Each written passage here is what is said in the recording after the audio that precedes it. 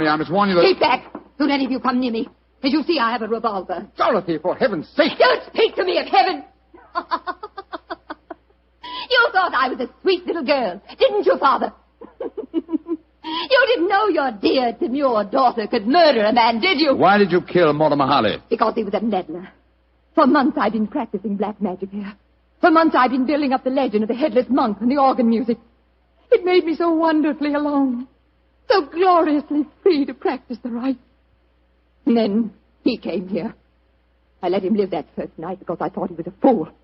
But on the second, when he said he was going to exorcise this chap, to purify it, as he said, he signed his death warrant. If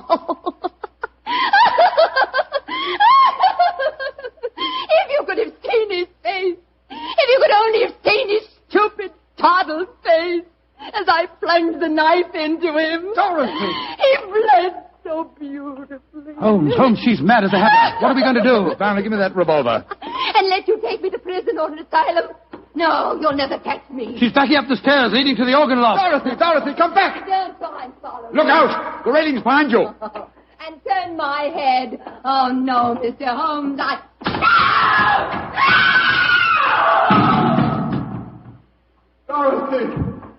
Dorothy! My poor little girl. Mr. Brownlee, the powers of evil are frightening. Your daughter had killed one man and might have killed more. She was insane. Hopelessly insane.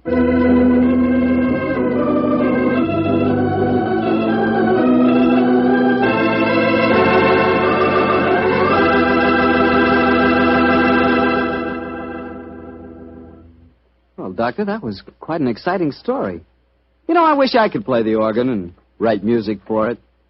There's nothing like music to really express a thought. Yes, I can just imagine the kind of music you'd write. Probably catchy little ditties such as, "The Petrie family took the time to bring you such good wine. So when you eat and when you drink, remember Petrie wine." Oh, no, Doctor. Is that the way I affect you? And now I'm sure our good friend and host, Dr. Watson, is waiting, so let's go in and join him. Come in. Good evening, Doctor. Good evening, Mr. Bartell. Here, quiet with it. Down, Monty. Down there. Dogs seem very chipper tonight. Yes, tonight, yes, but they've been in disgrace most of the day, Mr. Bartell. Oh? What have they been up to? After the seals again, Doctor? No, my boy, this time it was chickens.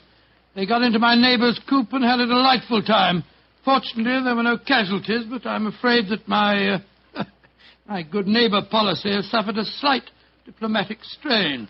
But you come here to listen to Sherlock Holmes' adventures, not those of my dog, so draw up your usual chair and make yourself comfortable, and I'll get on with tonight's story. Last week, Doctor, you told us it was a case in which Sherlock Holmes found the solution without ever meeting any of the suspects. That's quite correct, Mr. Bartell. As remarkable an exhibition of long-distance detection as I ever recall. But judge the story for yourself, my boy.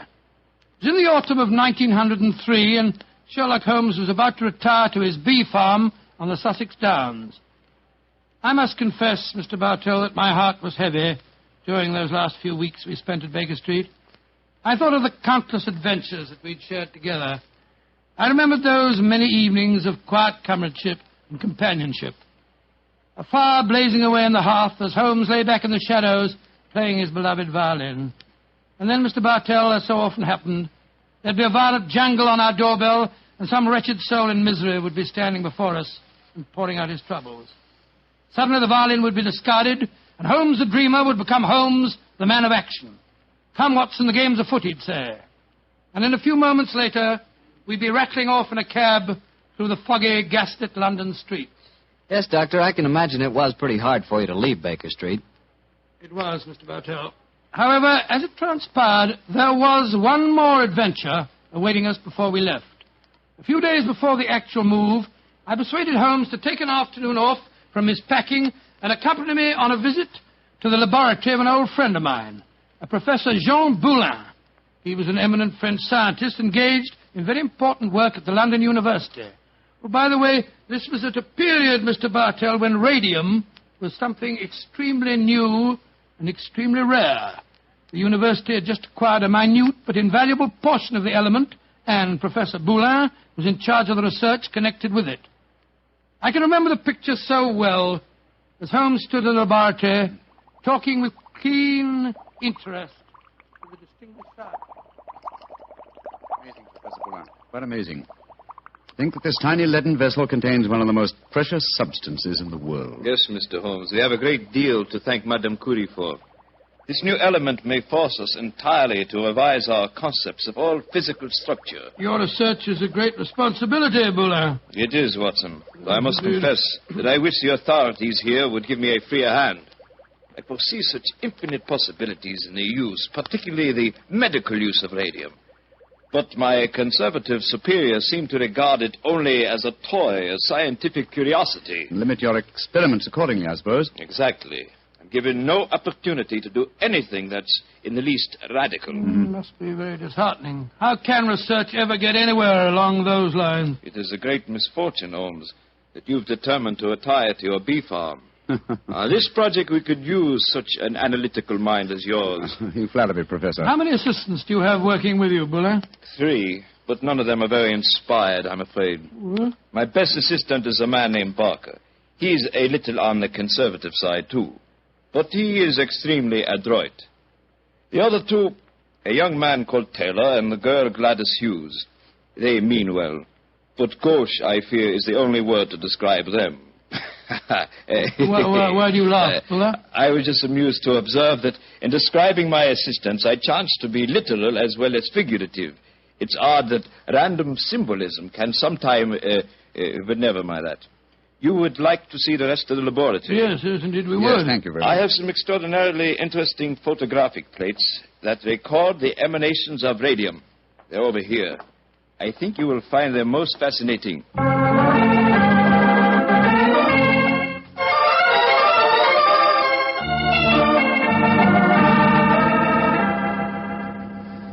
Baker Street, particularly when our rooms are full of packing cases, seems rather drab after the scientific stimulations of Professor Boulin's laboratory, doesn't it, old chap? Yes, it seemed drab even if we hadn't been to see him. I feel frightfully depressed, Holmes. I just don't know what I'm going to do without you. Oh, you're still a young man, Watson, and a susceptible one. You'll marry again. No, I won't. Yes, you will, old chap. And you'll end up by being glad that your old roommate, your difficult, rather unsociable old roommate, is living in retirement on the Sussex Downs. Rubbish. I shan't feel anything of the kind. In any case, I don't think you'll be able to stay in retirement for long. Your mind is much too alert to be satisfied by being a sort of midwife to a bunch of beastly bees. Oh, dear Watson. I feel that you'll never eat honey again. Yes, you can laugh, Holmes, but I could see how excited you were when Boulin suggested that you might help him with his radium experiment. A flattering suggestion, I must admit, my dear fellow. Just the same, Oh, now, who the devil's that? From the urgency of the tug on the bell pull, I'd say that it was a client. And go and head him off, will you, old chap? Yes, I'll do my best. Oh, Watson, explain that I'm no longer in practice. Too late, Holmes. He's brushed past Mrs. Hudson. Here he comes rushing up the stairs. Oh, confound it. I beg your pardon, sir, You but... Mr. Sherlock Holmes? No, I am not Sherlock. Then you must be Mr. Holmes. That is my name, sir. But may I ask what accounts for your rather whirlwind entrance? My housekeeper, Mrs. Hudson... I haven't any time to consider etiquette. My sister Gladys Hughes has vanished. Vanished into thin air. You've got to find her for me, Mr. Holmes. I'll pay you any fee you name, but you've got to find her. Mr. Hughes, I'm extremely sorry that your sister has vanished, but I'm afraid that I can do nothing to help you. I'm retiring. I'm giving up my practice. If you won't help me, I'll go to someone who will. That's exactly what I mean, sir. I suggest that you go to the police, or if you insist on a private investigator, I can strongly recommend Mr. Martin Hewitt. Yes. His address is 39 Pont Street, Knightsbridge. Good day to you. Good day, Mr. Hughes. 36 Pont Street, Knightsbridge. Mr. Martin. Yes, I can understand his concern, but his manners leave a great deal to be desired. Holmes. Gladys Hughes, his missing sister. That was the name of one of Professor Boulin's assistants, wasn't it? True, old fellow, but it's probably only a coincidence. What? Both Christian and surnames are extremely common ones. Well, I have a feeling that it may not be a coincidence. Oh, come now, my dear fellow. Don't you try and embroil me in a fresh adventure. I've retired and I'm leaving for Sussex in a few days. And if any more clients come wrenching at my doorbell, I shall ignore them.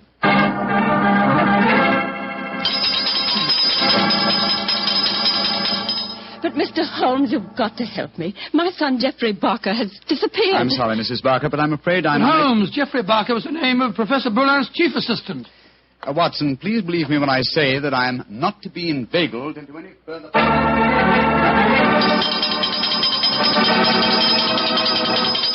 Mrs. Taylor, I'm sorry, but I can't help you. Oh, but Mr. Holmes, it's my husband. He's disappeared. We've only been married 3 months, and now, it's terrible. I've been so worried ever since he started to work on that strange new radium with Professor Jean Ballon. Holmes, you can't pretend it's coincidence any longer. Gladys Hughes, Geoffrey Barker, and now Taylor. The 3 assistants of Professor Buller. I know it, Watson. Mrs. Taylor, the moving van will be here tomorrow to take my things to Sussex. I shall follow them immediately. I have retired, madam. Do you understand that? Retired.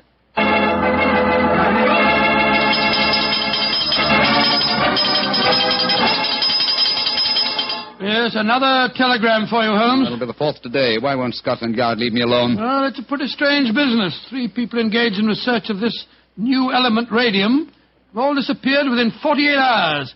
Scotland Yard needs your help. Let them earn their salaries, my dear Watson. I've helped them for the last time. Well, let's see how they've couched their latest diffusion. Oh, this isn't from Scotland Yard. It's from my brother, Mycroft. Mycroft? What's he going to say? Listen to this. Now Professor Boulin has disappeared. Great Scott. And the radium with him. Surely the pattern is obvious, Sherlock. Radium must be found, could solve the problem for you, but I'm too lazy. Consider what a flashy case for you to retire on. Regards, Mycroft. The old devil. Holmes, this is shocking. My old friend Boulin has disappeared. Yes, Watson, and now my brother asks me to investigate. The pressure becomes irresistible. Very well. I bow to fate and postpone my retirement for a few hours. Good man, Holmes. You know you'll never really retire. Let me see. As Mycroft says, there's an obvious pattern in this case. Our first step, of course, will be to interview all the doctors who treat patients without charge. Why? Well, surely that's obvious. Well, it isn't at all obvious to me. I don't know why you always leave me in the dark. Well, what makes you laugh?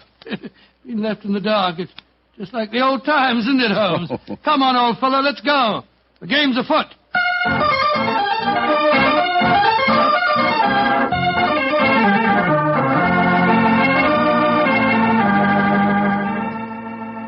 Dr. MacDonald, this is Mr. Sherlock Holmes.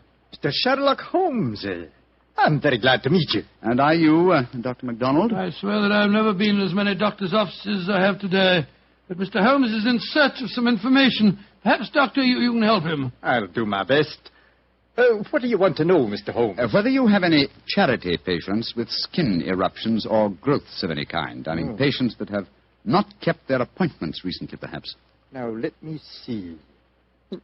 Why, yes, I do. Old Mrs. Pendle. She has a very bad case of lupus. She was due for a treatment here yesterday, and I've seen nothing of her. Splendid. Can you give me her address? Why, certainly. It's in my book here. Well, I hope this isn't a false trail, Holmes. You can only explore it and see, dear chap. Here we are. Mrs. Pendle, 36 Elm Gardens, Clapham. Mrs. Pendle, 36 Elm Gardens, Clapham. Thank you, Doctor. I'm greatly obliged to you.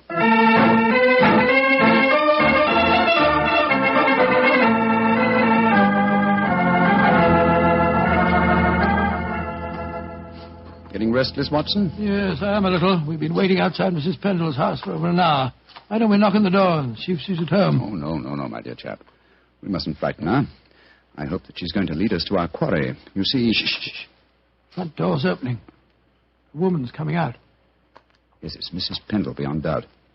Look at that bandage around the upper part of her face. Yeah, hello, she's turning down the street. We're going to follow her, I suppose. Naturally, but let's give her a start, shall we? We don't want her to spot us. Well, while we're waiting, perhaps you'll clear up 1 or 2 points for me. I'm still very much in the dark. With pleasure, old chap. What puzzles you? Well, one of the things that Come on. What? We've given her enough of a start. Let's follow her. Oh, very well. But look here, Holmes. You asked me what I didn't understand. 2 things puzzle me. What did Mycroft mean by the pattern of the case? Why are we following a poor sick old lady through the London streets? I'll answer the first question, and I think the answer to the second will be self-apparent. The pattern of the case is clear. Professor Boulin and his 3 assistants have vanished together with the radium, but their disappearances were not simultaneous. Had they been so, it would have been a transparent case of theft. But with the disappearances gradual rather than simultaneous, the emphasis has been subtly shifted. Yes, I can see that, Holmes, but what do you suppose is at the back of the whole business? Can't be a simple case of theft. Radium is enormously valuable. But it'd be hard stuff to sell again. Not to an unscrupulous criminal with a knowledge of medicine, Watson. My own theory, and I admit at the moment that it's purely a theory, is that Professor Boulin was worried because he was so hampered in his research. You remember that he stressed his great faith in the medical values of the new element, radium. Yes, he did. It's more than possible that he places the rights of science above the rights of property, that he's determined that he and his group will carry on their invaluable research unhampered by the conservative restraints of the university. I see what you mean, Holmes, but how does Mrs. Pendle, the poor woman that we're following, enter the picture? Because one of the chief lines of radium research on the continent so far has been with her sort of trouble. Professor Boulin's obvious move, if my theory is correct, would be to contact poverty-stricken patients, promise them relief, induce them to abandon their regular treatments, and submit to him. By Jove, yes, Holmes, that seems perfectly logical, and yet I can't believe that Boulin would... Mrs. Pendleton has reached her destination. She's turned down a driveway. Yes, she's walking up to what looks like a deserted well. Hurry, old chap. Don't let her out of our sight. She's opened the door without knocking. She's gone in. We'll wait here for a moment or two, then we'll follow her. I have a feeling that your old friend, Professor Boulin, is not far away, Watson. Yes, you're probably right. But I hope we can do something to protect him from the consequences of what he's done. It might easily mean the finish of a brilliant career. I'll do everything in my power, but you know as well as I do... Shh, look. Mrs. Pendle's coming out again. Yes, and she's in trouble. Come on. Mrs. Pendle, what's wrong? I don't know how you know my name or who you be, but you ask me what's wrong. They tell me to come here to this address, and I find a doctor who'd help my face. I comes here, and what do I find? What did you find, madam? A corpse, sir. That's what I find. A dead man lying there in a great pool of his own blood.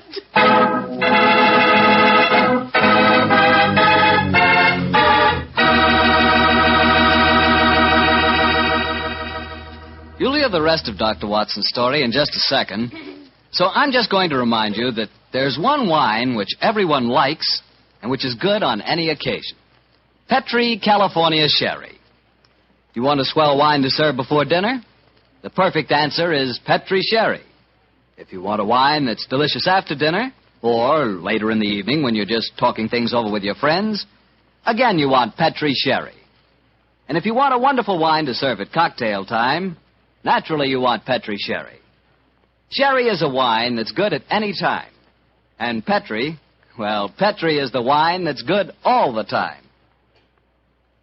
Well, Dr. Watson, so following the tracks of old Mrs. Pendle led you to a corpse, huh? Yes, Mr. Bartell. Of course, Sherlock Holmes and I went at once into the broken-down warehouse to examine the scene of the tragedy.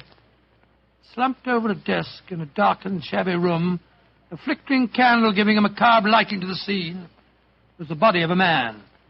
I think I knew its identity even before Holmes turned to me and said... Professor Boulin. All right, Watson. Poor devil. Murdered, of course. Yes, but examine him for yourself, will you? Yes. Yes, there's no doubt about it. This wound couldn't have been self-inflicted. The right auricle of the heart has been pierced. How long ago would you estimate death took place? Not more than a couple of hours ago, I should say. Not hard to reconstruct the killing. The murderer came up from behind Boulin as he sat here, crooked an arm around his throat. Yes. See the finger marks on the right-hand side of the neck? Here? Then stabbed him in the chest. And then withdrew the weapon and disappeared. Leaving no traces, confound it. A dusty room is an ideal place for recording footprints, but there are half a dozen different prints here, including Mrs. Pendle's. Hello. Here's the print of a smaller woman's shoe. Well, must be that of Guileless Hughes, his assistant. Undoubtedly. But that really proves nothing except that she was here with him. A fact that we were convinced of anyway. Question is... Come on. Let's go outside and talk to Mrs. Pendle again. Poor old Boulin. What a shocking way to die. And what a great loss to science. I suppose the murderer must have stolen the radium. We found no trace of it in there. Undoubtedly, the possession of the radium was the motive for the murder. Mrs. Pendle. The poor man is dead, ain't he, sir? I'm afraid so, madam. I knew it. I never should have come here. I never should have left Dr. MacDonald. Mrs. Pendle, let me ask you a question. I can't be answering no questions, sir. I don't know nothing about how the poor soul got himself murdered. What would a poor woman like me know about such things? No, my good woman. My friend isn't suggesting at all that you know anything about the murder. Then what do you want to know, sir? Who told you to come to this address today, Mrs. Pendle? A young lady. Nice young lady she was, too. She met me coming out of Dr. MacDonald's yesterday and told me that if I come here today, I'd find a doctor who could cure me. Yeah, that was obviously Miss Hughes. Holmes? I believe that your theory was right. Come on, Mrs. Pendle. We'll escort you to the nearest police station where you can report the murder. Yes, sir. And then, Watson, we must keep on the track of the radium. That, perhaps, is more important than any life. Well, how are we going to do that? We haven't a clue to go on. Remember that Professor Boulin's 3 assistants are still missing. We must go to the homes of each of them and see what can be found out. Mr. Hughes, you must realize by now that your sister's disappearance is part of something vastly more significant than you think. I must ask you in the My first... sister didn't disappear, Mr. What do you mean, sir? You came to us and said that you had. Oh, it was all a mistake, gentlemen. She came back today. She'd just been down to the seaside for a short rest, and she'd forgotten to let me know. I'm sorry to have bothered you. May I see your sister at once, please? I'm sorry, Mr. Holmes, but she's out just now. I don't know where she's gone or what time she'll be back. Mrs. Barker, I've come to you about your son's disappearance. I'm afraid that... But my son didn't disappear, Mr. Holmes. It was all a misunderstanding. He came home today. Then may we speak to him, please, Mrs. Barker? Oh, I'm afraid that's impossible. You see, he did... Mrs. Taylor, I want to talk to you about your husband's disappearance. Oh, that. He came home this afternoon, Mr. Holmes. At first I was so suspicious, but when he explained, well, I'm sure you know how it is in the first few months of marriage, those little tips.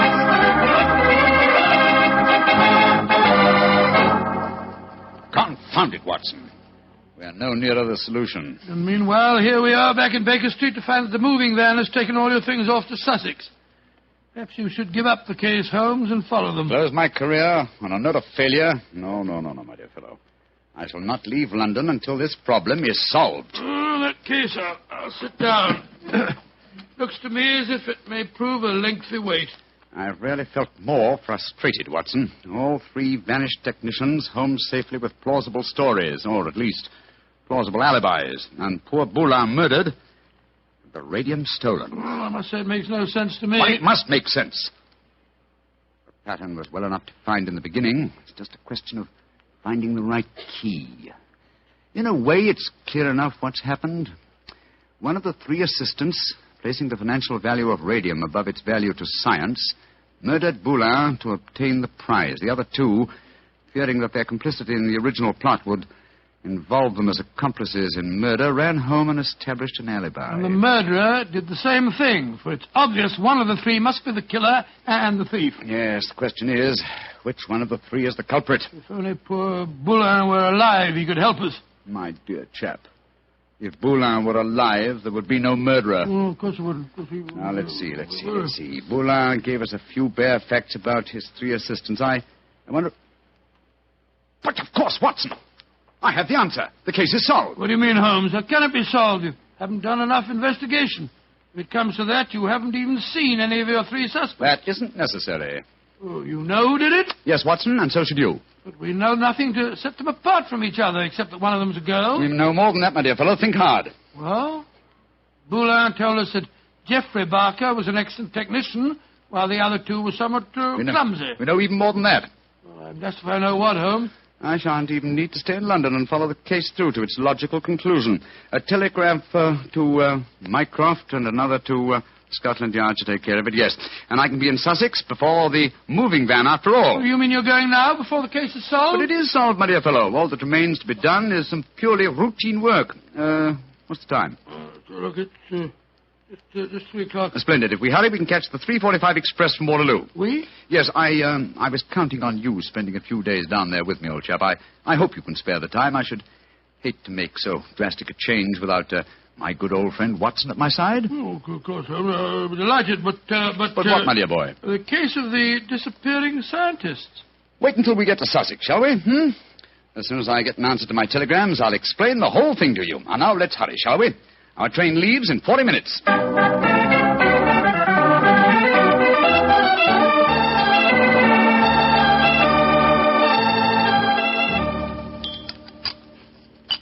More tea, Watson? Thanks, old boy.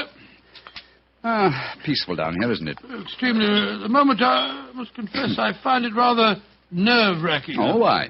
Well, you know why, Holmes. I want you to open that telegram and tell me if your solution to the Boulin case was the correct one. Very well, my dear chap. Let's see. What is it? It's from Mycroft. Listen.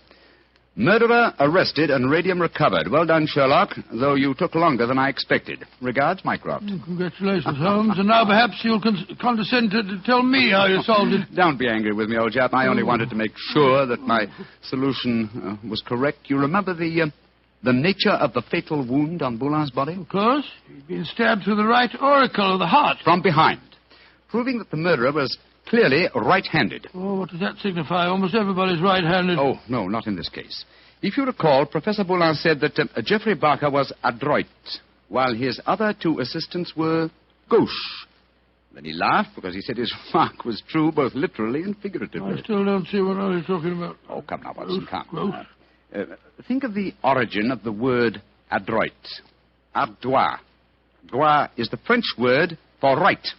And gauche is the word for left. Meaning the two gauche assistants were left-handed, and therefore only the adroit, the right-handed Barker, could have inflicted the fatal wound. I see it now, Holmes. You know, if you'd remembered that mark of Boulin's at the time we found his body, you could have solved the case much sooner. That's true, old fellow, very true. And when my old friend Watson points out that my memory is failing and my mind sluggish, then I know that my retirement has been postponed for far too long.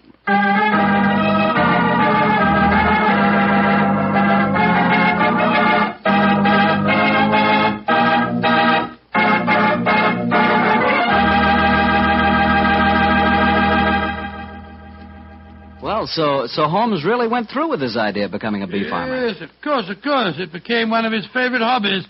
Do you know anything about the raising of bees? Oh, nothing at all. The only connection I've ever had with bees was very remote. Once I had the hives. Once you had the... Oh, no, Mr. Barker. Oh, yes, Dr. Watson. But seriously, I do know one thing about bees. Even when you know all about them, you're apt to get stung. That's true enough. So I'll make my hobby Petri wine. You know, you can't miss when you buy Petri wine, because Petri wine is always good wine.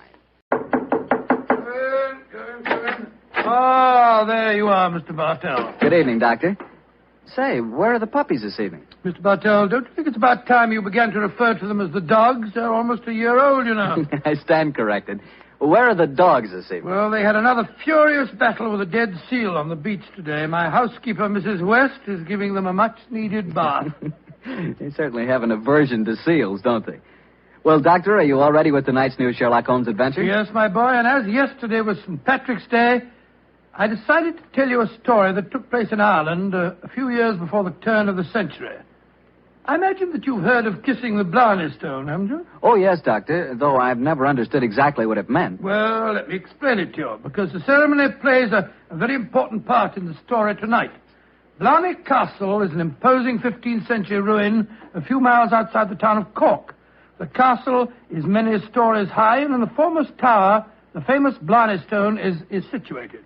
What's supposed to be the point in kissing it, Doctor? The stone is considered a powerful talisman, and the legend runs that whoever kisses it is endowed with eloquence for life. Say, Doctor, if I ever get over to Ireland, I'll certainly kiss that stone. But you're such a storyteller yourself, Doctor. I bet you've kissed it, huh? No, Mr. Bartell. I'm afraid I never had quite enough courage. Courage? Why does it need courage, Doctor? Well, because the Blarney stone is set in a most inaccessible position on the outside wall. To kiss it, it is customary to lower the candidate for eloquence over the rampart, head foremost, with a friend hanging on to his heels. From the top of a castle?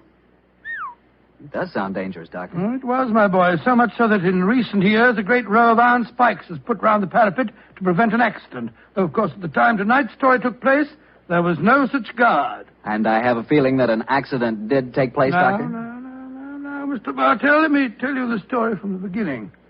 Sherlock Holmes and I were staying in the city of Cork, where the great man had just solved the singular affair which the local press had referred to as the Leprechaun Murders. A few days before our departure for England, we paid a visit to Blarney Castle.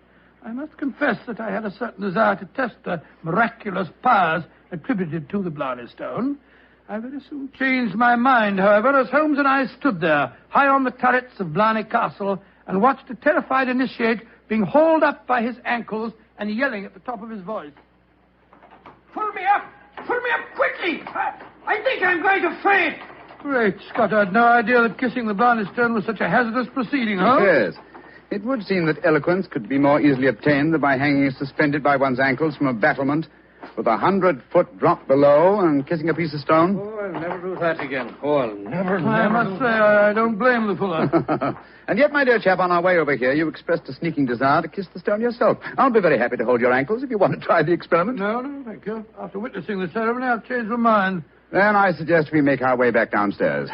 I don't think there's much more to be seen up here. Well, by the way, Holmes, do you know the origin of the superstition regarding the Blarney stone? Yes, I do, old chap. The stone was, the story of the stone dates back to the middle of the 15th century. A certain Cormac MacCarthy, called the Strong, a descendant of the ancient kings of Munster and builder of this castle, chanced one day to save an old woman from drowning. In her gratitude, she offered Cormac a golden tongue, which would have the power to influence men and women, friends and foes, as he willed. She told him to mount the battlement, kiss a certain stone in the wall 5 feet below the gallery running round the top. He followed her directions and obtained all the fluent persuasiveness she had promised. And I suppose the story spread, and the Blarney stone has been a magnet to pilgrims ever since. Yeah, a pleasant legend. Holmes. Yes, old chap? Tomorrow's St. Patrick's Day. I bet there'll be quite a bit of excitement in the village tonight. Don't you think it'd be rather fun to pay a visit to one of the local inns? Splendid idea, old chap. Our rather arduous work here in Ireland is concluded, and I think we're more than entitled to a little gaiety.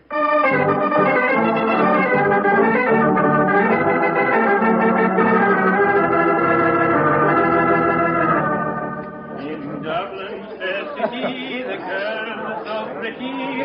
'Twas there that I first met sweet Molly Malone. She wheeled her wheelbarrow. Charming, quite charming. A waiter and singing at his work. Singing very well, too. Just the same. I wish someone would come and take our order. Oh, there's a barmaid. I'll see if I can catch her eye. Hi, miss. Would you gentlemen be after wanting something? Yes, my dear. My friend and I would like a little refreshment, and what would you suggest? What would I suggest, Your Honor? Oh, begorra. There's but one drink a gentleman like yourself should be after pouring down you, and that's the cream of Connemara. Whiskey that'll soften your heart and make you glow with a good feeling, so that the little people will be after visiting you. It sounds delightful. Bring 2 glasses, will you? Yes, Your Honor. Yes, Your Honor. I must say I never heard an English barmaid go into such rhapsodies over a nip of whiskey. No, the Irish are distinctly more colourful in their speech. It's an interesting fact, though, Watson, that the Irish are curiously unrewarding in the criminal world. England, Scotland, America, Australia have all produced classics of crime, but the Irish murders, almost without exception, have been purely physical, affairs of hot blood. You say that rather regretfully, Holmes. No, my dear chap, no. I say, Watson, look at this rather florid-looking gentleman coming towards our table. It looks to me as if he's a little under the weather. You fellas have got to have a drink with me. Oh, thank you, sir, thank you, but we've just ordered one. Well, you've got to have it with me. I went to the races at Cork today and made a killing. I'm going to buy all the drinks here tonight. I'm afraid that... Nothing to be afraid of. I'll sit down with you for a moment. There. My name's Hankin, Geoffrey Hankin. What's yours? Mine is Holmes, and this is my friend, Dr. Watson. How do you do, sir? How do you do? Your Honors, that'll be 1 and 6. Here, I'm paying for these here. Half a crown, and you can keep the change. Oh, blessings on you, Your Honor. Oh, well, if you insist on paying for our drinks, Mr. Hankin, here's your very good health. Yes, indeed. You're both English, aren't you? Yes, sir. So am I, and it's certainly a relief to hear an English voice again. Oh, you don't like the Irish lilt, sir? Can't bear it. Personally, I find it rather charming. Yes, indeed, so do I. Well, you wouldn't if you had to live with it all the time. Sometimes I think that if I hear one more Irish tenor singing Molly Malone, or one more reference to the little people, I shall go raving mad. You live in Ireland, sir? Yeah, I have to. I own a half interest in the Tweed mill here, you see. In any case, my wife's Irish, and she thinks there's no other country in the world, so I suppose I'm stuck here. See that couple sitting at the table over there? You mean the fellow with the very beautiful girl? Yes. The man's Michael Corcoran, my partner. Oh, the girl's absolutely ravishing. You'd like to meet her? I'd like to, by George, yes. What do you say, Holmes? Oh, very well, Watson. The combination of my natural curiosity and your taste for a pretty face would seem to suit the occasion admirably. I might as well warn you, Doctor, that the pretty face belongs to my wife. Your wife? Oh, good gracious me. I didn't mean to... Oh, well, you better bring your glasses with you.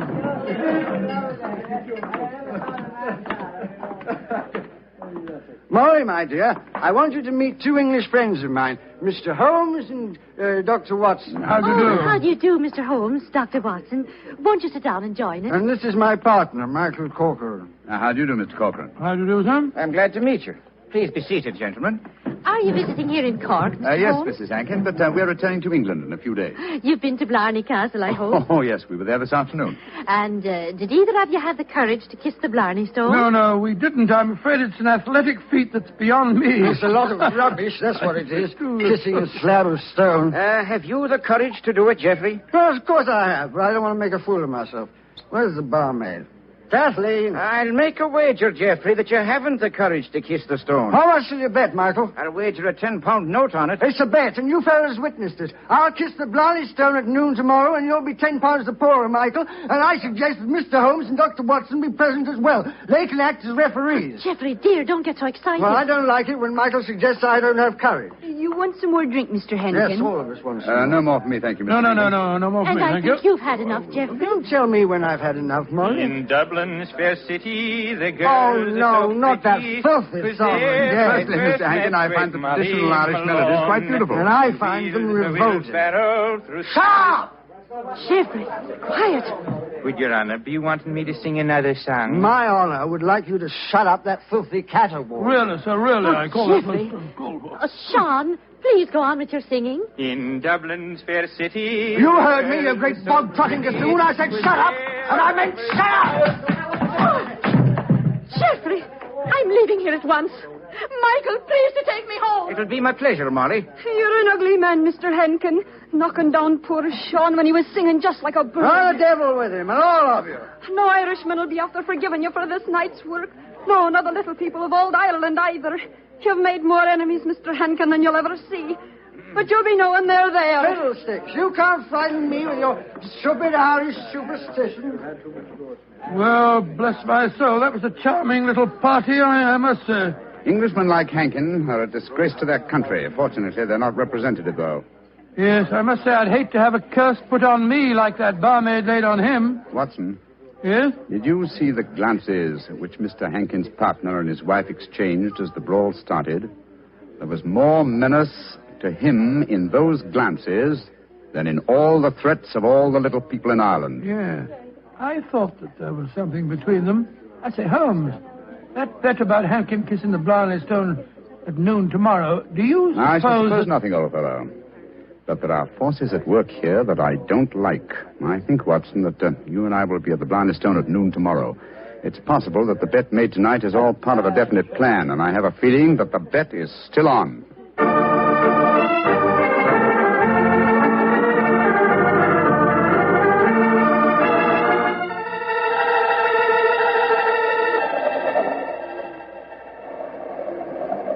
Quite windy up here today, old fellow, at the top of the tower, isn't it? Yes, it's just past noon. I wonder if that man Hankin is going to keep to the terms of his bet. We shall soon learn. In the meanwhile, are you sure that you wouldn't like to change your mind and kiss the Blarney Stone yourself? I'm quite sure, thank you. Ah, here they come now. Yes. Hankin and his partner, Mr. Corcoran. The bet is on, Watson. Good day to you, gentlemen. Oh, hello. It's my friends from last night. Well, I see you're going through with the bet, son. Oh, yes. Geoffrey set his mind on the £10 of mine. Your wife didn't accompany you, Mr. Hankin? No, she didn't. I'm afraid I'm rather in disgrace for my behavior last night.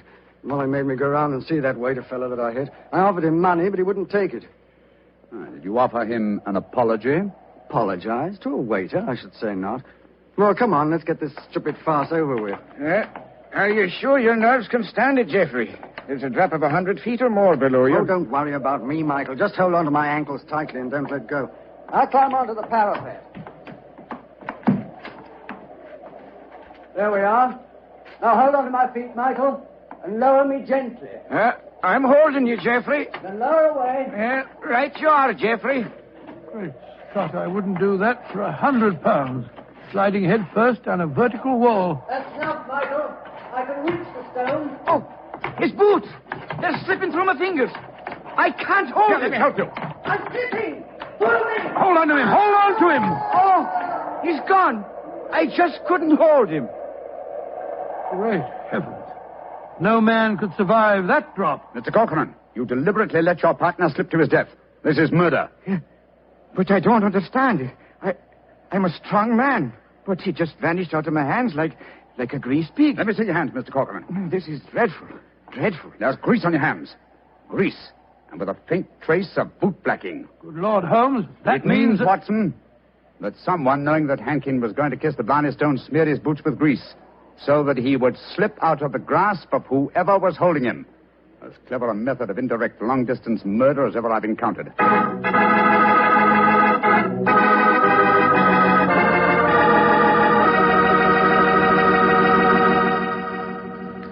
You'll hear the remainder of Dr. Watson's story in just a second, so I'm going to remind you that Petri California Sherry is not only wonderful before dinner, but it's good almost any time.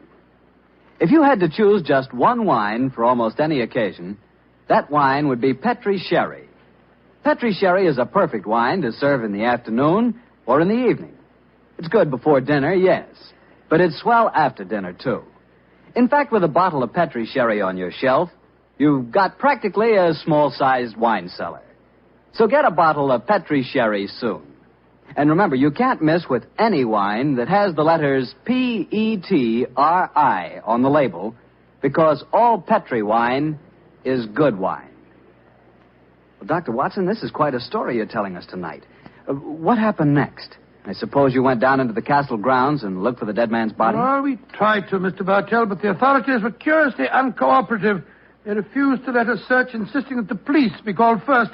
And so, Mr. Bartell, half an hour after the tragedy, Holmes and I found ourselves standing in a tiny police station as we told the story to the local sergeant. Sure, the saints be praised, Mr. Holmes. 'Tis a terrible story you've told me. Tomorrow I'll be after arresting Sean O'Flaherty. Sean O'Flaherty? He's the waiter at the inn, the one who sings. That he is, and he sings like a breath of spring. I'll be sorry to see him hang. But you've got no proof that he was responsible for the murder? Proof, you say, sir? Well, I can't arrest a big manufacturing man like Mr. Cochrane, can I? Or a fine lady like Mrs. Hankin. But you can't arrest a man without any evidence of guilt. Oh, I can't I? Then supposing I tell you that Sean O'Flaherty cleans the boots at the hotel where Mr. Hankin was staying. He does, eh? Then he had the perfect opportunity for the greasing of Hankin's boots this morning. And we know he had a motive for harming him. You're right, sir. And from what I have heard of the dead man's behavior last night, half a dozen people could have heard him make the bet that he'd kiss the Blarney stone today. Sean O'Flaherty's our man. I'll have to arrest him tomorrow. Tomorrow? But good heavens, man, aren't you going to do something today? A murderer's at large. Today is blessed St. Patrick's Day. Oh, sure, let the poor fella have the day in peace. Oh, he won't run away. But my dear son... will you come back with me to the castle and search for the body? They refuse to let me do it alone. On St. Patrick's Day? That I will not. We would need a crew of helpers, and where will I be after getting them on blessed St. Patrick's Day? No, we'll do that tomorrow, too. No, today's a day for celebrating. Oh, your methods astound me, Sergeant. Do they now, sir? Don't be after fretting about me. Just enjoy yourself today. Tomorrow we'll see what can be done about it. Well, good day to you, gentlemen. Oh, bless my soul. I've never seen such a happy-go-lucky policeman in my life. It's infuriating. If only I were allowed to examine Hankin's body, I could get to the bottom of this. Well, what are you going to do now, Holmes? The police won't help us. Then we must take the law into our own hands. I think we'll start off by going to the hotel and seeing what we can find out from Sean O'Flaherty.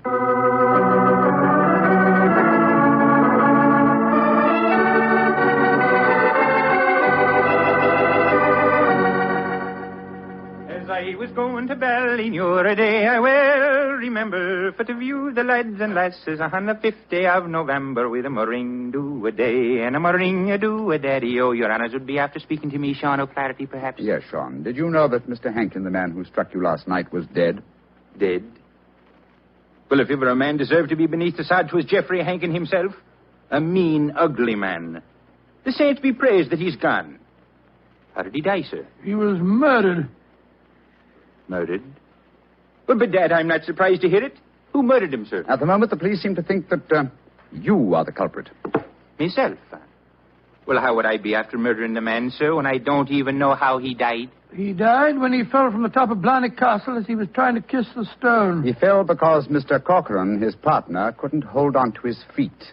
His boots had been greased. And we know that you have been cleaning his boots, Sean. That I have, sir. I cleaned them this very morning. But I put no grease on them, if that's what you'd be after suggesting. I'm suggesting nothing. I'm trying to establish a few facts. Do you know Kathleen, the barmaid? Oh, and why shouldn't I know her, sir? She's to be me wife before the winter sets in. She pronounced a curse on the dead man last night, just after he had knocked you down. It's possible that she may... Here she comes, huh? Sean, my darling, what are the fine gentlemen doing here? Oh, Kathleen. They've come to ask me questions about the death of Mr. Hankin. He fell off Blarney Castle today and got himself murdered, they say. The saints be praised. But what has that to do with you, my darling? Well, the gentlemen tell me that the village police think that I might have greased his boots so that he slipped to his death. The village police is as stupid as my father's big sow.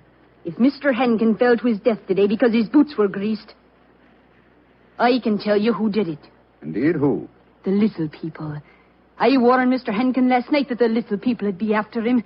He insulted the Irish. Oh, come, my dear. You don't seriously expect us to believe in the little people? And why not, Your Honor? We have them here. Oh, there be those that say the fairies all be dead, but I know different. I've seen them. When I was a slip of a girl, close to where I lived, there was a rat. That's a fort, you know.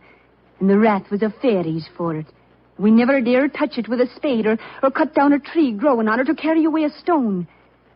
We'd put our ear to the ground at night and we could hear the fairy music rising up from under the ground. Ah, they're gentle people.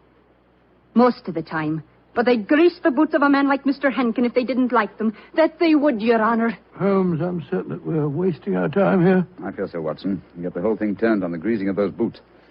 If only I could have the boots in my hands. If only I could make laboratory tests. But until that dolt of a police... But of course! I have it, Watson. You have what, Holmes? The answer, I hope. Get hold of Mrs. Hankin and Mr. Corcoran.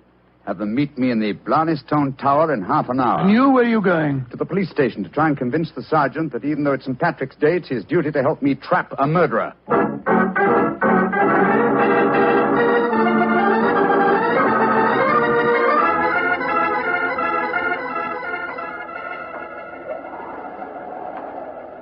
You know, Mr. Holmes, you're an obstinate man. It's blessed St. Patrick's Day, and yet you insist that we meet here on the top of Blarney Castle. What do you think you can prove? Who murdered Geoffrey Hankin? Yes, but why do Molly and I have to be here? Yes, Mr. Holmes. And poor Geoffrey's body still lying somewhere below us. Mrs. Hankin and Mr. Corcoran. I asked Dr. Watson to bring you here for a good reason, I assure you. You ready, Watson? Quite ready, Holmes. Good. Sergeant. Yes, sir. You asked me why I've assembled the three of you here. I'm going to reconstruct the crime. I shall play the part of the victim. My friend Dr. Watson will represent you, Mr. Corcoran. Now, I straddle the parapet. So. Watson, hold on to my feet, will you? I've got him, Holmes. And lower me down the face of the wall. Right, sure. Holmes, hold tight to the wall. Try and push yourself back. The murderer's tried to get you. Your boots are covered in grease. Molly, stand back. Come away. Grab my trouser legs, Watson. I've got him, Holmes. Come, up you come. There we go. Oh, devilish plot. That was a near thing. Devilish plot, Sergeant, and very cleverly carried out. My boots were ungreased when I entered the castle, and yet someone has been able to apply grease to them without my knowledge within the last few minutes. Sure, and how is that possible, sir? I don't know, Sergeant, I must confess. Holmes, you stumbled as you came up the darkened staircase. Do you remember that? That's true, old chap, I'd forgotten. And you, Mrs. Hankin, and you, Mr. Corcoran, were kind enough to assist me to my feet. An excellent opportunity to apply the grease. Now we know that one of you two is the murderer. I must have a jar of grease somewhere. Sergeant, will you search the lady while I search Mr. Corcoran? But this is ridiculous. Of course it is. How could we be guilty? Well, if you're not guilty, you've got no objection to being searched, ma'am. Well, upon my word, here in your purse, Mrs. Hankin, is a jar of grease. What? Now, what have you to say for yourself? What can't you say, Sergeant? Except that she engineered her husband's murder and tried to engineer mine. Oh, no, I knew nothing about Geoffrey's murder. Oh, Michael, darling, I swear to you. Don't worry, my darling. I'll not let them hurt you. I'm telling you, you're wrong, Mr. Holmes. I was the murderer. Oh, no, Michael. You mustn't sacrifice yourself for me. I think this little play acting has gone far enough. Mr. Corcoran, you have just offered us what you think we will accept as a false confession. But I've established the one thing I wish to know, that you love your late partner's wife and she you. I'm proud to admit that, Mr. Holmes. And now that she's a widow, I can say it in the open. But what are you implying? That you murdered your partner. But the grease on your own boot, sir. I just found a jar of it in Mrs. Hankin's handbag. Oh, that, my dear Sergeant, was all part of my little plan. As to the grease on my boots, I confess I placed it there myself, just as I planted the jar of grease in your bag, Mrs. But why, Holmes? A fraud accomplished two ends. It forced you, Mr. Corcoran, into a betrayal of your love. But what was more important, it proved from what Dr. Watson's natural reactions were that a man holding the greased boots could not fail to realize that fact at once. You brazenly committed murder before our very eyes, Mr. Corcoran, hoping to appear as an innocent victim of another's plot. Your theory is an ingenious one, Mr. Holmes, but how can you prove it? I can claim that my hands are unusually insensitive, not the delicate fingers of a doctor like your friend. Yes, he's right, sir. How can you prove it? When, with your kind cooperation, Sergeant, we find the body of Mr. Hankin and examine it, I shall study his boots. If the grease was applied at the hotel, as it would have been if Sean O'Flaherty had done it, the boots will reveal dust from the walk here.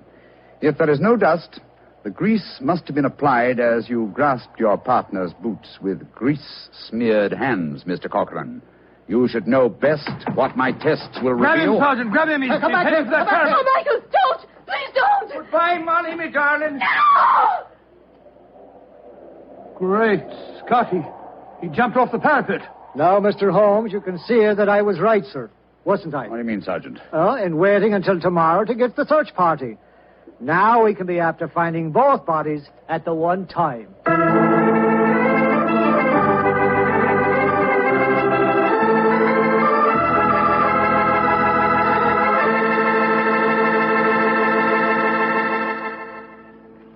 Well, Doctor, that was really an unusual story.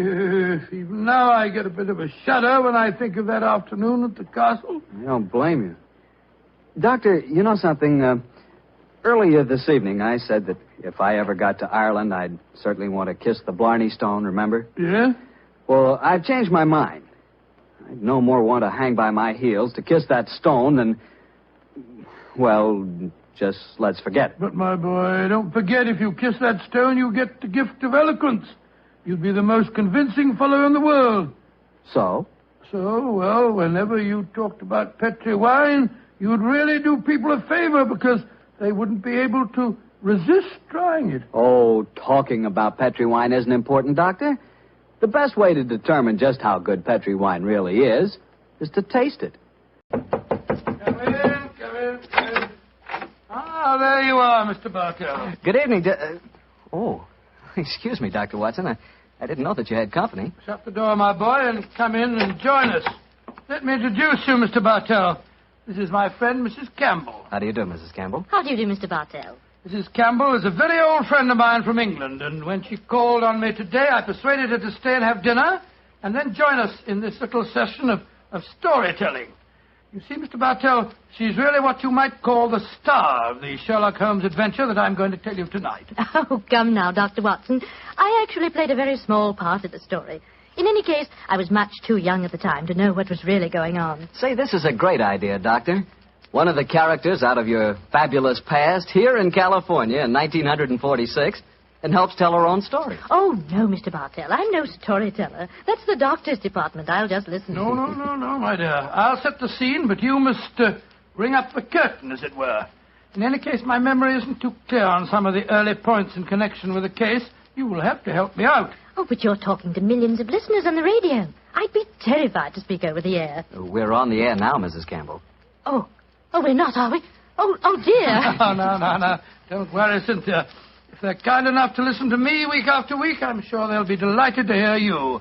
And now to get on with the story. The title, The Adventure of the Living Doll. The setting, the Sussex Downs near the bee farm to which Sherlock Holmes retired. The period, 1910. And now, Cynthia, my dear, the curtain's going up, and the first scene belongs to you. Supposing you set it for us. Well, I'll try. We were living on the Sussex Downs also, Mr. Bartell, at that time. My name was then Cynthia Browning. My father, Arthur Browning, had been dead for some years, but my mother kept up the estate with a manager, a Mr. Hugh Tanner. I was away at school most of the year, of course, but the happiest times of my childhood were spent during those long summer months in Sussex. I lived in a small world, knowing only a few people and loving all of them, or almost all.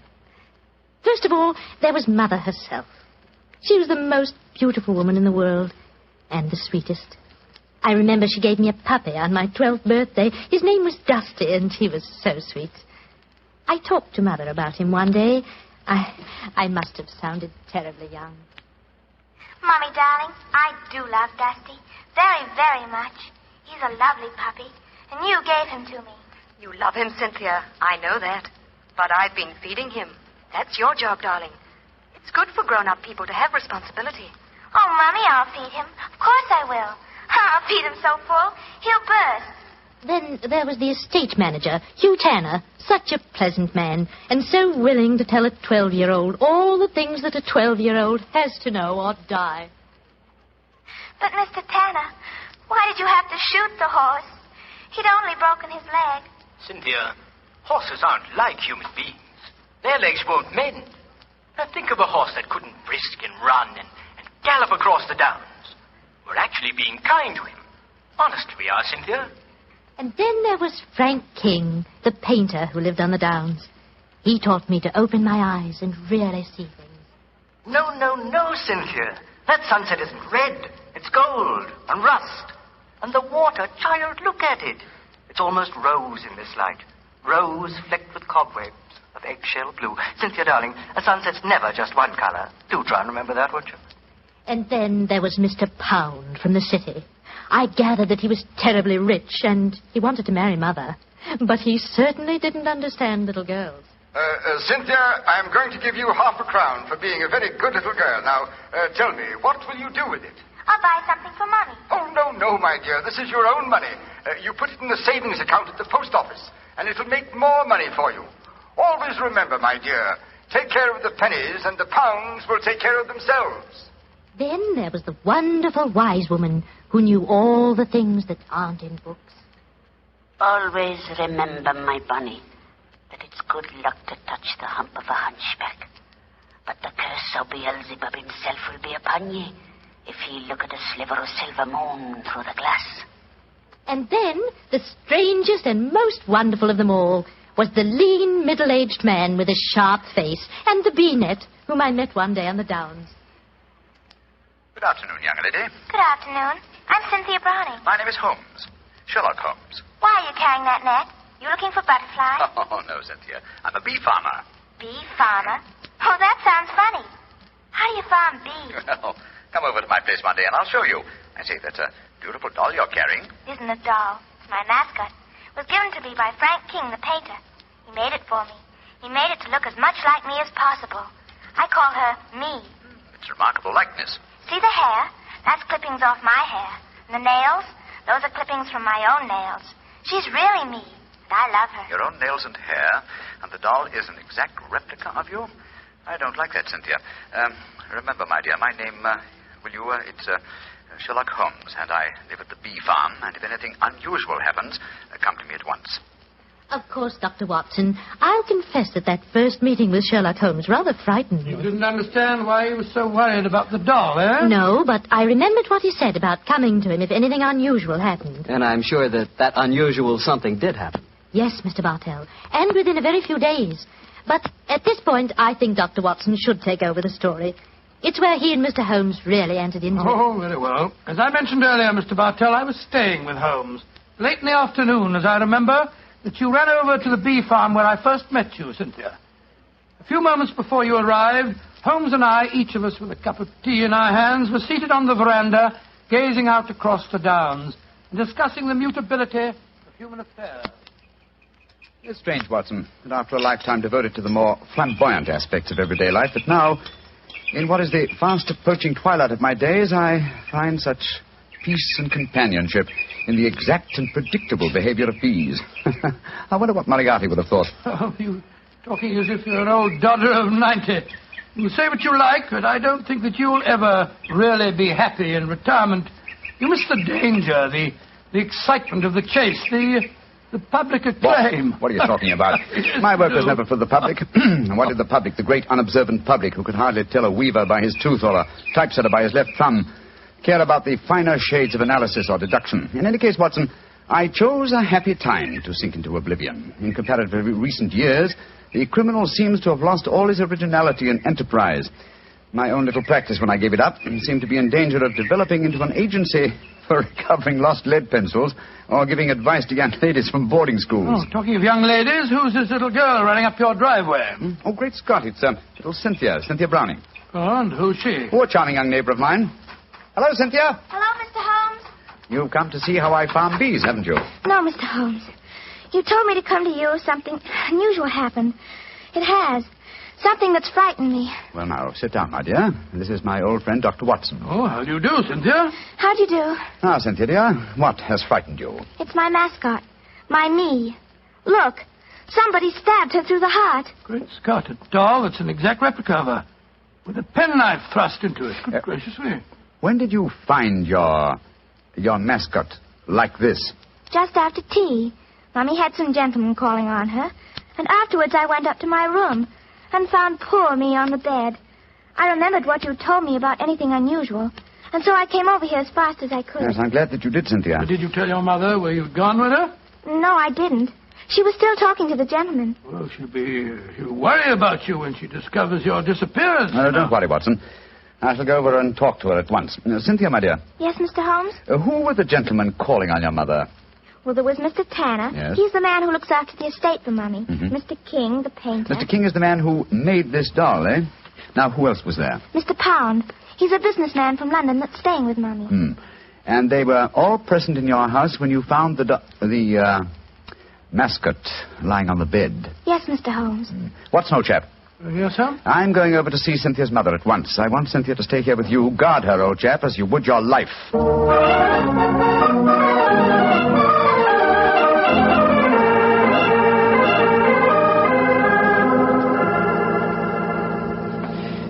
Mrs. Browning, I know I must seem like an intrusive neighbor, but possibly you've heard of me. My name is Holmes, Sherlock Holmes. Well, who hasn't heard of the famous Sherlock Holmes? Please sit down, won't you? Thank you. Your guests have left? Yes. But how did you know I had guests? I know you're a great detective. But... Your charming little daughter, Cynthia, came over to see me half an hour ago. She told me. So that's where she went. Did she come back with you? No, Mrs. Browning. I felt it safer that she remained at my place for a while. My friend, Dr. Watson, will look after her. I'm afraid she may be in danger. In danger? Mr. Holmes, what makes you say that? You know your daughter's doll, the one fashioned in her own likeness and with her own hair and nails? Of course. Frank King made it for her. While you were at tea this afternoon, your daughter found the doll lying on her bed with a penknife stuck through its heart. That's very peculiar. But I don't see that she should be in any danger because of it, Mr. Holmes. Mrs. Browning, certain practitioners of magic believe that if a doll-like effigy is made of a human being and the effigy is then mutilated, that a similar fate will befall the living original. But, Mr. Holmes, that's black magic. You can't possibly believe in it. Not in the results of stabbing a doll, Mrs. Browning, but well, it's possible that someone is trying to kill your daughter. To kill Cynthia? Oh, no. It may be more than a possibility, I'm afraid. And when these magical means fail, they will turn to more direct methods. But who could possibly want her death? You have not remarried, Mrs. Browning? No, I feel it my duty to devote my life to Arthur's child, Cynthia. Yes, then anyone wishing to marry you might feel that Cynthia stood in the way. But that's absurd. But logical, Mrs. Browning. Do you mind if I ask you a very personal question? With Cynthia's safety at stake, you may ask any question. Are any of the three men who were present at tea this afternoon desirous of marrying you? Well, Please be completely honest, Mrs. Browning. At different times, they've all asked me to marry them, yes.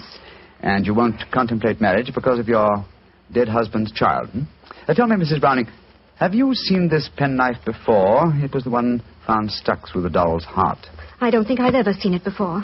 One final question. Would anyone among Cynthia's acquaintances have a knowledge of the practice of magic? Well, the old woman that Cynthia called the wise woman might. Oh, who might she be? A strange creature that lives in some hovel on the downs near here. Mm-hmm. She brews weird concoctions with herbs, love philters, and all that sort of thing. I'd be a suitable companion for your daughter, Mrs. Browning. I know it, Mr. Holmes. I've told Cynthia over and over again that she mustn't stray off and see the old woman. But you know how disobedient children are at her age. I'm sure she's been over there recently. I'd like to talk to this woman. Where does she live? I don't know exactly, but Frank can take you there. He used her as a model. Frank King, the painter? Yes, he lives in the village. Then I shall call on him at once and persuade him to accompany me. We must find that wise woman and I hope save your child from magic. Magic and possible murder.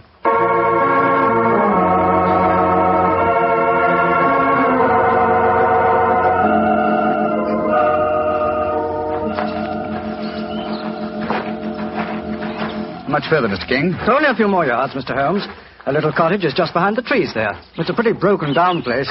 Poor old girl has only a few pennies to her name, I imagine. Mrs. Browning was telling me that you used this old woman as a model. Yes, she was a fascinating subject. I painted her. She was mixing up some devil's concoction of herbs and spices. I had her standing over a smoking cauldron with the firelight playing on her. It was quite effective. Yes, it must have been. The subject of witchcraft appeals to you, Mr. King? Well, I don't know anything about it. It was just that she was such a wonderful subject for a painter. Here we are. I'll knock on the door.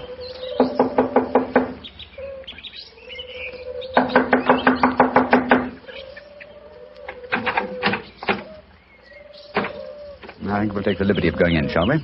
I don't see why not.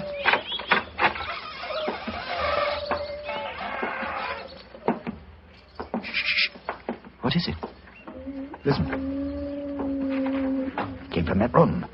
Someone is here. Come on. Look at her. Look at her head. Poor devil. Yes, she's still alive.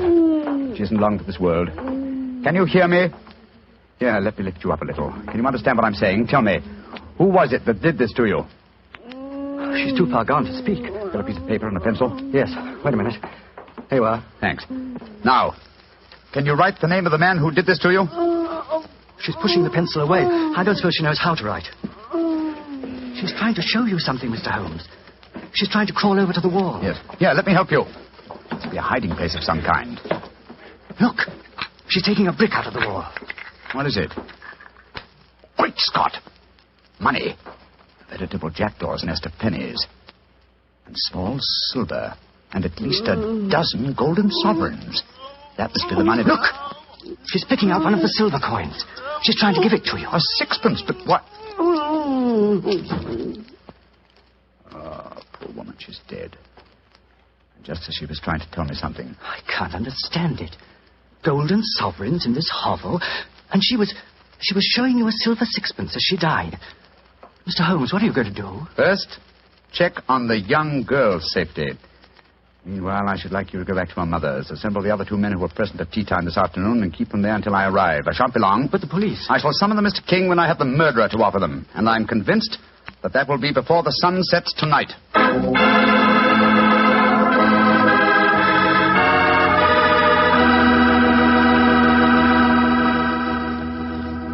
We'll hear the rest of Dr. Watson's story in just a second. Time enough for me to mention another wonderful Petri wine. Petri California Muscatel.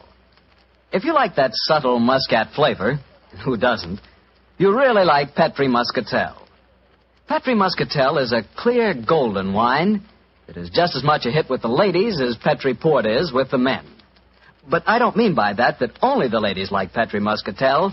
In fact, if you want to be sure to please everybody, get both Petri Port and Petri Muscatel. In other words, don't buy one, buy two. But do be sure you always buy Petri. Now back to Dr. Watson and his guest tonight, Mrs. Campbell, who played a most important part in the story herself. Oh, not nearly as important a part as that played by Mr. Holmes and Dr. Watson. Well, Dr. Watson, what happened when Sherlock Holmes rejoined you at the bee farm? Well, first of all, he made sure that the little girl was safe. Then he told me of finding the dead woman and of his theories as to the killing. I can almost hear him now, Mr. Bartell, as he said... Watson. Someone wanted the little girl out of the way because they knew the mother would never marry while the child was alive. And that someone persuaded the old woman to do the job for him, I suppose. Undoubtedly. And she, believing in the powers of black magic, mutilated the doll, firmly convinced that in so doing she was destroying the young girl it was fashioned after. And then, I suppose, when the potential murderer discovered the woman was merely indulging in stupid folklore, he killed her, realizing she was only a hindrance to him, and with her knowledge of the plan... a dangerous hindrance. Exactly, my dear fellow. But how do you suppose we account for the hoard of money? Golden sovereigns, don't forget, that we found in the hovel. Well, no doubt it was a sum that she was already being paid for the murder that she was going to commit. As she died, she tried to give me the clue to her murderer by selecting certain coin. Now, in her possession, she had gold, silver, and copper. She chose a silver coin. And yet I can't see its significance, I must confess. Well, at the moment, possibly not. And yet, before the evening's over... I bet you that... What did you say, Watson? I said before the evening's over, I bet you... Thank you, old fellow. That's the clue. You bet me. What on earth are you talking about, Holmes? I just say... You've just given me the answer to the whole problem, Watson. What? I'm much obliged to you. Stay here, will you, old chap? and look after Cynthia a little while longer. Within a very short time, I shall have her intended destroyer under lock and key.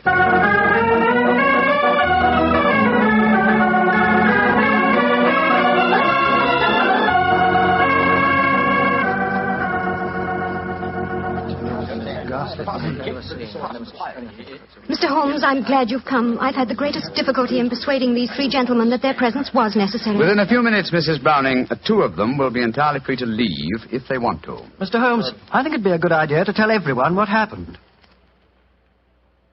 Yes, Mr. Pound, I think it'd be a good idea to tell everyone what happened. Yes, how do you do, Mr. Pound? How do you do, Mr. Holmes? Look here. If there's some scandal down here... there is, Mr. Pound. Then I want my name kept out of it. You hear? I have a seat on the London Stock Exchange. Oh, very comfortable for you. Yes. And the other gentleman, by the process of elimination, must be Mr. Hugh Tanner, the manager of your estate, Mrs. Browning. Yes, I'm Hugh Tanner. And now, Mr. Holmes, supposing you tell us what this is all about. I'm a straightforward man, and all this mystery is rather aggravating. Something has happened. Something that concerns us all. What is it? Murder. Murder? What? Murder? Good Lord, who's been murdered? An old woman who lived in the village. Your daughter, Mrs. Browning, referred to her as the wise woman. Mr. King and I found her tonight in her cottage on the Downs, beaten to death. Murdered. Well, that's shocking, but what's it got to do with us? I'll explain, Mr. Pound. Each one of you, I believe, would like to marry Mrs. Browning. Her daughter, Cynthia, is an obstacle to such a marriage. One of you decided to remove that obstacle and engaged the wise woman to carry out the plan. Finding the woman clumsy and ineffective, you decided that she was a dangerous witness, and so you murdered her. Fortunately, the poor woman, as she was dying, gave me the clue to her murderer. But how did she do that, Mr. Holmes? I thought you said that she died without speaking. She did, Mrs. Browning, but she gave me the clue nonetheless, though I was shockingly slow in spotting it. Well, what was the clue? Yes, let's stop being mysterious and come out into the open. You were with me, Mr. King. As she died, I shall let you tell them. Well, she was dying, unable to speak when Mr. Holmes asked who had attacked her. She couldn't write, but she showed him a hoard of copper and silver coins and 12 golden sovereigns. Sovereigns in a hovel like that? Oh, I see. She meant her murderer was the man who had paid her. And with all that ill-gotten wealth, she died clutching a silver sixpence. And you still don't see who the murderer is? Come along, gentlemen. You should know it as well as you know your own names. Now, Mr. King mentioned that there were 12 sovereigns. Whose name does a sovereign suggest? Sovereign? King! You, Frank King, were the murderer. Oh, that's ridiculous. The old woman wasn't exactly a mastermind. Why should she be so indirect? And how much is a sovereign worth? £1. And your name, my friend, with a seat on the London Stock Exchange is Pound. Oh, this is absolutely absurd. I can prove that I've never even met the woman. Well, what is the answer, Mr. Holmes? I'm sure that you know it. The answer is obvious, Mrs. Browning, though I'm ashamed to say that a chance remark of Dr. Watson's gave me the clue. Oh, now look here. Stop beating about the bush, Holmes. What is the answer? A very simple one, Mr. Pound. With 12 golden sovereigns at hand, sovereigns that would suggest either the name of King or Pound, what coin did the dying woman select? A sixpence. Exactly. A humble silver sixpence. And what is the common slang word for a sixpence? A tanner. Precisely. Which tells us that you, Mr. Hugh Tanner, killed the wise lady. Try and prove it. That's all. Just try and prove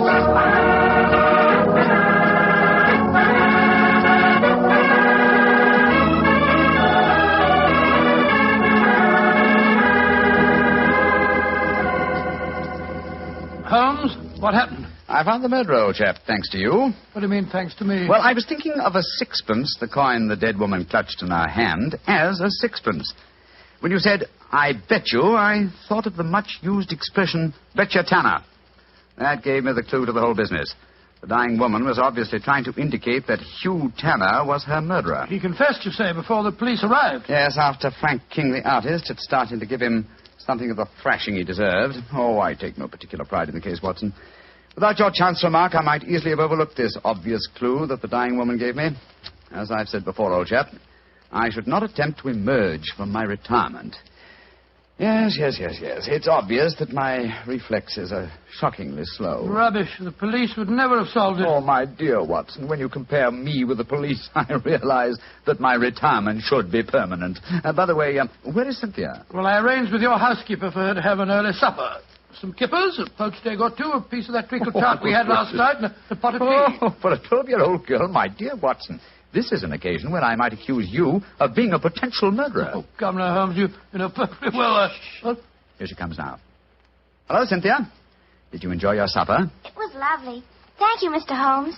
Is everything all right? Can I go home now? Yes, Cynthia. Everything's all right. Tell me, my dear, did you ask Mr. King to make that mascot for you? Yes, Mr. Holmes. The wise woman told me it would bring me luck. Oh, yes, I thought so. Mr. Holmes, will everything be just like before? No, not quite, Cynthia. Mr. Tanner and the wise woman have gone away. You won't see them again. Oh, dear. But you have new friends here, haven't you? Yes, and nice ones. Remember that, Cynthia. We'll always be your friend. I will, Dr. Watson. I like you both so much. Ah, I'm glad. And tell me, Cynthia, do you like Mr. King, the artist? Oh, yes. Almost as much as I used to like my daddy. Uh-huh. He's like my daddy, a little. Oh, I'm glad to hear you say that, Cynthia. Tell your mother the same thing, will you? I think it might change a peculiarly foolish notion of hers.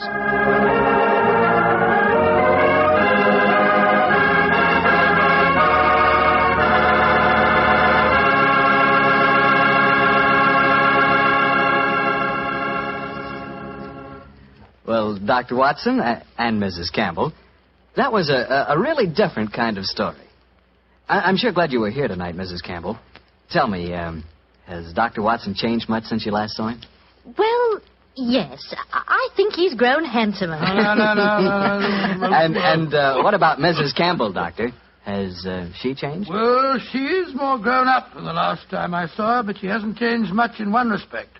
What's that, Doctor? Your appetite, my dear. Oh. I remember how Holmes was amazed at the amount you ate when you were a child, but you certainly had just as hearty a dinner this evening. Well, that was your fault, Doctor. Your dinner was too good. Oh, Cynthia, don't talk about the wine. Well, why shouldn't I talk about the wine? It was wonderful. Sure it was. It was Petri wine, that's why. You see? Now you got him started. And Mrs. Campbell, Petri wine is always good wine. And now I know our good friend Dr. Watson's expecting us. Let's go in and join him. Come in. Good evening, Doctor. Good evening, Mr. Bartel. Say, how are you feeling, Doctor? All over that attack of flu you had? I'm feeling very much better, thank you, my boy. I'm still a little weak. We old fossils take much longer to get over that sort of thing than you young fellas. Well, you take good care of yourself, Doctor. You've got a lot of friends, you know. Oh, I'm very glad to hear that. Thank you, Mr. Bartel. And now settle yourself down, and I'll get on with tonight's new Sherlock Holmes adventure. Where did it take place? You may not be familiar with the names of Jersey, Guernsey, Alderney, and Sark, but those are the 4 principal islands that make up the group known as the Channel Islands. Oh, yes, Doctor, I have heard of them. Somewhere in the English Channel, aren't they? Between the southern coast of England and the northern coast of France? That's quite right, my boy, though I very much doubt if you ever heard of the tiny island on which this story happened. It was the island of Garth, a minute but self-contained spot with a population of just under 1,000 inhabitants, subsisting, and from what I saw of the island in those days, subsisting very well on its dairy products. Was it under the rule of the British government, Doctor? No, Mr. Bartell, not exactly. You see, the island belonged to a family by the name of Horn. The head of the family, who was known as the Seigneur of Garth, was an independent ruler owing nominal allegiance to the King of England. That allegiance was expressed by one of those traditional ceremonies in which the Seigneur annually presented 1 pound of freshly churned butter to a representative of the British Crown. Times haven't changed much, have they, Doctor? Pound of butter is still worth a king's ransom.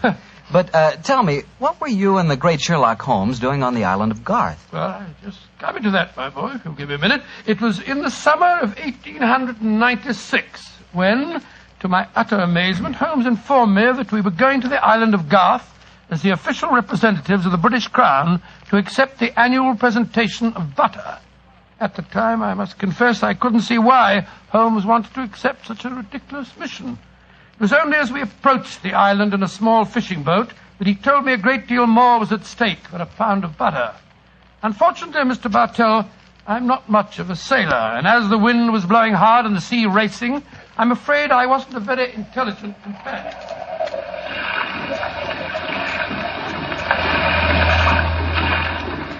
Cheer up, Watson. We'll soon be there. I hope so. I feel wretched, Holmes. I must say the whole trip seems utterly ridiculous to me. Plunging and bobbing about in a little boat in a raging torrent just because somebody wants to give somebody else a pound of butter. Dear old Watson, you don't really think our mission is so innocuous, do you? Then why are we going to the island of Garth? We're going to the island of Garth at the express wish of its present ruler, Martha Horn. Martha Horn? I never heard of her. She's an extremely spirited old lady. And the only woman who dared tell a certain resident of Windsor Castle that she looked devilishly dowdy for an empress. Great Scott, you mean that... I mean, Watson, that Martha Horn's behests are not lightly disregarded. Obviously, she wishes to see me urgently. Also, my brother Mycroft put pressure on me. He reminded me that a visit to Garth might be closely allied to this emerald tie pin I wear. Of course, you recall the origin of this pin. Well, naturally. That lady at Windsor Castle gave it to you after our little trouble last year over those stolen plans for the Bruce Partington submarine. Exactly, my dear fellow. But remember that the spy Oberstein had put those plans up for auction in all the naval centers of Europe. Some hint of their nature must have leaked out. It's even possible that other powers may be able by now to duplicate the pride of our submarine fleet. And whoever controls the channel, Watson, controls England. Well, they're dropping anchor, and yet we're still a quarter of a mile out from the island. Why do you think they're doing that? Here comes the skipper. He'll tell us. Here is as close to the island as we may approach, monsieur. We have already sent signals. A smaller boat is putting out for you. It will be here in a little while. Thank you. A smaller boat. Good Lord. Holmes, you were hinting at the naval significance of the island of Garth. Yes, old chap, I was. Well, what good would it be as a port if even a small boat like this can only come within half a mile of it? For a surface vessel, no. But we were speaking of submarines. Garth, I learned from the encyclopedia, boasts a magnificent interior cavern accessible only through underwater channels. Great Scott, an ideal natural harbor and dry dock for a submarine fleet. Precisely. And on the control of the island of Garth, Watson, may well rest the fate of the British Isles. Now, old chap, perhaps you see why Mycroft was so anxious for us to collect a pound of butter.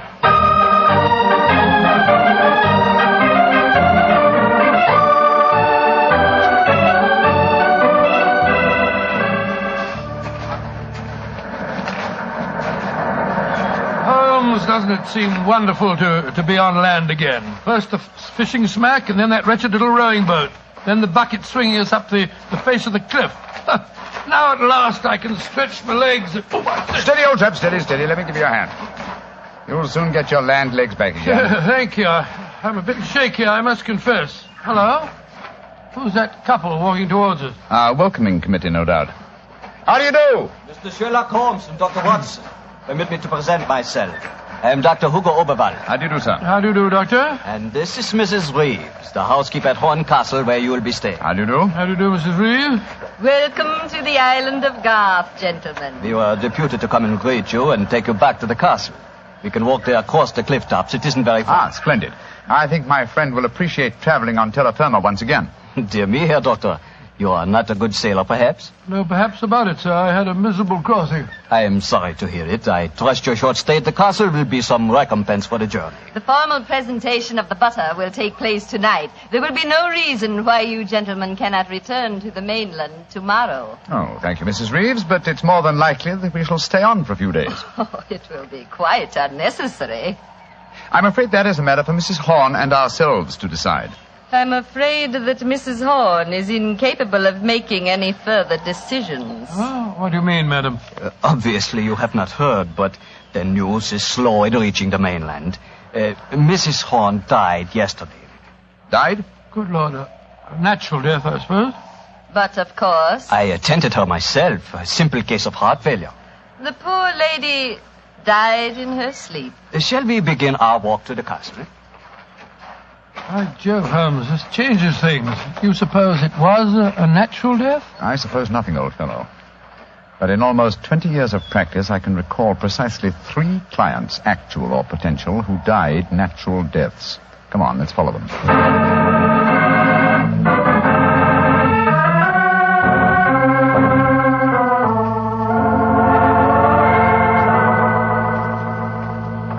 Mr. Sherlock Holmes, Dr. Watson, this is Mr. Christopher Horn, grandson of Mrs. Horn and the new ruler of Garth. How do you do? Hello. How do you do, sir? Very nice of you fellows to come over here. Too bad you had to arrive just as the poor old gal kicked the bucket, though. Allow me to offer my condolences on your grandmother's death, sir. Yes, indeed, Mr. Horn. Thank you. It was a ghastly business. I found her, you know. Christopher. Frightful sight. There was an awful silly grin on the old dear's face, and... Don't you think it would be more to the point if you were to explain the ceremony in connection with tonight's presentation? You're right, Reevie. Reevie's a terrible tyrant, but she is efficient. Don't know what I'd do without her. Always ran everything for poor old Granny. Why, when the old girl was ill, she... Christopher, I gave you a schedule of the ceremonies this morning. What did you do with it? Dash it, Reevy, I don't know. Must have lost it. And I have my own copy in the study. I swear I don't know what I'd do without you. Excuse us a moment, gentlemen. I'll be back in a jiffy. Holmes, what in thunder's going on here? That boy's completely under the thumb of Mrs. Reeves. He was trying to tell us something, but that frightful woman kept changing the subject. He spoke of an awful, silly grin on the dead woman's face. Didn't that suggest something to you? By Jove, that's one of the characteristic symptoms of strychnine poisoning. Exactly, old fellow. And perhaps he was going on to mention the equally characteristic arching of the body. We've got to get Mr. Horn to ourselves for a little while, and you've got to examine the body of the dead woman. But it's going to be difficult. Is that a balcony outside the window? Yes, it is. Come along. Let's see what it leads to.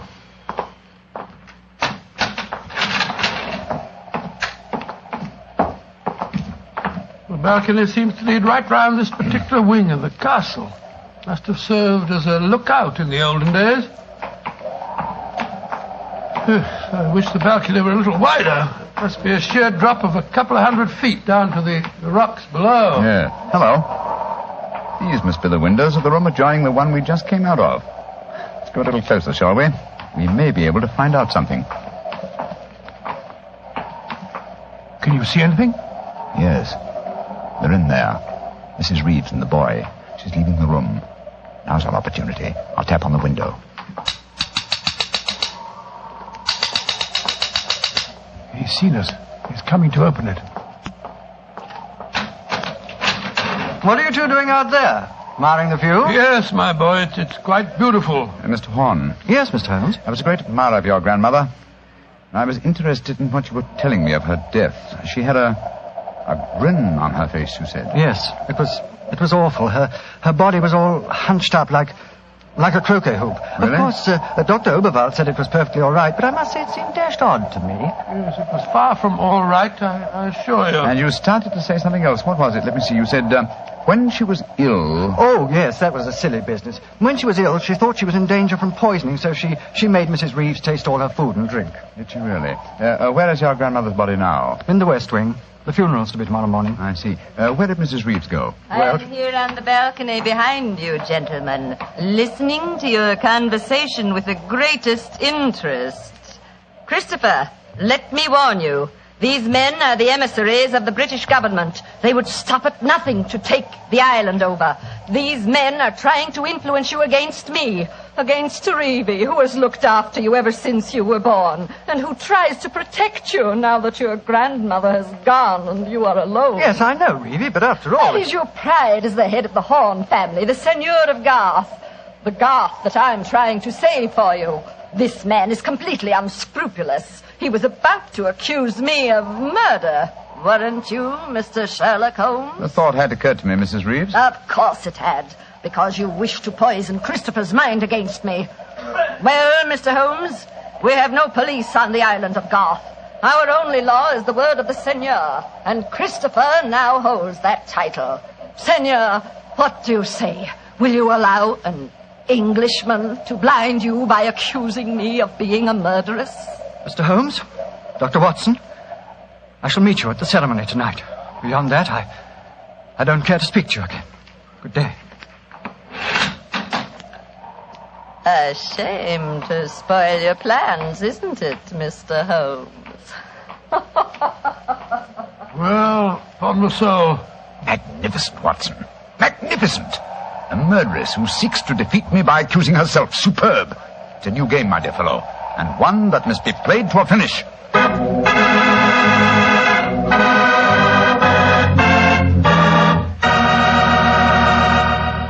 We'll hear the rest of Dr. Watson's story in just a second, so I'm just going to remind you that right now is one time you'd really enjoy a glass of Petri California Port.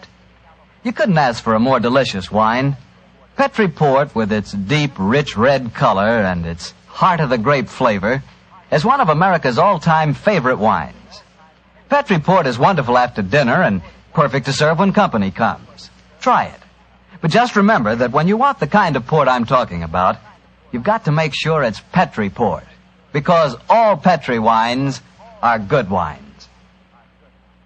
Dr. Watson, this is certainly an unusual story you're telling us tonight. What happened after Mrs. Reeves left you and Sherlock Holmes standing on the balcony? We retired to our rooms and had a quiet and lonely lunch. Though the great man said little, I could see that he was deeply excited and that his keen brain was evolving some plan that would enable us to solve the mystery of Mrs. Horne's death. After lunch, we started to descend the stairs leading to the main hall of Garth Castle. As we did so, Holmes said... Watson, we're in no danger ourselves. Mrs. Reeves knows that we're here as emissaries of the British government. Yes, and if we didn't return with the butter within a few days, there'd be a British dreadnought here looking for us. However, I am in danger of one of my worst defeats. My professional pride is piqued. If only I could... Watson. Yes, Holmes? If at any time today I slip you a note, don't read it at once, but... Shh. Here comes Mrs. Reeves. Precisely, Watson. I entirely agree. If I do not make the test on Mrs. Horne's body within 24 hours of her death, it will be useless. I must make it by 3 o'clock this afternoon. Mr. Holmes. Oh, yes, Mrs. Reeves. I want to apologize for my behavior before lunch. I was intolerably rude. Oh, please, no. Whatever my quarrels may be with British politics, I at least owe to both of you the duties of hospitality. That's very gracious of you, Mrs. Reeves. I wonder... would your hospitality also include a personally conducted tour of the subterranean caverns for which this island has become internationally famous? Would they really interest you? Well, I'm afraid that my friend and I won't have the time. Oh, yes, not at all, Watson, not at all. We have plenty of time, as long as we're back here by 3 o'clock. I'm sure Dr. Oberwald would be delighted to join us. He has made quite a study of the unique rock formation. Oh, that's splendid. It should prove a most interesting excursion.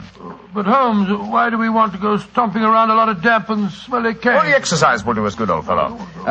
Will you lead the way, Mrs. Reeves? And please remember that it's most important that I return here... I remember, Mr. Holmes. You must be back here by 3 o'clock.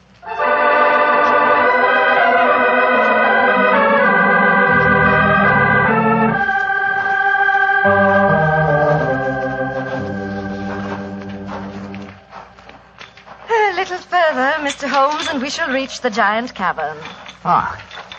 Most interesting. Watson and Dr. Oberwald seem to have lagged behind us somewhat. They will be here in a moment.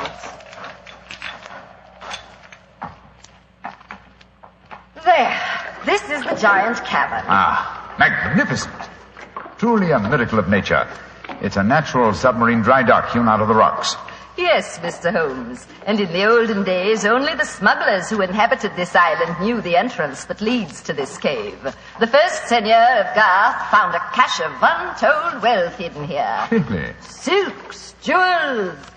There are still the remains of some of the finest Calvados brandy stored among these rocks. Indeed. An incomparable drink. Would you care for some?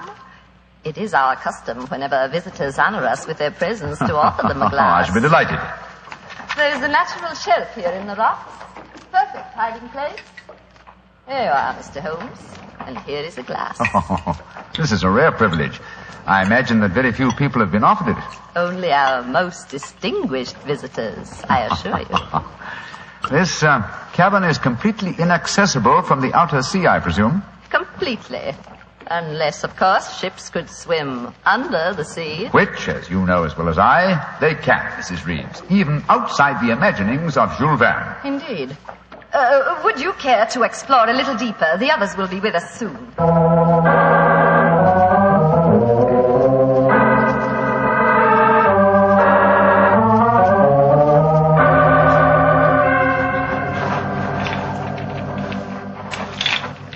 Dr. Oberwald, the others seem to be some way ahead of us. Yes, they do, don't they, Doctor? Holmes! Holmes! Where are you? Dear me, I'm afraid we cannot follow them. What do you mean? The next cavern is already cut off by the rising tide. Great Scott, you mean that they're cut off? I am afraid so. But do not worry here, Doctor.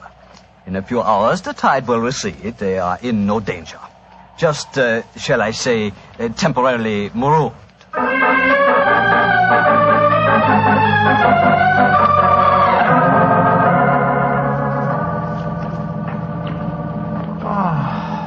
I can't understand it. I'm getting confoundedly sleepy. I'm so sorry. I'm afraid that we stayed here longer than I intended. I fear that we are cut off by the tides. Cut off? For the tide? We're in no danger. In a few hours, we shall be able to return. But I am afraid I cannot get you back at 3 o'clock, which was the time I promised. But it's vital. Absolutely vital that I can get back. I'm so sleepy. But please, keep talking. I must keep awake.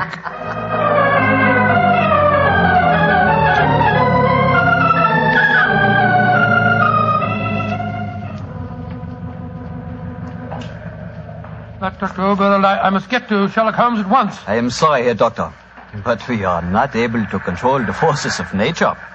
We cannot force the water to recede.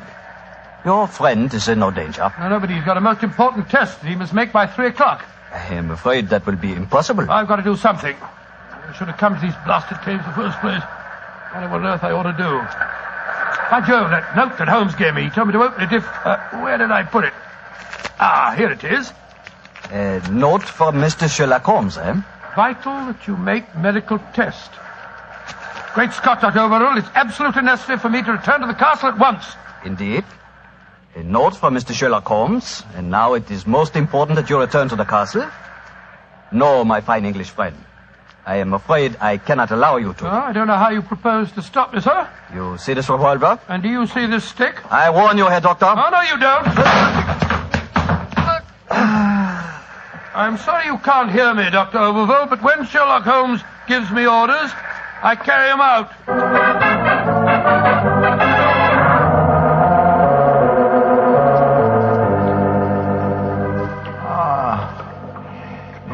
Mrs. Reeves, are we still trapped by the tide? Well, what time is it? 5 o'clock. I'm afraid that you will be a trifle late for your important appointment. What a pity. You deliberately trapped me here. You drugged the brandy and kept me a prisoner. Did I? Now, why should I do that, Mr. Holmes? Because you're greedy for power. That's obvious in your domination of that pleasant though weak young man who is now Senior of Garth. I'm sure your beliefs would find support in certain ideologies now arising in Germany. Your choice of a German doctor as an accomplice in your plans would support that theory. And what might my plans be? I should say that you're determined to give Garth as a submarine base to Germany. With this island in their power, they could control the channel. Very interesting. And I suppose, as well as being a spy, I'm responsible for Mrs. Horn's murder? You and Dr. Oberwald between you. She was too strong for you. You had to get her out of the way. You probably made subtle attempts on her life at first, the origin of which you did not realize, but which caused her eventually to send for me. My arrival forced your hand, and so you and Dr. Oberwald resorted to the quite unsubtle expedient of poisoning her. All pure supposition, Mr. Holmes. The only law on this island is Christopher Horn. Do you suppose he'll believe you? No, I suppose he won't. You've outwitted me, Mrs. Reeves. I walked into your trap just as you intended me to. Then in that case, you may collect your pound of butter tonight and return to the mainland tomorrow. Mrs. Reeves, how much longer do we have to wait for the tide before we can make our way back to the castle? We can leave now. We could have left at any time. There's another secret entrance that is above the tide level. I merely had to make you overstay the hour of your test. I could not risk Christopher's seeing definite proof. Come now. I shall lead you back. You fool.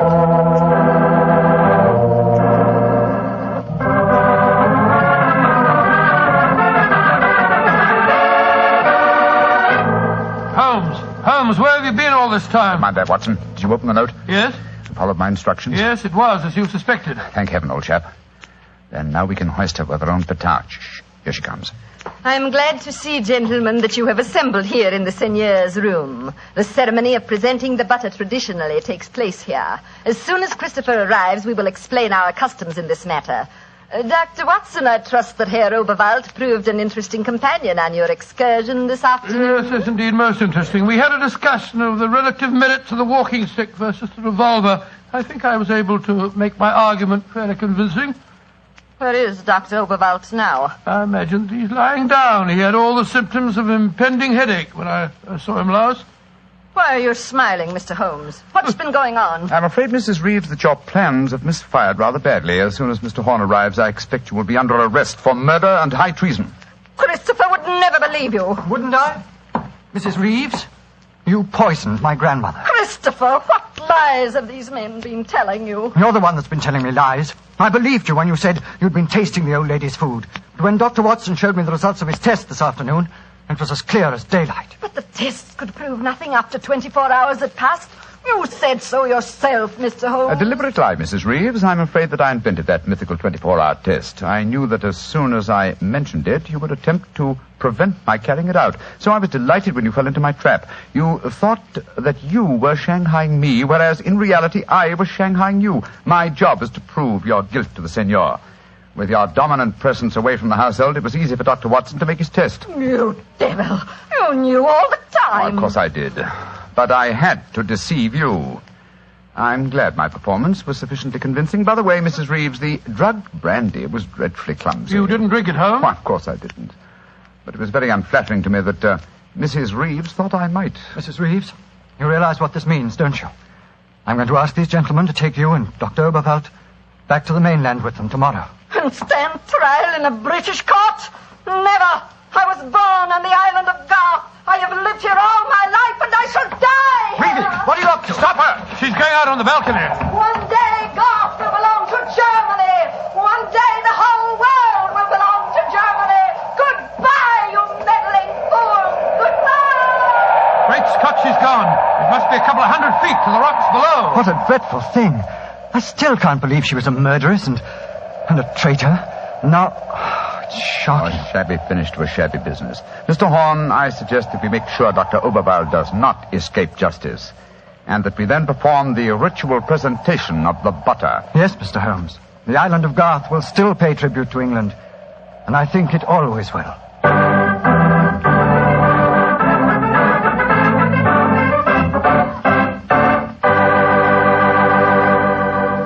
Well, Doctor, that was some story. So Germany didn't get the island of Garth after all. No, Mr. Bartell. In fact, in after years, the island proved to be an invaluable submarine base for England. Say, what about the pound of butter? Did Holmes get it? Oh, yes. But why are you so interested in the butter? Are you kidding? In our house, butter is our second most favorite topic of conversation. Your second most favorite? Well, what's your favorite topic of conversation? Remember, you asked me.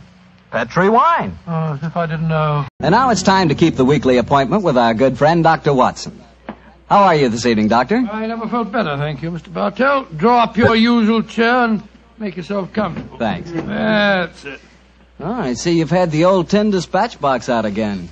I suppose you've been going through your notes on tonight's new Sherlock Holmes adventure? Yes, Mr. Bartell. I think you'll find it as pretty a little problem as we ever encountered. The story began in 1887. A very busy year for us, my boy. It was the same year that Holmes solved the case of the Amateur Mendicant Society, who held their meetings in a luxuriously furnished vault below a furniture warehouse. Oh, I remember that story, Doctor. And wasn't 87 the year you both escaped from death in the Paradol chamber? It was indeed. You've got a very good memory, Mr. Bartell. The story I'm going to tell you tonight topped off this unusually exciting year. It was late in October, and the equinoctial gales had set in with exceptional violence. All day the wind had howled and the rain had beaten against the windows of our Baker Street lodgings. Finally, it was nearly midnight, as far as I remember. The storm grew higher and louder, and the wind in the chimney sobbed like a child. Suddenly, much to our surprise, the doorbell jangled, and a few moments later, our midnight visitor stood before us. He was a man of about 45, and as he looked about him anxiously in the glare of the lamp, I could see that his face was pale and that his eyes heavy, like those of a man who was weighed down with some great anxiety. And yet when he spoke, his tone was businesslike and almost aggressive. I've come to you for advice, Mr. Holmes. That's easily obtained. And help. That is not always so easy. Help the gentleman off with his coat, will you, Watson? Yes, indeed. Here you are, sir. Let me hang it up for you. Thank you, sir. I heard of you, Mr. Holmes, from Major Prendergast. Oh, yes. He said that you could solve anything. Oh, I'm afraid he said too much. But you've never been beaten. I've been beaten 4 times, sir. 3 times by men and once by a woman. But supposing you sit down and introduce yourself. My friend's name is Watson, Dr. Watson. How do you do, sir? How do you, Doctor? My name is Lovelace, Edmund Lovelace. And what brings you to me at this hour of the night, Mr. Lovelace? I'm in terrible trouble, Mr. Holmes. You don't know anything about me, but if you'll accept my case, you can save 4 lives. I wouldn't say that I know nothing about you, sir, though it's true that I know little beyond the somewhat obvious fact that, you're single, that you keep a dog, but not a manservant. and that you are much preoccupied with your business, which I take to be some form of insurance. Oh, come. Oh, steady. Now, what is this? Well, magic? I'll wager that my friend's right, though. Isn't he, Mr. Lovelace? Perfectly. But I'll be hanged if I can see how he knows it. It's a practical application of logic, sir. The briefcase that you carry might at first indicate a barrister or some other professional man, but your brusque, businesslike manner counteracts that suggestion. An insurance broker who must visit clients at odd hours is the likeliest man to combine that manner with a briefcase at midnight. But the wife and the manservant, and the fact that I'm preoccupied with my business. Your cufflinks don't match, sir. Each is from a different pair. That would suggest preoccupation, and it's a mistake that neither a wife nor a manservant would have allowed to pass. Yes, but how about the dog? Oh, surely that's obvious, Watson. Well, I can't see it. I shall let you ponder on that matter while Mr. Lovelace tells us his problem. Mr. Holmes, are you as interested in preventing a murder as in solving one? Well, naturally I am, Mr. Lovelace. Even more so. But please tell me your story. I live with 4 cousins of mine in an old house in Camberwell. My grandfather left the house and a sizable fortune to the 5 of us on condition that we lived together and maintained the family unity. It probably won't surprise you to know that we've grown to get pretty much on each other's nerves. Well, what happens if one of you dies, Mr. Lovelace? His share is divided among the others, Doctor. Oh, yes. The wonder to me is, sir, that not that a murder may take place, but that it has not happened long ago. Who's responsible for the administration of the estate? My cousin Gerald. He's much older than the rest of us, and he's a thoroughly unpleasant, cantankerous man. Yeah. He gets an extra share in the estate as administrator, and in consequence he doesn't work. We feel, of course, that he lives off us, and we're continually quarrelling with him about it. Well, sounds like a jolly household, I must say. There's going to be trouble, Mr. Holmes, I know it. Gerald hates us, and he's jealous of our share in the estate. You spoke of preventing murder just now. Yet I can see that you've selected your cousin Gerald as the potential murderer. Am I right? Yes, you are. Mm-hmm. But don't think it's personal prejudice that makes me suspect him. I have good reason for doing so. Oh, what reason? This evening, just before dinner, I helped Gerald off with his topcoat and went to hang it up for him. As I did so, I heard a strange metallic clink in one of his pockets. I slipped my hand inside it and found a hypodermic syringe and a small phial of liquid. I opened the phial and smelled it. Gentlemen, it reeked of bitter almonds. Bitter cyanide, eh? And what did you do? I thought of destroying it, but I realized that would put him on his guard, so I replaced it in his pocket. Of course, I warned the others, and we decided that I'd come to you. I have to see a most important client tonight, or I'd have been here earlier. Yes, it seems odd that you didn't come directly to Mr. Holmes as soon as you'd made the discovery, Mr. Lovelace. After all, if a potential murderer is walking about with a pocket full of cyanide, I should have thought that itself was more important than business. Well, Yes, I suppose it might seem so to you, Doctor. Now, that's a most interesting stick you carry, sir. May I examine it? Of course. Here. Oh, thank you. Now I see how you've deduced that Mr. Lovelace had a dog, Holmes. There are the marks of the dog's teeth on the stick. Yes, my dear Watson, but these marks under scrutiny give us even more specific information. He's a large dog. You've had him for some years, Mr. Lovelace, and he's now old and feeble. Well, you're perfectly right, but I'll be hanged if I can see how you can tell that from looking at a walking stick. This stick is covered with teeth marks, therefore it has been carried many times by the dog. Now, it's a heavy stick, so only a large dog could have carried it. And the teeth marks also indicate a large jaw. The older marks are deep sunk. Look here. The fresh ones, where the wood has not yet darkened, are shallow. Yes, it's obvious that the jaws are losing their strength. That's very clever of you, Mr. Holmes, but I don't see what it has to do with the case in hand. Oh, neither do I, Holmes, I must confess. No, surely it tells us that your story, Mr. Lovelace, may bear a less terrifying implication than you think. On the other hand, its implication may be even more terrifying. Though it's late at night, I feel that any further delay in this matter would be extremely dangerous. I suggest that we get a cab and come to your house in Camberwell at once.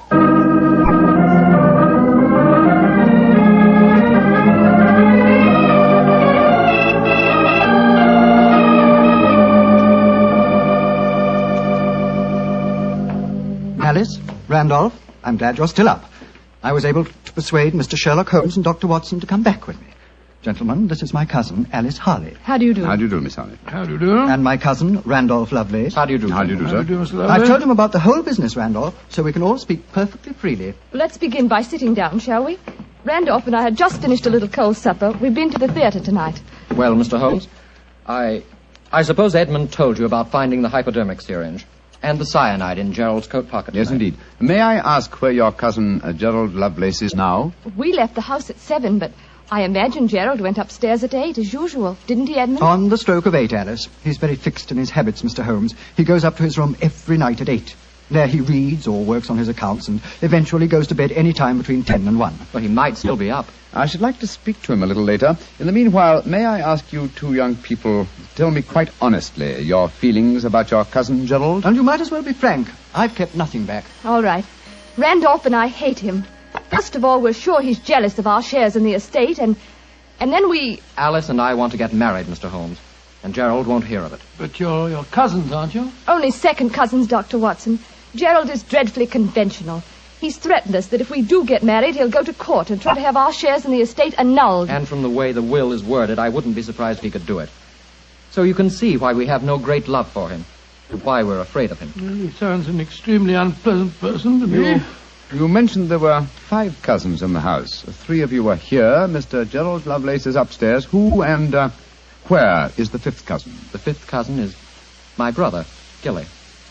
He's something of a tragedy, I'm afraid. You see, Gilly's 20, but he never developed mentally beyond the age of 8. He had a bad fall in the hunting field when he was a kid. He's been like this ever since. I'm sorry to hear that, sir. But he's the dearest, most gentle boy you've ever met. And, incidentally, the one person in this house who doesn't hate Gerald. The poor fellow doesn't understand the conditions of the will, I suppose. No. But if he did, I don't think it'd make any difference. I swear that Gilly loves every living thing, especially Gladstone. Gladstone is the name of his dog. His dog? Yes.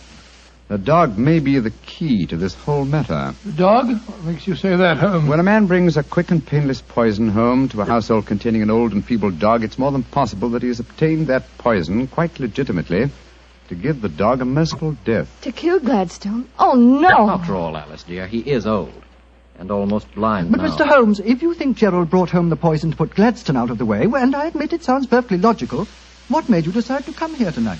Because I dare not even guess what you may have done by including the thought of murder in this situation. Where is your brother Gilly? In his room upstairs, asleep. I wonder if we might go up to him. I should like to talk to him, if you don't mind. And after that, I want a few words with your cousin, Gerald Lovelace.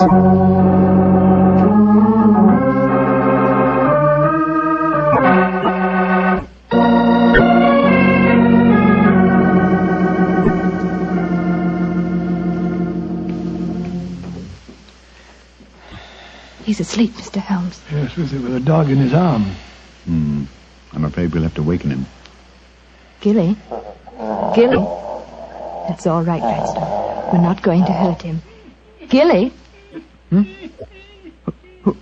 is it? Oh, hello, Alice. Who are these men? They've come to take Gladstone away. No, Gilly, we haven't. Oh, of course not, Gilly. We've just come to admire him. Your brother's been telling us what a fine dog he is. Oh, that's different. Isn't he beautiful? I just had such a wonderful dream about him. Such a wonderful dream. What was it, Gilly? Well, he was all young again. Just a puppy. He was chasing a rabbit across a cliff top. And I was running with him. Oh, Gladstone looked so beautiful. Didn't you, old boy? Of course you did. And you know, the rabbit went down a hole, and Gladstone went down after him. And I went down after Gladstone. And we all had tea with the rabbits. Oh, it was so funny. They all had little green hats on. Hats with feathers. I wanted Gladstone to try one on, but he wouldn't. So sleepy. Come on, Gladstone. Let's go back to the tea party. Okay. His world may be a great deal more pleasant than ours, Watson. That's what I'd like to think, Mr. Holmes. Now I'd like to have a few words with your cousin Gerald. His room's at the end of this corridor. I'm afraid Gilly wasn't much help to you, Mr. Holmes. On the contrary, young lady, he told me exactly what I wanted to know. Here we are. This is Gerald's room. There's no light under the door. He must have gone to sleep. And I'm afraid we must waken him, too. Must be a heavy sleeper. But he isn't. He's a remarkably light one. Come on, let's go in. Strike a match, will you, old fellow? Sure. The gas mantle's at the head of his bed, Dr. Watson. Yeah. Well, he's lying on the outside of his bed. He must be... There's blood on the pillow. Great Scott, Holmes. The back of his skull smashed in. He's been murdered. Oh, no! Horrible! Yes, Watson, but not by the blows on his head. Look here on the table by his bed. A hypodermic syringe and a broken file. Yes, a broken file. Reeking of bitter almonds. Poor devil. Well, I won't pretend I liked him. But what a ghastly way to die. All they that take the sword shall perish with the sword. So the scriptures say, Mr. Lovelace. The very suspicion of the killing has brought murder to pass. Well, it's too late to prevent it. Our job now is to find the killer and see that he's brought to justice.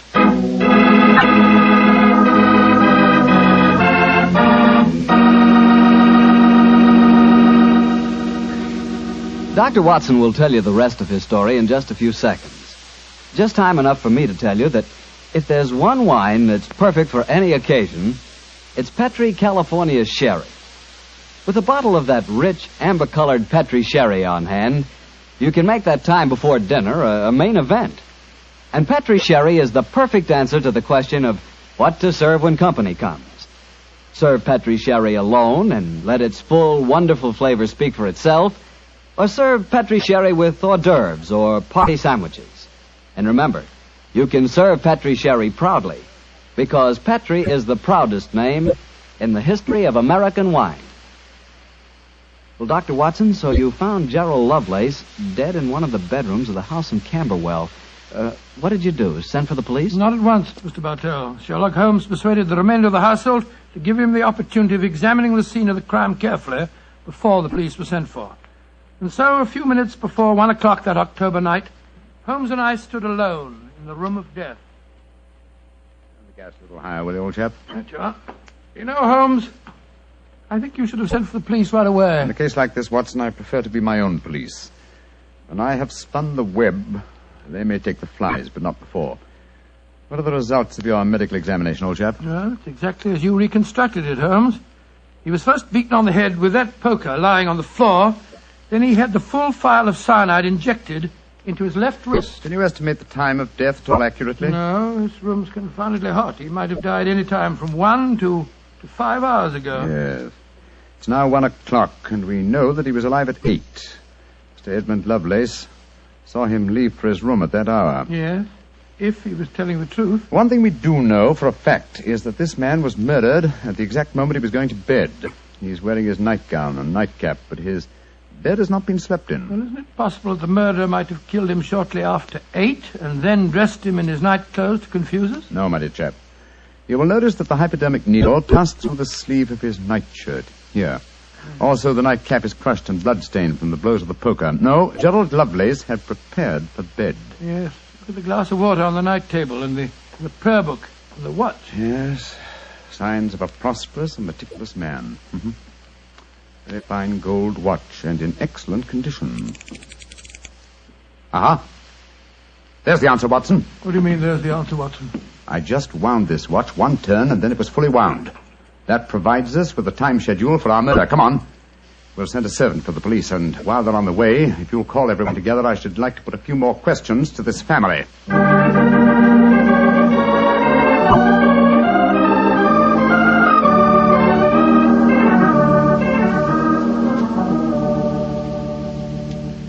Before the police arrive, I should like to hear your statements again very carefully, if you don't mind.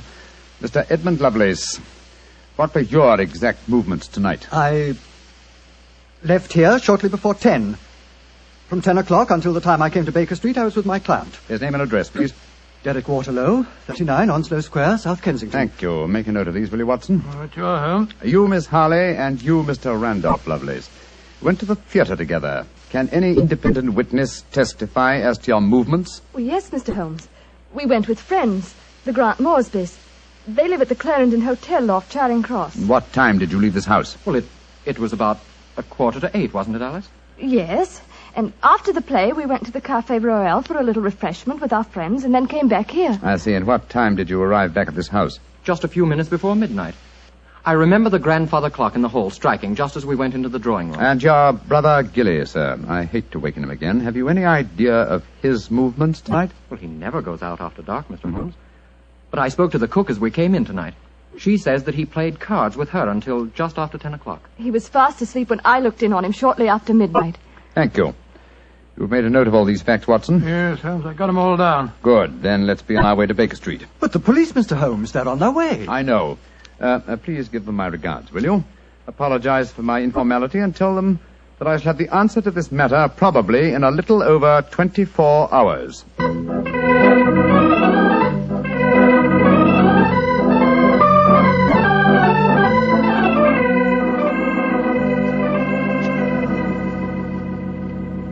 Holmes, here it is well after midnight. You haven't done a thing on the Camberwell case. No, but you have, old chap. You've checked on all the time alibis and found them valid. I'm much obliged to you. Yes, Inspector Lestrade was here tonight, you know, and he made some pretty caustic remarks, I can tell you. Oh, didn't you inform him that I'll have the answer to the problem before many hours have passed? Yes, I did, but you know, Lestrade, he wanted action. He shall have it. Is the watch still running? Yes, there's another thing. What'll Lestrade say when he finds that you took the dead man's watch? I've no idea. Oh, why did you take it anyway? You sound sleepy, old chap. Yes, I am confoundedly sleepy. Well, why don't you go to bed? What are you going to do? Continue my vigil with my pipe and the watch of a dead man.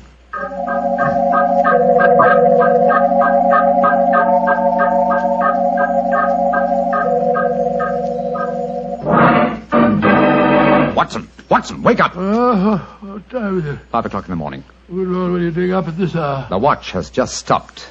I'm about to rewind it. What are you rewinding it for, Holmes? You waited over 24 hours for it to unwind. When I know how many turns it takes to wind it fully, I shall have the answer to the whole business. 10, 11... You're being confoundedly mysterious, as usual. 14 turns, and the watch is fully wound. Get your clothes on, old chap. Well, where are we going on this hour? To the house in Camberwell. Now I know who murdered Gerald Lovelace.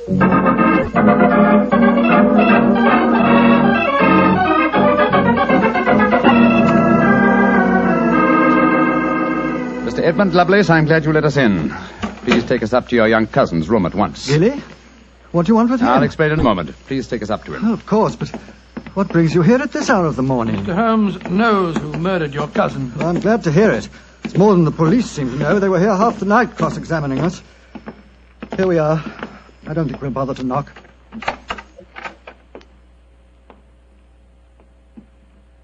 Gilly? Gilly?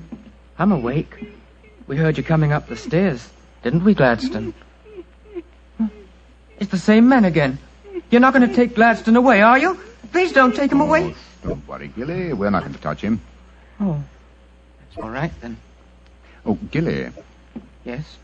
You really love that dog, don't you? Of course I do. More than anything or anybody. I believe you'd even kill a man who tried to hurt Gladstone. Wouldn't you? Oh, yes, sir. I would. Gilly! No. Great Scott. Gilly, I don't think you'd really kill a man. I don't think you could. Couldn't I, though? How would you kill him? I'd hit him first. I'd take a poker and hit him on the head so he couldn't fight back. And then I'd take the nasty needle he told me he was going to stick in Gladstone, and I'd fill it full of that water he showed me, and I'd stick it in him. That's what I'd do. Then he'd be dead. And he couldn't hurt my Gladstone anymore. Not ever. Let's leave him, shall we? Goodbye, Gilly. Pleasant dreams. Goodbye, sir. Good old Gladstone. You satisfied, sir? Yes. Poor Gilly.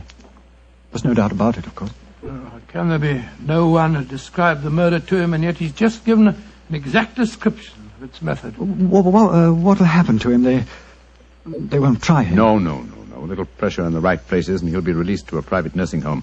I'll do everything I can, Mr. Lovelace. Thank you, Mr. Holmes. Thank you very much.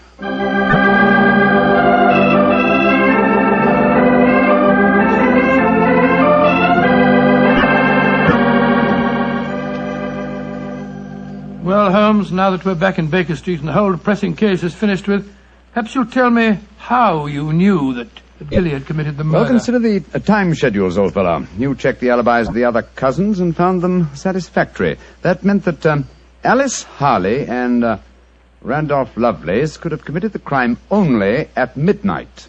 Edmund, only before 10. Gilly, only around 11. You said that the time of death could have been at any of those hours. Yes, I did. So how did you pin it down to 11? The watch gave me the specific answer. When I picked it up, I unthinkingly wound it. Made one turn and was then fully wound. Now, when does a methodical, precise man like Gerald Lovelace wind his watch? Just as he's going to bed. Exactly, old fellow.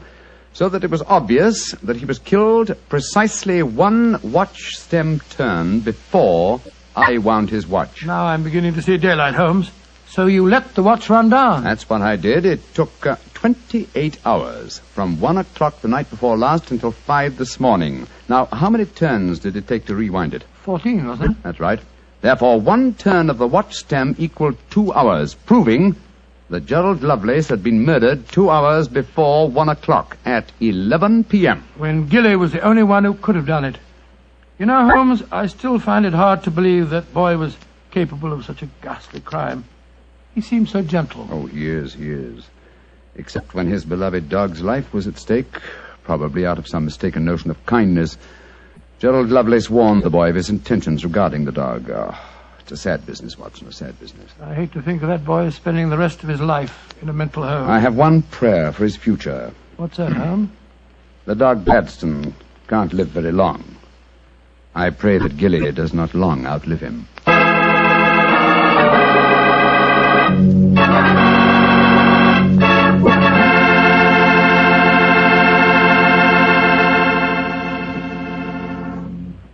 Doctor, that was a remarkable bit of deduction on the part of Mr. Holmes. Yes, extremely clever, wasn't it? Of course, if I may say so, I was of some small help myself. Small help? Why, Doctor, you practically solved the case by yourself. Oh, I wouldn't go as far as saying that. But, Doctor, you did check all the alibis, didn't you? Yes, I checked where each suspect was at various times. Yes, you checked time. And what's more important than time? Well, Why, Doctor, time is even vitally important when it comes to wine. I was wondering how you were going to bring that in. And one thing we do know, Petrie took time to bring you good wine. Good evening, Doctor. Good evening, Mr. Bartell. Come in and join me. As you see, the puppies have been keeping your chair warm for you. Here, shove them off. No, Doctor, I don't want to disturb them. They look much too comfortable. I'll sit over here, thanks. There's tobacco in the jar beside you, cigarettes in the box, and some excellent port on the sideboard, so make yourself at home. Thanks, Doctor. Are you all ready with tonight's new Sherlock Holmes adventure? Yes, Mr. Bartell, though I'm afraid after all these years it's going to be a little hard for me to recapture for you the spirit of the story. Last week you told us that a band of gypsies played a prominent part in the adventure. Yes, they did indeed. And it was amid that colourful atmosphere that my story begins. It was in the autumn of 1890. My old friend Sherlock Holmes had persuaded me to leave the comforts of my domestic fireside for a few days and to accompany him to the tiny village of Bragston-on-the-Marsh, in the heart of the Norfolk Fen district. What took Sherlock Holmes up there, Doctor? I'm afraid that at the time we left London, Mr. Bartell, he concealed his true purpose from me, saying only that he wanted friendly companionship and a strong right arm. Not until later did I learn that he was then on the track of one of the last clues that led to the confining of the Moriarty gang. But to get on with my story. We arrived at Bragston-on-the-Marsh and settled ourselves in the village inn. And after an early dinner, we strolled across the fields to the gypsy fair that was encamped nearby. It was a colourful sight, Mr. Bartell. Naphtha flares lighted a group of tents and caravans dotted round the edge of the marsh. And as gold-earring gypsy girls told fortunes and danced, swarthy gypsy men played on their violins the haunting melodies of their ancestors. We watched the side shows for a few moments and then strolled towards the centre of the gypsy encampment. It seems only like yesterday, Mr. Bartell, as Holmes turned to me and said... Far cry from Baker Street, isn't it, Watson? Yes, indeed. Just the same, Holmes, I'm convinced that you're not here purely for a holiday. You're on the trail of some criminal. No, chap, I'm on the trail of a clue. A clue, if I find it, may lead to the confounding of the Moriarty gang. Holmes, can't you be a little more explicit? After all, I left my wife and my practice without asking any questions. Surely now we're up here, you can let me know what's afoot. Very well, old fellow. I'm searching for a young gypsy by the name of Pyramus Hearn. He disappeared recently from London, and it's vital that I find him.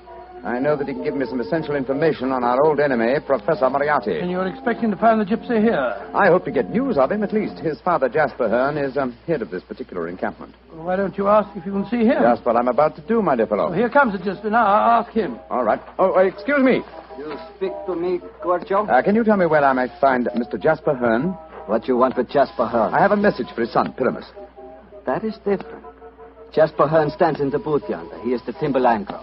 Timberlangro? He's the gentleman engaged in an interesting exhibition of skill involving 3 thimbles and a pea.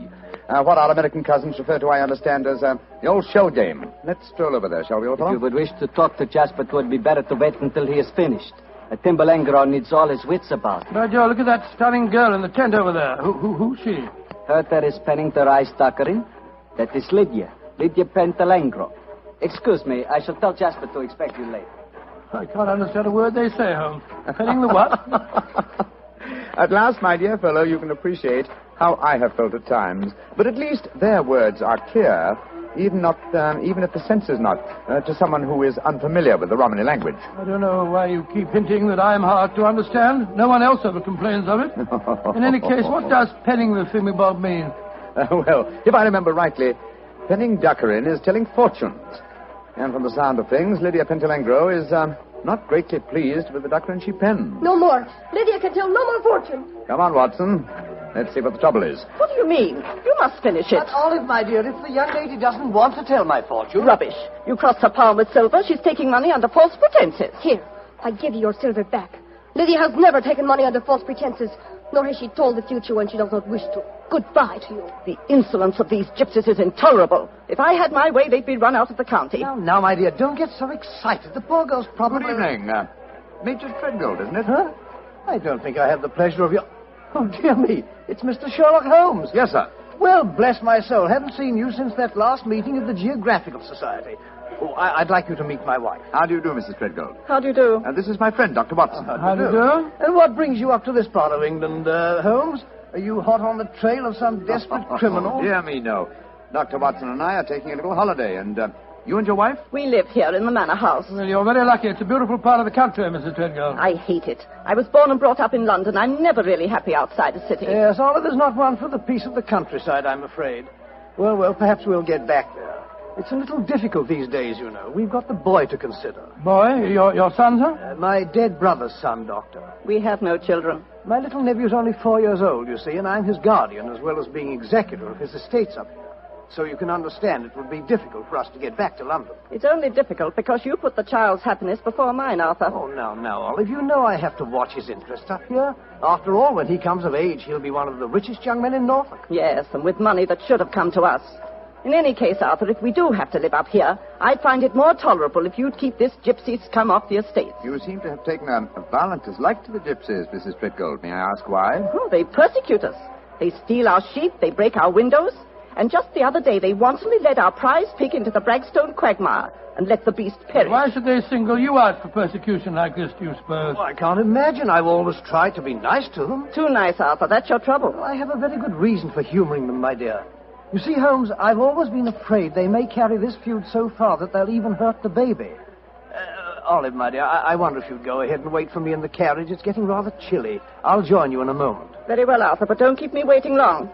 Good evening. Good evening. Good night, Mr. Treadgold. Let's stroll away from the camp, shall we? I've got something very important to tell you.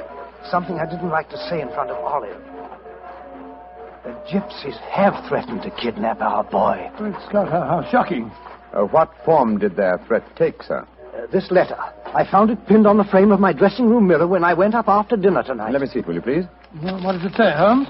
A Romany Rye... A Romany Rye? Won't take your insults forever, Major and Mrs. High and Mighty. Watch out for the Treadgold heir. The Bragstone quagmire would make a nice finishing school for him. Romany Rye? What's that mean? Well, it's their own term, meaning gypsy. Mr. Holmes, what shall I do? Major Treadgold, I should say... Great heavens! That shot just missed me. Where the blazes did it come from? I can't see a soul. They have come from behind any one of those caravans ahead of us. If you wanted direct evidence, gentlemen, this is it. That is the first open attempt on my life. Holmes, what extraordinary luck for me that you're in the neighborhood. I'll pay you any fee you name to handle this business. It seems to me that this is a job for the police. I don't want to go to them. Oh, why not, sir? Well, I'm afraid that these attacks may stem from some injustice to the gypsies committed by my late brother. If that were so, I wouldn't wish to expose the fact. I want this kept private. What do you say, Mr. Holmes? Very well, sir. I'll accept the case. It shall be kept private, and I promise to do everything in my power to protect the safety of the Treadgold heir. We are staying at the Rose and Crown in the village. Please get in touch with me if there should be any further developments. The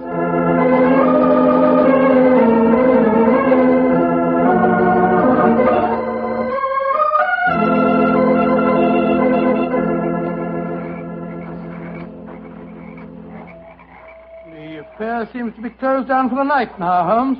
They're turning out the naphtha flares. Yes, let's stroll over to Jasper Hearn's caravan, shall we? He should be free now. Well, if he's head of this tribe, he ought to be able to tell you something about this Treadgold business. Yes.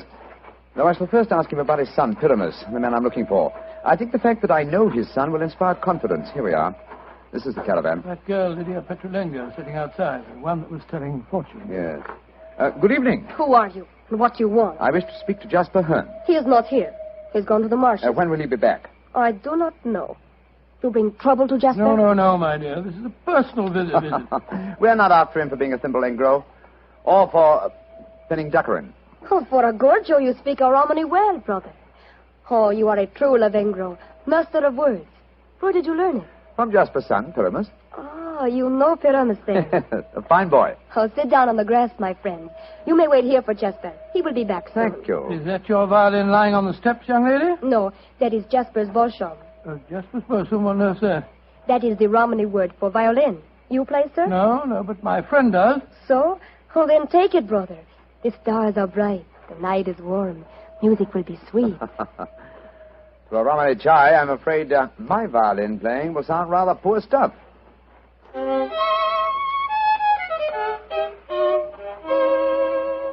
Play on, brother.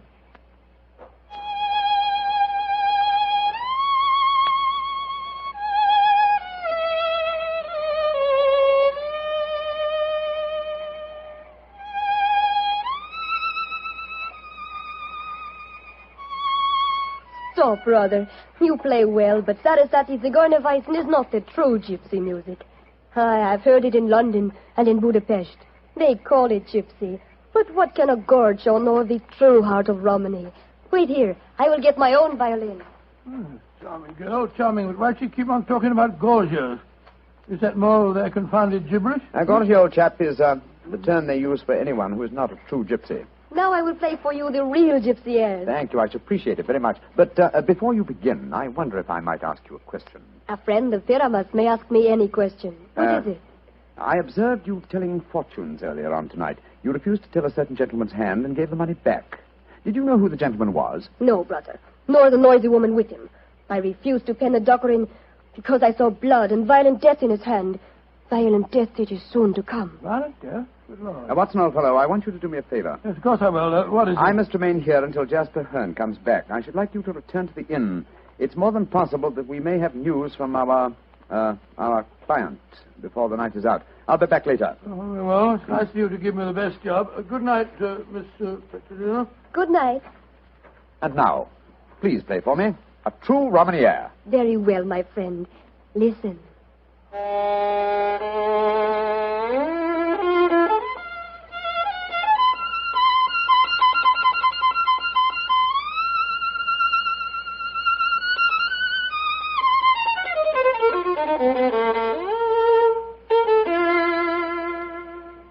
Now you must play, brother.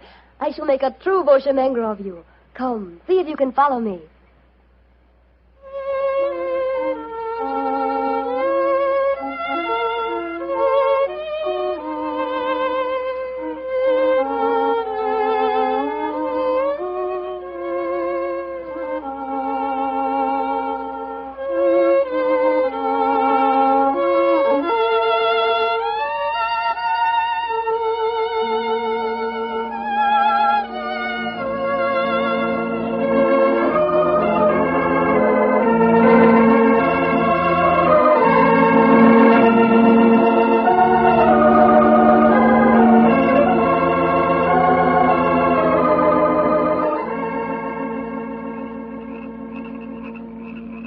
monsieur. You have taught him well. You have made a true bushranger of him. He is an apt pupil, Jasper. Well, with such a teacher, it's hard to be otherwise, Mr. Hearn. That is, if one has a spark of music in one's soul. Call me Jasper, brother. You have spoken well, my son. You have talked wisely to me of things that I have not understood. Come, we shall drink wine together underneath the stars. I shall get glasses and a flagon. Jasper has taken a great fancy to you, brother. And I to him. He's a fine man. Sherlock Holmes, Yes, Lydia? may I read your hand, brother? Oh, yes, of course. A strange hand, and a beautiful one. A long lifeline, and yet I see sudden death and violence surrounding you. Now, at this moment. And in the future, I see a journey for you across the seas within a year. Beware of water that runs in the mountains. Near death will befall you there. More travels, more dangers. Oh, you must be careful, brother. Oh, What is it? our paths are destined to cross but once. We shall not meet after this night. That makes me sad. Oh, but we shall meet again. I shall be here for some days yet. No, it says in your hand that we shall not meet again. And a hand cannot lie. Who is this that comes towards us through the moonlight? It's my friend, Dr. Watson, I think. Yes. Hello, Watson. What's wrong? Wrong. Everything's wrong. Mrs. Treadgold's waiting in the carriage.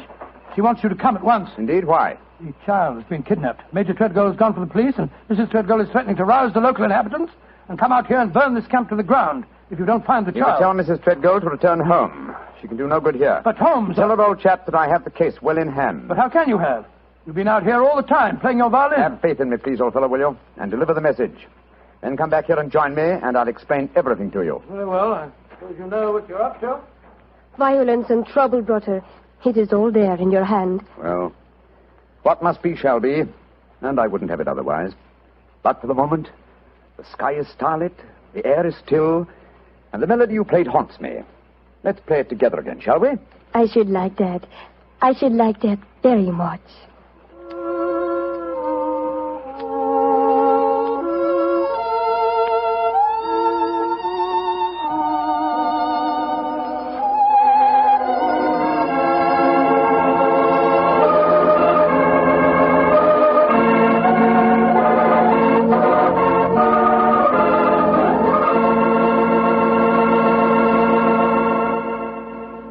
Dr. Watson will continue his story in just a few seconds, during which time I'd like to talk specifically to the ladies, if I may, and tell you about Petri California Muscatel.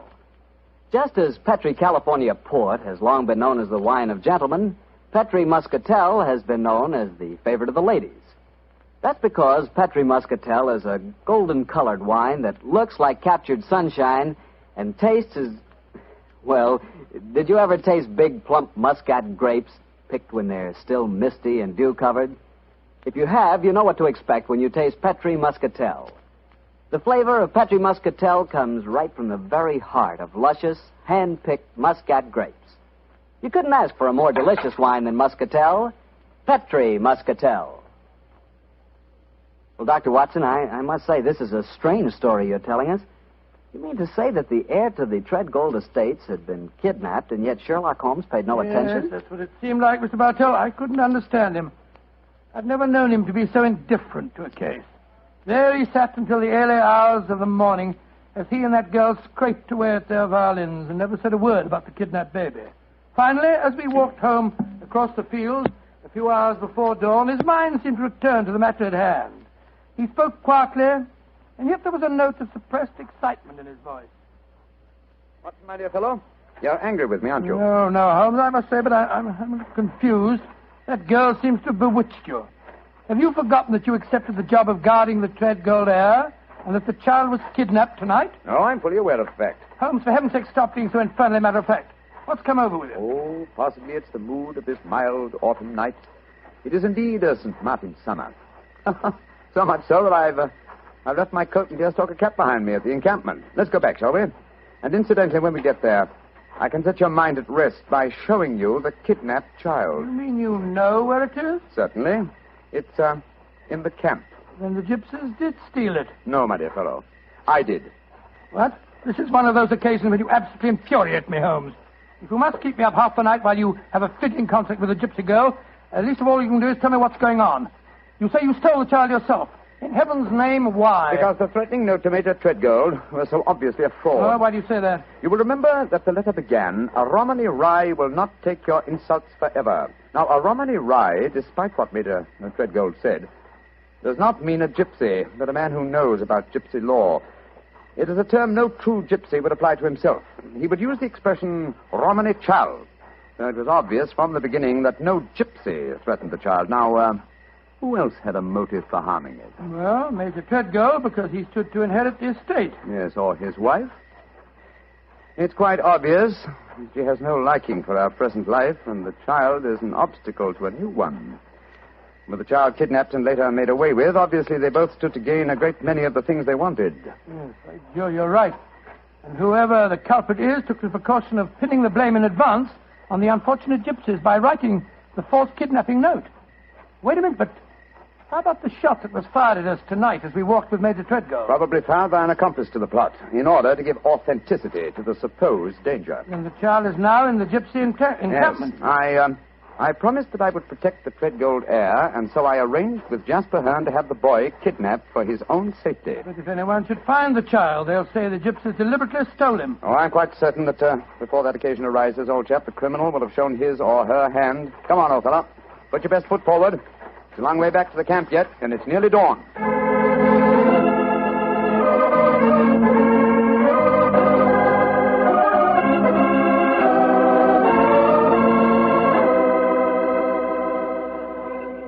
You have come back, brother. You wish to spend the remainder of the night in the encampment? No, thank you, Jasper. I just came back for my cap and coat. It was so warm tonight, and I forgot about them, and I started to walk home without them. I will find them for you. Oh, we found this message for you soon after you had left. It was pinned to the door of the caravan. I do not know how it got there. I will search for your coat and cap. Another message? What does it say, Holmes? Never trust a Romany Rye. Uh-huh. The same mistake again, Watson. Your plans have been betrayed. For proof, meet me at the Bragstone quagmire at dawn. It's a trap, Holmes. Obviously. We must spring it with caution. I cannot find your coat or your cap, brother. It has vanished. Vanished? May I speak to Lydia? That is a strange thing, too. Lydia has gone also. She's gone. Tell me, Jasper, did she read this note? Yes, she did. She could not help reading it. Then she, too, realized it was a trap. She went out in my coat and deerstalking hat to keep the appointment for me. Holmes, who's go after her? Jasper, call out the Romany Childs. There's a devil waiting to be caught in the Bragstone quagmire.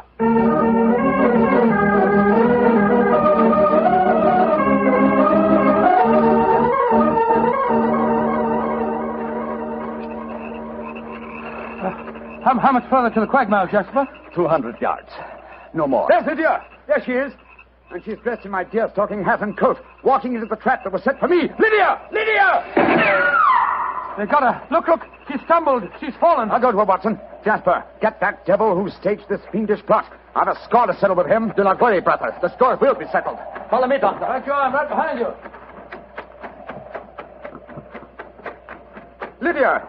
Lydia! Sherlock Holmes, I was wrong. We do meet again. Your hand lied to me. Oh, Lydia. You're wounded. What can I do for you? There is nothing you can do, brother. No one can help me now. There is little pain. There is little time. Please, hold my hand. There. Tell me, Lydia, did you see who fired the shot? Yes. It was the man whose fortune I told today. The man with the noisy wife. Major Treadgold. Jasper and the men will take care of him. There is one thing I wish to tell you, brother. Yes? Our short meeting has brought me happiness. I should like to think I can leave you something so that you will not forget me. I shall always remember you, Lydia. Always. You gave your life for mine. There is one thing of mine that I wish you to have. It will remind you of me. What is it? My violin.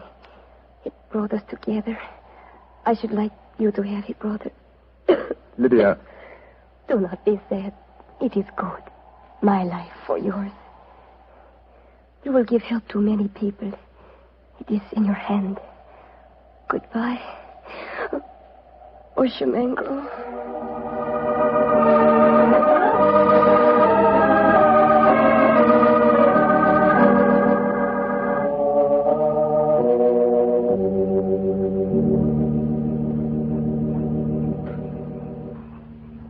Holmes, it was dreadful.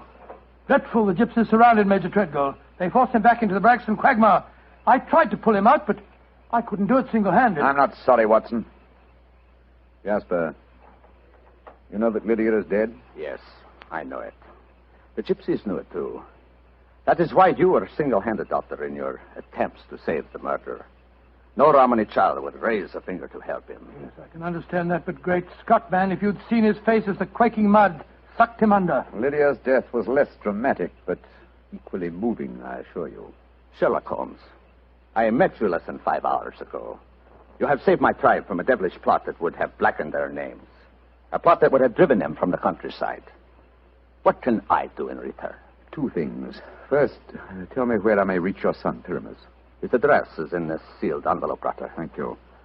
What else may I do for you? As Lydia died, she willed me one gift for remembrance. And what was that gift, Brother? A violin. Of course. Here. Here it is. Huh.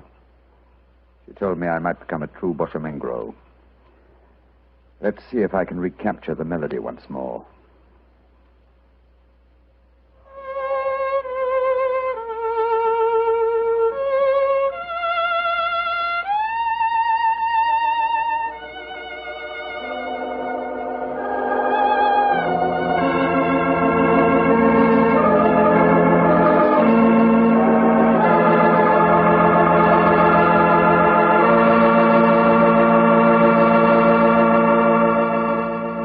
That was a very strange story. A very fascinating one. But tell me, do you really believe that gypsies can tell your fortune by reading the palm of your hand? Oh, frankly, I don't know, Mr. Bartell. Perhaps they can. Perhaps it's coincidence. And then again, maybe some gypsy women have a heightened sense of intuition. You know, a woman's intuition can be an extraordinary thing. Yeah, so my wife keeps telling me. Of course, I have a kind of intuition myself. Oh, really? Mm-hmm. Every time I see a bottle of wine with the name Petri on the label, my intuition tells me I'm going to like it. And I always do, too. Mr. Bartell, if ever I saw a man with a one-track mind, you're that man. Thank you, Doctor. As long as my one track is Petri, I can't miss. And now I'm sure our old friend Dr. Watson's expecting us. Let's tap on his study door. Come in. Good evening, Doctor. Good evening, Mr. Bartell. Come over here by the fire. I was just having a cup of coffee. Would you care to join me? Thanks, that'd be nice. It'll prevent you falling asleep during my story tonight. There's no chance of that, Doctor. From the hint you gave us last week, it sounded like quite a story. It began in a circus in Paris, you told us? Yes, my boy, the circus. A colorful world of sawdust and spangles. A world, Mr. Bartell, that I may tell you confidentially, always held an irresistible fascination for me when I was a youngster. Me too, Doctor. In fact, when I was 8 years old, I fell desperately in love with a lady bareback rider, a stunning creature who wore pink silk tights with gold sequins on them. Unfortunately, my mother caught me writing her proposal of marriage, and I'm afraid that, that's another story, and one that you probably wouldn't find very interesting. I'm sure I would, Doctor, but I think it would be safer to stick to your Sherlock Holmes story. Yes, you're probably right, my boy. Well, it was a winter in the 1890s, and Holmes and I were in Paris. On our second day there, Holmes suggested we attend that night's performance of the Cirque Royale. Needless to remark, I was delighted, Mr. Bartell. And shortly after 9 o'clock that night, I found myself seated beside Holmes in a box near the ringside. It was an incredibly vivid scene, even for that city of color and light. The gay costumes of the women and the gaudy trappings of the ringmasters and clowns looked like a giant kaleidoscope under the blazing glare of the arc lamps. As we sat there, a brass band nearby blared forth some popular music of the day, and yet he didn't appear to be enjoying himself. And so I leaned across and touched his arm.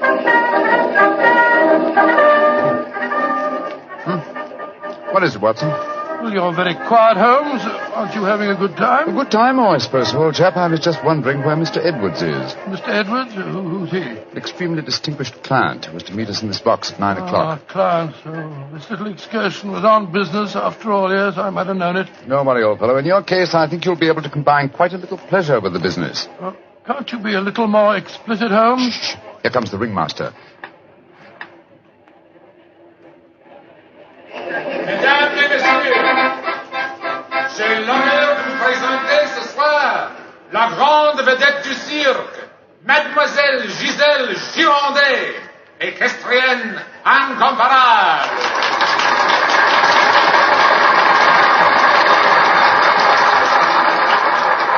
Giselle Gironde, yes, I've heard of her. She's a bareback rider, isn't she? Honest in France, old fellow. She also has quite a reputation as a femme fatale. 3 duels have been fought over her. A young English officer in the Grenadier Guards committed suicide last year because of her. And a famous French banker is at present languishing in prison because her extravagances drove him to appropriate funds that did not belong to him. Yes, Watson, she's an extremely colourful personality. You know, Holmes, the funny thing, when I was 8 years old, I fell violently in love with a lady bareback rider. She wore pink silk tights with golden sequins on them, but unfortunately... Yes, she is, old fellow. Yes, she is.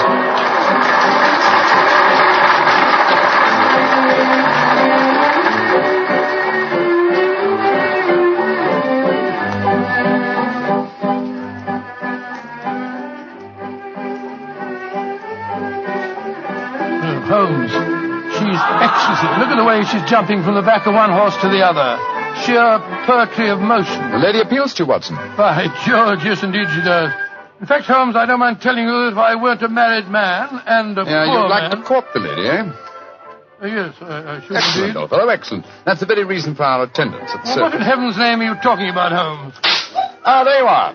Good evening, Mr. Edwards. Holmes, my dear fellow, how are you? I haven't seen you since that little affair at Windsor Castle when Mother... Excuse me, sir. I am Mr. Mycroft, and this is my friend, Sir William Nigel. Sir William Nigel? Of course. And I am Mr. Edwards. We must respect each other's incognitos, eh? How do you do, Sir William? Well, I'm extremely honored to meet you, Your Royal... Mr. Edwards. How'd you like Giselle? Isn't she a stunning creature? Yes, indeed she is, sir. The four of us to have supper together after the performance tonight, I understand, Mr. Edwards. Well, unfortunately, I can't be there, Mycroft. There's some stupid affair at the embassy which I have to attend. We must postpone the dinner until tomorrow night. Oh, very well, sir. Come over to my hotel a little early and we can discuss the whole business. Personally, I think a lot of fuss is being made about nothing.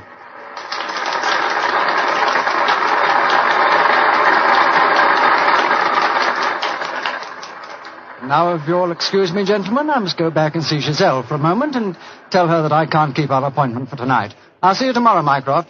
Good night, Sir William. Good night. Good night, sir. Et maintenant, pour votre plaisir, les frères Salini, les jongleurs internationaux. Holmes, what's all this mystery? That wasn't Mr. Edwards. It was the Prince of... Shh, Watson, please. Discretion, old fellow. Mr. Edwards, as you know, is extremely democratic. Too much so, possibly, when one considers his position and responsibilities.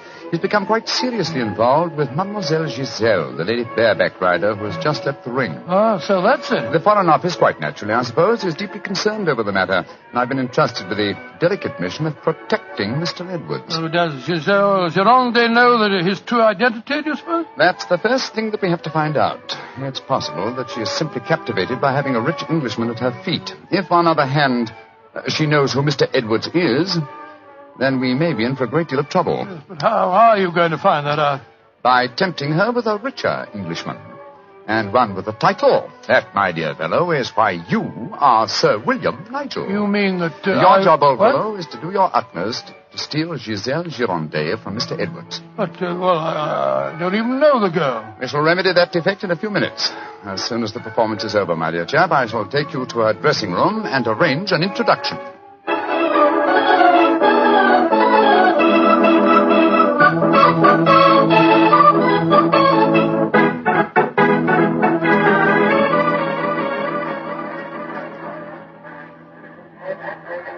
I must say, Holmes, the backstage life at a circus is even more colourful than in the ring. What makes you say that, old fellow? Well, I just saw a pinhead having tea with a bearded lady while a sword swallower was standing behind him practicing his act. Oh, hello.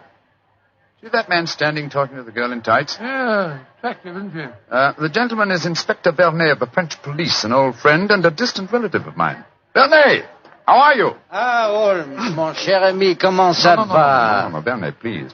On this occasion, my name is Mycroft, if you don't mind, and this is my friend, Sir William Nigel. How do you do, Inspector? Enchanté, Sir William. Permit me to introduce Mademoiselle Yvette Marat. How you do? How do you do, mademoiselle? What brings you behind the scenes at the circus, may I ask, Monsieur Mycroft? My friend Sir William is most anxious to make the acquaintance of Mademoiselle Girondet. But of course, every man wishes to meet Giselle Girondet. Why not ask Blarney? He will present you to her. Ha!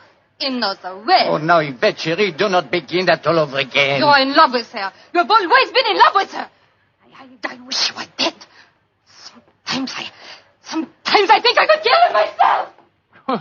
On my soul, Inspector, she's a fiery little thing, isn't she? Ah, ça c'est vrai, ça, Sir William. Many times I've told her that Giselle Girondet would never waste her time with a simple police inspector. She prefers a wealthy foreigner. But Yvette ne comprend pas. She does not understand and she does not believe. Mademoiselle Marat was dressed in tights, Bernay. And what does she do in the circus? She walks the tightrope. Oh, She's yes. queen of the high wire. A charming and a talented girl, but a most jealous one. Bernay, my distinguished friend Sir William Nigel is most anxious to meet Giselle Girondet. Will you introduce him? I should prefer not to appear on the matter at this stage. Oh, mais certainement. I will take you to her dressing room. Please come with me, Sir William. Yeah, right. I'll see you later, Holmes. I'll be waiting for you, old chap. Good luck. You're a lucky man, Sir William. Giselle has quite a penchant for the Englishmen. And when they are rich and have a title, I am sure she finds them irresistible. You really think so? Oh, but of course. Ah, quel dommage that I'm only a poor policeman. Here we are. Entrez. Giselle, mon chou, permit me to present to you Sir William Nigel. He's a great admirer of yours. Yes, indeed, madam. Ah, Sir William Nigel. Come and sit here beside me, Sir William. I shall leave you. Au revoir. Sit closer. There. That is much more cozy, no? Oh, it's very nice of you to see me, Mademoiselle Girondet. Oh, don't be so formal, my Englishman. You may call me Giselle, and I shall call you... Let me see, I shall call you... Sir William, not... Willie! I shall call you Willie. You do not mind? Mine, delightful. Quite delightful, my dear. I was hoping perhaps that you care to have a little supper with me tonight, Giselle. So what about some oysters, a cold pheasant, and a bottle or two of Pomeranian Green 072? You get to taste rather well, don't you think? Oh, Willie, I can see you are a perfect host. I don't know about One that. moment, I get my cloak. Well, you know, Giselle, it's a funny thing. What is the funny thing, Willie? When I was 8 years old, I fell violently in love with a lady bareback rider at a circus. History seems to be repeating itself. Here. Alfieri, do you no longer knock when you come to my door? Who is this man? My name is Nigel, Sir William Nigel, my good man, and who may you be? I am Alfio Alfieri. I am Alfio Alfieri. And what is he? A trainer of wild animals. An imbecile. Va-t'en! You must not speak to Alfio in that way. You belong to me. Send this stupid Englishman away. Confounded impudence. Grossier. Belong to you. Giselle belong to no one. Do I have to take my whip to Put you? down that whip. Put it down, you scoundrel. Next time it will be your face, Carl. You infernal blackguard. Raising your hand against a woman. Shocking. Bravo! Monsieur Willie has knocked him down. He certainly deserved it. Oui. And you in turn deserve something, Willie. Oh, what was that? Come close, Willie. I give it to you. A little kiss. Oh, kiss? Thanks awfully.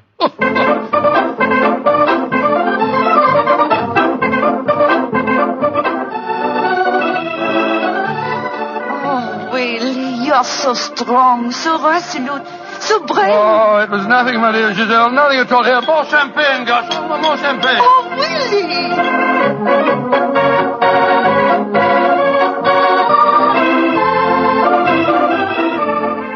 Giselle, Oui, Monsieur Edwards? have a box for the opera tomorrow night. I was hoping that Oh, perhaps... I'm sorry, Monsieur, but my time is occupied. I am showing the delightsome moment to mon cher Willie.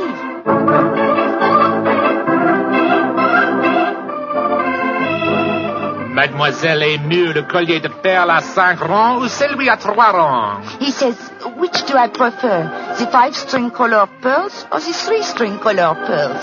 What does my Willie think? So that you can't hang too many pearls on a pretty neck like yours. I'll take the 5-string collar, my good fellow. You're doing splendidly, Watson, splendidly. Yes, but Holmes, I felt such a blasted fool handing that jeweler fellow a check. signed by Sir William Nigel. Are you quite sure that it'll be honoured? Don't worry, old fellow. Remember who our client is. Money is the least important concern in this matter. On with the masquerade, old fellow. On with the masquerade.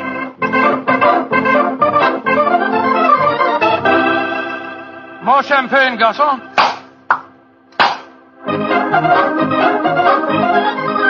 Willie, you are such a headstrong boy. More champagne.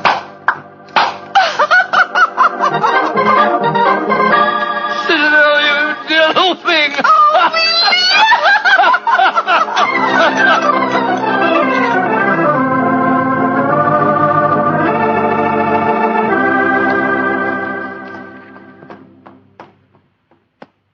Good evening, Blarney. Has Mademoiselle Girondet come in for the evening performance yet? Yes, Monsieur Holmes. I escorted her to her dressing room half an hour ago. Monsieur Edwards is in there with her now. At last, it seems, she has use for a poor policeman. Last night she found a threatening letter on her makeup table. Since then, she has been most grateful for my company. A threatening letter, eh? Any idea who might have sent it? Oh, yes, of course. I'm afraid I have, Monsieur Holmes.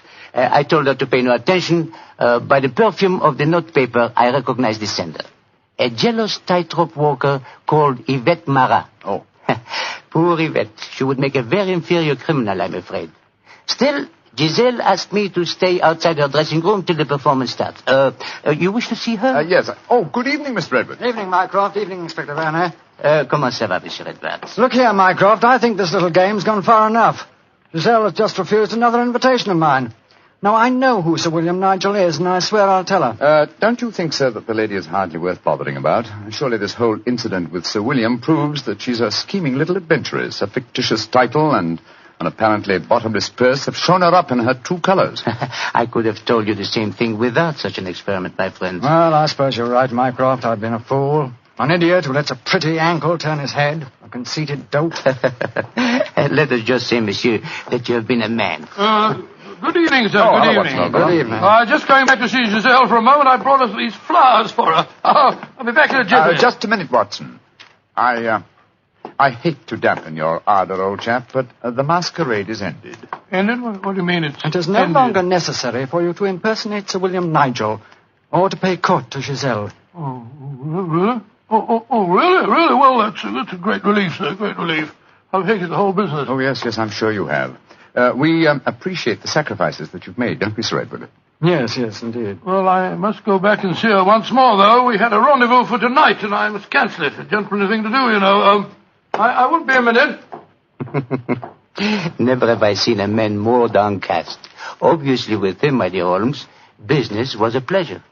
Alfieri, where are you going? That Englishman. I just saw him go into Giselle's room. To whom are you referring? That man that called himself Sir William Nigel. 2 days ago he struck me. I have to settle with him. No man may strike Alfieri. Do not cause any more trouble, Alfieri. From what I've been told, you thoroughly deserved what happened to you. Here he come now. You, English, you. Alfieri challenge you to a duel. Holmes! What's old chap? What is it? You're as white as a ghost. It's Giselle. What's wrong with her? She's dead. She's lying there in her dressing room. Strangled. Strangled? And only half an hour ago I spoke with her myself. Since then I've been standing in this corridor, guarding her door at her own request. Only 2 men have entered Giselle's dressing room since then. You, Monsieur Edwards, and you, Sir William Nigel. What are you suggesting, Blarney? I am suggesting nothing. I am stating that these 2 gentlemen are under arrest for suspicion of murder.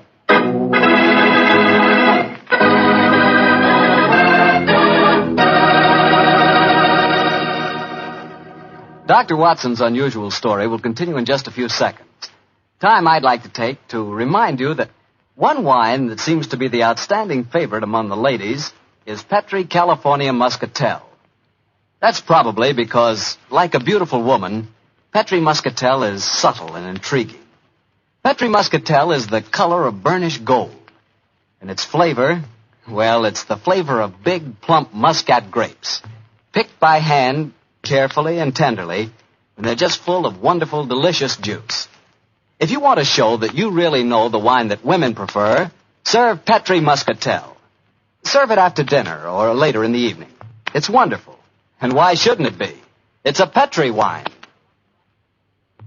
Well, Dr. Watson, so you and the mysterious Mr. Edwards got yourselves arrested on suspicion of murder, huh? Yes, Mr. Bartell. Holmes did everything in his power to persuade Inspector Vernet to release us, but it was useless. And so, while Mr. Edwards and myself were languishing in detention cells at the local Sûreté, Holmes and the French inspector were examining the dressing room of the dead woman.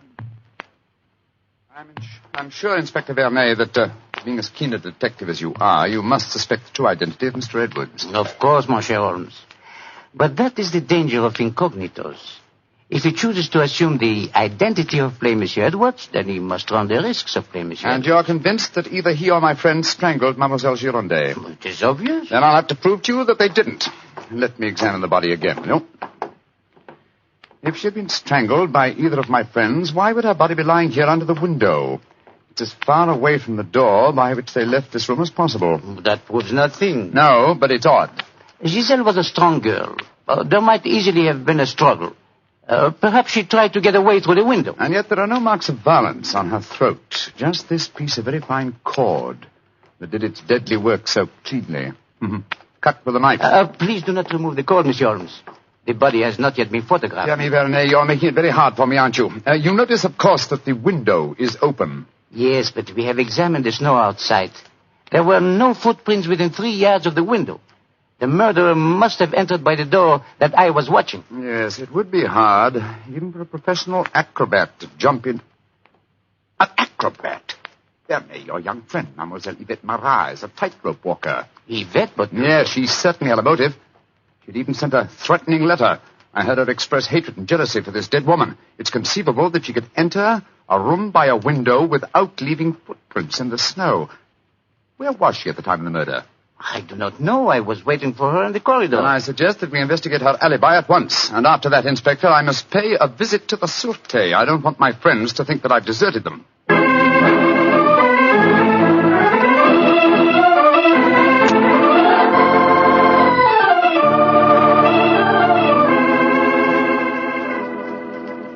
Excuse me, sir. Yes, Holmes. I'm afraid it looks rather black. As I was telling you, Yvette Marat, the tightrope walker, was able to establish a completely satisfactory alibi. Vernet still suspects you or Dr. Watson. Well, that's ridiculous. May I ask you a very straightforward question, sir? Of course. I can well understand that if you had gone into the dressing room and found the woman already murdered, you might easily be tempted to conceal the fact, to avoid a scandal involving your person. Will you swear to me, sir, on your true identity, that Giselle was alive when you left her? She was, Holmes. I swear it. Thank you, sir. That's all I wanted to know.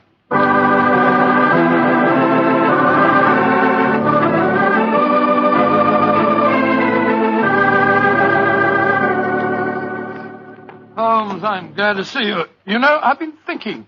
All this depends on Vernet's evidence. But supposing he was the murderer.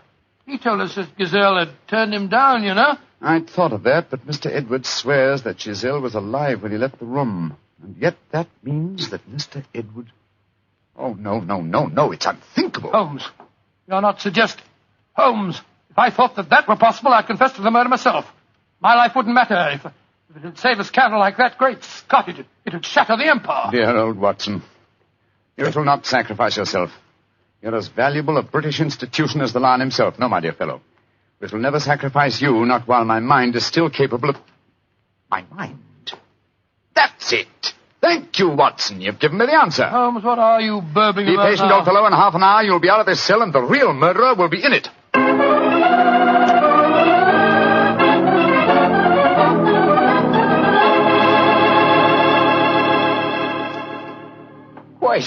Questions. Why must Alfieri answer so many questions? Because he will not yet tell the truth. You murdered Giselle Girondet. How many times I have to tell you I did not kill her? Why should I want to harm her? Because you were jealous. Because she humiliated and tormented you. But I was not in her dressing room. I've already proved that fact. Am I a magician that I can kill somebody without entering a room? Alfieri, I know how you killed Giselle Girondet without its necessitating your entering this room. You're a smart man. Please to tell me. I don't need to tell you. With the aid of Vernet, I'll show you. Open the window, Alfieri. What game is this? Very well, then. I'll open the window myself. Put your head out. Come on. So. Who do you see? Inspector Vernet standing 3 yards away, where you stood, and he's got your long training whip. No! Don't move! Stand there. The inspector hasn't your skill with a whip, but But he wants to try a little experiment. No, leave him alone! All right, Barney. I'm holding him.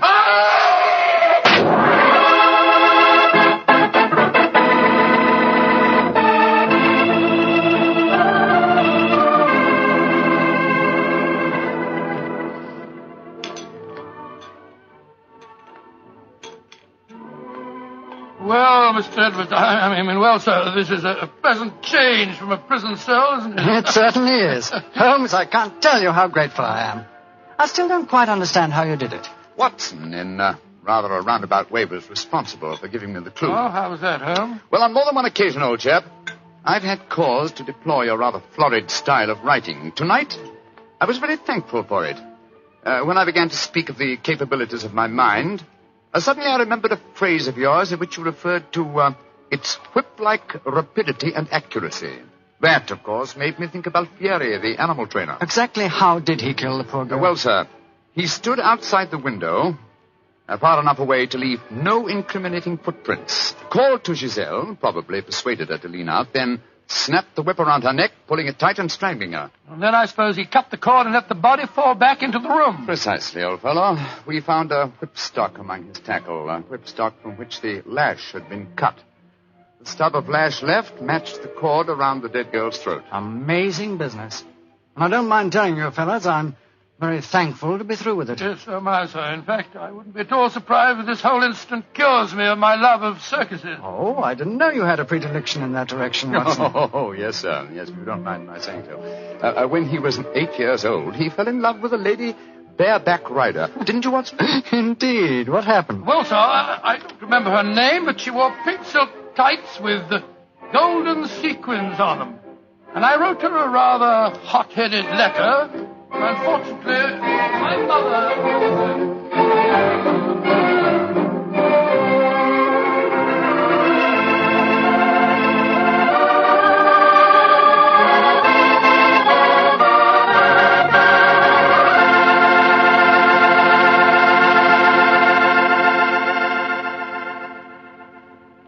Well, Doctor, that was one of the most unusual stories you've ever told.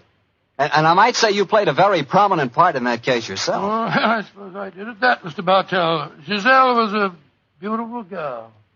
Beautiful. Boy, I sure love that nickname she gave you. Wheelie. Yes, I thought it rather nice myself. Well, that is, I mean... Don't get embarrassed over a nickname, Doctor. You should hear the nickname I had. When I went to school, all the girls called me Bottles. Bottles? Oh, I see, from Bartell. Bartell? Some nickname, like a prophecy. What do you mean? Well, they called me Bottles, and now that's what I like to talk about most. Bottles. Bottles of Petri wine. Oh, I should have known. And I'd like to talk about Petri wine because, as far as I'm concerned, it's the swellest wine that ever poured from a bottle. And now I'm sure our good friend Dr. Watson's waiting for us. Let's go enjoy. There you are, Mr. Bartell. Good evening, Doctor. All alone tonight, huh? Yes, my boy, if you can call a man alone when he's got his pipe, his books, and a glass of good port at his elbow. Take your coat off. The fellow and join me. Thanks, Doctor. Help yourself to the port. There's some rather special tobacco in the jar over there. Fine. And now, Doctor, are you ready to tell us tonight's new Sherlock Holmes adventure? I am, Mr. Bartell, and I think you'll find it a most unusual story. It began on a winter's night in 1896. Holmes and I had gone to a theatre in the East End of London to see a performance of a famous old English melodrama called Sweeney Todd, the Demon Barber of Fleet Street. That's a good bloodthirsty title, Doctor. The Demon Barber. He sounds as though he specialized in close shaves. Oh, gracious me, Mr. Bartell, that's almost unforgivable. He was a murderer of voracious appetite who placed his victims in a specially constructed barber's chair, cut their throats, and then pressed the lever that would swing the chair over and decamp the unfortunate victim into a horrible cellar beneath his shop. This is only a stage play you're talking about, Doctor. As my story begins, we were seated in a private box watching one of the closing scenes. Holmes was leaning forward in his chair, following the action on the stage with an obvious delight, while I sat beside him equally engrossed. An actor by the name of Mark Humphreys was playing the part of Sweeney Todd, and no one could deny that he was playing it up to the... Where are you going, Tobias? To the nearest magistrate, Sweeney Todd, to denounce you as a fiendish, cruel, cold-blooded murderer. You have pronounced your doom. Into the chair with you, and over and down into the depths below. There. Whence comes this apparition? 'Tis the ghost of another customer of mine. The yawning grave yields up his ghastly inmates to prove me guilt. Blood will have blood. See, he is there. He comes to accuse me of his murder. Oh, save me! 'Twas not I that slew you. Let me leave, or it will kill me. Let me leave!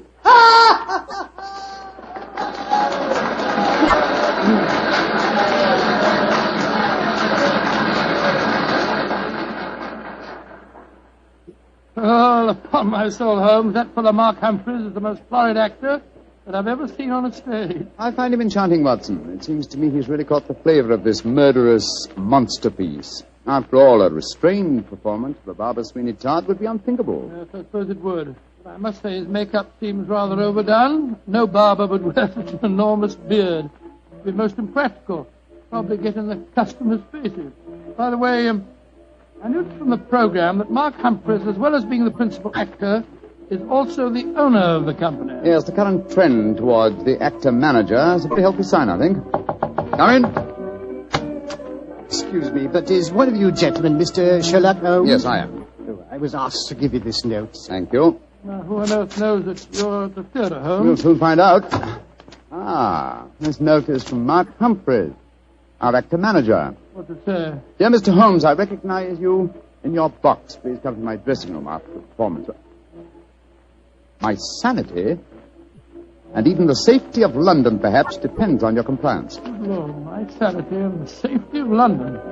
I wonder what on earth you mean. That, my dear fellow, we can only discover by going backstage to meet him. As it is, the curtain's going up in the last scene I see. For a little longer, we must possess our souls in patience.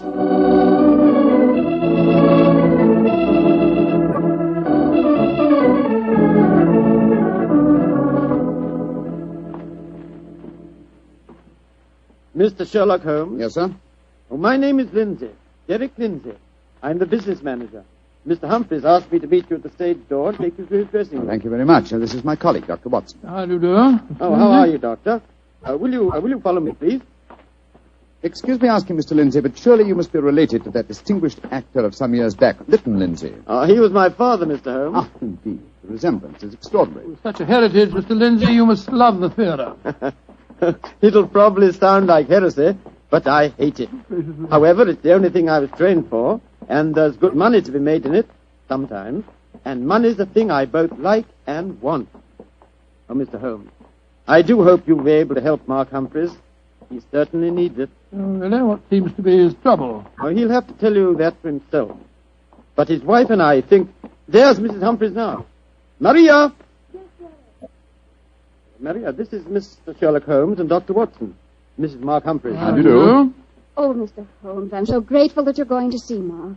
He's in such a dreadful state. There have been times lately when Mr. Lindsay and I have been afraid he's going out of his mind, haven't we, dear? Indeed we have. We're both dreadfully worried about him. In that case, I hope I can be of service. Which is his dressing room? Number 1, next door to mine. Derek, I think it'll be better if Mr. Holmes and Dr. Watson go in alone. I'm sure Mark will speak more freely if we're not in the room. I think perhaps that is a good idea, Mrs. Humphreys. We'll see you later on. Come on, fellow. That's all.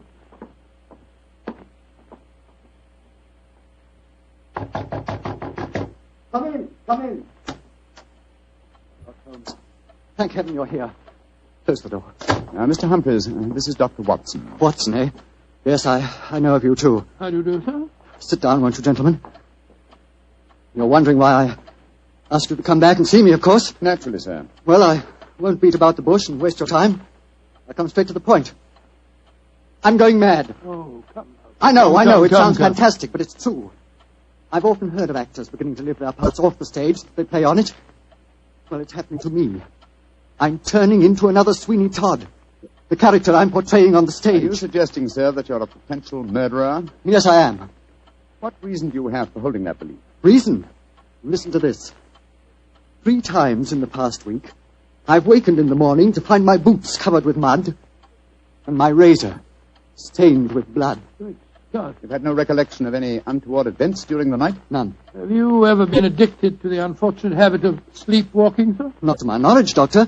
And if I had been, surely my wife would have told me about it. Your wife?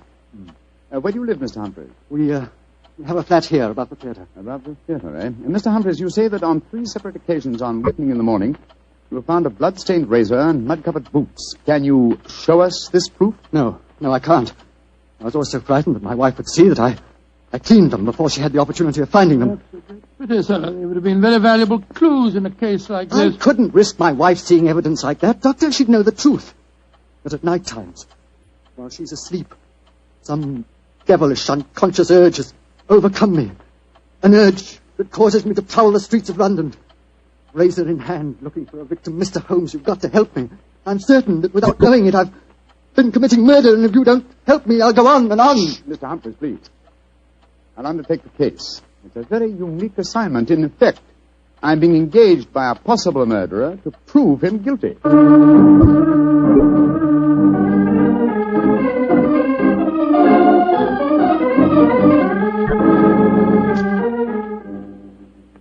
Well, Mr. Holmes, I've been through all the records we have here at Scotland Yard. What have you found, Inspector Gregson? In the last 2 months, we haven't had one case of an unsolved killing with a razor. Any mysterious disappearances, Inspector? Bless your heart, Doctor. There's never a day that passes without one or two of them. Here's a list of them, Mr. Holmes, if it's any use to you. Thanks. Come on, Watson. In the morning, we can go back to the theatre and set our friend's mind at rest. I'm much obliged to you, Gregson. Glad to be of service, Mr. Holmes.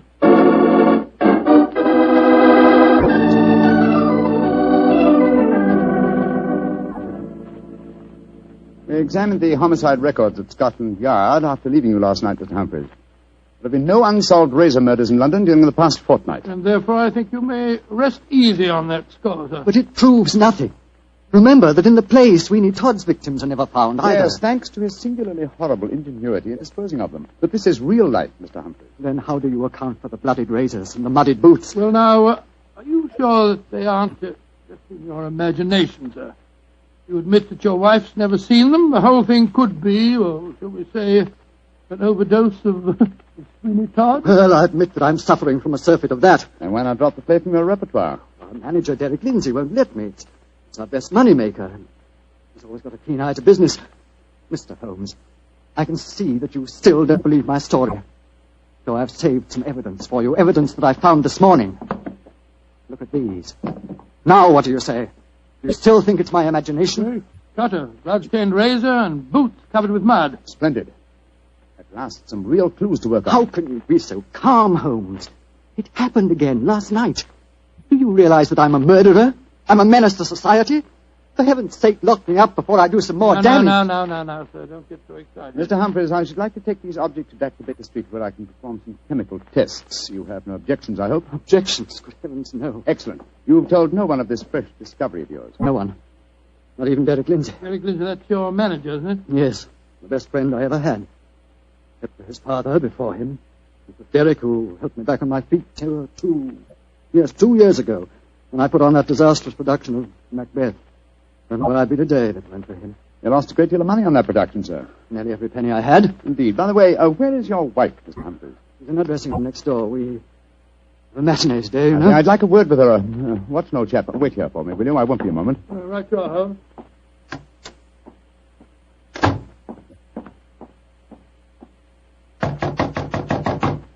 Who is it? Sherlock Holmes. You want to talk to me, Mr. Holmes? For a moment. May I come in, Mrs. Humphreys?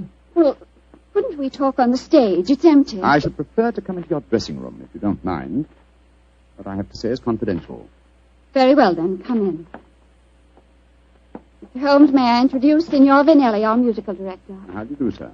It is a great honor to meet the so great Signor Holmes. I have so admired you. Oh, often I have envied you. Many times I say to myself, Giuseppe... Signor Vanelli, if you don't mind, I wish to speak to Mrs. Humphreys alone. Oh, I quite understand. Excuse me, Signor.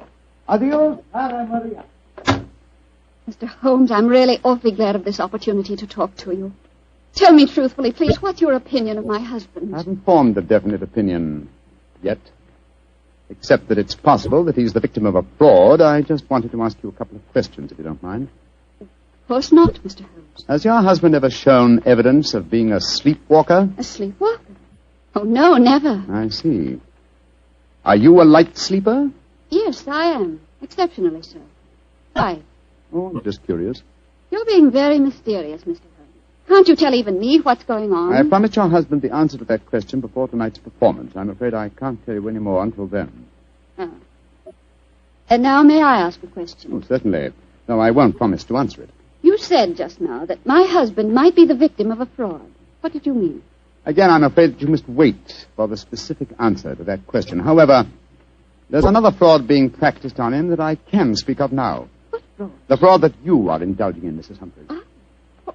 What do you mean? Of course, this particular fraud is none of my business, but when I almost force my way into your dressing room and find your musical director, a quantity of rice powder on one shoulder and suggestions of rouge on his cheek, it doesn't take a great deal of intelligence to deduce that your husband is being deceived. Get out of here at once. That's exactly what I propose doing. Good day to you, madam. No doubt I shall see you later on.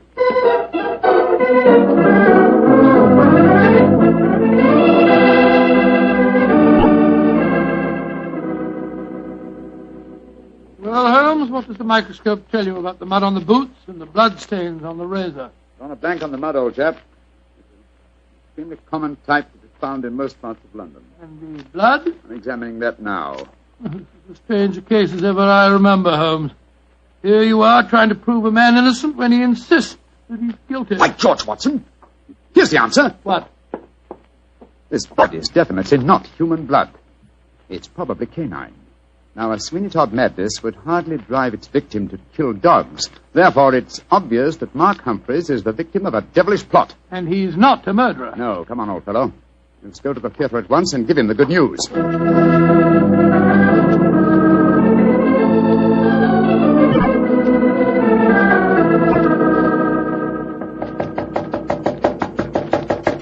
Why doesn't he answer? 3/4 of an hour before the curtain time. Oh, it must be in his dressing room. I'll knock again. Come on, Watson, let's go in. Holmes, look. Look, he's slumped over his dressing table. I hope we're not too late. Here, give me a hand with him. We are too late. His throat's been cut. Poor devil. I promised him a solution to his troubles before the night was over. Little did I think that the solution would be death.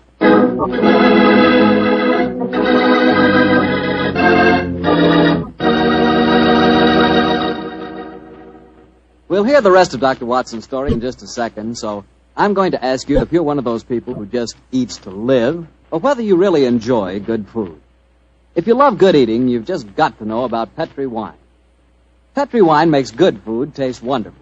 For instance, if you're having steak or a roast or any meat or meat dish, you'll love it served with Petri California Burgundy. Petri Burgundy is the last word in delicious red wine. Now, with chicken or fish, you can't beat the delicate Petri California Sauterne, a really extraordinary white wine. Just to make sure you don't miss either Petri wine, don't buy one, buy two. Buy both Petri Burgundy and Petri Sauterne. They're both swell because they're both Petri. Well, Dr. Watson, what happened next? Well, Phil, I think I'll pick up the story exactly where I left off. Holmes and I were standing in Mark Humphrey's dressing room, looking with horror at the flashed throat of the actor-manager. There was a bitter, self-accusing note in Holmes's voice.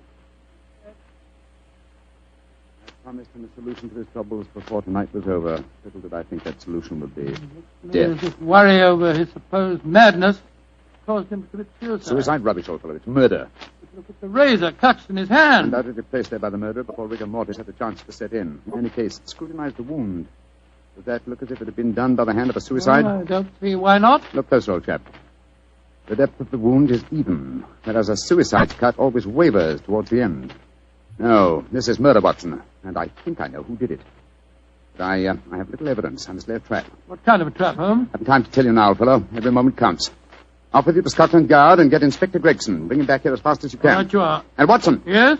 Tell absolutely no one except Gregson of Mark Humphrey's death. And say that he's still alive and well and that his problems are solved. It's the performance of the play. Don't you worry about that, old chap. Off with you to Scotland Yard.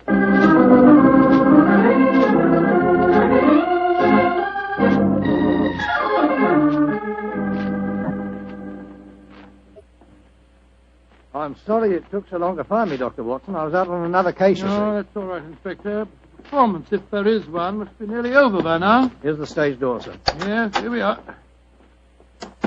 Here, you can't go on the stage. Who says I can't? I'm Inspector Gregson of Scotland Yard. Oh, sorry. Performance is going on. I wonder who the devil's playing Sweeney Todd. Come along, let's just stand here in the wind. Quietly. This is only the wind whistling through this cellar. But this is impossible. There's Mark Humphreys on the stage. I saw him with his throat cut. I don't believe in ghosts, Doctor. Great heavens, it's Holmes. Like that. Who's this? It's you, Mrs. Barber. Somebody seems to cut your throat. What a pity. No more veal pies. Tell Sweeney Todd who cut your throat, dearie, and you'll cut their throats, too. He'll revenge you while you burn down there in hell, dearie. He'll revenge you.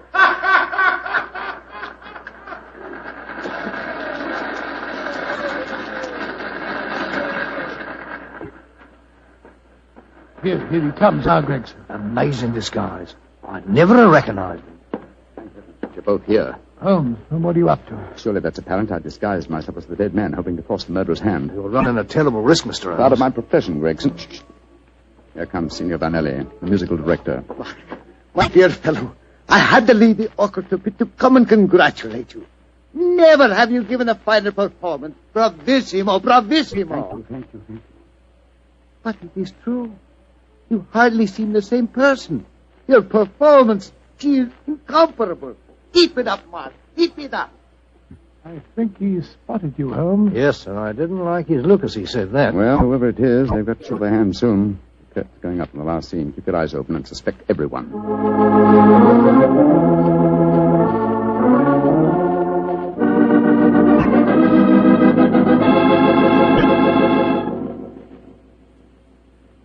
Look, my lord, Judge. He's by your side. Do not consider your ermine robe is stained with blood. Sweeney Todd, what dark deed presses on your conscience? Was a dark, foul deed, but heed not what you hear, Lord Judge, nor what you see. Still the figure sits there. I hear it come to this. It is useless to deny my guilt. The very dead rise from their settlements to prove Sweeney Todd a murderer.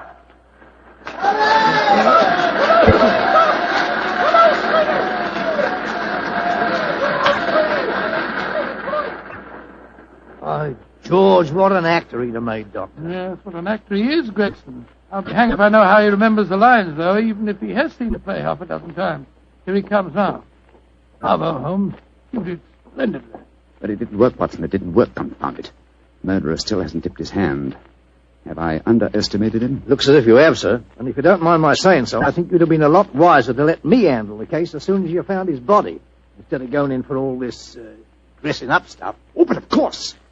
Now I see it. Only one person could have killed Mark Humphreys. Who, Holmes? Do as I say, and I'll show you. I'm going to Humphreys' dressing room now, alone. Give me a few moments' start, and then follow me. Out of sight, but within earshot.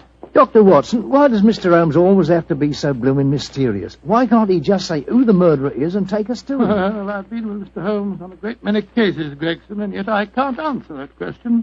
Come along. He's got a big enough start now. Let's follow him. I'm very fond of Mr. Holmes, you know, Doctor, and yet there are times when I get so angry with him. He shouldn't risk his life like that. You know Mr. Holmes. He'll never change. Well, if he don't, one of these days he's going to wake up and find himself dead. Shut the door. Someone inside with him. You devil, Listen. Humphreys! How many times do I have to kill you? Great Scott, it's Derek Lindsay, the business manager. Come along, Gregson. No, Lindsay! You succeeded in killing Humphreys, but you won't kill me. Grab his arm. Look out for that razor. Here, you. Let go of me! No, you don't. Ah, very neat, Gregson. Are you all right, Holmes? Perfectly, thanks, old chap, though I'm a little tired. Gregson, my dear fellow, will you take over from here? I think I've had enough melodrama for one day.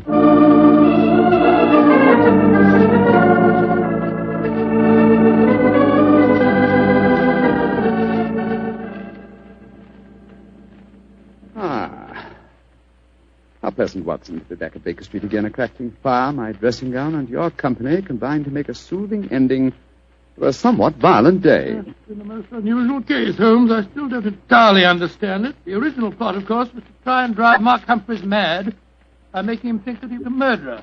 That accounts for the boots and the blood-stained razor. Precisely, my dear fellow. And the killer, having conditioned his victim by this trickery, then murdered him, trying to make it appear a suicide.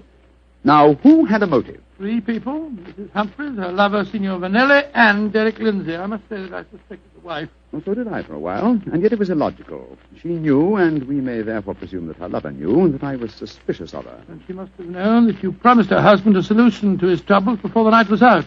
It seems highly improbable that she or Signor Vanelli would have faked his suicide at that point. Quite right, my dear fellow. So I investigated Derek Lindsay's affairs, and I found that what Humphreys had referred to as the kindly act of a friend in helping him back onto his feet was in reality the mortgaging of his entire theatrical effects. Lindsay stood to inherit the theatre on Humphrey's death. Therefore, I was convinced that he was the killer. And then, after he'd murdered him, he saw what he thought to be Mark Humphreys on the stage. Ah, that's where I was slow and stupid, old chap. I couldn't imagine what motive gave the cold, clear nerve to suppress all reactions when he saw his supposed victim revived on the stage. Only at that moment did I realize. And what was the motive that made him hold his hand? The characteristic that ruled his life, Watson. Avarice. A morbid love of money. You see, if he'd attacked me during the performance, he'd have had to refund the money to the audience. His greed conquered all other passions. It made him wait until the performance was finished before he attempted my life. You know, Holmes, now that the case is solved, I'll tell you something in confidence. Please do, old fellow. What is it? At the end of the play tonight, I was afraid that you'd made a mistake, that you'd slipped up on the case. Gregson thought so, too. And I, Watson, will tell you something in confidence. Oh, what is it? There were 3 of us that felt the same way. Well, now you're being modest, no? I assure you I'm not, my dear chap. In fact, in the future, if it should strike you that I'm, getting a little overconfident of my powers, or perhaps giving less pains to a case than it deserves, kindly whisper Sweeney Todd in my ear, will you? I shall be infinitely obliged to you.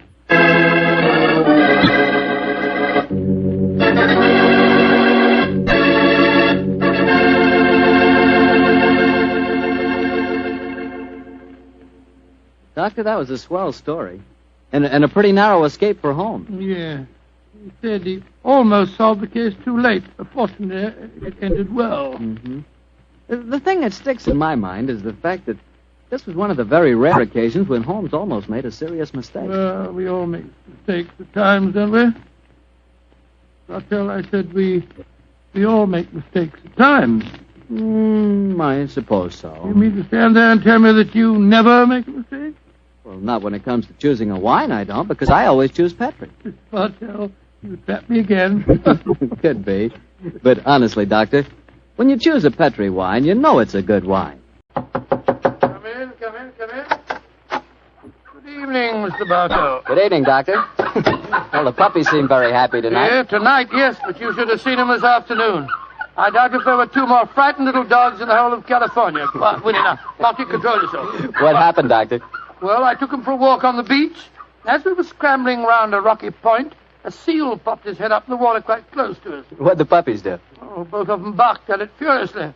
And the seal? Blew a few bubbles and then barked right back. I don't know what the world's speed record is for short-legged dogs, but I'm sure they broke it. You know, Doctor, I'll have to join you on one of those afternoon strolls of yours. You always seem to be having such exciting adventures. Oh, and talking of that, how's about tonight's new Sherlock Holmes adventure? Well, I'm all ready for you, my boy. In fact, I was looking over my notes on the case just before you arrived. This is another story in which Sherlock Holmes' elder brother, Mycroft, played an important part. Mycroft Holmes was 7 years older than Sherlock, and some said it is superior in powers of observation and deduction. That sounds like heresy, Doctor. No, young fellow, my lad. Holmes himself was the first to admit it. In fact, if it hadn't been for his incurable laziness, Mycroft could have been a formidable rival to his younger brother. However, Mycroft did hold a position of considerable importance at the Foreign Office, and it was there that tonight's story begins. It was in the winter of 1899, and Mycroft Holmes, after a gourmet's lunch, was reclining full length on a leather settee. His eyes were closed, his hands were folded across his stomach, and his breath came rhythmically. A cynic would have declared that Mycroft Holmes was taking an after-luncheon snooze. But Mr. Holmes' secretary, a gentleman by the name of Gardner, was a realist. He tapped on the door discreetly. Then he rapped on it. And still there was no response, so he opened the door and entered. After a moment, He gave what he thought was a discreet comment. Mycroft Holmes opened his eyes and folded his hands and said, "Found it, Gardner. Must you come in here and bark at me so soon after lunch?" I'm sorry, Mr. Holmes, but I thought that... You thought that as I was lying down with my eyes closed that I must be bored, and so you came galloping in. Oh. Well, what do you want? There's an old lady outside, sir. She insists on seeing you personally. I've tried to get rid of her, but... What's her name? Mrs. Hudson, sir. Mrs. Hudson? Huh. Show her in, Gardner. Show her in. Very good, sir. Undoubtedly a message from young Sherlock. How are you, Mrs. Hudson? Oh, good day, Mr. Holmes. I'm sorry to interrupt you, but I won't take up much of your time. Sit down, won't you? Don't leave us, Gardner. I may need you in a few minutes. Very good, sir. Now, Mrs. Hudson, what's the message? Message, sir?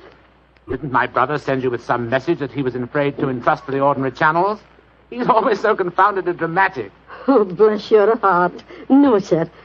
I've come to you with a little problem of my own. I didn't like to bother Mr. Sherlock Holmes with it. He's been so busy lately, and he's looking very tired. And so you came to me. Delightful. I thought you wouldn't mind, sir. You've always been so nice and friendly to me. Pure laziness. It is less effort to keep an old friend than to make a new enemy. But tell me your problem. Well, it's really my sister's problem, sir. She keeps a boarding house at 14 Kensington Gardens Square in Bayswater. And she's convinced that one of her boarders, a man who has a room on the first floor back, she's convinced that he's a birdman. And what in heaven's name is a birdman? Do you know, Gardner? No, sir. I can't imagine. Oh, it's like a werewolf, gentlemen, except that the man turns into a bird. Oh, come now, Mrs. Hudson. Oh, I know it sounds daft, but my sister's in a dreadful state. Of course, I've been with your brother long enough, sir, to know that such things are nonsense. But how can I prove it to her? What reason does your sister give for holding a strange belief? She keeps finding pigeon feathers in the room. Now, the man doesn't keep pigeons, sir. My sister knows that for a fact. Has she found any traces of scattered food on the window ledge? None, sir. No signs of any pigeons, except the feathers. My sister's a wee bit fey, Mr. Holmes. She's the 7th daughter of a 7th daughter, and you know what that means. Just the same, she's not imagining things, sir. She's shown me the feathers herself. Where were they, Mrs. Hudson? Somewhere on the floor by the end of the bedstead, sir. I brought some along with me. Here, sir. And we found some more in the gentleman's cupboard where he keeps his clothes. By George, I wonder What is it, sir? I'll tell you in a moment, Gardner. Mrs. Hudson, this matter will require a little private investigation. You may return to your sister and tell her not to worry. I shall get in touch with you as soon as my inquiries are completed. Good day to you. Good day, sir, and I'm very much obliged to you. Well, Gardner, what do you make of it? An old wives' tale, sir. You're not treating it seriously, are you? Yes, I am. One of these feathers shows evidence of having had string tightened round it. That suggests a captive bird. Now, a captive bird smuggled into an obscure boarding house would point to something of the greatest importance to us, Gardner. By George, sir. You mean carrier pigeons? Exactly. And remember that we're at war, and that the Boers have obtained several important and highly confidential secrets of ours lately. We know there's a leak somewhere. This requires an active investigator who can work with discretion. Now, I could work with discretion, but I don't feel too active at the moment. Ah, I have it. I want you to write this letter to my brother. Disguise your hand, use plain, cheap notepaper, and don't sign the letter. He won't be able to resist that combination. Are you ready, Gardner? Yes, sir. Very well, then. My dear Mr. Sherlock Holmes, we know of your proposed investigation of the tenant in the first floor back at 14 Kensington Gardens Square. We warn you, as you value your life, keep away from the...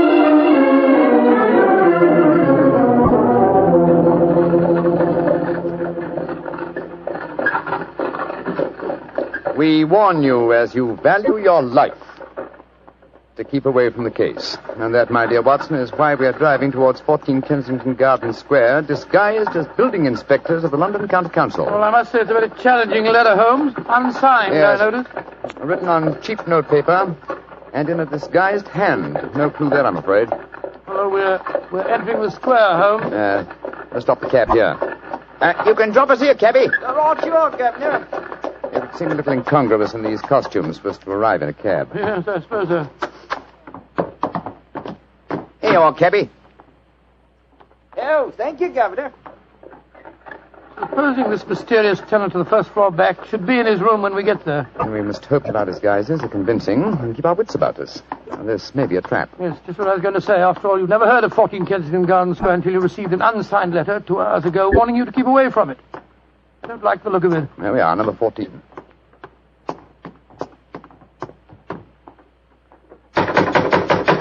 I suggest that you let me do most of the talking. Good Lord, yes. My Cockney accent doesn't compare with yours.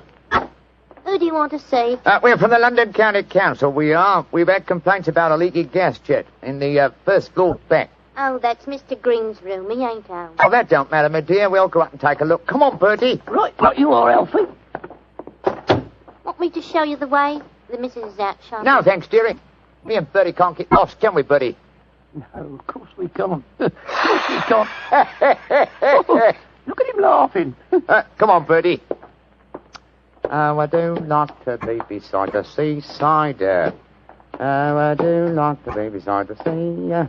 Diddly-um-pa-pum-pa-pum, diddly-um-pa-pum-pa-pum. Nice house, Bertie, ain't it? Yes, Elf. Nice as can be, this house. Oh, I do like to be beside the seaside. I do like to be beside the... Here we are. First floor back. Better make sure the bloke ain't home. Oh, I do like to be beside... No, ain't home, Alfie. Oh? No, well, all right, let's go in. Oh. So this is the mysterious room, eh? Well, it looks perfectly ordinary, doesn't it? Yes, a depressing example of the squalor of boarding house life. Hello. What's this on the bedspread? Feathers. Must have come out of the pillow. No. These are pigeon's feathers, old chap. And look here, Watson. Attached to the bed rail. No, it's only a piece of string. String, yes, but with a small metal ring on the end. A ring such as is used to place around a homing pigeon's leg. But why should someone keep carrier pigeons in an obscure boarding house like this? Yes, why indeed, why indeed?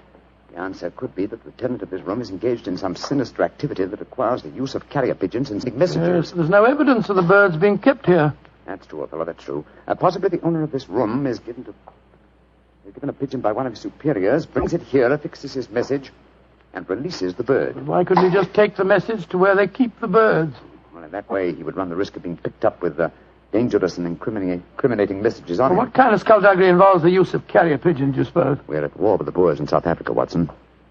What could be more logical than that a spy in their pay should be using this method to smuggle important information out of the country? By Jove, yes, Holmes, I wouldn't mind being... Somebody coming. Look out. Who are you? What the devil do you think you're doing in my room? Well, my name's Bertram, and I come here to look at your gas pipes. No, don't lie to me.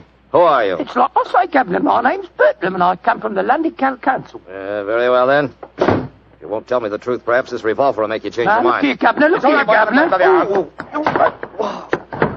Grab his revolver, Watson. Yes, right. Holmes, where were you? I slipped behind the doors. This gentleman opened it. Yeah, me, sir. Your overcoat seems extraordinarily well filled with chest, doesn't it? Why not slip it off? Yeah. It's a bit warm in here. Let me alone.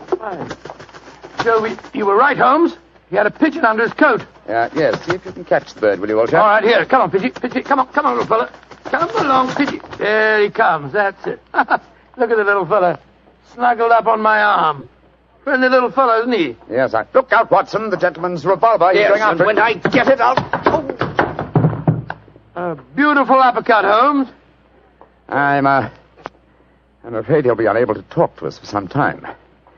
How fortunate he told us where the message was hidden before we indulged in this little set, What do you mean? He didn't say anything about a message? No, not verbally, but I was watching his reflection in the mirror as he entered the room. His eyes first glanced at this top drawer on the dresser here to see if we'd touched it.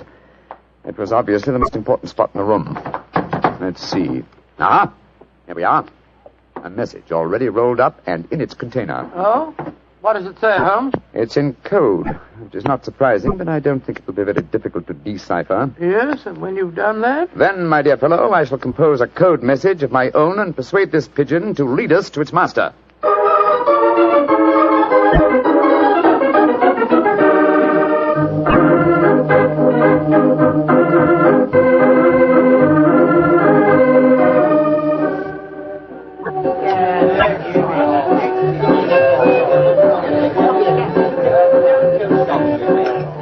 I can see from your puzzled expression, Watson, that you're wondering why I brought you to Dexter's Music Hall in the Edgware Road. Well, I must confess I'm a little confused, Holmes. First of all, we go to Baker Street and you spend hours poring over some obscure book. Then you write out a message, attach it to a pigeon, and let it loose.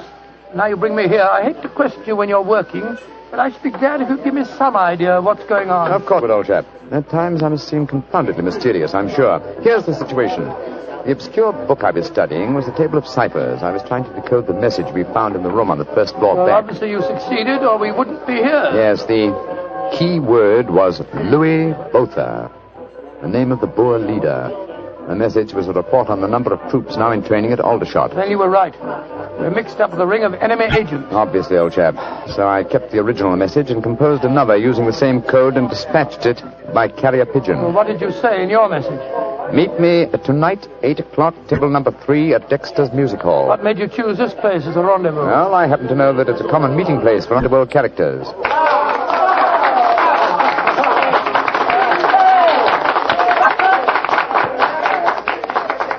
And which is table number 3? The one over there in the corner. I reserved it. Then why don't we go and sit down there instead of standing it here at the back of it? I thought we'd give our visitor the opportunity of showing his hand first. He won't be expecting Sherlock Holmes and Dr. Watson, I fancy.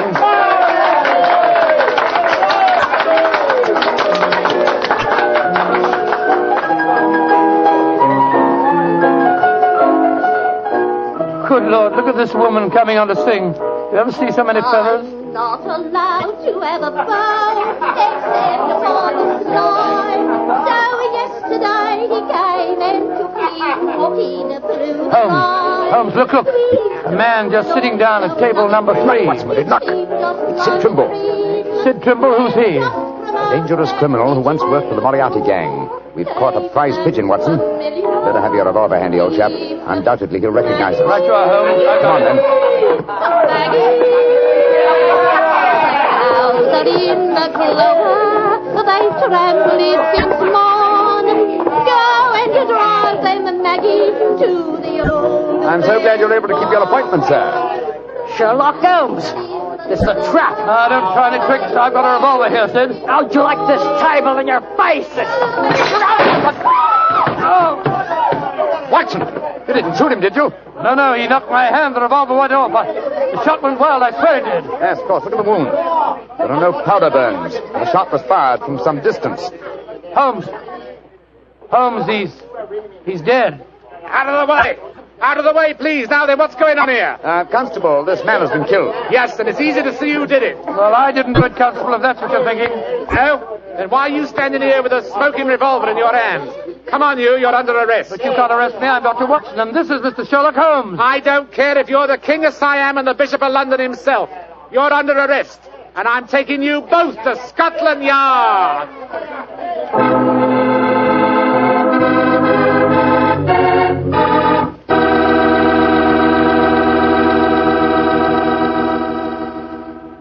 You'll hear the rest of Dr. Watson's story in just a second.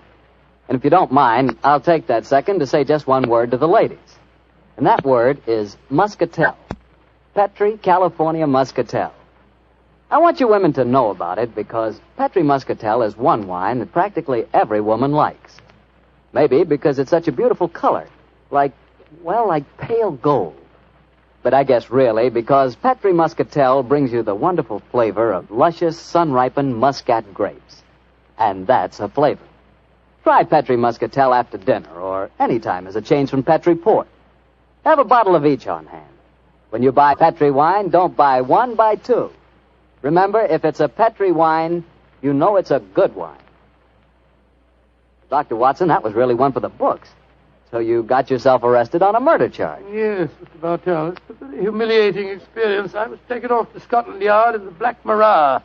Looked like any common criminal. The wretched constable wouldn't listen to a word that I'd got to say. Well, Sherlock Holmes went with you, of course. Naturally, but after we arrived at Scotland Yard, my mortification was complete, and I found that I was led into the presence of our old friend, Inspector Lestrade. Holmes spoke to him at some length, but I could see from Lestrade's expression that my position was a very serious one. Now I can see what it is, Mr. Holmes. You see, I know you both. But I must say there are lots of them here at the Yard as don't like what they call your high-handed method. But, Lestrade, personal likes or dislikes have nothing to do with this. No, of course they haven't. It's purely a matter of evidence. Well, I know that, Dr. Watson. And the constable's evidence was as clear as the nose on your face.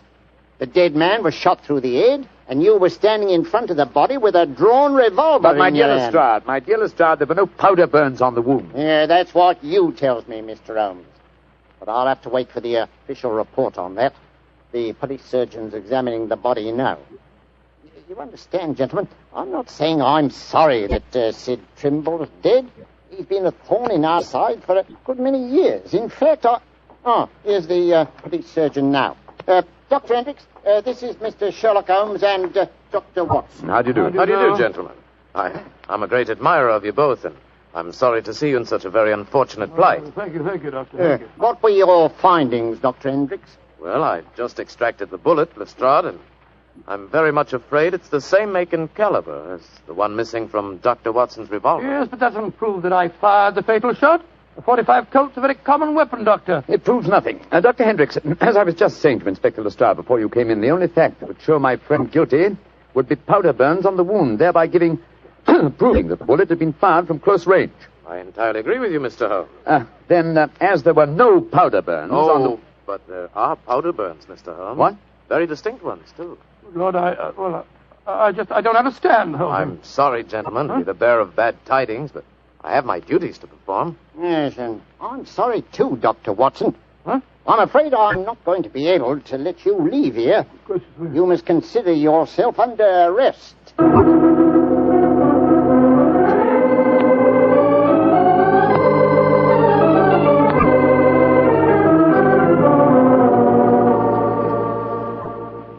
Holmes, I never felt more despondent in my life. Oh, cheer up, old chap. Well, how can I? Locked up in a prisoner's cell. Looks as if I might end up at the gallows. Don't worry, Watson. You'll be out of here before the night is over, I promise you that. I wish I felt as confident as you do. How do you propose to do it? Oh, with the aid of a little hard thinking. Thinking? That won't unlock any cell doors, thinking. But it will, old fellow. It's obvious someone's deliberately trying to incriminate us. Let's try and reconstruct killing logically. Sid Trimble was a member of an espionage ring. I sent him a false message. After he'd left to keep the appointment, one of his colleagues trailed him to the music hall and killed him before he could betray anything to us. Yes, that's undoubtedly the way it happened. The powder burns, Holmes. How do you account for them? There were none just after the shot was fired. We know that. And yet Dr. Hendricks assures us that there are very distinct powder burns now. May we come in, gentlemen? Yes, of course you can, Dr. Hendricks. Oh, hello, Lestrade. Yes, I thought we'd come and chat with you, Doctor. Oh, that's very nice of you, gentlemen. Yeah, not a bit of it, Doctor. You know, it hurts me to see you in here, and that's a fact. And I can't bear to see a fellow medico in such plight. Without coming in to see what I can do to help, Watson. Yeah. You're very quiet, Mr. Holmes. Am I, Lestrade? I was thinking. You see, What, old chap? I have it. You have what? The answer. You'll sleep in Baker Street tonight after all. Mr. Holmes, what are you talking about? The murder of Sid Trimble. The incriminating powder burns were obviously faked. Watson and I know that, whether you and Dr. Hendricks believe it or not. The question is, how were they faked? I think I have the answer. Dr. Hendricks. Yes, Mr. Holmes? If a blank cartridge were fired at the wound after death, it would produce powder burns, wouldn't it? Undoubtedly. Yeah, but who could have done that, Mr. Holmes? Ah, that's the point, Lestrade. Who had the opportunity? The constable who brought the body here. True, old chap. Huh? Also, you, Dr. Hendricks. That's perfectly true. Yeah. Well, I had the opportunity too, Mr. Holmes. I spent half an hour in the morgue alone with the body when it first come in. Well, you've narrowed it down to 3 suspects, Holmes. I hope I don't hang before you find the real killer. I found him, Watson. Why, who is he, Mr. Holmes? The answer is simple, Lestrade. The powder burns were certainly faked by a blank cartridge. Now, if a blank cartridge were fired into a wound, the wadding would have penetrated and distorted the wound. Yes, but supposing the person had removed the wadding from the blank, Mr. Holmes. Its effect would still be quite apparent to the police surgeon who removed the bullet. Am I correct, Dr. Hendricks? Entirely. The surgeon could not fail to identify the marks, Mr. Holmes. Exactly. Therefore, only one person could have fired that blank cartridge without detection. The same person who made the incision necessary to remove the cartridge would also remove all traces of the shot. You yourself, Dr. Hendricks. Holmes, I believe you're right. That's an ingenious theory, Holmes. Surely you're joking. Am I? Then how do you account for the pigeon feathers on the collar of your coat? I'm not... The devil with you, Holmes! Here, come back here. Doctor! Constable! Come back, Doctor! Great Scott. Scotland Yard itself harboring an enemy agent. On my soul, Holmes, you've done it again. I must say you've got sharp eyes. I didn't see those pigeon feathers on Hendrick's collar. Confidentially, my dear fellow, neither did I, but Hendrick's guilty conscience knew they might be there. It was a shot in the dark, and I had to take it. If you'd spent the night in a prison cell, I should never have heard the end of it, I'm sure. Never.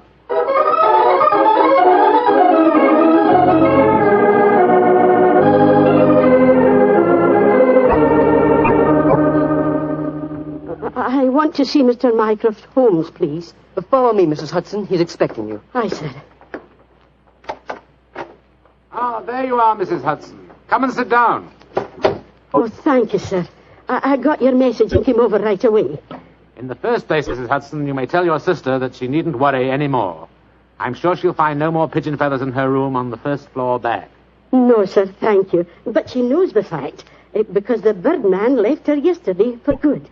Some strange men came and took him away, and today she's let the room to a nice young commercial traveller.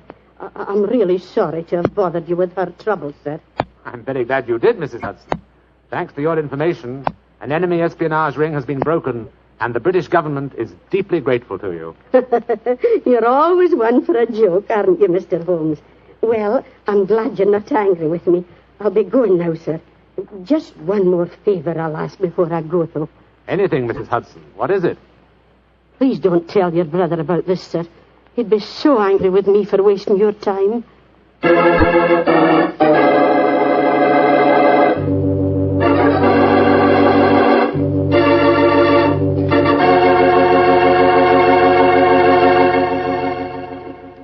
Well, Doctor, that was really a swell story tonight. Although it was a bit unexpected for you to have been arrested. Yes, indeed. Mr. Bartell, when you're a detective like Holmes or a doctor like myself, well, you've got to be prepared to meet the unexpected every once in a while. I suppose so. Of course, you wouldn't know about things like that, being a wine expert yourself. Oh, now, wait a minute, Doctor. From the way you talk, you'd think I spent every waking moment in a nice, cool wine cellar, tasting wine from morning till night. Well, don't you? Oh, now, Doctor, I'm no more a wine expert than you are. All I know about wine is that it either tastes good or it doesn't. And I know that Petri wine does taste good. Ah, there you are, Mr. Bartell. Good evening, Doctor. Good evening. Draw up your chair by the fire. That's it. The tobacco's in the jar beside you over there. Thanks. Well, Doctor, all ready for tonight's new Sherlock Holmes adventure? Yes, Mr. Bartell. Though on this occasion I'm going to tell the story a little differently. You see, I didn't take part in it myself, so I shall act as a narrator and recount the adventure as it was told me some years after it actually took place. Told you by Sherlock Holmes, I suppose. Yes. At the time the story happened, the whole world, including myself, believed that my old friend had been dead for 3 years. What did he do with himself during those 3 years, Doctor? Wandered about the world, Persia, Egypt, the south of France, and 2 years of his time was spent in Tibet, where he disguised himself as a Norwegian explorer by the name of Sergerson, his object being to visit the forbidden city of Lhasa. The story began as Holmes stood on the outskirts of a tiny encampment, high in the Tibetan snows, disguised as a Norwegian Sergerson. Surrounding him was an excited group of native guides, their fur-capped faces and shaggy sheepskin coats making them appear like strange, wild animals as they stood there gesticulating wildly. The freezing wind whirled great clouds of snow away from the mountaintop that loomed above them. And Holmes told me that he felt a premonition of impending disaster.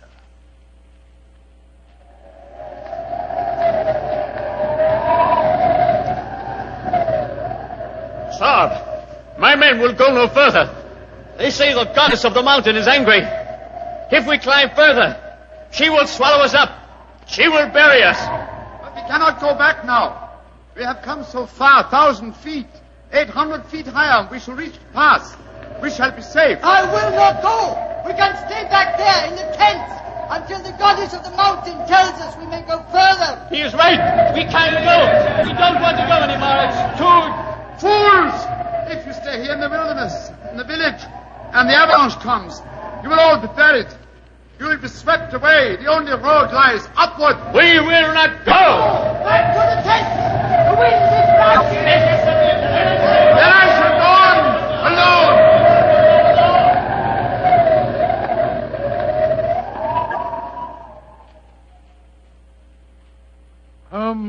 only one who survived. He struggled up the pass that led to safety, the icy gale whipping round him in a frenzy. A few moments after he reached the top, the avalanche occurred. The tents, the guides, and all their equipment were buried beneath hundreds of feet of hurtling, thundering snow. The way behind him was closed. He could only forge ahead. Alone, unaided, he descended the path that led to the plateau beyond. But the goddess of the mountain was still angry. Through the knifing wind and snow he battled on, without food and without, as he told me later, much hope. Even Holmes was helpless in that battle of man against the elements. What happened in that 36 hours he never really knew, except that the wind howled and the driving snow slashed at him without mercy. Finally, his mind began to wander, and he became delirious.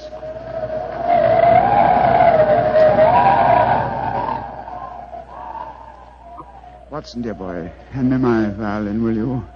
Moriarty, I want to introduce to you the goddess of the mountain. I think you will have a lot in common. 221B Baker Street, cabby. For heaven's sake, get me as fast as you can. I think I've caught a chill.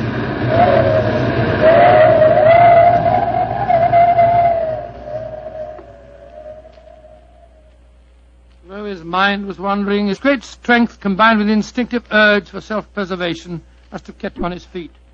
But finally he returned to normal consciousness to find himself jogging along a rough road in a primitive cart drawn by 2 oxen.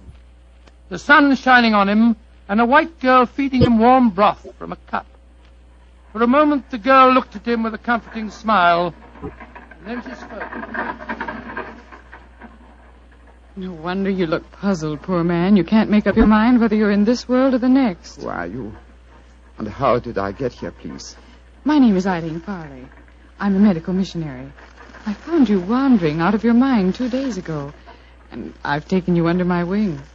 We're going to the monastery of Panchapushpa. I'm most grateful to you, Miss Farley. You have saved my life. Permit me to introduce myself. My name is Sigerson, Olaf Sigerson. I'm a Norwegian explorer. Oh, no. No, your name is Sherlock Holmes, and you're a famous English detective. Please, I don't understand. Mr. Holmes, you've been delirious for the last 2 days. In your ravings, I was delighted to learn that the great Sherlock Holmes did not die 2 years ago at the Reichenbach Falls. I can see that further simulation is useless, my dear young lady. However, I must implore you to keep my secret. It's essential that for a while longer the world continues to think me dead. You don't need to worry, Mr. Holmes. I'm a great admirer of yours, and I promise that no one will ever learn your secret from my lips. Try drinking a little more broth. You're dreadfully weak. Thank you so much. Help me, please! Please, to give me help! Another white man travels the road to Panchapushpa. Stop the cart! You need help? My own cart has broken the wheel. You're going perhaps to the monastery of Panchapushpa? We are. Good. Fyodor Dmitrievich Borodin, Imperial Russian envoy, will travel with you. Please to make room. Спасибо. Remember my secret. The cart may proceed. Понимаешь? Your name, please, young lady. Eileen Farley. I'm an American medical missionary. I do not approve of missionaries, but you are very beautiful. So Borodin will forgive you. Who is this mujik lying on the floor? He looks half dead. I am half dead, Господин Borodin. My name is Sigerson. I am Norwegian. What is a Norwegian doing in Tibet? I have been exploring the mountains. And what, may I ask, is a Russian doing in Tibet, Господин Borodin? What is a Russian doing? You shall see, my friend. To Holy Mother Russia shall belong Tibet. But now let us be gay. We have some hours ahead of us. You like vodka, Miss Farley? I'm afraid I don't drink. Borodin will teach you to drink. Then he will sing you songs of his native Russia. We shall be happy. Ay, chiki, chiki, chiki, gor, vashni, more, diashri. Singing. Holmes told me that every note jarred his aching, weary head. After a few hours, the strangely assorted trio arrived at the gates of the monastery. An edifice, as Holmes told me, of great antiquity and of breathtaking beauty, and built in the shadow of a giant mountain. He was fed and bathed, and shortly afterwards he found himself together with his 2 companions in the presence of the head abbot himself, a man of great age and infinite wisdom. The faint chanting of religious music could be heard coming from another part of of the monastery. As the old man spoke.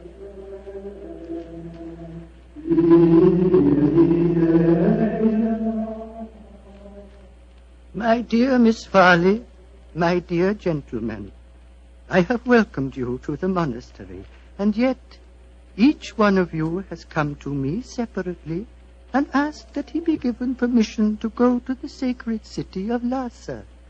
I cannot give that permission, my children. But a Jinn has traveled a long way. Russia will be most unhappy if it does not get the permission. I am an explorer, Reverend Sir. Will not that fact entitle me to some consideration? I, too, have traveled a great way, sir. My children, I realize your claims, but the permission is not in my power to grant. Tibet is ruled by our Chinese overlords. In any case, I will ask you to turn your heads. The gentleman approaching us has preceded you in residence here. He also wishes to tread the road to Lhasa. You have new visitors, I see. Yes, my son. Permit me to introduce you. Sir Harvey Forrester, and this is Miss Eileen Farley. How do you do? How do you do, Sir Harvey? Gospodin Borodin from Russia. How do you do? One cannot travel the world without meeting an Englishman. God we push it, Watsy. And Mr. Olaf Sigerson from Norway. God dag, Sir Harvey. How do you do? Please be seated. My children, the Chinese ruler in this province has heard of your presence here. He has announced his intention of visiting you. Before he arrives, I should like to ask you each a question. 4 of you, all from different countries, have traveled here to the mountains of Tibet.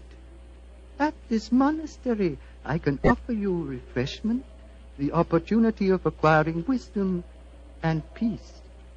What more do you seek in Lhasa? I shall ask you each that question in turn. You, Miss Farley, what do you seek? I seek the opportunity to bring both God and health to your Tibetan people. And you, Mr. Sigerson? I seek to chart the true course of your mountains, and so to bring knowledge to the world. And you, Gospodin Borodin? I seek to bring about complete understanding between the great peoples of Tibet and Russia. If I succeed, the Tsar and his family may consider turning to Buddhism. Indeed. And you, Sir Harvey, as representative of the British government, what do you seek? I shall not join in this contest of wishful thinking. I merely remind you, sir, that your government has signed a treaty with mine. And was not that treaty forced upon us by our Chinese overlords? No, my children. You have advanced brave reasons, but I cannot help remembering that the streams of Tibet bear gold nuggets the size of hazelnuts. You foreigners, in your pitiful ignorance, esteem gold. That signals the arrival of Watson, the Chinese emissary. Your problems will soon be settled, my children. I will acquaint him with your request. Why are you smiling, Mr. Holmes? At the name of the Chinese overlord, Watson. Must avoid falling into old habits and saying, elementary, my dear Watson. Shh. He's going to speak. Silence! Silence! The abbot has told me your wishes. I will hold conference. American lady and Norwegian will not be allowed. Only Great Britain and Russia have treaties with my country. I insist that I have prior right over the Russian representative. Short was me. I represent the Tsar, and Russia is your neighbor. I demand my diplomatic privilege. Follow me. I will decide these things, not you. I shall inform the British consul in Peking if proceedings... This is an insult to the Tsar. Holy Mother Russia will never... Well, Mr. Holmes, it looks as if you and I, at any rate, don't get to Lhasa. No. You look worried. Does the journey to Lhasa mean so much to you? It isn't that. I'm worried about the potential danger that hangs over this monastery. Violent forces are at work. What do you mean, Mr. Holmes? As you know, Miss Farley, I have some specialized acquaintance with these matters, and I tell you that I have rarely seen more clearly exemplified that emotional tension which leads to one thing, murder. That is what I'm afraid of, young lady. Murder. That was what Holmes was afraid of. Later that day, as the sun was setting over the mountaintop, the old abbot walked slowly in the monastery gardens as he talked to the man who he thought would be Mr. Segerson, what can I do to help you? Our conversation has pleased me. You are a man of rare perception and knowledge. I grant you one worthy to enter Lhasa, but I can offer no hope. Mr. Wa has already rejected the applications of both the Englishman and the Russian. He did that? He did, my son. He told me they were both very angry and threatened him. If anything were to happen to the Chinese emissary, would you have the right to grant permission for the journey to Lhasa? Yes, until the new envoy arrived from Peking. But what are you suggesting, my son? This monastery is a haven of peace, a backwater far from the troubled stream of life. No violence has ever occurred here. I hope it never will, and yet the Chinese envoy was threatened, you say, Reverend Sir? Yes, my son. He has left the monastery, of course. No, those who come here, even for a short visit, must break bread with us and sleep at least one night. Mr. Wa is quartered in the cell you see before us. Then do you mind if we call on him, Reverend Sir? Of course not, my son, though you will but waste your breath in talking to him. He will not give you permission to take the road to Lhasa. He sleeps, my son. Let us not disturb him. If you don't mind, Reverend Sir, I must waken him, if he can be wakened. What can be wrong? I think I know. I'm going in.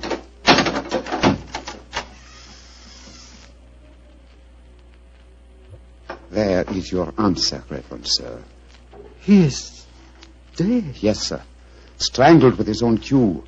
Oh, the poor misguided man has taken his own life, my son. No, sir. Look at those marks on his shoulder. He has been murdered. But what are we to do? As it happens, Reverend Sir, I've had a certain amount of experience with these matters in my own country. If I were to produce the murderer for you with certain proof of his guilt, would you authorize my going to Lhasa? Yes, since for a few days that permission is mine to give, I will grant it. You fill me with a strange confidence, but how will you find this taker of life? I can't tell you now, sir, but I shall find him. All that I require is a little assistance from you, sir. Of course. What is it? Let us both leave the cell, post a guard here, and give him strict orders that no one is to enter unless accompanied by me. Very well. But, my son, where are you going? Before very long, sir. I hope to be on my way to Lhasa.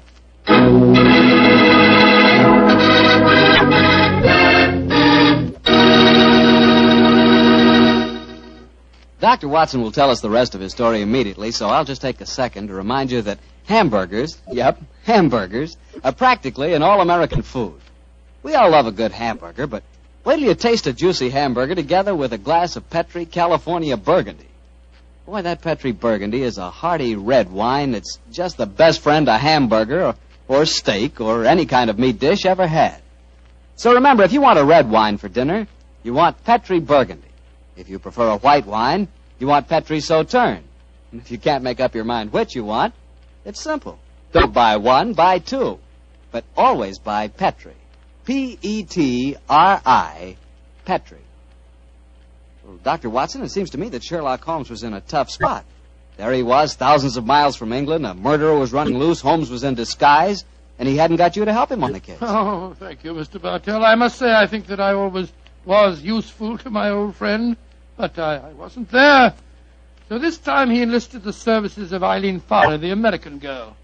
Immediately after he'd left the cell of the murdered man, he'd gone to Miss Farley and told her of the tragedy. As they returned to the scene of the crime, he found that his instructions had been carried out and that a guard was barring the entrance to the dead man's cell.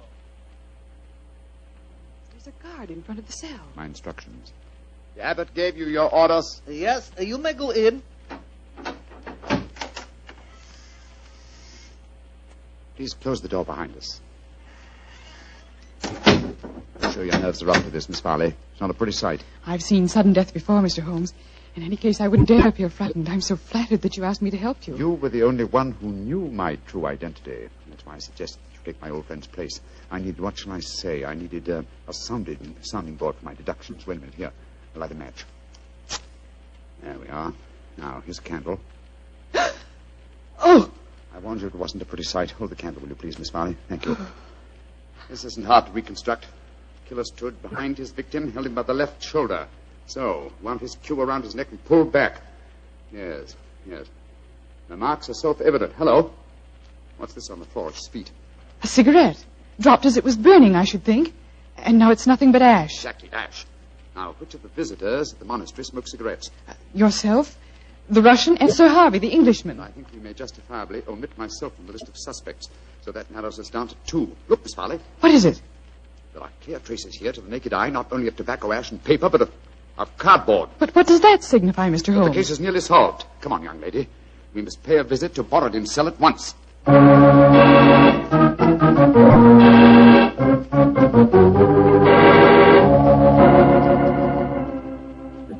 Arguments. Always, Sir Harvey Forrester, you give me the argument. But, my dear Borodin... I am not your dear Borodin. I'm Pyotr Dmitrovich Borodin, ambassador of Holy Mother Russia. I'm no friend of yours. Come in. The missionary girl and the sick Norwegian. Come in. We will drink vodka, and I will sing Russian songs for you. We haven't come here to listen to songs. The Chinese envoy was murdered tonight. So we have been told, my dear. Sir Harvey and I are very happy because of his death, are we not? Well, I won't pretend I'm heartbroken. Rasputin Borodin. What is it, Norwegian? You were in the cell tonight at the time of the murder. Huh? That's a lie. I can prove it. In that cell, I've just found ashes of totally burned cigarette ashes that included fragments of cardboard. Only a Russian cigarette has a cardboard mouthpiece. What you can or cannot prove is of no interest to me, Sigerson. He's very obstinate tonight, Sigerson. We've just been having a political argument. Couldn't agree on a single point, except on the danger of the common man. He was telling me of the most extraordinary revolution in his estates. Do you know they chopped off one of his hands? Dreadful. Your hand, Borodin. Which one? As God was merciful, my left hand. The one beneath your glove? Is made of wax, my good Norwegian. Is made of wax. Well, see for yourself. Extraordinary. It's more than that. It is conclusive proof. What do you mean, Mr. Sigerson? I cannot tell you now. I must leave you here. Let me warn you, the 3 of you will be well advised to keep an eye on each other. Meanwhile, I must see the abbot. Why, Mr. Sigerson? Because now I know who murdered Watson.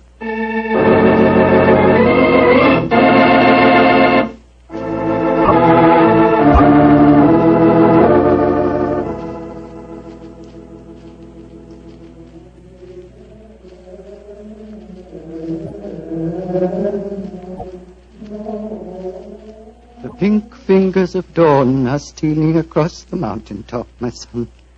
Soon you will be on your way to Lhasa. Yes, Reverend Sir. You have kept your promise. You kept yours, Mr. Sigerson. The Chinese soldiers have arrived, and the taker of life has been given into their custody. Before you leave, my son, I want you to do something for me. Anything, Reverend Sir. What is it? The hooded figure in the corner is that of the monastery scribe. He keeps our annals. I want you to explain for our records how you knew which one of the 3 was the taker of life. It was not difficult, sir. The killer had gripped Watson's shoulder with the left hand, while the right was used to strangle him.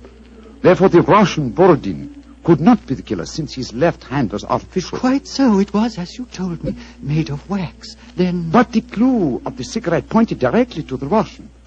Therefore, it had obviously been planted there deliberately to incriminate him. Now, there is no trained police force in Tibet. We need no police. There is no crime here, my son.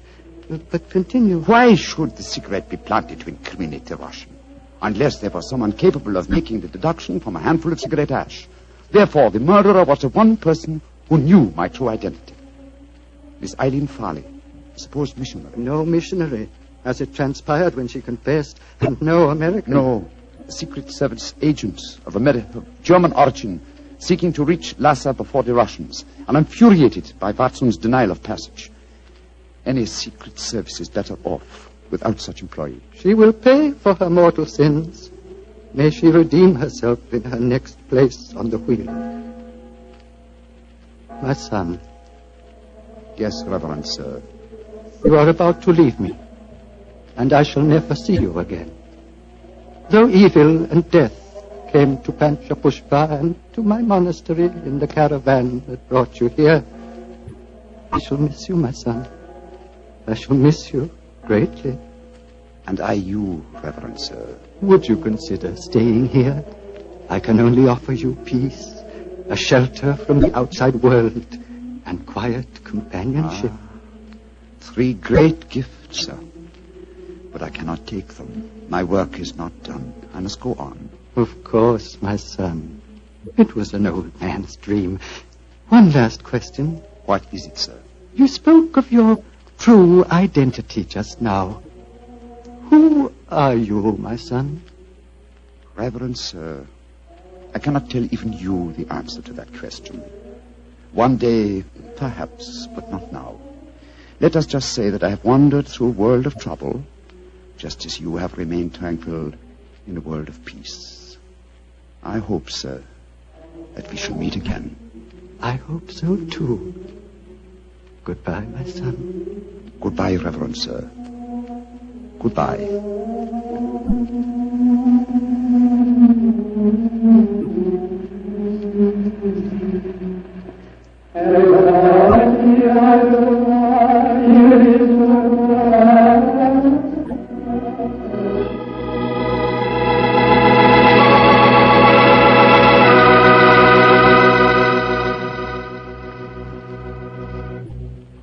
Doctor, that was really an unusual story.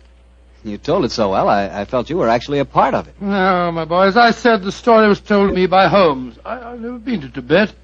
Been to India, of course. I never really wanted to go to Tibet. Horrible mountains, terrible weather, lots of bandits on the roads. Sort of dangerous place. Doctor, you're not afraid of danger, are you? 10 years ago, Mr. Bartell, a question like that would be an insult. Today I realize that all of us, unless we're stupid, have some fear of danger.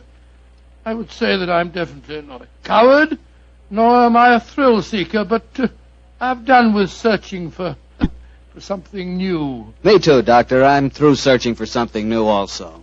Now that I've found Petri wine, I'm going to stick to it. Mr. Bartell, no matter what we talk about, when you say it, it always sounds like Petri wine. Well, why not? I can't think of a more delicious wine. And now I know Dr. Watson's waiting for us, so let's go in and join him. Come in. Good evening, Dr. Watson. Good evening, Mr. Bartell. You're quite muffled up tonight, I see. Overcoat, scarf, and gloves. Slip 'em off and come and join me by the fire. Thanks, Doctor. It's quite a nip in the air tonight. Yes, there is indeed. Well, Doctor, you told us last week that tonight's story centered around the activities of a brilliant and beautiful woman. Yes, my boy. Her name was Irene Adler. But I never knew Holmes refer to her by any other name than the woman. She sounds mighty intriguing. How did you happen to meet up with her? Well, I'll tell you the story from the beginning. One night, it was on the 20th of May in 1888, to be exact, I was returning home from a visit to a patient when my steps led me through Baker Street. Since my marriage, I haven't seen much of Sherlock Holmes. And you couldn't resist stopping by at 221B, I'm sure, Doctor. Of course I couldn't. As I stood outside the well-remembered door, I looked up at the lighted windows and saw the tall, spare figure of my old friend, pass twice in dark silhouette against the blind. He was pacing the room swiftly, eagerly, with his head sunk on his chest and his hands clasped behind him. To me, who knew every mood of his and habit of his attitude and manner told their own story. He was hot on the scent of some new problem. I rang the bell, and a few moments later, found myself standing before him. You look in splendid shape. Yes, Holmes, I'm feeling very well, thanks. And in practice again, I see. You didn't tell me that you'd gone back into harness. Oh, and how did you know? Elementary, my dear chap. If a gentleman walks into my rooms, smelling of iodoform, with a black mark of nitrate of silver on his right forefinger, and a bulge on the left side of his hat, to show where he's secreted his stethoscope, I should be dull indeed if I didn't pronounce him to be an active member of the medical profession. Just the same as ever, Holmes. By the way, I'm not interrupting you. Well, you are, old fellow, but it's a most welcome interruption. You're working on a new case? It looks like it. This letter arrived by the last post today. It's undated and has neither signature nor address. Read it. Let's have a look. There will call upon you tonight at 7:45, a gentleman who desires to consult you upon a matter of the very deepest moment. Your recent services to one of the royal houses of Europe have shown that you are one who may safely be trusted. This account of you we have from all quarters received. Be in your chamber, then, at that hour, and do not take it amiss if your visitor wears a mask. Great Scott, it's all very mysterious. What do you imagine it means? Look carefully at the note, old fellow. What do you deduce from it? Well, now, let me think. The man who wrote it was presumably well-to-do. Such paper couldn't be bought under half a crown a packet. And it's peculiarly strong and stiff. Peculiar. That's the very word. It's not an English paper at all. Hold it up to the light. Don't you notice anything? Yes. There's a large E with a small G and a large G with a small T. That's right. Woven into the texture of the paper. What does that suggest to you? The name of the maker, no doubt, or perhaps his monogram. Not at all, my dear fellow. The G with the small T stands for Gesellschaft, which is the German for company. And the EG? That stands for Igria. It's a German-speaking country in Bohemia, not far from Carlsbad. Oh, so the paper was made in Bohemia? Undoubtedly, my dear fellow. And the man who wrote the note is a German. How do you know that? Observe the curious construction of the sentence. This account of you we have from all quarters received. A Frenchman or a Russian could not have written that. It's the German who is so discourteous to his words. Oh, there's your account now. I better go home. No, unless you have to. Well, I could stay. I thought that Then perhaps stay, old chap. I'm lost without my Boswell, and this promises to be interesting. I told Mrs. Hudson to let the masked visitor come upstairs unannounced. Come in. Good evening, sir. You received my note? Yes, indeed, sir. Come in, won't you, and sit down. This is my friend and colleague, Dr. Watson. You may say anything before him that you can say to me. Whom have I the honor to address? You may address me as Count von Kram. How do you do, sir? You must excuse this mask that I wear. The august person who employs me wishes his agent to be unknown to you, and I may confess at once that the title by which I have just called myself is not exactly my own. I'm well aware of that fact, sir. You see, Mr. Holmes, the matter I am about to discuss implicates the great house of Ormstein, hereditary kings of Bohemia. That has not escaped me either, sir. In fact, if you will state your case, I shall be the better able to advise you. Your Majesty. How did you... Yes. Yes, I am the king. Why should I attempt to conceal it? Why, indeed?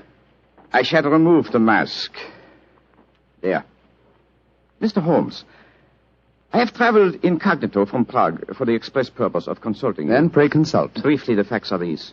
Some 5 years ago, during a visit to Warsaw, I made the acquaintance of the well-known adventuress Irene Adler. Irene Adler? We know of her, Your Majesty. Look her up in the index for me, will you, Watson? It's right beside you on the desk there. I imagined that the name would not be unfamiliar to you. Here we are. Abrahams, Acton Green, Hatchet Murders, Adler. Splendid, old fellow. Hand me the file, will you? Yeah. Thank you. Irene Adler, born in New Jersey in the United States in 1858, contralto. Prima donna Imperial Opera of Warsaw. Retired from the operatic stage, living in London. Quite so. And here's a recent notation.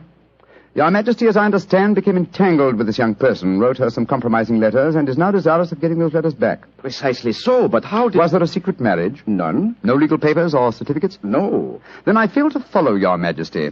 If this young lady should produce her letters for blackmailing purposes, how is she to prove their authenticity? There is the handwriting. Well, that could be a forgery, Your Majesty. But it was private notepaper. Stolen. My own seal. Imitated. My photograph. Bought.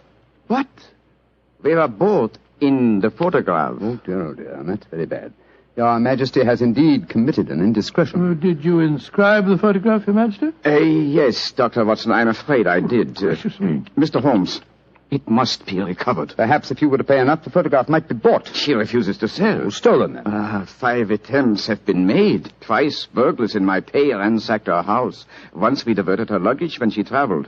Twice she has been waylaid. There has been no result. Oh, dear. It's quite a pretty little problem. It is a deadly serious one to me. Your Majesty, what does Miss Adler intend to do with the photograph? To ruin me. Oh, how?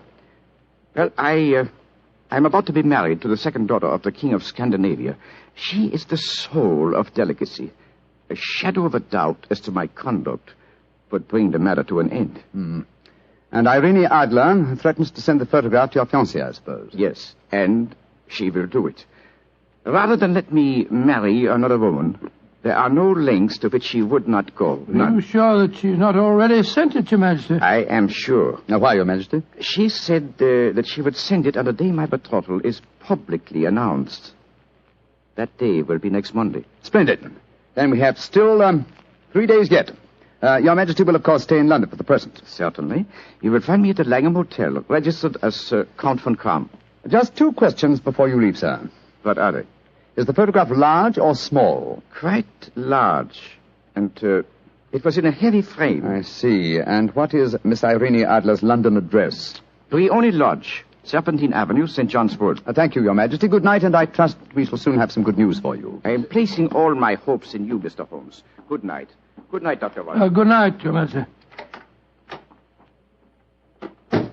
Fascinating problem, Holmes. I wish I could help you with it. You can, my dear chap. Huh? I shall be glad of your company. Oh, splendid. What's our first move, Holmes? Well, a good night's rest, I think. We'll meet here at 10 o'clock tomorrow morning. And then? Then, my dear fellow, we will see what we can find out about Miss Irene Adler, late of the Warsaw Imperial Opera Company and at present residing at Briony Lodge, Serpentine Avenue, St. John's Wood.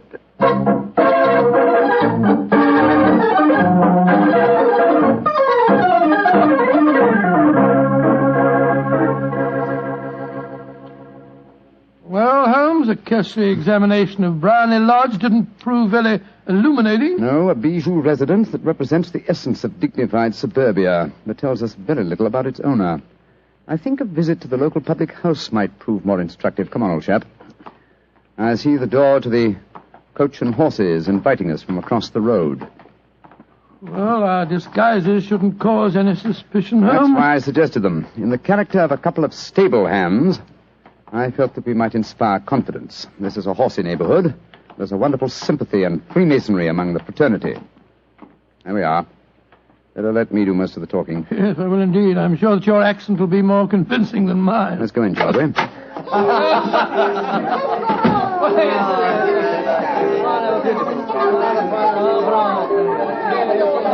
Well, what'll it be, mateys? Half of Oldham Mile, please.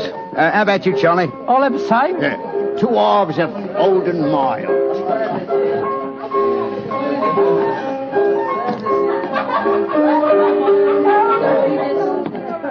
Well, here you are, mateys. That'll be a tenner.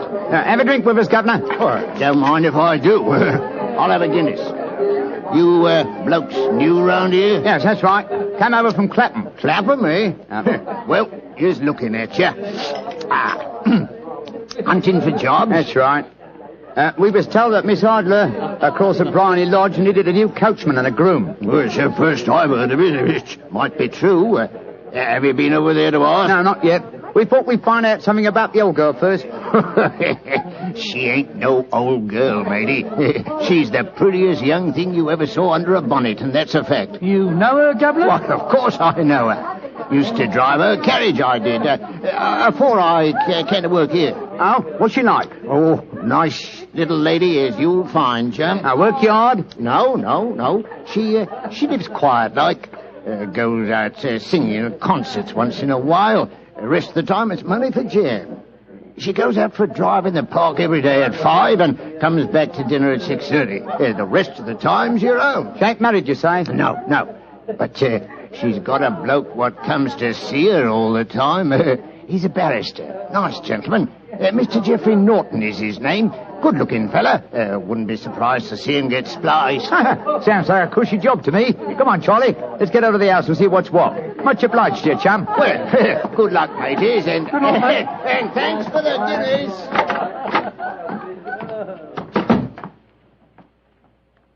What's our next move, Holmes? Let's stroll back to Briony Lodge. I'm undecided whether to continue my investigation there or to try and find out something about Mr. Geoffrey Norton, the barrister. If he's just her lawyer and nothing else, it's more than likely that she's entrusted the photograph to his safekeeping. Hello. There's a cab waiting outside Miss Adler's house. Hurry, Watson. Maybe Mr. Norton's. Here we are at the gate. Yes. Here comes a man hurrying down the pathway. Quick. Flatten yourself behind this post. Listen. Where to now, Mr. Norton? Drive like the devil. First to Gross and Hankey's in Regent Street, and then to the Church of St. Monica in the Edgware Road. Half a sovereign if you do it in 20 minutes. Right, y'all, Mr. Norton. Up in. Fire and signal the cab, Watson. We must follow him. Well, here comes one. Oh, no, it isn't. It's a private carriage. Miss Adler's, no doubt. Here she comes down the pathway. Back behind the post again, Watson. Where to, Miss Adler? The Church of St. Monica's, John, and half a sovereign if you reach it in 20 minutes. The game's afoot, Watson, quick. We must get a cab and follow them. Here comes a hansom. Hi, cabby! Cabby! Here! You blokes got enough money to take a cab? Here's a half sovereign for you, my man. Right, you are. Where to, Governor? The Church of St. Monica, in the Edgware Road, and another half sovereign for you if you get us there in 20 minutes.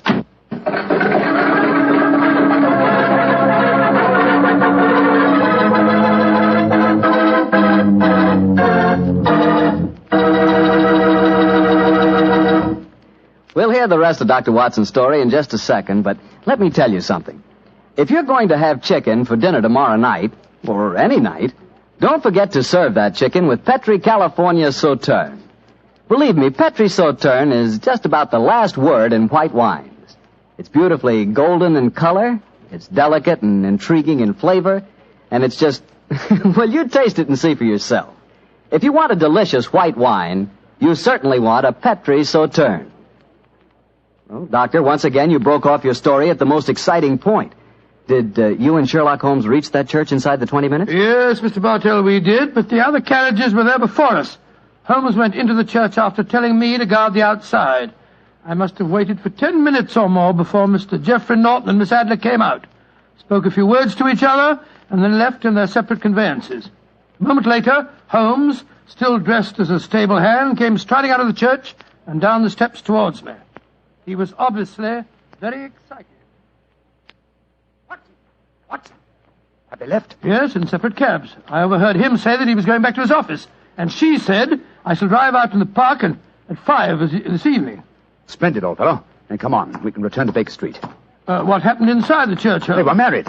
Married? Of course. The ceremony would have been illegal if it had been performed after noon. That accounted for their wild dash to the church. Jump into the cab. Where to now, Governor? 221B Baker Street. Oh, so they got married, eh? Yes, and it may amuse you to know that I acted as witness at the ceremony. Oh, you did? But how did that happen? Their own witness had failed to appear, and I was dragged into the breach. The bride gave me this sovereign as a memento. I think I'll wear it on my watch chain in memory of the occasion. What an amazing situation. Things begin to look better for the king, don't they? Yes. Now that she's Mrs. Norton, the chances are that she won't want to expose His Majesty after all. I hope so, Watson, I hope so. But we can't afford to take any chances. I think the time is ripe for us to come to closer grips with the lady.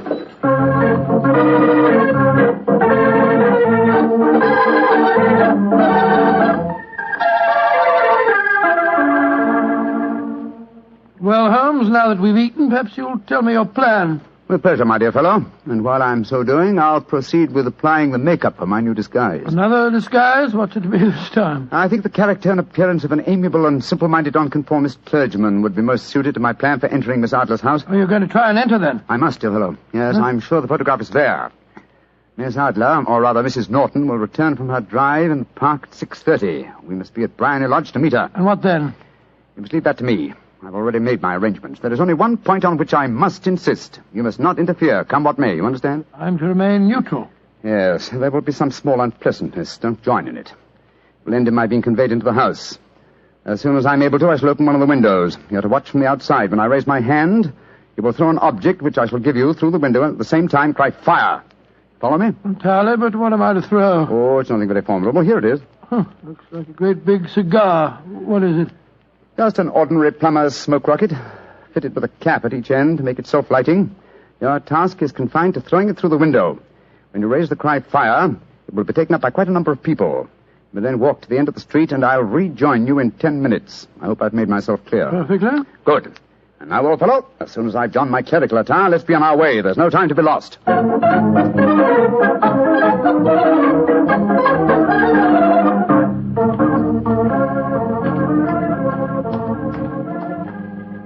It's nearly 6:30, Holmes.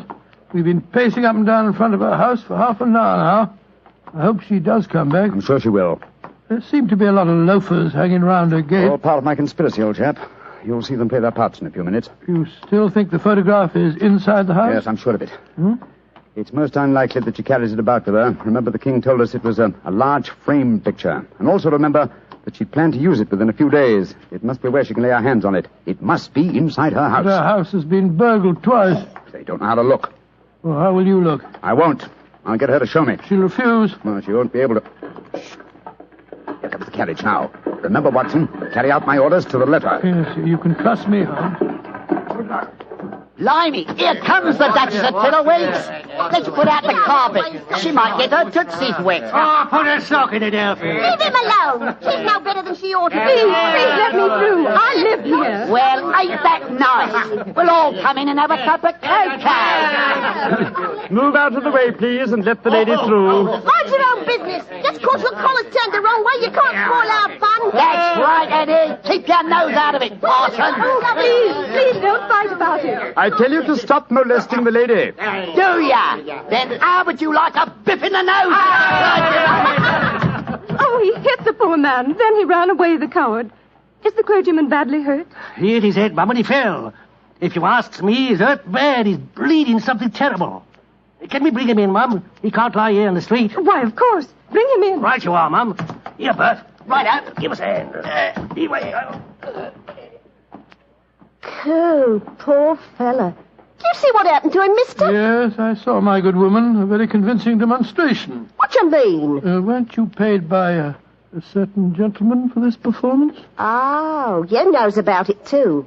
Yeah, you must be a friend of Mr. Sherlock Holmes. Yes, I am. Nice gentleman. He give us $5 bob apiece for tonight's work. It ain't through yet, though. We got to start yelling fire when somebody tells us. I'm that somebody, my dear lady. There's Mr. Holmes now. He's inside the house. Yes, he's opening a window. Now he's raising his hand. That's my signal. Now to throw the rocket. There we are. Fire!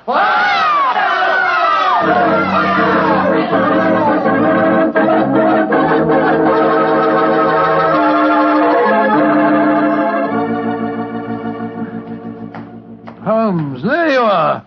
You have the photograph? No. But I know where it is. She showed me, as I told you she would. I'm still in the dark. There's no mystery, old chap. When my accomplices started around the street, I had a little moist red paint in my hand. As my good friend Alfie pretended to strike me, I clapped my hand to my head and fell down. It's an old trick. Yes, I understand that, but how did my throwing the rocket help you? It was all important, my dear fellow. When a woman thinks her home is on fire, her instinct is at once to rush to the thing she values most.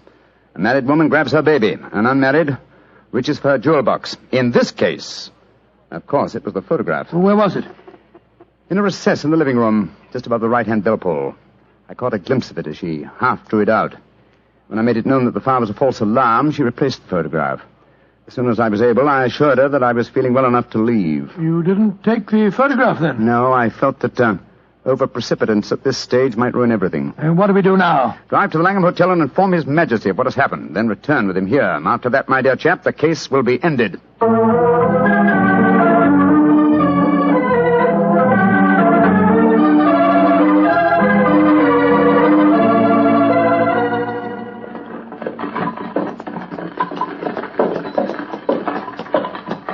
This is Blarney Lodge now, Your Majesty. I'm all impatience.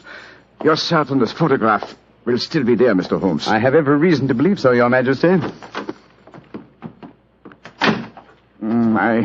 I must confess, this is going to be something of an ordeal. And I suggest that you let me do the talking, Your Majesty. I think I know how to handle the lady.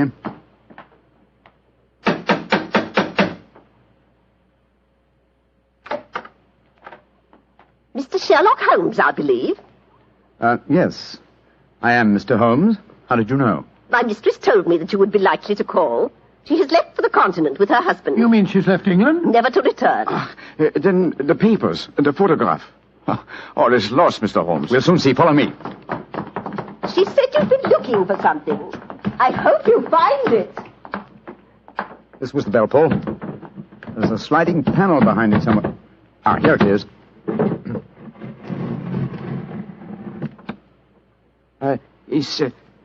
Is the photograph there, Mr. Holmes? There is a photograph, but it's a photograph of the lady alone. Here's a letter, and it's addressed to me. Well, what's it say, Holmes? My dear Mr. Sherlock Holmes, you really did it very well. Until after the fire alarm, I had no suspicion. But then, when I realized how I had betrayed myself, I began to think. I'd been warned that if the king employed an agent, it would certainly be you. May I congratulate you on your disguise as the dear old clergyman. Great Scott, you was far more clever than you thought, Holmes. Yeah, go on.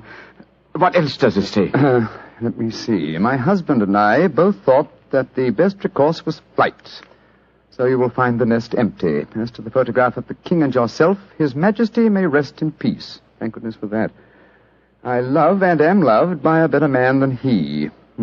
I leave another photograph, however, that he might care to possess. And I remain, dear Mr. Sherlock Holmes, very truly yours, Irene Norton, née Adler.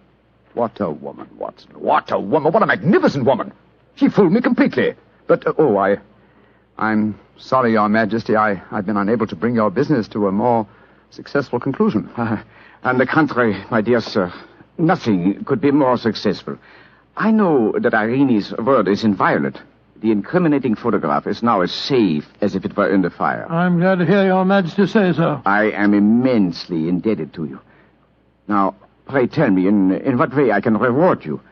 This beryl ring that I wear, I should be proud Your Majesty has something that I should value even more highly. You have but to name it. This photograph. Irene's photograph? But certainly. However, you must let me give you something more substantial. Oh, no, Your Majesty. This is something I shall treasure all my life. This and a golden sovereign I received from the lady's hand. They will remind me that I was once tricked by a woman.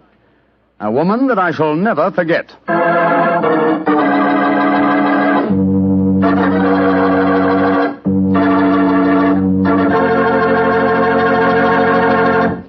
What a woman, that Mrs. Adler. Or should I say, Mrs. Norton. That's the kind of woman I could really go for, Doctor. Yes, you could. Just between ourselves, I sort of, I sort of could go for her myself. She was intelligent. Yeah, she was rich. Beautiful. That's the kind of woman you want sitting next to you in front of a cozy fire on a nippy fall night. Just the three of you. The three of you? Mm-hmm. You, she, and a glass of Petri port. Mr. Bartelli. Why not? That Petri California port is some wine. Boy, that Petri family really knows how to make good wine, all right. And now let's visit our old friend and host, Dr. Watson. Good evening, Mr. Bartell. Good evening, Doctor. Settle yourself down and get your pipe going. Thanks. Doctor, last week you told us that tonight's story took place in the Casbah at Algiers. Yes, the Casbah. I remember it as the place of countless streets winding up and down, past colourful cafes where 100 tongues were spoken, and often a street would end in shadowy darkness which a man would be foolhardy to enter alone.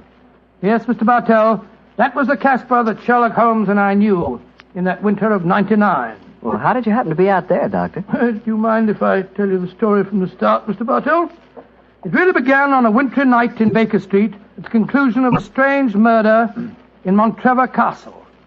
A charming young girl sat on the sofa of our lodgings in Baker Street and talked to us. But, Mr. Holmes, you can't say you'll have nothing more to do with the My dear Montrevors. Miss Fretfield, I found the true murderer of the Dowager Countess and he committed suicide.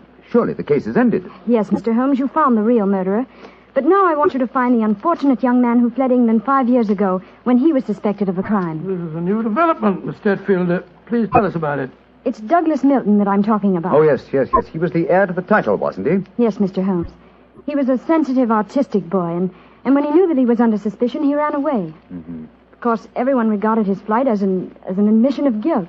That is, until you found the real culprit, Mr. Holmes. I imagine, Miss Tetfield, that your interest in the missing boy is not entirely, shall we say, altruistic? I'm in love with him, Dr. Watson. Oh. We were engaged to be married when he ran away. Mr. Holmes, you've got to find him. He must know that his name has been cleared and that he's inherited the title. Miss Fretfield, have you any direct news, any letter from your fiancé since he left 5 years ago? None. Any clues as to his hiding place? Only this. It's a painting I received anonymously a year after he had left. Oh. It was sent from a forwarding address in London. Here it is, Mr. Holmes. Thank you. Small oil painting. Very good one, too, I say. Yes. His splendid sense of composition and his use of color is unusually brilliant. You recognize this painting as the work of your fiancé, Miss Fretfield? I'm certain of it. Yes. Wonderful use of color. Observe the delicate shadings of that sunset and the brilliant green of the oasis. This scene is extraordinarily reminiscent of the desert in North Africa. Yes, that's what made me say I was certain he'd gone abroad, Mr. Holmes. But why should he go to North Africa? A good place, Watson, for an Englishman who imagines himself to be escaping justice. Remember, the Foreign Legion is stationed there. You think he might have joined the Legion, Mr. Holmes? It would seem logical. No questions are asked of those who join it, and its colorful obscurity might easily appeal to a young fellow in trouble. Hello. What is it, Holmes? Quite a few grains of sand in between the canvas and the frame here. Miss Fretfield, do you mind if I pry the canvas loose? Do anything you like, Mr. Holmes, if it gives you any clue to Douglas's whereabouts. Give me your penknife, will you, Watson? Yeah? Thanks, old chap. Okay. Yeah, here we are. Can you see anything? Uh-huh. Look. The word sheriff. And Elafrun. Stamped here. Sheriff is probably the framer's name, and Elafrun is a town some 50 miles from Algiers. That settles it. Miss Stretfield, I accept your case. Watson and I will go to Africa and try to find your fiancé, Douglas Milton.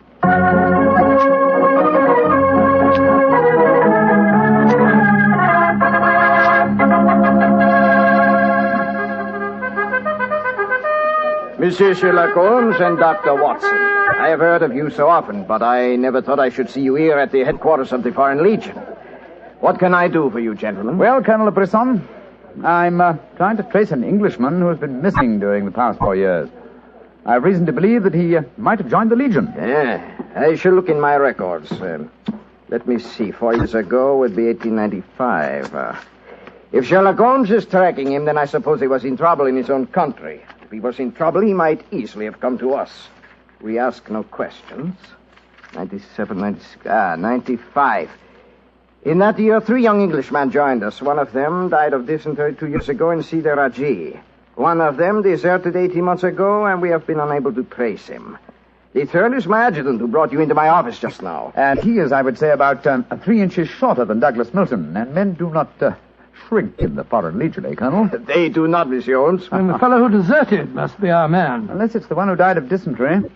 Colonel de Brisson, how would you advise us to set about trying to find a deserter? Monsieur Holmes, there's only one place in Algeria where a man can hide from the Foreign Legion and remain hidden. Oh, and what's that place? The Casbah in Algiers. Then that's our destination, Watson.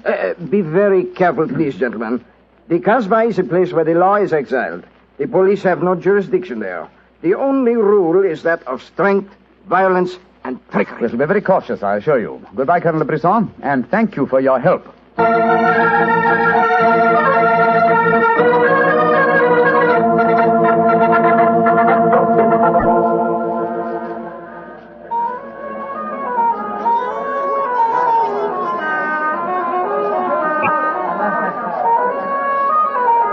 Well, I must say that I think Colonel de Brisson rather exaggerated the dangers of the Casbah.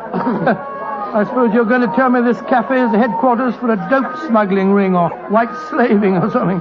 Its ramifications are even more extensive than those you've mentioned. You're joking, Holmes. I assure you I'm not, old fellow. What? My old friend Duhamel is chief of police in Algiers. When I told him our mission, he advised me to come here. A 500-franc note, and the proprietor can obtain any and all information regarding the underworld. For as little as 200 francs, he can arrange a murder. So that gives you some idea of the relative values of the Casbah. Good Lord, then you've already spoken to the proprietor? Oh, yes, a charming, scoundrelly fellow by the name of Rafi. I gave him 500 francs and asked him to set his underworld grapevine in motion to see whether an Englishman living in hiding here in the Casbah could be found. And I thought we'd come here for a quiet meal. Here comes Rafi now. Let's hope he has news for us. Here we are, Rafi. Come and sit down, won't you? Rafi works fast, does he not, Mr. Holmes? Your friend is... My friend knows that you're working with me. We'll be found out. A drink first. The tongue of Rafi is parched. Would you have me die of thirst before I give you my news? Vermouth cassis. You have news for me, then? But yes. Good, what is it? First, you will pay me more money, no? But I gave you 500 francs. You said that you'd do the job for that. Can I help it if some tongues are more costly to make wag than others? It took the 500 to get the wag. Am I to have nothing for my own trouble? Votre vermouth cassis, Monsieur Rafi. Ah, good. The gentleman will pay for it. There you are. Merci, Missy. I will drink to your health, gentlemen, both of you. You will pay me more money, no? But my friend's already given you 500. You should stick to your bargain, my good fellow. My information is a bargain at 750 francs. It would be a bargain at 1,000, but Rafi will let you have it for 750 because he likes you. I see. You will give it to me, no? And if I refuse? Then you get no information, and perhaps I spread news in the Casbah that makes it uncomfortable for you gentlemen to be there. Great Scott, this is blackmail. I get the money, no?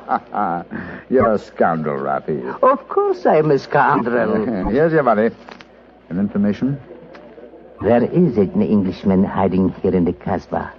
I do not know his name, but he is tall and fair-haired. I cannot tell you where he lives, but if you go to the Cafe of 1,000 Sighs, you will find a girl who sings there. A girl who sings like a nightingale. Her name is Aisha, and she can lead you to your Englishman. A girl named Aisha. The Cafe of 1,000 Sighs. That is right. I would suggest that you go there in disguise. 2 well-dressed Englishmen might find themselves in trouble. For a small fee, say 200 francs, I will escort you there myself. Thank you, yes. I think we can manage by ourselves, Rafi. If your business is concluded quickly and time weighs heavy on your hands, Rafi can take you to some places of rare interest. Dancing girls that wither one's eyeballs with their beauty. For 500 francs, gentlemen... Thank you, Rafi, thank you. I have a feeling the time will not weigh heavily on our hands. Good night. You work too hard, gentlemen. You should learn how to play. Good night. On my soul, I think that fellow's the biggest blackguard I ever met. I quite agree, old chap, but he is amusing. By the way, Holmes, don't you think that when this case is finished, we might have a time on our hands? Oh, Watson, you're incorrigible. But I think... Watson. What is it? The man sitting over in the corner by himself. By Joe, yes, his face seems familiar. We've seen him before somewhere. Of course we have. His name is Oliver Leeming. We met him at the inquest on the Montrevor case. So we did. Now, what on earth do you suppose he's doing here in the Casbah? Not on a holiday, I'm sure.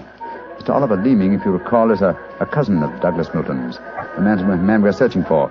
If Milton were ever declared legally dead, Mr. Leeming over there would inherit the title. It looks to me as if we're not the only people in the Casbah who are searching for the missing heir. That's true, old fellow. Come on, let's go and talk to the gentleman.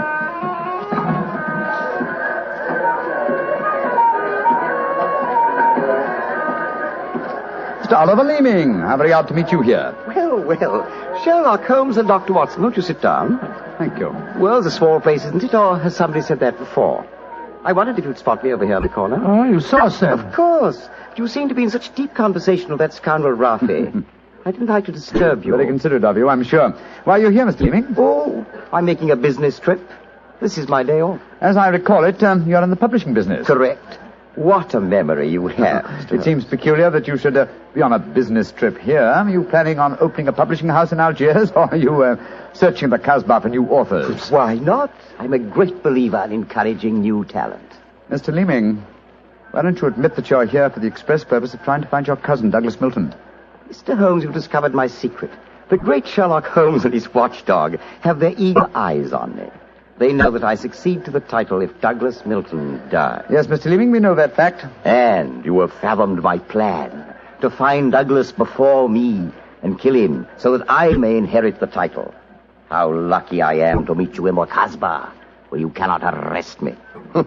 Well, it's a race against time, gentlemen, but I have a head start, as you will soon find out. Goodbye, and the best of luck to you. Extraordinary fellow. He's joking, of course. I believe not, Watson. I think he labors under the whimsical belief that the best method of discounting the truth is to state it as baldly, so that it will not be believed. Great Scott, then we must work fast. Yes, old chap, we must.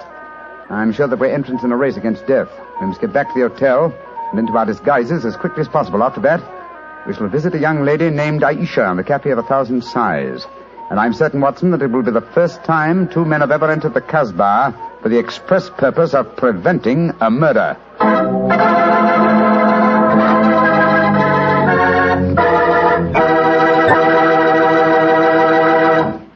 We'll hear the rest of Dr. Watson's story in just about a second, which gives me time to remind you that if you like the flavor of big, plump, juicy Muscat grapes, you'll love the flavor of Petri California Muscatel. What a wine. Petri Muscatel is the perfect after-dinner wine. It looks good, smells better than it looks, and when it comes to the taste department, well, you never tasted anything like it. For a really good wine, remember first Petri, then Muscatel. Petri Muscatel. Well, Doctor, I can hardly wait to hear what happened next. You and Sherlock Holmes went back to the hotel, I suppose. Yes, Mr. Bartell. Holmes quickly adopted the disguise of an Arab guide, while I assumed the role of a tourist. And we started off on our search. Outside the Cafe of 1,000 Sighs, We met in the rude shop. Good Lord. It's the fellow we met in the cafe. Yes, Oliver Leeming, with a knife between his shoulders. He's dead, Holmes. Shouldn't we get into touch with the police? What can they do? Remember, there is no law on the Casbah. In any case, this man is beyond our help. Our job is to protect the living. Come on, old fellow. Let's go to the Cafe of 1,000 Sighs and find this girl, Aisha. The girl, Rafi says, sings like a nightingale. Comme un oiseau qui chante, je l'appelle ma petite bourgeoise, ma ton kiki, ma ton kiki, ma ton kinoise. Il y en a d'autres qui me font le doux yeux, mais c'est elle que j'aime le mieux.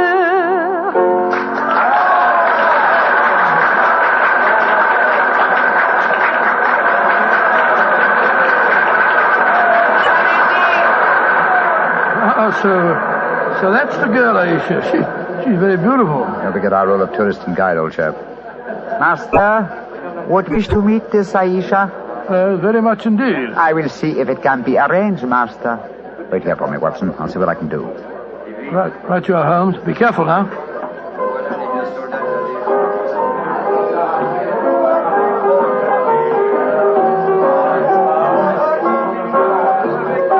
Mademoiselle Aisha? What you want, greasy one? There is an Englishman at the table over there. He wishes to talk to Aisha. Which one is he? The man who sits at the table in the corner. He is very rich, Aisha, and he admires you a great deal. He told me to give you this 500-franc note. So? Very well. You may bring him to my rooms. The door is at top of stairway, to the right. Good, Aisha. I fetch him. I shall be waiting.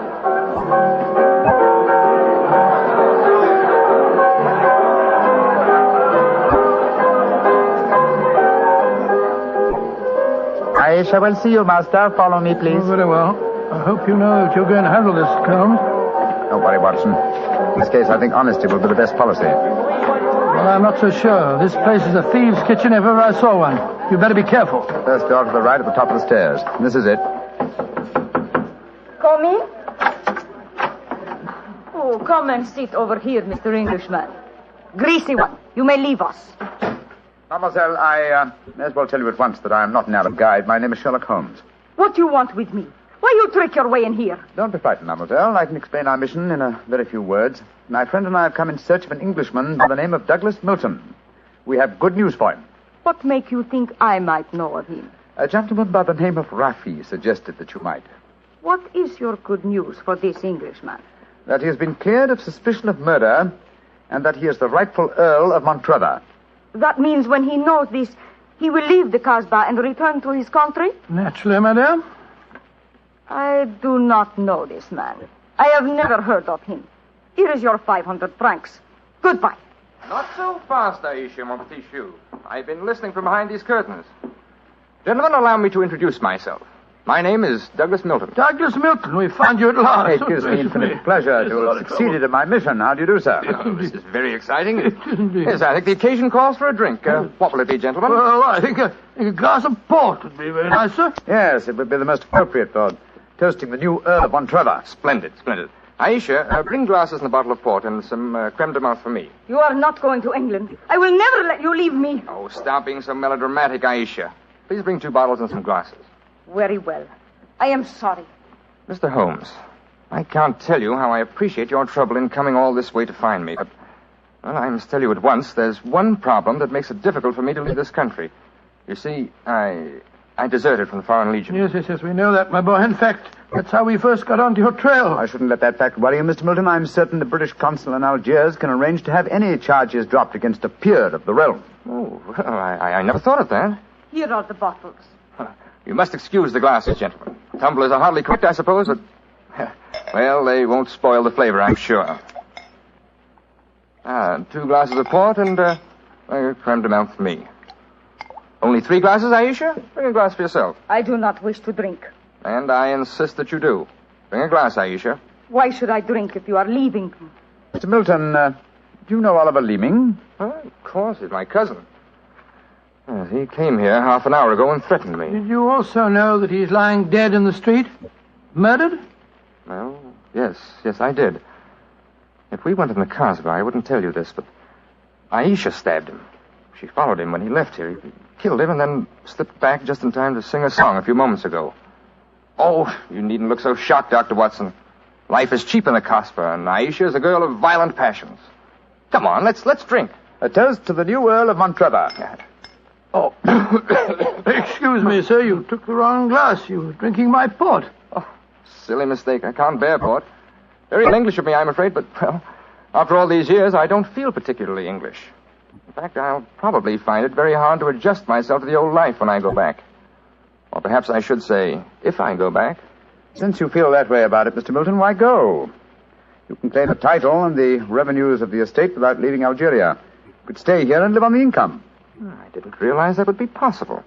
You sure I could do that? Oh, yes, I'm quite certain of it. But if you doubt my word, I suggest we all adjourn to the British consulate in Algiers.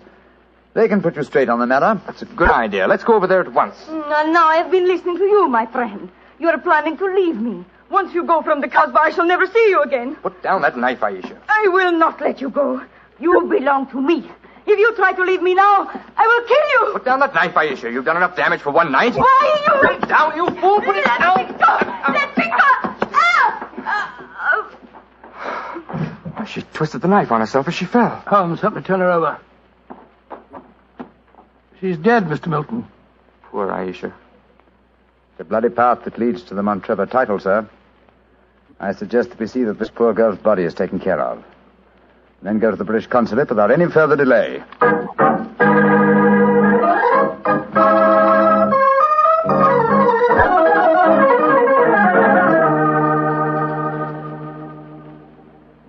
Now that we're at the consulate, Mr. Milton, I suggest that you swear on oath that you are Douglas Milton, heir to the Montrevor estate.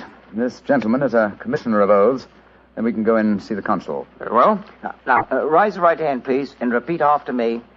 I hereby solemnly swear that I am Douglas Milton, the missing heir to the Montrevor estate. I hereby swear that I am Douglas Milton, missing heir to the Montrevor estate. Thank you, sir. And now, if you'll sign the statement here, these gentlemen can witness it. There you are. Thank you, sir. And now, if you gentlemen will sign. Yes, certainly. Thank you, gentlemen. The document is now legal. Splendid. Now let's go over and see the consul. Not yet, my friend. Watson, this man is not Douglas Milton. What the devil are you talking about? There is no law in the Casbah, sir, so you cannot be punished for the two murders you committed there. But now that your avarice has tempted you here to Algiers, where you've been foolish enough to sign a false statement, I think we can at least settle you very nicely for desertion, false impersonation, forgery, and perjury. Holmes, what do you mean? The story should be obvious, old fellow. Oliver Leeming did track down the deserter. Recognition was uncertain after so many years, but at least it gave this gentleman the idea of impersonating the real Douglas Milton, a friend of his. You have a lively imagination, Mr. Holmes. The real Douglas Milton died of dysentery 2 years ago in Sidi El Raj.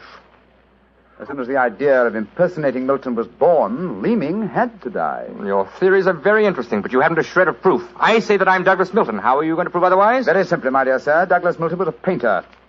A painter who excelled in the use of vivid colors. You, sir, suffer from the quite common malady of red-green color blindness. Less than an hour ago, you mistook a glass of port, which is red, for a glass of creme de menthe, which is green. I knew at once that you were an imposter. You're cleverer than I thought you were, Holmes. Goodbye. Here, come back. No, Watson. Don't go after him. But we can't let him escape, Holmes. Don't worry, old chap. He won't escape. I sent a message to Colonel de Brisson. If you go to the window, I think you'll find that the consulate is being watched. The Legion has a long memory for desertion. I don't think he'll get very far. They got him, Holmes. Shot him as he was trying to run away. A just death for him. He lived a life of violence and treachery, Watson. It's only fitting that he should die in the same manner.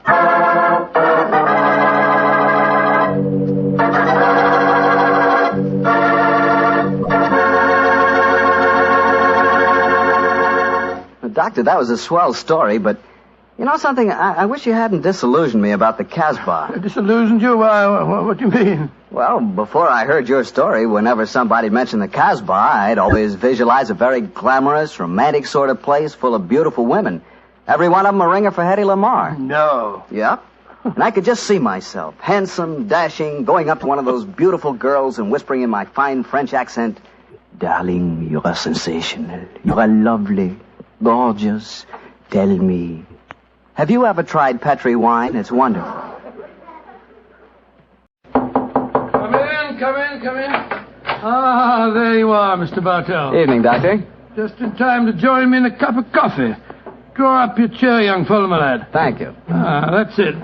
Well, Doctor, you told us last week that tonight's new Sherlock Holmes adventure takes us to the south of France. That's right, Mr. Bartell. The south of France in the year 1900. A beautiful playground bordered by the bluest of blue seas and populated with an extraordinary cross-section of cosmopolitan Europe. Rich man, poor man, beggar man, thief. All of them attracted by that Riviera paradise. All of them drawn by the magical spell of a small white ball spinning round the rim of a roulette wheel. Now, don't tell me that you and the great Sherlock Holmes were there on a gambling spree. We were not, Mr. Bartell. At the time my story begins, we had just concluded an extremely delicate mission. A mission, I may say, that concerned the safety and good name of a very prominent member of the royal family. Say, Doctor, you don't mean... One story at a time, Mr. Bartell. In any event, my boy, I'm afraid that's a case about which my lips are sealed for all time. But to return to tonight's adventure, one June evening, I persuaded Holmes to accompany me to the gambling casino at Fréjus, not far from Cannes, where we were staying. It wasn't quite as fashionable as the casino at Monte Carlo, but as I intended to do a little more gambling myself, it seemed an establishment more suited to my means. As we stood there at the green baize-covered tables, the chatter of voices and the melodic chanting of the croupiers as they called the results of each spin of the wheel formed a background to a quiet conversation that Holmes and I were having.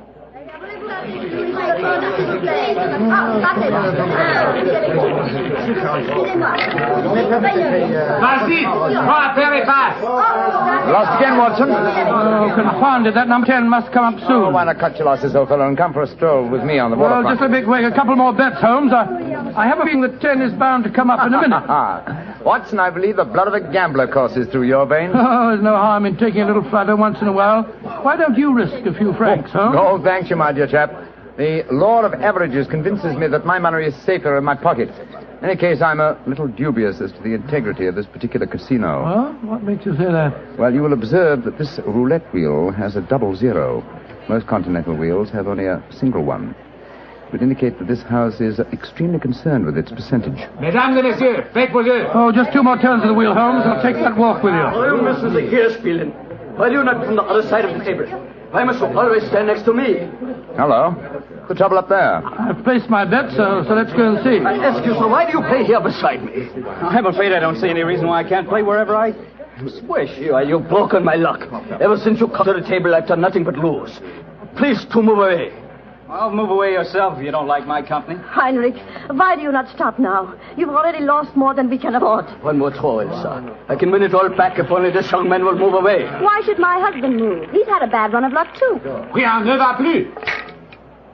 Rouge, impériment. Ah, you've lost again, Watson. Heinrich, you must stop now. I must stop, Elsa, because I've lost everything. I hope you're satisfied, Mr. American. You've broken my luck and ruined me. I hope that you and your turn will be ruined too. Heinrich, wait for me! I never heard such rubbish in my life. Were you listening to him, sir? I heard his last few remarks, Mr. Gilbert. Roger Gilbert. And this is my wife, Helen. How do you do? My name is Holmes, and this is my friend, Dr. Watson. How do you do? How do?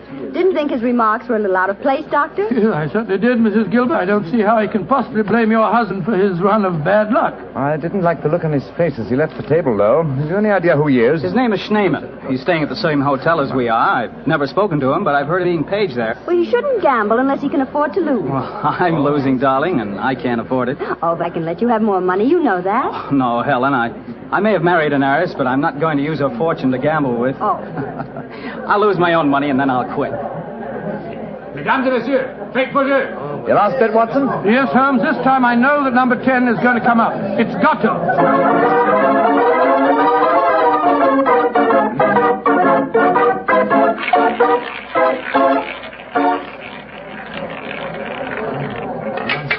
Numéro 10. 10 at last. I've lost again, darn it. Helen, this is my bad night. Why don't you stop now, dear? Holmes, I've made 350 francs. On this throw of the wheel, old fellow, but as you've lost some 500 francs doing it, I can't say that you're quite sick of me. Oh, Mr. Holmes, I can see that you're no gambler. I'm afraid not, Mrs. I Gilbert. wouldn't say that, Holmes. You may not like roulette. You've taken a good many chances in your life with long odds against you, too. Well, nevertheless, old chap, in the sense Mrs. Gilbert means it, I'm not a gambler. Hey, what's the commotion over there? Oh, that German woman with a crowd forming around her. Yes, the wife of that man that said I ruined him. Attention! Attention, est-ce qu'il y a un docteur dans la salle? There must be trouble. He's asking for a doctor. Doctor, come along, then. Will you excuse me, please? Thank you. Excuse me, madame. Mon ami est docteur. Monsieur, cette dame a besoin d'un docteur. What happened, madame? It is my husband. Is he ill? I just found him lying out in the garden. Please come with me at once, gentlemen. Of course we will, madam. What seems to be the matter with him? Herr Doctor, I think he is dead.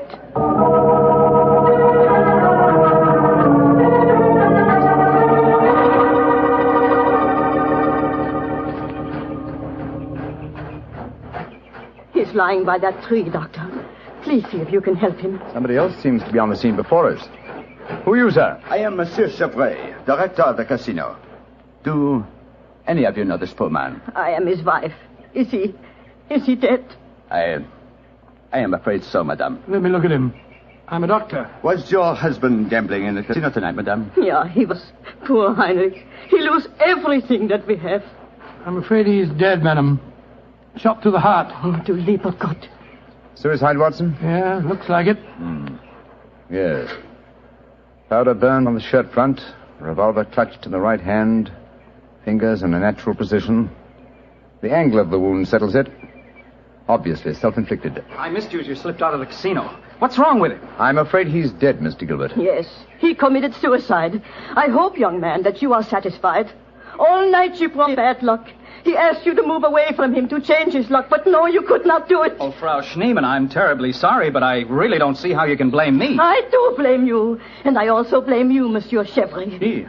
But what have I done, madame? Why do you let a man lose all his money at your tables? Is life so cheap to you, and money so important, that you cannot close the tables to someone before he's ruined? Madame, I am all sympathy for you in your tragic loss.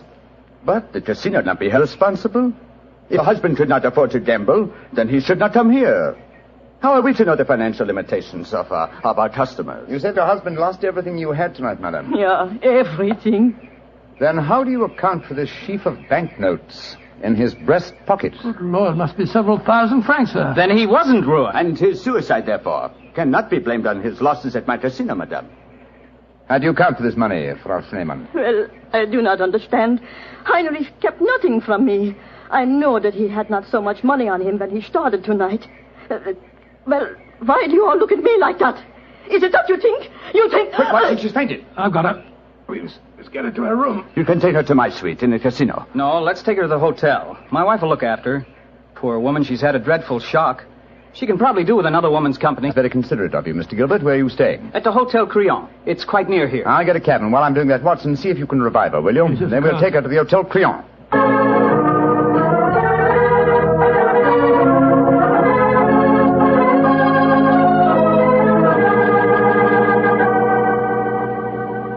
Very kind of you, Mrs. Gilbert, to let us bring the poor lady into your suite. Well, it's the least I can do, in spite of what she said about Roger bringing her husband bad luck. I'm sure she'll need your help when she wakes up, Helen. Yes, I think you'll find that she'll sleep for some hours. I gave her a strong sedative. Well, we were just about to have a drink, gentlemen. Do you care to join us? Oh, thank you, sir. Well, that'll be very nice, Mr. Gilbert. Roger was just telling me that quite a large sum of money was found on Herr Shademan's body, Mr. Holmes. Yes, Mrs. Gilbert. Several thousand francs. It's very puzzling, Holmes. Why should a man commit suicide with so much money on him? I think the answer is obvious. He didn't. What on earth do you mean? Well, the money was placed there after he had shot himself. The banknotes were in his breast pocket, if you remember. Not a usual place to carry money. Though it is the easiest pocket for someone to insert it without disturbing the body. But why on earth should someone place money on him after his suicide? To prevent the casino from getting a bad name. I've heard of it being done on several similar occasions. Gives the impression that the unfortunate victim had other motives than gambling losses to account for his suicide. Great Scott, you mean that one of the casino employees found the body lying there and slipped the money in his breast pocket before we arrived on the scene. As you know, my dear Watson, I'm not a gambling man, but I'll lay you 100 to 1. That is what happened. Well, that's a new one. Well, here are your drink, gentlemen. Thank you. Thank you, sir. Thank you. Say, Helen, Mr. Holmes has given me a brainwave. Another one? What is it this time, Roger? Now, I've been losing very heavily tonight. Roger, I've told you, if you need money, I'll be only... But I don't. I've got a scheme for making some. I'm going to gamble again tonight after dinner. If I lose, here's what I'll do. I'll stain my shirt front with red ink, walk out in the grounds, fire a shot, and lie down as though I'm dead. I'll wait for someone to come along and stuff my pockets full of banknotes. Not a bad idea, Mr. Gilbert. I think it's a darn good one. What do you say, Mr. Holmes? It's a whimsical one at any rate. Who knows? You might even be successful. Roger, you're not really going to do it, are you? Sure. Perhaps I'll get some of my losses back that way. Well, let's drink to it, gentlemen. At least I may have hit upon an idea of making money.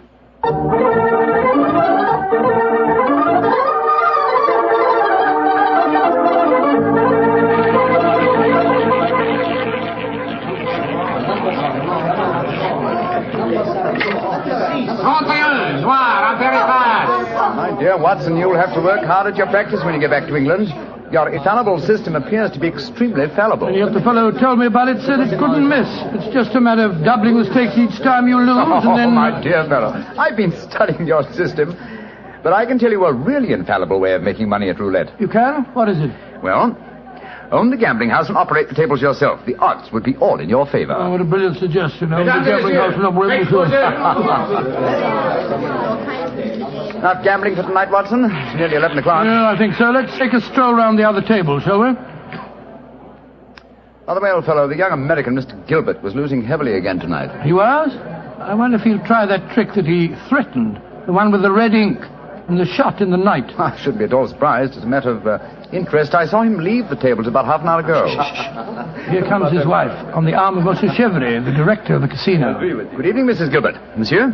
Bonsoir, monsieur. Hello, Mr. Holmes, Dr. Watson. Monsieur Chevrier is giving me a personally conducted tour of the casino. It's quite fascinating. And it is quite fascinating for me to have so beautiful a woman on my arm, mademoiselle. I know that I am the envy of all the men in the room. Oh, stop flattering me so much. I'm not used to it. Mrs. Gilbert, how is, Frau Schneemann? She seems much better. She wakened an hour ago and insisted on going back to her own room. I wanted her to spend the night with us in our suite, but she wouldn't hear of it. I think I should drop in and see her before I go to bed. Oh, you have finished the gambling for tonight, perhaps, Doctor? No, perhaps about it, Monsieur Chevrier. I've had a bad run at the tables. Oh, I am so sorry. Has anyone seen Roger? He left the tables about half an hour ago, Mrs. Gilbert. After doing as I did and losing quite heavily. So he lost again, did he? I wonder if he'll try that new system he was talking about. We were just discussing that possibility ourselves, Mrs. Gilbert. Mrs. Gilbert! Mrs. Gilbert! Frau Schneemann, you shouldn't have left your hotel. It is too late to worry for me, Herr Doctor. It is for Mrs. Gilbert now that you should worry. What do you mean, madame? Well, I went back just now to where poor Harriet died. And there, lying in the grass, I saw another body. I was too shocked to go too close. But I am quite sure that I recognize your husband, Mrs. Gilbert. Oh, Dr. Watson, she's ruined Roger's trick. And he'll have taken fright and bolted by the time we get there. Watson, maybe let's go at once and find out, shall we?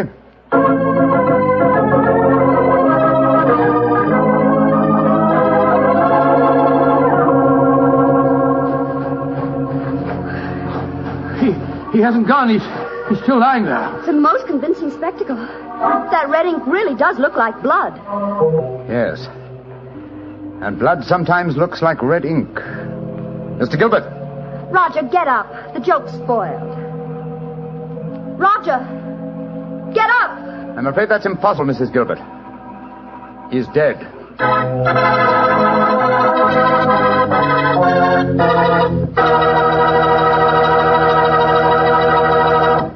Dr. Watson's story will be continued in just a second, which is all the time I need to tell you that the easiest way I know to transform a simple meal into a feast is to serve that meal together with Petri California Sauterne. Petri Sauterne is a delicate white wine that's the perfect companion for chicken or turkey. Turkey. Ah, yes. Turkey and Petri Sauterne. That's the heart of any Thanksgiving dinner. Look, why not make this Thanksgiving dinner the best one you ever had? Give it the air of a banquet. Serve it with Petri Sauterne. And when you buy that Sauterne or any wine for your Thanksgiving dinner, whatever you do, look for the letters P-E-T-R-I, because a Petri wine is always a good wine. Well, Doctor, so the young American's joke turned out to be another tragedy. Yes, Mr. Bartell. The poor fellow was lying there dead, with a bullet wound in the heart, and a great splash of blood staining the whiteness of his shirt front. What happened next? Monsieur Chevre, director of the casino, took the distraught widow away from the scene, while Holmes and I examined the body closely. Within a few minutes, we were joined by Inspector Ganivet of the French police. As we stood there in the moonlight, the sounds of music we heard from the casino.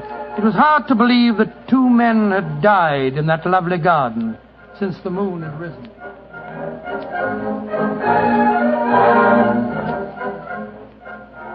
Monsieur Holmes, you and Dr. Watson have concluded your examination? Yes, Inspector Ganivet. You favor me with your observations. You say that you are certain that this is not another suicide? I'm sure of it, Inspector. Look at the wound. The bullet entered the body at a direct right angle, whereas a self-inflicted shot is always fired obliquely. Yes, that is so. Then you suggest that this man was shot from above as he lay on the ground pretending to be dead? I'm convinced of it. Why, Monsieur Holmes? Well, for two reasons. Though it's impossible to be sure without a laboratory test, I'm certain that beneath those bloodstains are stains of red ink. Look for yourself, Inspector. Mm-hmm. Yes, indeed, it does look like it. What is your other reason for being certain that this man was shot as he lay here pretending dead? Show him the banknotes, Watson. Here you are, Inspector. We found them stuffed in his breast pocket. So, banknotes with a bullet hole through the middle of them. Very illuminating. Tell me, gentlemen, how many people knew of this little plot you have told me about, this plan of the dead man's to pretend to be shot?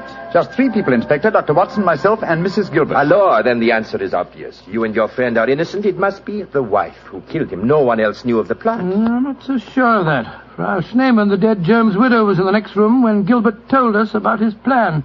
She might have heard, though I could swear that she was asleep. I gave her a very strong sleeping draught. From what you have told me of her husband's suicide, she might easily have had a motive for murdering this man. Come, gentlemen. Surely it's obvious who murdered Mr. Gilbert? Who, Monsieur Holmes? Well, it's certainly one of the 2 widows. Since there seems to be some doubt in your minds, I suggest we return to the casino. I can promise you the answer to your question within a very few minutes.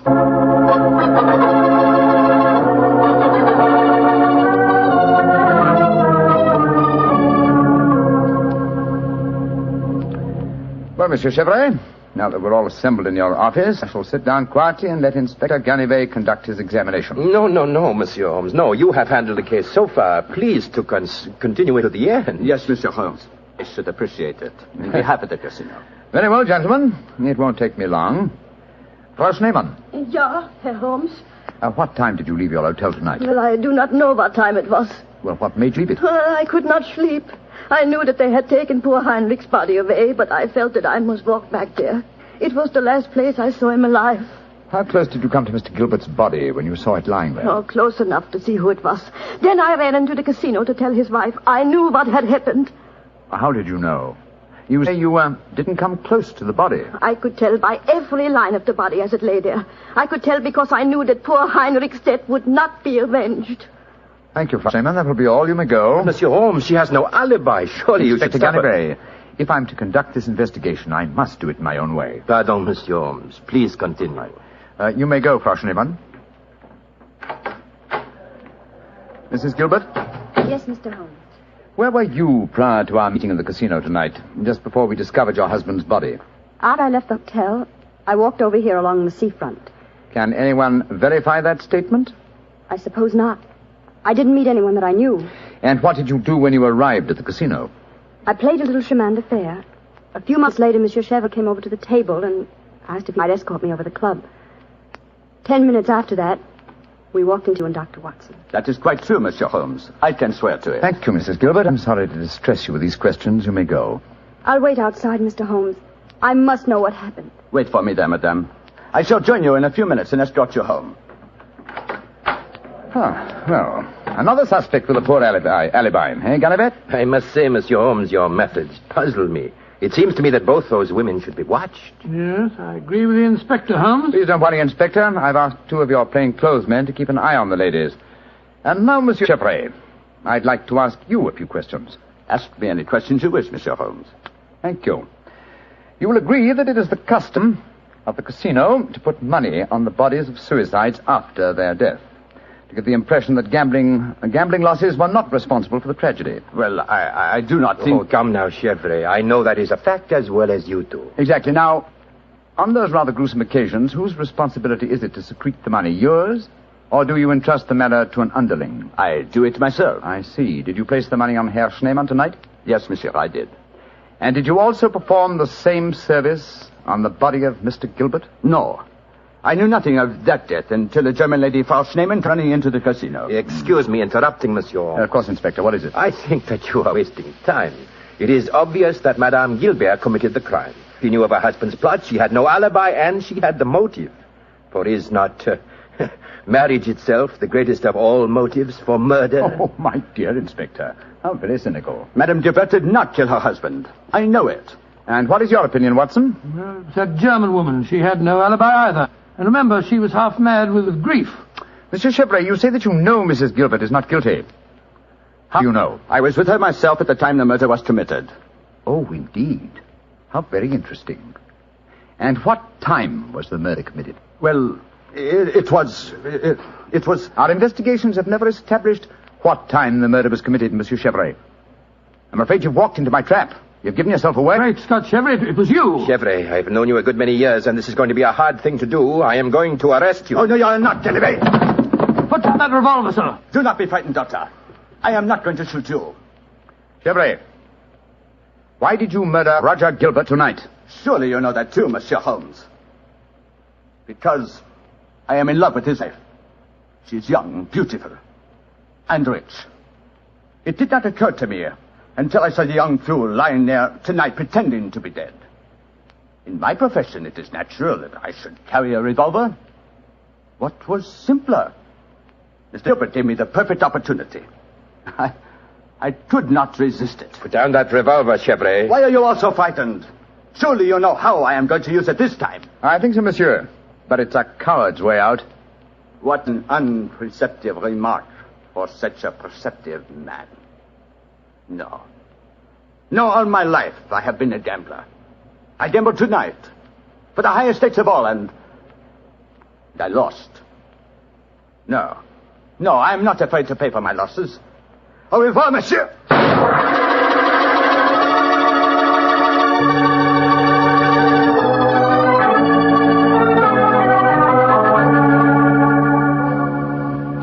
What an extraordinary case, Holmes. I never suspected Chevre. And I, old chap, suspected him from the beginning. Well, I wasn't the only one who was stupid anyway.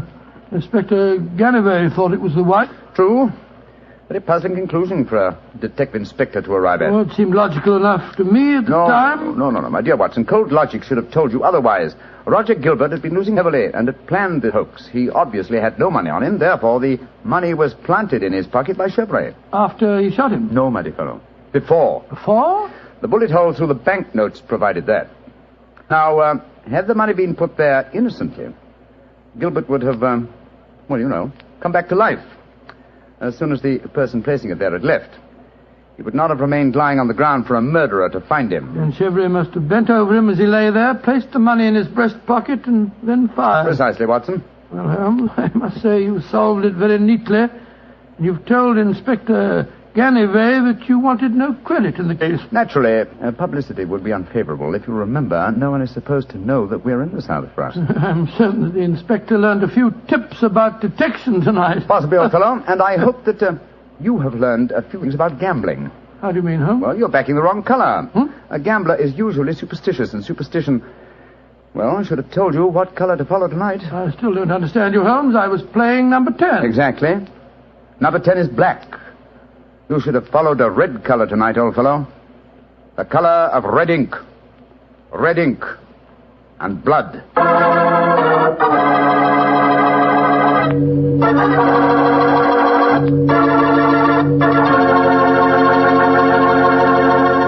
Say, Doctor, that was a swell story. I didn't know you liked to play roulette. Well, I figured out a system for roulette. It's like yours. Every time you lose, you double your money and keep doubling until you win. Oh, it's a great system, Mr. Bartel. There's only one thing wrong with it. What's that? You lose, you go broke before you win. Look, take my advice. Don't gamble. You can't beat the laws of chance. But suppose I bet on a sure thing. What, for instance? Oh, like the fact that Petri wine is always good wine? It is, you know, because the Petri family has been making wine for generations. Good evening, Doctor. Good evening, Mr. Bartell. Punctual to the minute, as usual. Never keep a doctor waiting, I always say. Particularly Dr. Watson. Draw up a chair, my boy. Thank you. That's it. All ready to tell us the Sherlock Holmes adventure of the Speckled Band, Doctor? Yes, I'm all ready, Mr. Bartell. Say, Doctor, just what does a Speckled Band mean? You wait until I've told you the story, young fellow, my lad. You'll find out for yourself. Sorry. The floor is all yours, Doctor. The adventure of the Speckled Band began on a rainy April morning in 1883. An urgent call from one of my patients had kept me up most of the night before, and in consequence I came down to my breakfast rather later than usual to find that Holmes had already left our house some hours earlier. As I sat there reading the morning paper and consuming my 2 lightly boiled eggs, there was a knock at the door. It opened to disclose a typical example of the British working man, a bag of tools in one hand and a grimy cap in the other, as he spoke to me from the doorway. You sent for me, Mr. Holmes? I'm not Mr. Holmes. Oh, beg your pardon, Governor. But I've come to mend the gas bracket over the mantelpiece. Oh? What's wrong with it? I've got a leak in it. Oh, leak? Well, what's wrong with your work? Yes, sir. Hope I won't be disturbing you, No, sir. no, that's all right, my man. Don't mind me. Oh, dear. Very untidy man, Mr. Holmes, sir. What do you mean by that? Well, you can't help noticing the mess this room's in. I've heard say he was as tidy as any when he started, but he learned bad habits from a bloke what lived with him. Dr. Watson, I think his name is. You impertinent fellow. How dare you talk to me like that? I've got a good... Oh, where does he go to? Here, you come out of there. That's Mr. Holmes's room. Don't be angry with him, Watson. What? Just slipping out of these grimy rags into a dressing gown. Good gracious me. So was you, Holmes. Well, upon my soul, I've never recognized you, but why the disguise? A case, my dear Watson, a case. One of those small problems which a trusting public occasionally confides to my investigation. To the British workman, old chap, all doors are open. His costume is unostentatious and his habits are sociable. Tool bag is an excellent passport, and a tawny moustache will secure the cooperation of maids. But what's the case, Holmes? A modest little drama of life in the kitchen, one of those seemingly inconsequential affairs, and yet, Watson, the honour of a duchess is at stake. Duchess? Mad world, my master, the mad world. Now I feel a little more comfortable. Let's return to the sitting room, shall we? A strong cup of tea would be most acceptable. Oh, I wish you'd tell me about the Duchess and life in the kitchen, Holmes. Some other time, old fellow, some other time. At the moment, suppose you tell me what you know about Miss Helen Stoner. I received a letter from her this morning in which she informed me that she would be calling here at 11, and also that she was a friend of yours. Helen Stoner? Oh, yes. A charming girl indeed. Pour me a cup of tea, Watson, and tell me about her. Well, I befriended her at the time of the tragic death of her sister 2 years ago. I told you about the case, don't you remember? The sudden death of Violet Stoner at an old house in Stoke Moran. Oh, yes. It all comes back to me now. There was an inquest, wasn't there, with a string of stupid, ineffective witnesses? No, I was one of them. Oh, I'm sorry, old fellow. Then you were the exception, of course. Wait a minute. Let me see. I docketed the evidence on the case. Where is it? My scrapbook. Here we are. Let me see. Yes, S. Salisbury, Hatchet, Murder, Lordson, Slime. Here we are. Stoke Moran. Yes, I remember the affair well now. The villain of the piece was Dr. Grimsby Roylott, wasn't he? Yes, a dreadful fellow. He's the stepfather of the two girls. Violet, the one that died so mysteriously. Helen, the one who's coming here to see you. Dr. Roylott has a pretty record. 55 years of age, killed his kit McGar in India, once in an insane asylum, married money, wife died, distinguished surgeon. Well, Watson, I wonder what the distinguished surgeon has been up to now. Oh, some deviltry affair. Why do you say that? You remember that Miss Violet Stoner's death followed close upon the announcement of her engagement? Yes.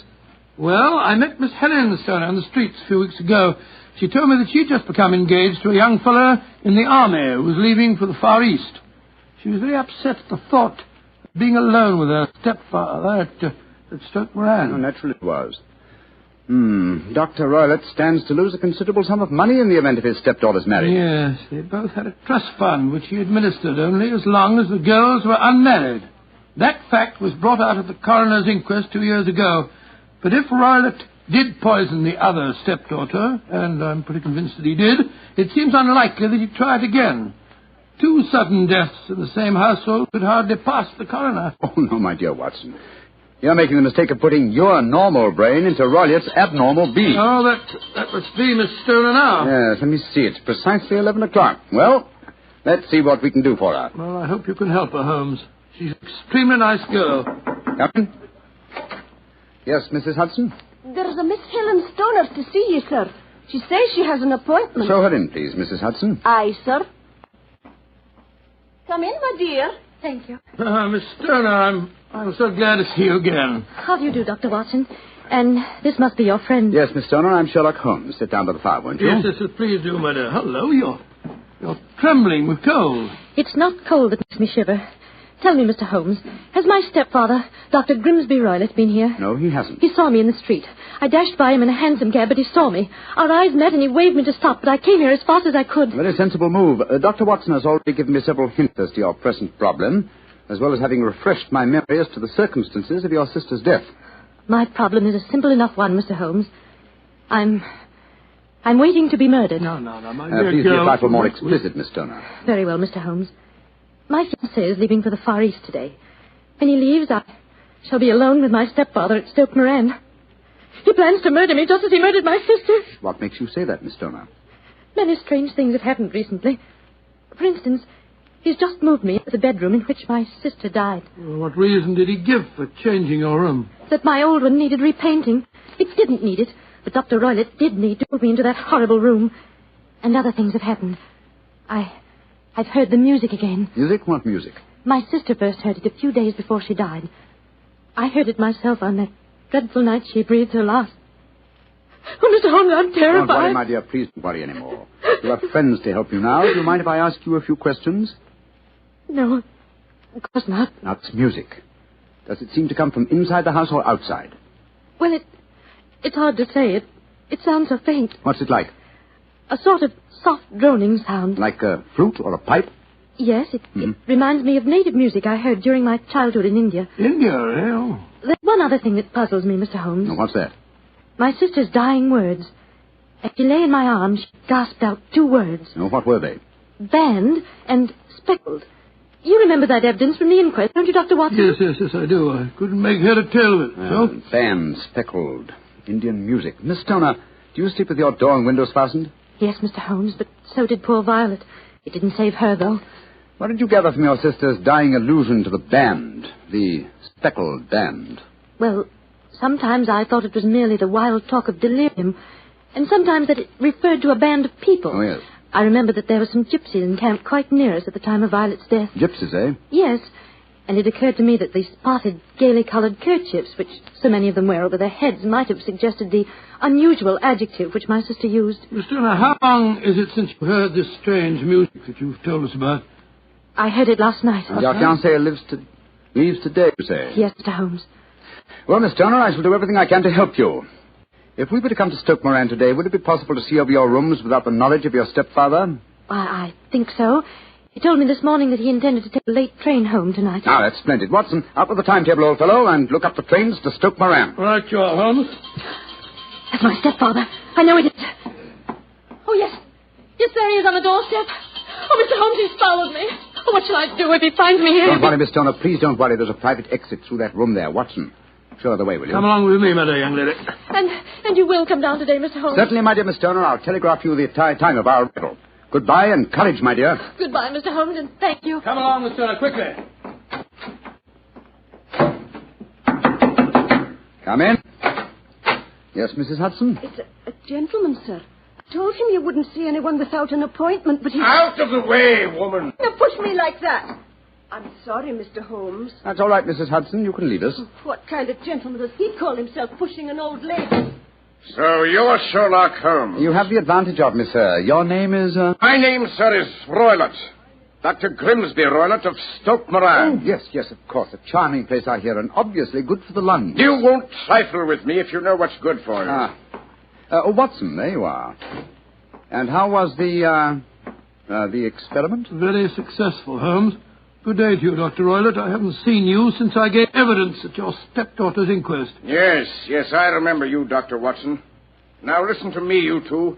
My stepdaughter's been here. I've traced her. What's she been saying to you? A little cold for this time of the year, isn't it? You answer me! I hear that the crocuses promise well. You dare to try and put me off, do you? I know you, you scoundrel. You're Holmes the meddler. Am I? Holmes the busybody. I believe that a man should occupy his time. Holmes the Scotland Yard Jack in office. When you go out, close the door, won't you? There's a draft. I'll go when I've had my say. Keep your nose out of my affairs, do you hear? Oh, yes. My hearing is excellent, thank you, and your diction and delivery most forceful. But time flies, my dear doctor. Time flies, and life has its duties as well as its pleasures. Goodbye. Insolent rascal. Here. See this poker? Oh, the fire doesn't need poking, thank you, Doctor. But I should be obliged if you'd put some more coal on for me. You laugh at me. You don't know my strength. Look. There. Your poker's bent double. And that's what I'll do to both of you. If you don't keep out of my affairs. I had a presentiment that he'd slam the door. Phew. He's an ugly customer, eh, Holmes? Literally as well as figuratively. Watson, I'd be much obliged if you'd get your revolver. It may prove to be an excellent argument with a gentleman who twists iron pokers into knots. The fellow's amazingly strong. Just look at it. I don't want to appear flamboyant, but, there we are. Great Scott, Holmes. You straightened the poker out again. Yes, it was utterly useless in its former shape. And now, Watson, the timetable will catch the next fast train to Stoke Moran.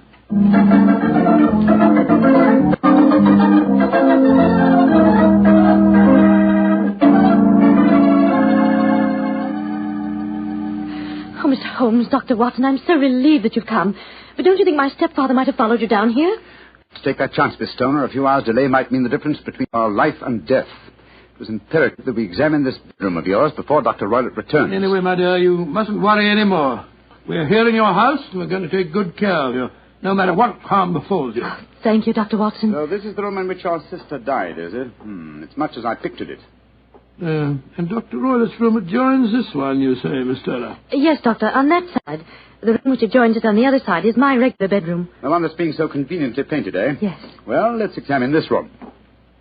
No trapdoors or sliding panels, I suppose. It sounds solid enough, Holmes. Yes, I think it is. Hello, what's this? Are you aware that this bed is clamped to the floor, Miss Stoner? Why, no, Mr. Holmes, I didn't know that. What an extraordinary thing. Was the bed in your other room anchored also? No, I don't think it was. Very illuminating. And this bell pull hanging against the wall above your bed. Oh, that, it doesn't work. It doesn't work, but if you want to ring. There's another one on the other wall over there. Now, why this one? Well, I don't know. My stepfather made a number of changes after we came here. Yes, quite a burst of activity, apparently. And it took some strange shapes. Why are you standing on the bed, Holmes? I'm curious, my dear fellow. Aha. It may interest you to know that this bell rope is fastened to a brass hook. There's no wire attachment. It's a dummy. A dummy? But why? There's a small screen above it. It's a ventilator, I suppose. Yes, Mr. Holmes. Yes. A ventilator leading into your stepfather's room. Curious. I notice there's no means of opening the ventilator on this side. It can only be operated from your stepfather's room next door. I wonder if you'd mind taking us in there. Of course, Mr. Holmes. Follow me. What do you make of it, Holmes? There's devil's work afoot, old chap. Here we are, Mr. Holmes. It's much the same as the other room. A bit bigger, perhaps. That large safe against the wall seems to be an unusual piece of bedroom furniture. What is it, Miss Stoner? My stepfather's business papers. Oh, yes. You've seen inside it, then? Only once, some years ago. I remember that it was full of documents. What's this saucer of milk doing on top of it? Does Dr. Roylott keep a cat? No, but he does have a cheetah and a baboon as pets. He brought them with him from India. Well, Holmes, a cheetah is just a big cat. True, but I doubt if a saucer of milk would go very far in satisfying the appetite of a cheetah. Well, I think I've seen enough. This matter is too serious for hesitation. Your life may depend upon your following of my instructions, Miss Homer. I'll do anything you say, Mr. Holmes, anything. Is that village inn I see through the trees from this window? Yes, the Queen's Arms. Your bedroom windows will be visible from there. Yes, Mr. Holmes. Very well, then. Watson and I will go there now and obtain accommodations. When your stepfather returns, you must confine yourself to your room on the pretense of a headache. You follow me? Perfectly. When Dr. Roylott returns for the night, you must open your bedroom window and put your lamp on the sill as a signal to us at the inn. Then withdraw quietly to your usual bedroom, the one that's being painted. I'm sure that you could manage there for one night. Of course. But what will you do? When we get your signal, Dr. Watson and I will come here and spend the night in your dead sister's room. We are going to solve this mystery of the dummy bell rope and the unusual ventilator and the strange music in the night.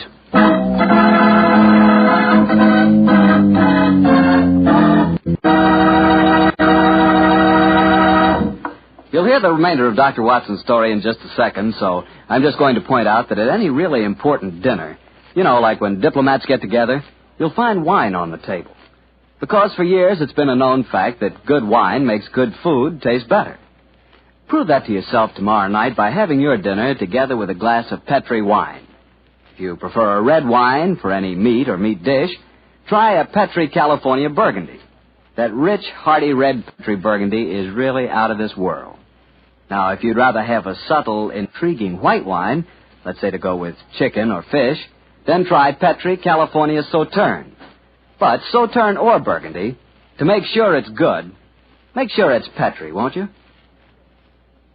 Well, Doctor, it's a rattling good story so far. What happened next? You went to the local inn, I guess, and waited for that lantern to appear in the bedroom window at Dr. Roylott's house? That's right, Mr. Bartell. We had an early dinner at the Queen's Arms and then retired to our upstairs bedroom and sat there side by side, puffing away at our pipes, our eyes straining through the darkness for that telltale lantern to give us the signal that there was dangerous work ahead for us. As we sat there discussing the various aspects of the case, I remember that Holmes was very concerned about my own safety. Watson, I really have some scruples about taking you with me tonight. This is an infernally dangerous business. What about that poor girl, alone in the house with that fiend Roylott? I can handle the case by myself, old chap. I'm coming with you, Holmes. You speak of danger.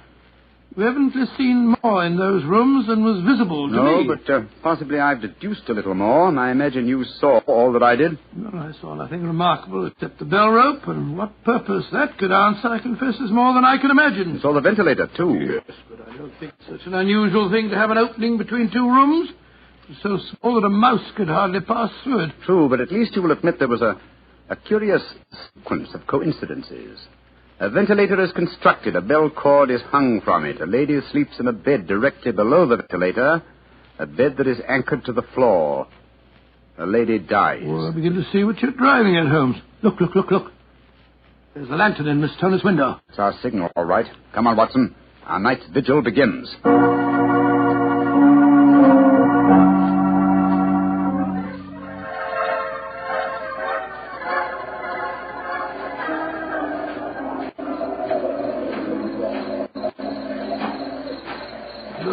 What a foul night. Foul night for foul business, Watson. Come on, through these laurel bushes. It's only another 50 yards to the house. Yes, the lantern's still burning away in the bedroom window. Yes, all the other lights are out. Including the one in Dr. Roylott's room. He must have gone to sleep. To bed, possibly, Watson, but not, I think, to sleep. Great heavens, Holmes. Look at that frightful creature leaping about in the moonlight. It looks like some hideous child. That's Dr. Roylott's pet baboon. Well, it looks positively human. Yes, probably a great deal more so than its master. They're directly below the window now. This ivy provides a most convenient ladder. I'll go up first. Careful, Holmes, careful. Wait a minute. I hope the thing's strong enough to hold us both. We look pretty stupid on our backs in the mud. Get your hand with me, Holmes. I can't quite get my leg up over this window ledge. Oh, thanks, old boy. Oh, safe. Phew. Now to close the window shutters. This room looks exactly like the same as it did this afternoon. The sound would be fatal to our plans. Keep the lamp covered, so that if the ventilator is open from Dr. Roylott's room, no light will show from in there. That's it. Why are you carrying that stick, Holmes? Prepared for a visitor that I expect before the night is over. A visitor who will herald his entrance with faint music from an Indian pipe. You mean the music is a signal? Exactly, old fellow. The signal to an accomplice who can enter a room with locked doors, an accomplice who kills and leaves no trace. You mean that... Shh, no more talking, Watson. I'll sit on the edge of the bed here. You sit on that chair. Have your revolver ready in case you should need it. Right you are. Have the lantern ready, too. When I shout now, turn the light full on the top of the bell rope. You understand? Yes, perfectly. Good. Now we must wait. Perhaps for some time.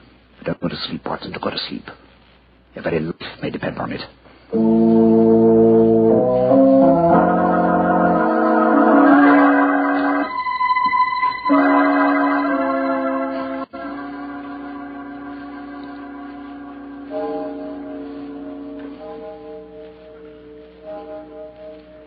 Watson.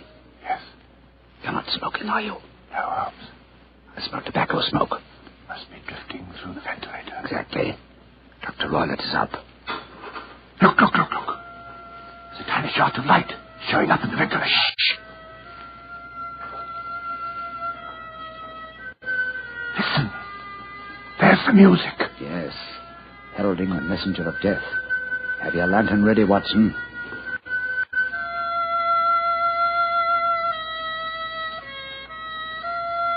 Now, Watson, now!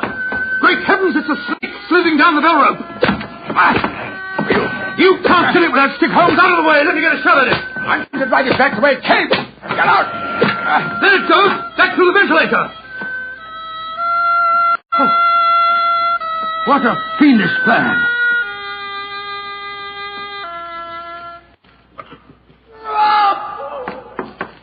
Cut, what's that?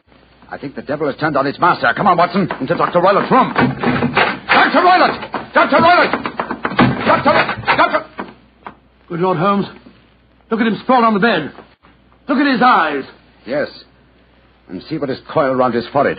It's the snake. Yes, the band. The speckled band.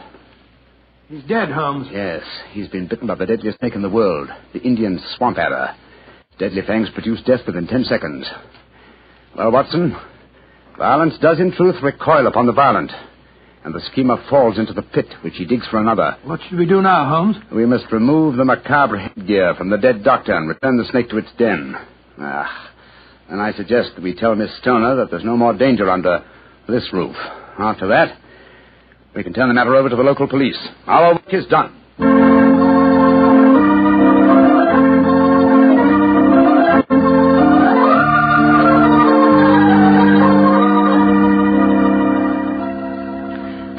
Holmes, Dr. Watson, I can't tell you how grateful I am that you brought me back into Baker Street. Stoner, it would have been inhuman to leave you in that house of horror and death. We have a spare bedroom, and Mrs. Hudson is a motherly and understanding woman, and I can assure you that Dr. Watson and I will be delighted to have you stay with us here until you've decided on your future plans. Yes, of course we will, my dear. As a matter of fact, it'd be rather refreshing to have a touch of youth about the place. You're both so kind. Mr. Holmes, I think it's wonderful how you foiled my stepfather's devilish plans. Yes, wasn't it a remarkable example of logical deduction? No, it wasn't, old fellow. At first, your mention of the gypsies, Miss Stoner, and the use of the word band put me on an entirely wrong scent. However, when we examined the fatal room, I drew the obvious conclusion. You mean the dummy bell rope, the ventilator, and the immovable bed? Yes, old fellow. It instantly gave rise to the suspicion that the rope was there as a bridge for something coming through the ventilator and traveling to the bed. I once thought of a snake. When I saw the saucer of milk on top of the safe, my suspicions crystallized into certainty. Oh, it was a fiendish plot. Yes, and an extremely clever one, too. Exactly. My stepfather must have trained the snake to return to him when he played the music. Yes, he put it through the ventilator with the certainty that it would crawl down the rope and land on the bed. It might or might not bite the occupant. Perhaps she might escape every night for a week, but sooner or later she must fall a victim. Thank heaven I came to you, Mr. Holmes. Amen to that, Miss Stoner. Holmes, if you hadn't lashed at the snake with your stick, I bet it wouldn't have turned back on its master. True, old chap. In that way, I am no doubt indirectly responsible for Dr. Grimsby Roylott's death. But I can't say it's a fact that's likely to weigh too heavily on my conscience.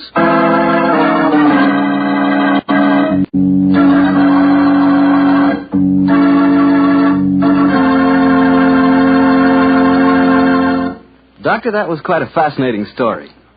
You know something? I'm not exactly a coward, but no kidding, my toes really curl when I get mixed up with snakes. Oh, I'm not alone in that respect, Mr. Bartell. I must admit that I like to have a revolver and at least 20 feet between me and any snake that wants to cross my path. Well, if you want a revolver in 20 feet, I'll take a cannon in 20 miles. It's fortunate that you're a wine expert, Mr. Bartell, not a detective. I'm afraid you wouldn't, shall we say, find detecting to your liking? We certainly shall say it. And incidentally, I'm not a wine expert, Doctor. All I know about wine is that it either tastes good or it doesn't. And I also know that Petri wine always tastes good. The Petri family sees to that. And now let's keep our weekly appointment. Good evening, Dr. Watson. Good evening, Mr. Bartell. Draw up a chair. Thank you. That's it. By the way, do you know what date it is?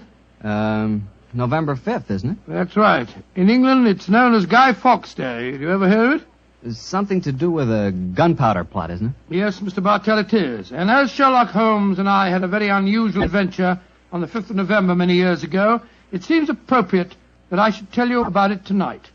But before I begin, I think it might help you to appreciate the true flavor of the story if I tell you a little about the origin and the customs of Guy Fawkes Day. It's a swell idea, Dr. Watson. Well, my boy, on November the 5th, 1605, exactly 340 years ago today, King James I was about to attend the opening of Parliament when a plot was discovered to blow up the House of Lords during the ceremony. And the chief conspirator was Guy Fawkes, I suppose? Yes, he was. He was captured in a vault immediately below the House of Lords, a vault full of barrels of gunpowder. Of course, he and his fellow conspirators were executed. And ever since then, November the 5th has been known as Guy Fawkes Day. Well, how's it celebrated, Doctor? Well, it's a great time for the youngsters, Mr. Bartell. They black their faces, throng the streets, begging for pennies, and build bonfires in which to burn effigies of Guy Fawkes. These effigies are life-size dummies, stuffed with straw and dressed in old clothes. The children parade them in the streets chanting rhymes. Well, now, let me see. Pleased to remember the 5th of November. Guy Fawkes Guy, hit him in the eye. The kids must have quite a time. Sort of like Halloween, huh, Doc? Yes, not unlike it, my boy. Well, now that I've told you something about the customs of Guy Fawkes Day, I'll get on with my story. It began just before lunch, I remember, on November the 5th, 1899. The day was foggy and cold, and Holmes and I were seated each side of a blazing fire in our Baker Street rooms. From outside, we could hear the sound of voices laughing and singing. Suddenly, Holmes rose and crossed to the window, opened it, and looked out.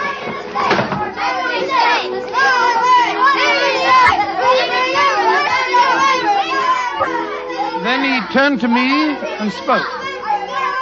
Children are having a great time, Watson, aren't they? Yes, it cost me a shilling worth of pennies to walk here this morning. Has it occurred to you, Watson, that the gunpowder plot offers very promising material to the speculative mind? In what way, Holmes?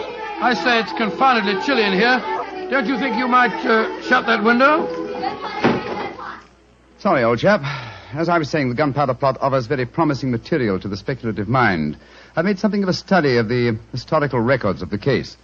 There is more than a little evidence to suggest that King James was never in any real danger. Never in any danger? Well, what makes you say that? Knowledge of the proposed dastardly scheme came to light early. But James Stuart, King of England, the possessor of a shrewd and diabolical mind, used the spectacular discovery of the plot to try and bolster his waning popularity, as well as to justify increased religious persecutions. Well, that's the first I've heard of it, Holmes. I dare say, old fellow, but it's true just the same. I'm afraid James Stuart, King of England, was an unscrupulous tyrant. Come in. Oh, yes, Mrs. Hudson? There is a gentleman to see you, Mr. Holmes. He said it was very important. And he asked me to give you his card. Oh, thank you, Mrs. Hudson. Oh, ask him to come up, please, will you? Aye, sir. Who is it, Holmes? A gentleman with a remarkably fine sense of timing. Read his card for yourself. Let's have a look. Mr. James Stuart. Great Scott, that's an extraordinary coincidence that he should arrive just as we're talking about James Stuart, King of England. Come in. Mr. James Stuart. How do you do, Mr. Stuart? My name is Sherlock Holmes, and this is my colleague, Dr. Watson. How do you do, sir? How do you do? Mr. Holmes, you've got to help me. I'm walking about in mortal fear of my life. You've got to help me. Mr. Stuart, I suggest that you sit down. I'll do anything in my power to help you, but you must compose yourself first and tell me quietly what it is that's frightening you. How can I compose myself when I may be dead within a few hours? No, Mr. Stuart. I'm a doctor. I really think if I were to give you a sedative that you'd find... How can you talk of sedatives when I... My heart. Doctor. My heart. All right. Now, here, let me help you into this sofa. There you are now. Imagine That's that brandy it. would be in order, Watson. Yes, Holmes, and I'll give him some digitalis. A fellow with a bad heart like this shouldn't allow himself to get so excited. Here you are, Mr. Stuart. Drink this. No. That's it. And now this, Mr. Stuart. What is it? It's digitalis. Very well. Yeah, now. Feel better, sir? Yes, Mr. Holmes. Yes, I do. You're right. I shouldn't get so excited. My heart can't stand it, you know. Watson, is he well enough to talk, do you think? Yes, if he doesn't excite himself again. I'll be careful, Doctor. I'll take it quietly. Mr. Holmes, when you saw my card just now, did it strike any responsive chord? Naturally, sir. Who could fail to be intrigued when a James Stewart calls to see one on Guy Fawkes Day? It isn't just coincidence that my name is James Stewart. I've got royal blood in my veins. People know of it. And that's another reason they're out to kill me. They're jealous of my heritage. Every instinct I have is a royal one. Now, you gentlemen know that falconry is a king's sport. And my greatest hobby is the breeding and the training of falcons. Stewart, please, Mr. Stewart. Owing to the state of your health, I suggest that you be as economical as possible in your explanation. In fact, I think it might be better if I were to question you. Very well, Mr. Holmes. Now, you say that your life is in danger. What evidence do you have to substantiate that claim? My cousin, Guy Falconby, has threatened it. You see, Mr. Holmes, he and I are the only heirs to a wealthy uncle. His fortune will go to the surviving heir. If I were dead, Guy would inherit everything. Seems to me, Mr. Stewart, that you should have applied to Scotland Yard for protection. I did, Dr. Watson. Only a few days ago I saw a certain Inspector Lestrade, I think his name was, and he laughed at my fears. Oh, Lestrade. And he laughed, did he? Well, then in that case, there may be something in your story, sir. You say that your cousin has threatened to kill you. Has he indicated the method he intends to employ? He has, and it's a devilish plot. Guy has a bitter, twisted sense of humor, gentlemen, even when he's planning as dastardly a thing as a murder. I am James Stewart. He is Guy Falconby, which is near enough to Guy Fawkes. Today is the 5th of November, and he's planning to blow me up. Oh, come, sir. You can't expect us to believe that. But it's true. He warned me. And the celebrations that are going on in the streets of London today would make a rare cloak for his activities. I must confess, Mr. Stewart, that I find your story most unconvincing. All your evidence appears to depend on conversations held between you and this cousin of yours. You have no facts, sir, to substantiate your claims. But I have. Then please let us hear them. I live at 23 Cavendish Square. A week ago, the house next door to me was let to a new tenant. Almost immediately, workmen became very active there. They were digging in the cellars, Mr. Holmes. I could hear the sounds of picks and shovels through the walls. Digging in the cellars? That does sound significant, doesn't it, Holmes? Extremely. Did you observe any other activities of the workmen, Mr. Stewart? Mr. Holmes, vans have been delivering large packing cases to the basement during the last 2 days. Mm-hmm. I know what's in them, too. It's gunpowder. I tell you, they're planning to blow me up today. No. Steady. You mustn't excite yourself again. What shall I do, Mr. Holmes? I think, sir, it would be better for you to rest here for a while and then go to a nearby hotel. I would suggest the Shaftesbury. And wait there until you hear from us. And where are you gentlemen going? Watson and I, after donning suitable disguises, will visit the house adjoining yours in Cavendish Square. I think an examination of the cellar there might prove most illuminating.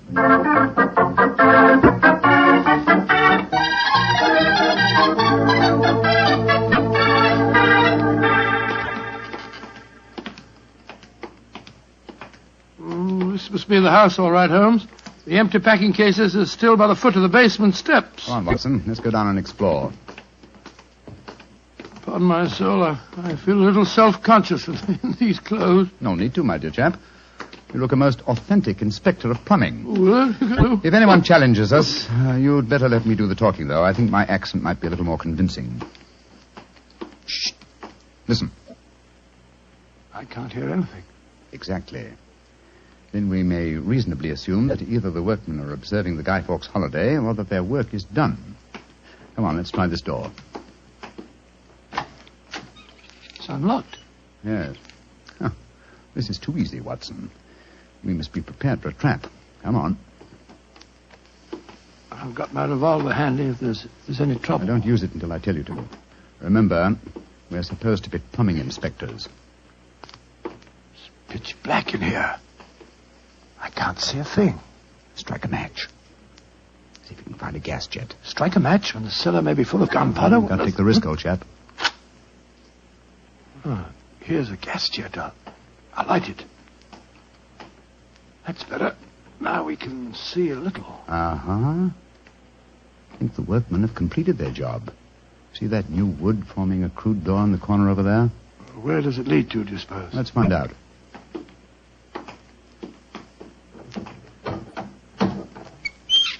Oh, also unlocked.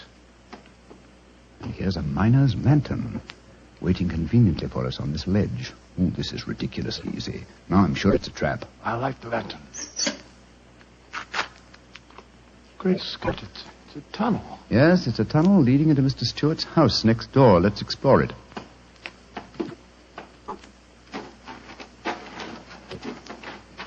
Look, Holmes. Look at the barrels. I bet they're full of gunpowder. Undoubtedly. You will observe the fuses as well. Yes, the complete equipment for another gunpowder plot. I can't believe my eyes. What a fantastic plan, but how could the murderer be certain that Stewart would be killed in the explosion? I think that's easily answered, Watson. Remember Mr. Stewart's bad heart? In his present state of apprehension, an exploding firecracker would be enough to kill him. I suppose so. Hello? Hello? What's this lying on the floor? Curious. It's a funny strip of silk with a little ring on the end. Let me see it, Watson. Aha. This seems to be familiar. By Jove! I believe it's a Jess. A Jess? What on earth's that? The last piece of evidence necessary to confirm the conclusion. Come out of there! And keep your hands above your heads! I've got a revolver! Right, y'all, Governor. We ain't done no harm. Now remember, Watson, I'll do the talking.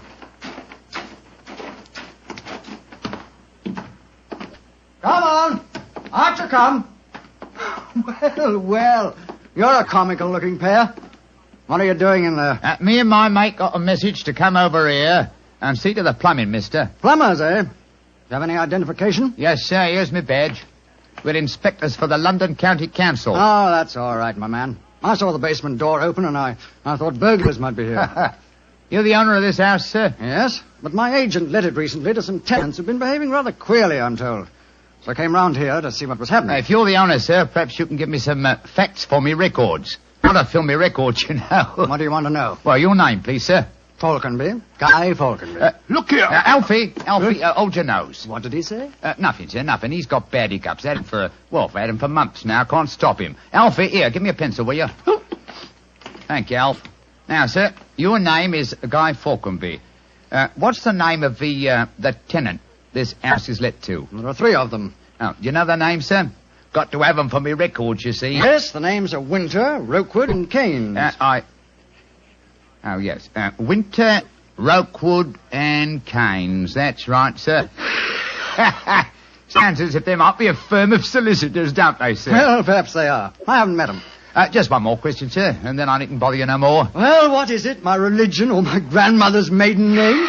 No, sir. No, nothing like that. I just wondered who lived in the house next door on that side. We've had a complaint from there, too. Their pipes is bunged up. My cousin lives there. His name's James Stewart. Mr. James Stewart, eh? Not much obliged, sir. Me and my mate will be going next door, then. Come on, Alfie. I'm not surprised his pipes are bunged up, as you so graphically put it. He's a great one for practical jokes about the house. As a matter of fact, he's planning one of them tonight. Well, that's no concern of yours. By the way, my man, what's your name? Nivitt, sir. Tom Nivitt. Come on, Alfie. We got work to do.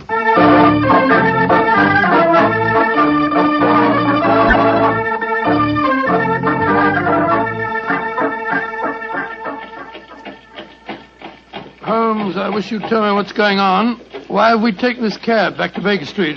Get out of these clothes. They've served their purpose. Now there's more serious work afoot. Well, I'm still confused about our interview with Guy Falconby. Why did you say your name was Tom Nivitt? More touch of vanity, old fellow. Vanity? How do you mean? Well, consider the names in this case so far, Watson. James Stewart says that he's been threatened by Guy Falconby. A name, as Mr. Stewart points out, not unlike Guy Fawkes. Do you recall the names of the three tenants that Mr. Falconby gave us a few minutes ago? Yes. Winter, Rokewood, and Keynes. But what's that got to do with it? A great deal, my dear fellow. Thomas Winter, Ambrose Rokewood, and Robert Keynes were the three men executed with Guy Fawkes in the original gunpowder plot in 1605. Good Lord. Where does Tom Nivitt, the name you gave yourself, fit into the picture? Thomas Nivitt was the Westminster magistrate who arrested the conspirators. Since the would-be murderer has such an academic knowledge of the original plot, I thought I'd let him know that he was up against an opponent worthy of his skill.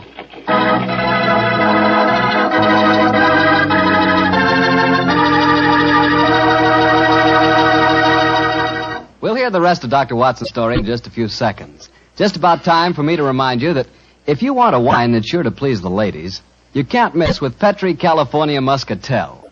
That's because Petri Muscatel is a golden wine with one of the most luscious flavors you ever tasted. Did you ever taste a big, plump muscat grape that's ripened in the sun? If you have, then you know what to expect when you taste Petri Muscatel. It's a wonderful wine. Perfect after dinner and swell when company comes. Just remember that, won't you? Petri Muscatel. Well, Doctor, you and Mr. Holmes were certainly having yourselves quite a Guy Fawkes day. What happened when you got back to Baker Street? We quickly changed out of our disguises and back into our ordinary clothes. I was still pretty much in the dark, as usual. And I kept questioning Holmes as to our next move. He was in a state of suppressed excitement. And it was obvious as he spoke to me that he was anxious to be off. What's the dawdle?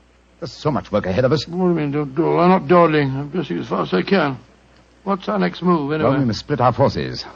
Let's get hold of my band of street urchins, the Baker Street irregulars. I'm going to surround Mr. Stewart's house in Cavendish Square, and they'll be invaluable for that purpose. Well, what do you want me to do? Go to the Shaftesbury Hotel and collect Mr. Stewart, then return with him to his house and wait me there. I shall join you as soon as I've rounded up the irregulars, but I must warn you. Don't leave Mr. Stewart for a moment. Don't let him out of your sight until you see me again. Of course I won't, Holmes, but, I must say, the idea of all that gunpowder in the cellar doesn't make me feel any too happy. Have faith in me, old chap. Have faith in me. You know, I wouldn't expose you to any danger if I could avoid it. And I assure you that I shall join you and Mr. Stewart very shortly. You have your revolver? Yes, of course. Good. And, give Mr. Stewart this revolver, will you?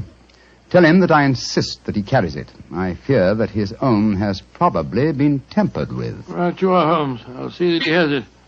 This is a strange business, I must say. That Guy Falconberry seemed such a decent sort of fellow. Yes, he appeared to be a most amiable fellow, didn't he? This is indeed an unusual case, Watson. We're up against one of the most sinister and twisted antagonists that we've ever met. Well, old chap, I'm leaving now. I'll join you soon. And don't forget, stay close to Mr. Stewart. Stay very close to him.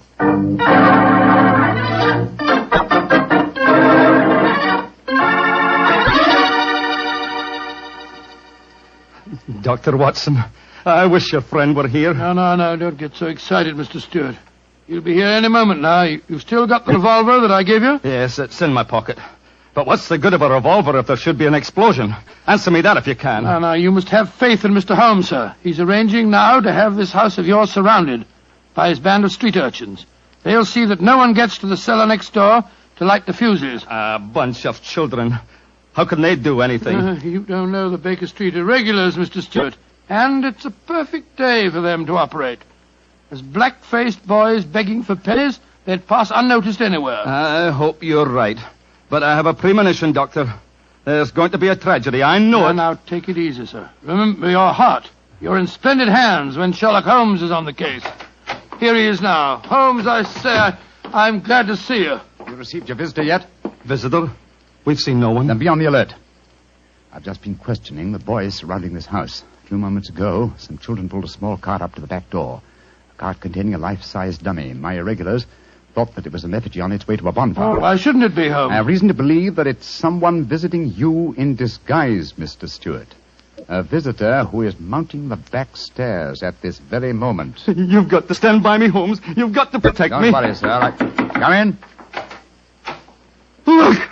Look at that apparition. Great Scott, a Guy Fawkes dummy. A dark lantern in his hand, and it's walking. And also talking, I trust. Keep away from me. I got a revolver. For sake, for Victoria's sake. If you won't give me one, I'll take two.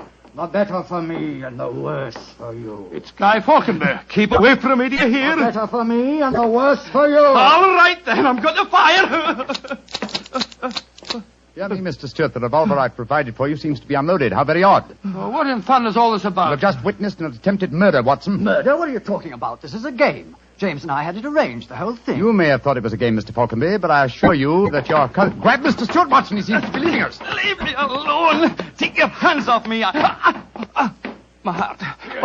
Help me put him on the sofa. That's it. I'll get him some digitalis. Look, I don't want to appear unnecessarily stupid, but will someone tell me what this is all about? With pleasure, Mr. Falconberry. Your cousin had planned one of the most fantastic murder plots that I've ever encountered. He came to us with the story that you had threatened his life. But that's ridiculous. I'm very fond of him. Of course it's ridiculous. The whole plot was ridiculous. He leased the house next door, had a tunnel dug, and gunpowder and fuses planted there. Even entered the name of the tenants as Winter, Rokewood, and Keynes to give the apparent plot a further authenticity. You mean my cousin was the real tenant? Certainly he was. However, he was clumsy enough to drop that piece of silk with the wire ring on the end that you found in the cellar, Watson. thing you called a jess. And what's a jess? It's a strap that goes round a falcon's leg to which its leash is fastened. You will remember that Mr. Stewart informed us that falconry is his hobby, and it therefore indicated that he had been in the cellar and consequently must have known about the whole plot. And all he was trying to do was to build up in our minds the belief that his cousin was trying to kill him. Exactly, my dear fellow. Had we believed him, of course he could have shot you just now, Mr. Falconby, in apparent self-defense. Good Lord, what a fantastic plot. I still can't quite believe Mr. it. Falconby, why are you dressed as a Guy Fawkes dummy? Well, it was James's idea. He said that he was going to dress up too, and that we were to go round the bonfires tonight and frighten people by appearing as live dummies. But the last message he sent told me to come up here, that we'd play a practical joke on a couple of friends of his. And did he provide you with the costume that you're wearing? Yes, as a matter of fact, he did. Have you searched the pockets for any weapons? No, but I will. All right, and while you're doing that, I'll examine this dark lantern. How's your patient, Watson? Well, I've given him some digitalis, and now I'll get him some brandy. I can't find anything in the pockets. Here's the answer, my friends. Look here. Inside the lantern is a dagger. Your cousin planted it there to substantiate the claim that you were trying to kill him. Had his plans worked, you would have been dead, Mr. Falconby, before you could have told us the truth. Here, come back here, Mr. Stewart. James! He slipped out of the door. Confound it! He's faking the heart attack. Come on, Watson, after him.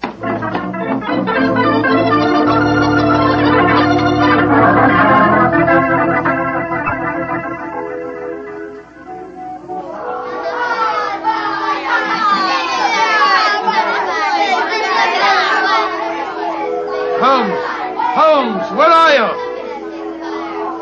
Out of the way, please. Blarney, here comes the Lord Mayor of London, chums.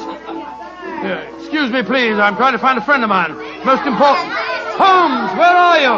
Here I am, Watson. I hear you calling me. Out of the way, please. I'm coming, Holmes. Why don't you sit in the post car?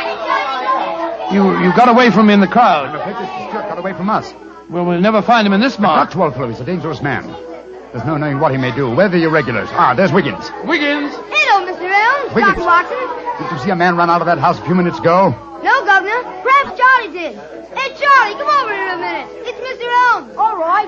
I bet Charlie didn't see anything, though. He's got some savvy girl with him. Hello, Mr. Holmes and Dr. Watson. Hello, Charlie. Hello, Charlie. Did you see a man run through this crowd a few minutes ago? A tallish man with a grey moustache? Yes, I did. A man came running out of the house over there. That's the house. Where'd he go? He ran down toward where the shops are. And he stole our dummy, he did. The one we are going to burn in the bonfire. I tried to stop him, but he got away. Holmes, look up there on the roof. There's a figure. By Jove, I believe it's James Stewart. That's the man. He's the one that stole our dummy. He's standing up on the roof. He's going to jump. If he does, he's going to land in the bonfire. There he goes. He is jumping. Right into the middle of the fire. It's awful. He'll be burned to death. Don't worry, Wiggins. That wasn't a man who fell into the bonfire. What do you mean? From the gyrations that the figure performed as it fell, my dear Watson, I'm convinced that Mr. Stewart threw the stolen dummy to try and put us off the track. Then Stewart's still up there. He is, Watson. Come along, old boy. It's up on the rooftops for us. Up on the rooftops.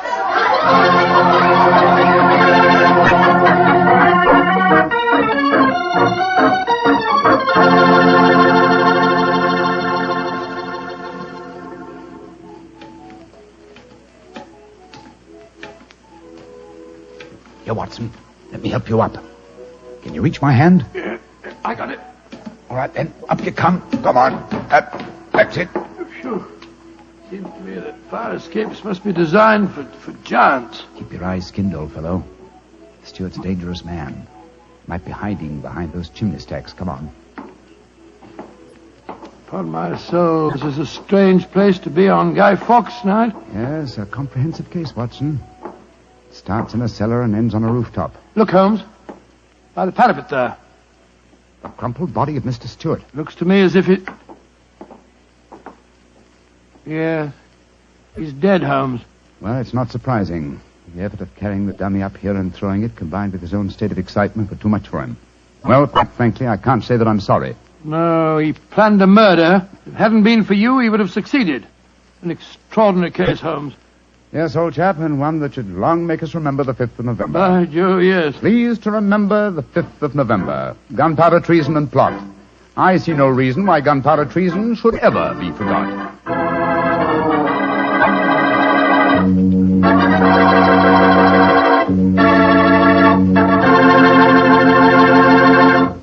Well, Doctor, as you boys would say, that story was a bit of exciting, what? Yes, and even now I sort of lose my breath when I remember climbing that fire escape. You know, Doctor, those two fellas certainly went out of their way to celebrate Guy Fawkes Day. Now, take me. When I got a little celebrating to do, I like to do it quietly. Some friends, a glass of port. Yeah, Petri port, of course. What else? Leave it to you. No matter what the occasion is, you can somehow make it a perfect occasion for Petri wine. Come in. Good evening, Doctor. Good evening, Mr. Bartell.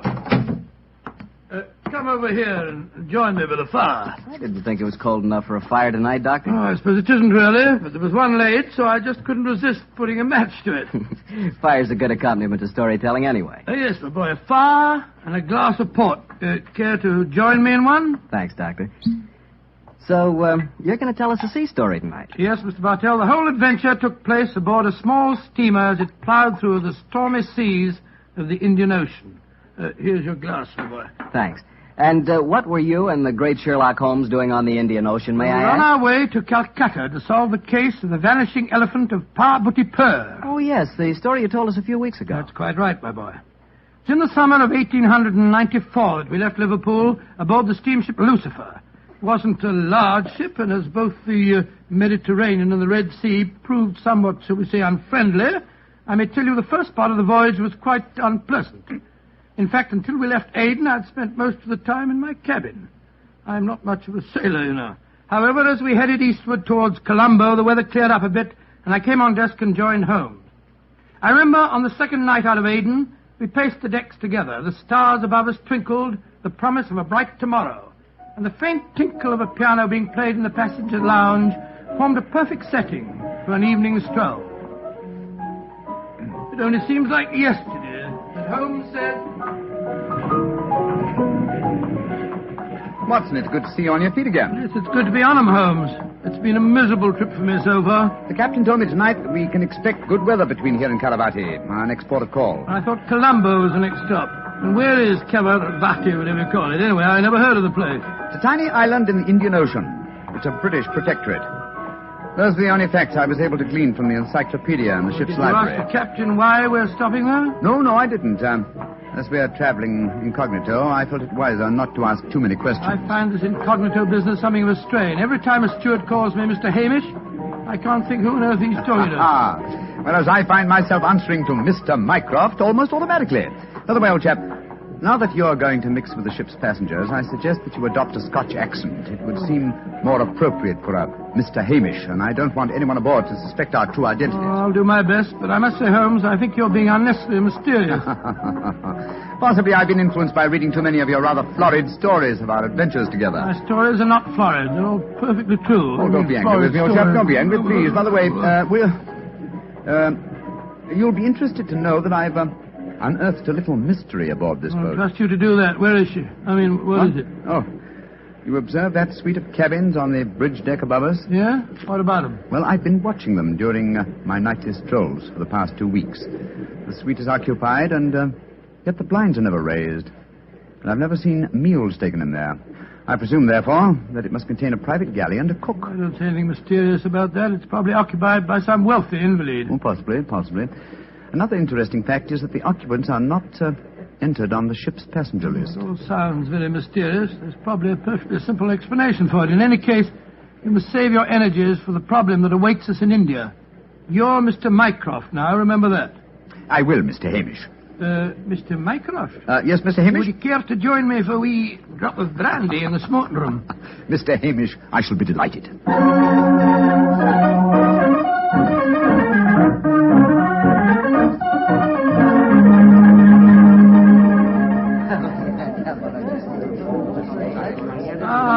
This is excellent brandy. Excellent. Watson, you noticed that rather garrulous gentleman over there in the corner?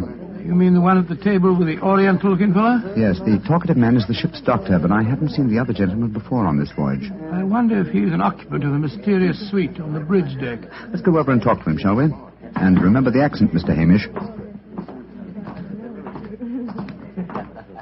And so, Verda, when we landed at Colombo, I decided to take Mrs. Abbott for a moonlight rickshaw drive from the Cinnamon Gardens. Did you gentlemen want to see me? If you'll excuse us, Dr. Harris, my friend Mr. Hamish and I were having a little argument, and we thought that perhaps you might be able to settle it for An us. argument? Oh, I love a good argument.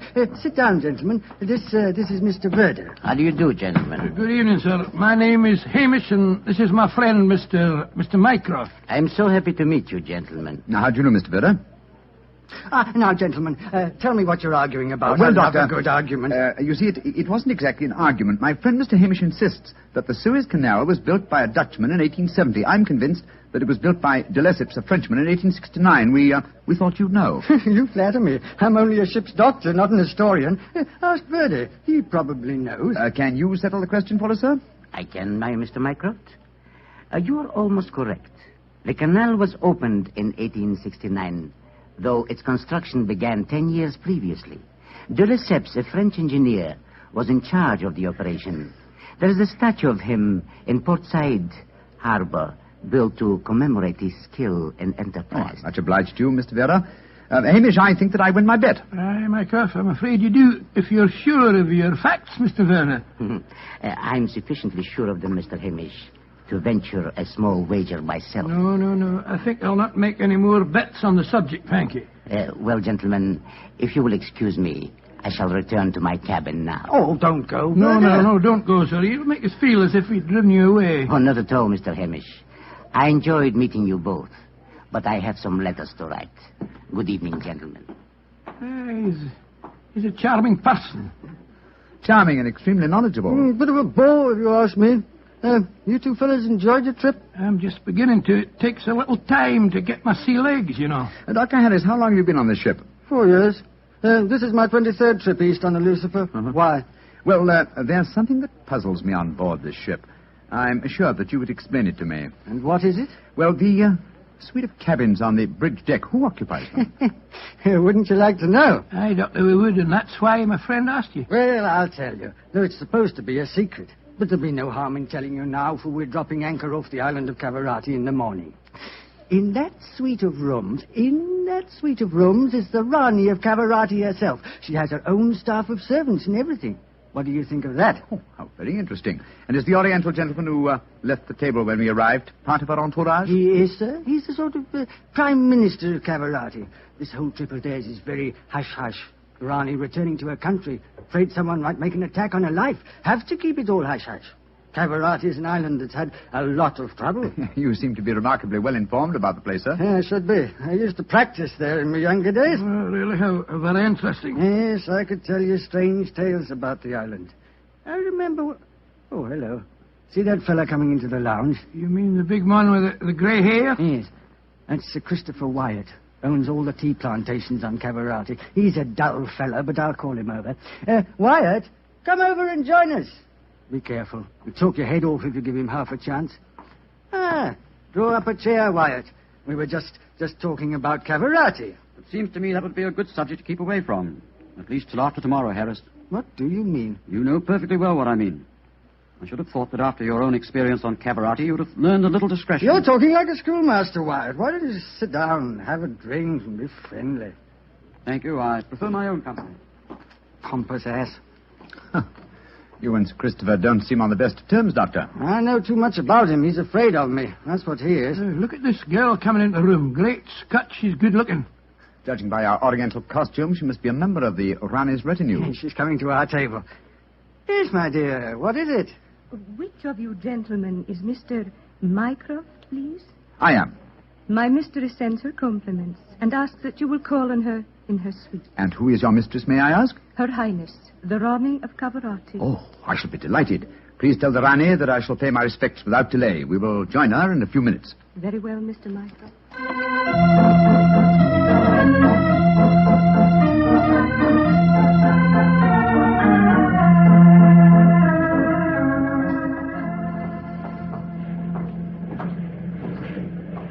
You know, Holmes, this is pretty exciting. The girl that just brought us the message was a stunning creature. Imagine what the Rani herself must be like. Oh, what an incurable romanticist you are, Watson. I suppose you picture the Rani clad in oriental splendor, reclining like an odalisque on silken cushions. No, there's no need to make fun of me, old fellow. Here we are at the cabin.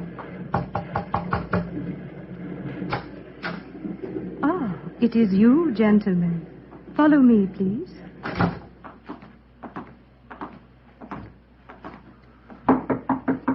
Come in. Her Highness, the Rani of Cavarati. All right, Regina, you can off it. Yes, Your Highness. Well, me lads, don't look so startled. Come in and sit down. Your Highness, What's the matter? What's the matter? Don't I fit into your picture of a Rani? What did you expect? A slant-eyed beauty with a veil and big hips?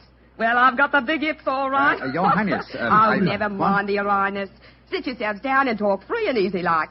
I may as well begin by telling you that I know who you both are. Mr. Sherlock Holmes and Dr. Watson. Dear me. Oh, I've seen you in the good old days in London, you know. May I ask if our visit is purely a social one, or are you in need of professional advice? Oh, a little of both, Mr. Holmes, a little of both. And we'll start off with being social. Roma. Mem Sahib. Champagne. Botachi, Mem Sahib. if you pardon my asking you, madam, but I've never seen you before, have I? Oh, that's a question I'm always having to answer. Yes, you probably have, Dr. Watson. You see, I was in the chorus at Daly's Theatre in London for quite a few years, until the Rajah of Cavarati decided I'd look better on his island than I did in front of the footlights. Your husband, the Rajah, is dead, isn't he? Yes, he was killed playing polo. Champagne, Mem Sahib. Polo. Champagne for the sector. Acha. He doesn't speak English, so I'll get along with telling you my troubles. Mr. Holmes, somebody's trying to kill me. Kill you? It's good. May I ask what reason you have for saying that, madam? You may, Mr. Holmes.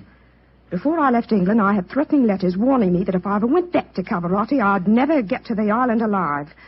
I got another letter in Port Said that said the same thing. You kept these letters, I trust? No, I didn't. I tore them up. I never did pay attention to letters that weren't signed. Well, that's a great pity, madam. Those letters might have been invaluable. Well, it's too late to think about that now, Dr. Watson. Here's what's on my mind. I land at Cavarati in the morning, and if anyone's up to a bit of no good, tonight's their last chance. You destroyed the threatening letters, madam, thereby indicating that you did not believe in the threats, and yet you now appear to feel that you are in danger. I wonder what made you change your mind. The Ace of Spades. Yes? I don't understand you, madam. In the last 2 days, every time I tell my fortune, I get the Ace of Spades. Now, you know what that means. Death. Oh, come now, madam. If you'll pardon my saying so, that's a very childish superstition. Well, the cards have never lied to me yet. Oh, you can laugh at it if you like, but I know. Well, do you mind if I ask you a few questions? Anything you like, Mr. Holmes. Fire away. How long is it since you were in Cavarati? About 18 months. We were in England when my husband died, and I couldn't face the idea of going back to that island alone. 3 months ago, Verda... Oh, he's the chief minister of Cavarati. Yes, madam. We met him for a moment in the lounge. Oh, well, Verda came over to England to persuade me it was my duty as the Rani to go back. I see. As far as you know, have you any enemies among the passengers on board the ship? Oh, that's an odd one to answer, Mr. Holmes. But I can tell you right here in my suite there's someone who doesn't like me. The girl Raduna, the one that brought you my message. She was in love with the Rajah herself. I know she hates me, even though she did stay with me in England after my husband died. How about Ferda, your minister? Oh, he's all right. My husband thought the world of him, and he's been wonderful to me. He came from Cavarati recently, you say, to persuade you to return there. That's right, Mr. Holmes. Well, Bruma seems to be all right after drinking that champagne, so it'll be safe for us to have some now. Champagne omlog kedo? Botache, Mem Sahib. Oh, I've been burning with curiosity to know why you gave him a glass of champagne a few minutes ago, and yet we didn't have any. Well, surely that's obvious, Watson. Fruma is the official poison taster, isn't he, madam? That's right, Mr. Holmes. He tastes everything I eat or drink before I do. And if it doesn't affect him, then I know it's safe. Berta brought him over to England when he came to fetch me. On the island of Cavarati, poisoning's quite an hobby, you know. There were 2 people in the smoking room tonight who seemed to know quite a lot about your island. The ship's doctor, a rather garrulous gentleman by the name of Harris, and Sir Christopher Wyatt, who owns tea plantations on the island. Do you know either of them, madam? I should say I do, both of them. Dr. Harris isn't any good. He was on the island for a bit, but he got into some kind of trouble, and my husband had him thrown out. And how about Sir Christopher Wyatt? Oh, Chris is all right. I saw quite a bit of him in London after my husband's death. As a matter of fact, well, if I weren't going back to Cavarati, I don't think he'd be on the boat at all. He hasn't been there for over 5 years, ever since he had a row with my husband over the wages he paid the native labor. It seemed to me that several people aboard this boat have a personal interest in the island of Cavarati. Interests that might be influenced by your death. Yes, just what I was going to say, madam. I think we should keep an eye on you. Oh, that's just what I was hoping you'd say, Doctor. You see, I'm giving a bit of a supper party tonight. All the people we've been talking about have been invited. And I thought if you two were to be here, perhaps you'd be on the lookout for any funny business. How about it? Well, of course we'll come, won't we, Holmes? I think it might be a good idea, though I would suggest that we retain our incognitos as Mr. Hamish and Mr. Mycroft. Well, whatever you say, Mr. Holmes. And now, let's have that champagne.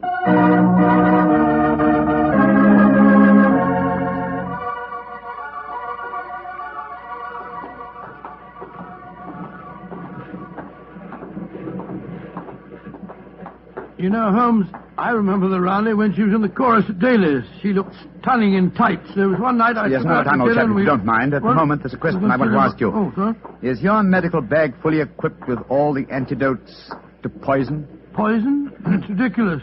How could the Raleigh be poisoned when she has a poison taster? My dear Watson, you mustn't... What the blazes... Come on, Watson. That cry came from the companionway. There are two figures struggling by the rail there. Good heavens! One of them has pushed the other down the companionway.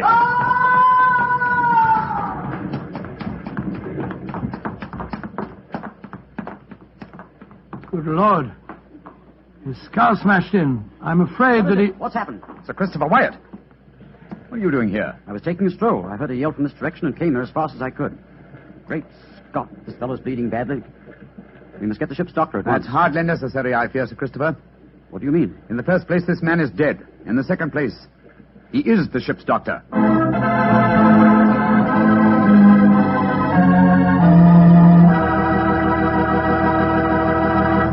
We'll hear the rest of Dr. Watson's story in just a second, so I'm just going to ask you to do one thing for me. Well, I should say for yourself. Tomorrow night, if you're having meat or any meat dish for dinner, why not open up a bottle of Petri California Burgundy? That wonderful, rich, red Petri Burgundy will turn your dinner into a real feast. You see if it doesn't. Because there's nothing like a good wine with good food. And I know your family gets good food, and I know that Petri Burgundy is a good wine. In fact, it's a perfect mealtime wine. Try it and see. And now, Dr. Watson, tell us what happened next. You said you found the ship's doctor dead at the foot of the companionway? Yes, Mr. Bartell. His neck had been broken instantly. Imagine there was a good deal of excitement aboard. No, my boy, as a matter of fact, there wasn't. We managed to get the body back to its cabin without attracting attention. Holmes, after revealing his true identity, was able to persuade the captain to hush up the killing until after the Raleigh's party had taken place. Oh, he didn't want to scare the murderer, I guess. What happened next, Doctor? Holmes and I returned to our cabin to dress for the party. Holmes, I remember, was in a state of suppressed excitement. He spoke quietly and deliberately. Watson, surely it's obvious why the doctor was murdered? Well, it isn't obvious to me. It's elementary, my dear fellow. You are planning a subtle murder by poison. How wise to remove the one man who might save the victim's life, a doctor. Oh, you keep harping on poisoning. It seems to me to be the last way a murderer would try to dispose of the Rani. Everything she touches is first tested by the poison tester. Exactly. That's why I call it a subtle murder attempt. Didn't you notice the physical attributes of Frumer, the poison tester? Which in particular, Well, his unusually glossy hair, his remarkably clear complexion, his plump figure. Look here. Just tell me one thing, will you? What's that? I presume that in your medical bag you have a supply of magnesia. Naturally. Do you also have hydrated ferric oxide? Yes, I do. Splendid. Let's be off to the party. Oh, funny things to take to a party, I must say. That's true, my dear fellow, but I'm afraid that this party may not prove as convivial as the Rani thinks.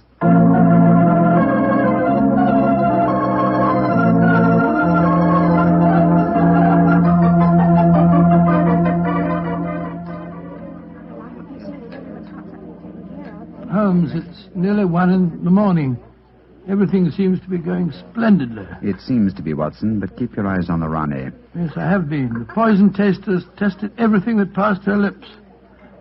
We Duck and Doris to you, Sir Christopher. You having a good time? Yes, indeed, thank you, Mr. Hamish. How about you, Mr. Mycroft? Oh, the Rani's a perfect hostess. Who could help having a good time? I don't think that girl Regina should be here, though. I don't want to be pompous, but after all, she's only a glorified servant. Oh, possibly the laws of etiquette are not so strict in Cavarati as they are in London, Sir Christopher. Oh, perhaps you're right. But I don't trust the girl.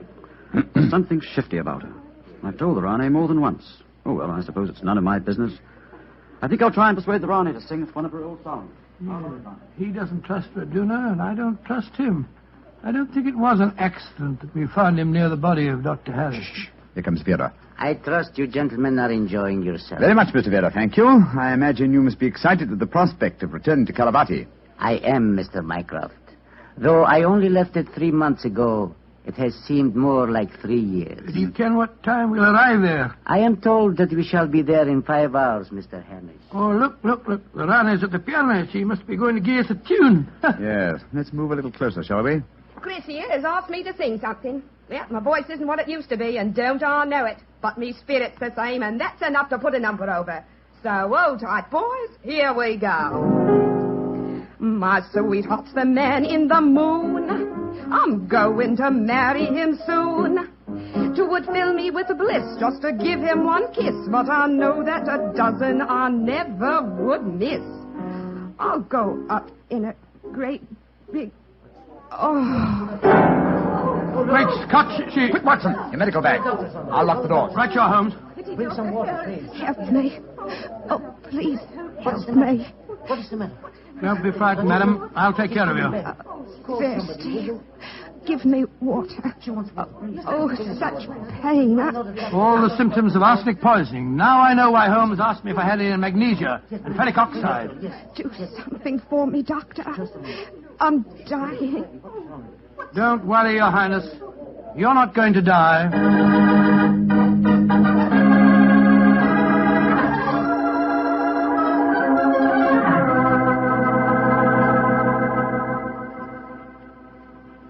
She's going to live, Holmes. Ah, gracious me, I'm tired. It's touch and go there for a while, though. Well done, Watson, old chap. Well done. Now that she's out of danger, why can't we all go back to our cabins? It's nearly dawn, and we've been locked in here since 1 o'clock. You've no right to do this, you know. Possibly not, Sir Christopher, but there's a murderer in this cabin, and I don't intend to let him escape. Mr. Holmes, what happened? How could I have been poisoned when Frumer tasted everything first? Why wasn't he poisoned? For a very simple reason, Your Highness. The murderer has been conditioning Frumer for over a year. What do you mean? He's been feeding him gradually increasing doses of arsenic until he has finally become immune to the poison. Great Scott, I never thought of that. Frumer's glossy hair, his complexion, and stout figure are all typical of a person who consumes arsenic regularly. But who could have done it? Only one person had the opportunity. Well, tell us who that person is. No, not you, Sir Christopher, not you. For you haven't been on the island for years, whereas Frumer returned from Caravati but 3 months ago. Raduna has also been in London with her mistress for the past 18 months, remember? The answer is obvious. You did it, Verda. You brought the taster over when you came to fetch me. You'd prepared him for the year beforehand. Of course I did. No white runner will ever rule over Cavarati. And you murdered Dr. Harris. Equally true. Mr. Holmes, give me the key to the door, please. Oh, no. What? Do not come near me. Please throw it on the floor. Do not hesitate. You see this revolver? I should have no compunction in using it, I assure you.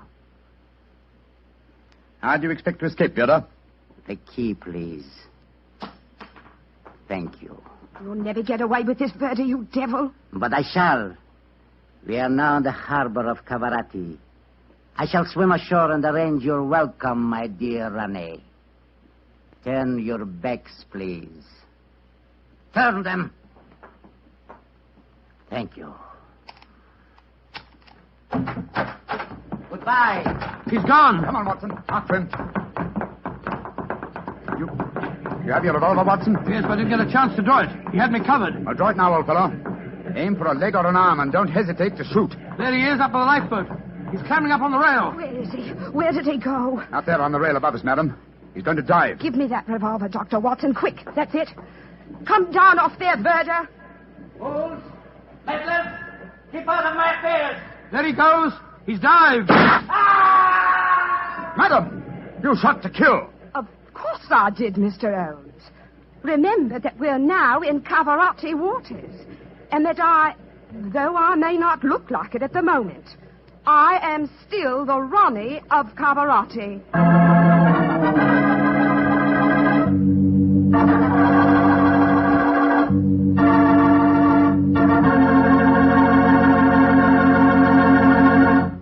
Say, that was a swell story, Doctor. It had a lot of color and quite a bit of action. Color and a bit of action. Well, I'm glad you liked it, my boy. Oh, I did.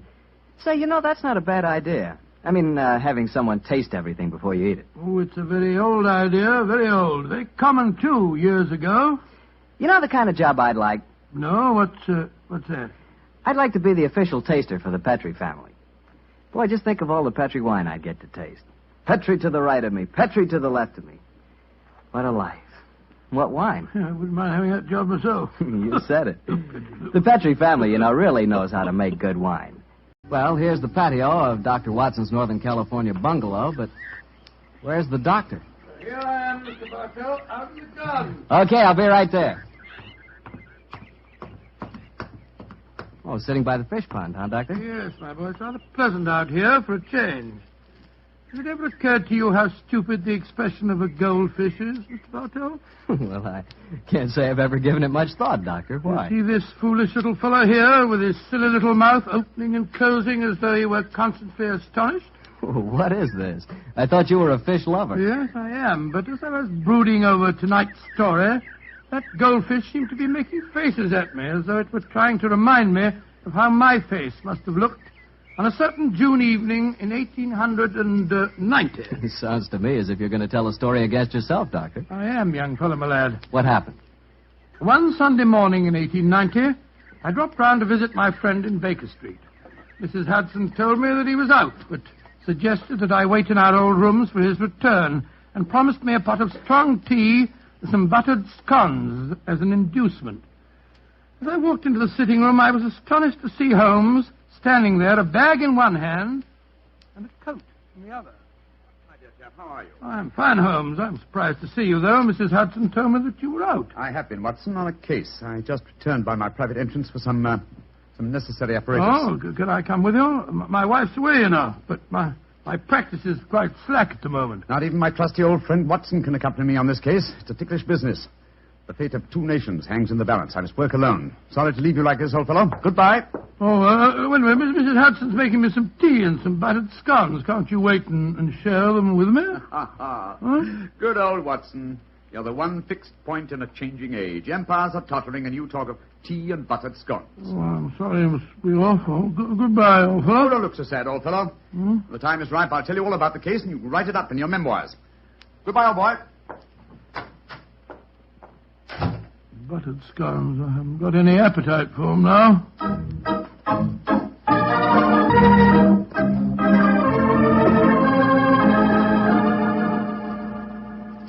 Did you enjoy the scones, Dr. Watson? Oh, I'm afraid my appetite disappeared when Mr. Holmes left. It did it? I see you've eaten them all just the same. What? Oh, so I did. I've got a surprise for you, Doctor.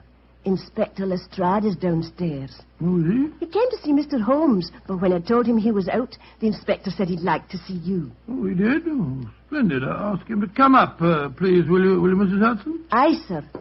Will you come up, please, Inspector? Thank you, Mrs. Hudson.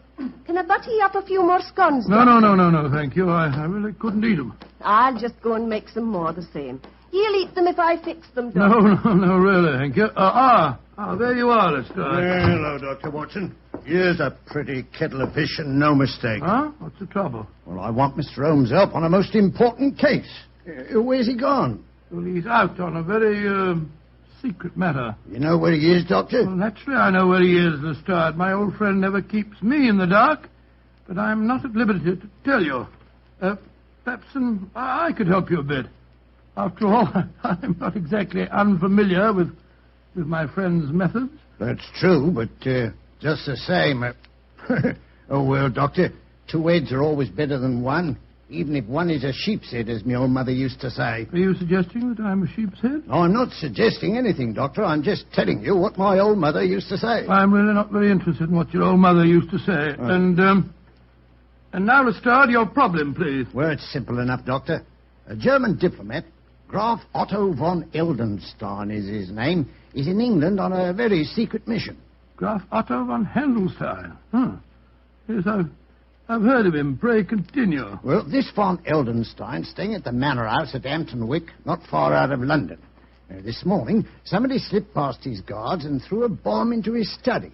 His secretary was killed, and he would have been too, if it hadn't been that he'd left the room a few minutes earlier. Well, these second-hand investigations are very little use, Lestrade. We must both go down to the Manor House at Hampton Wick and examine the situation on the spot. All right. Get out the timetable and look up the next train, will you? Yeah. And while you're doing that, I'll go and tell Mrs. Hudson where I'm going. All right, you are, Doctor.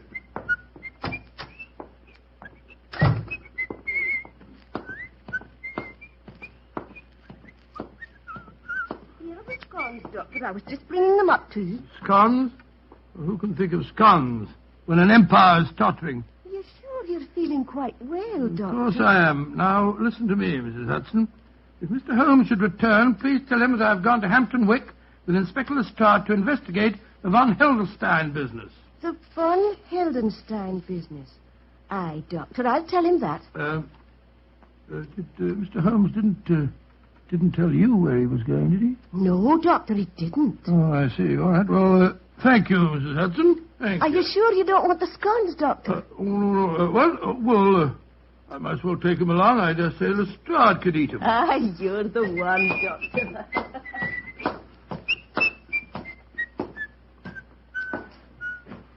Yes, I suppose this is rather exciting. Just the same, I wish I knew what Holmes was doing at this moment.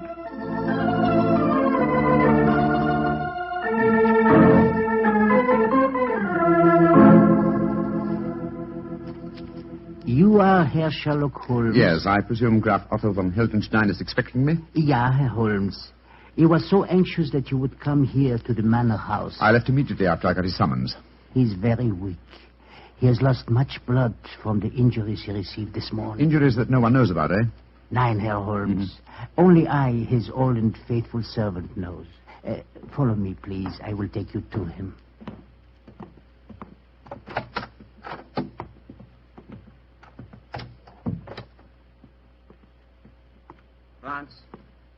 Franz, is that you, Franz? Ja, Herr Graf. And with me is Herr Sherlock Holmes. Oh. Thank heaven you are here, Holmes. I hope I can be of service to you, sir. You can. You can be of great service. Sit close to my bed, Holmes. I have not much strength to speak. I'm listening, Herr Graf. You must impersonate me. Yes, so I gathered when I received your message. I am in England on a most delicate and important mission for the German government. Within a few weeks, your government and mine will conclude a treaty outlining the German and British spheres of interest in Africa. I see. Obviously, that bomb was thrown this morning by someone who does not wish the treaty to be concluded. Yeah, exactly, Herr Holmes. That is why you must impersonate me. In 24 hours' time, I shall be well enough to resume my work. In the meanwhile, you can keep the secret of my injuries and also have the opportunity of finding the assassin. I'm quite prepared to undertake the impersonation, sir, but how can I possibly hope to deceive the members of your personal staff? With the exception of Franz here and poor Fräulein Ullmeyer, who was killed in the explosion that injured me, my staff is new. They have joined me here from the German consulate in London.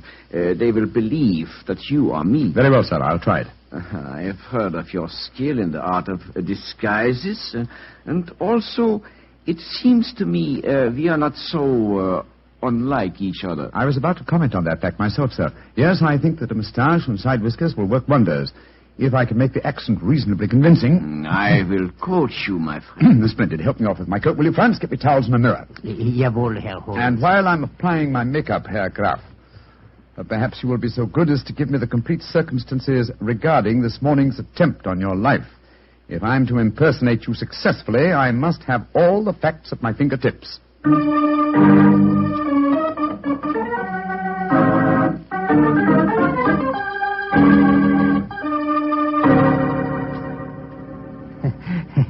Wunderbar. It is amazing, Herr Holmes.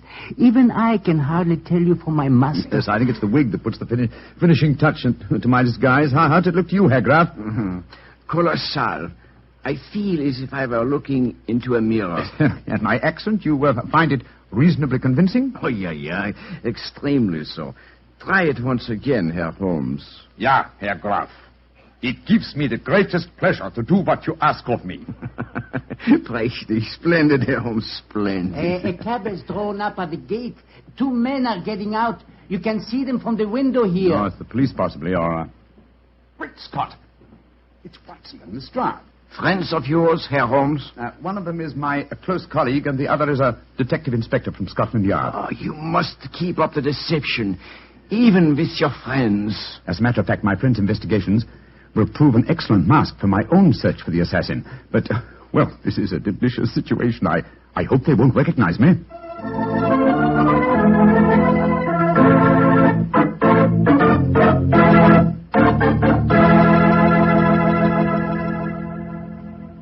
I am Graf Otto von Hildenstein, gentlemen. You wish to see me? How do you do, sir? My name is Watson, Dr. Watson, and this is Inspector Lestrade of Scotland Yard. How do you do, sir? Inspector, Dr. Watson, may I ask if I have the great distinction of addressing the Dr. Watson, friend of Sherlock Holmes? Oh, I'm very flattered that you know me, Herr Graf. But who does not know the great Dr. Watson? In my country, many people think that you are the real brains of the combination. Tell me, Herr Doctor, is that true? Well, I wouldn't exactly say that, sir.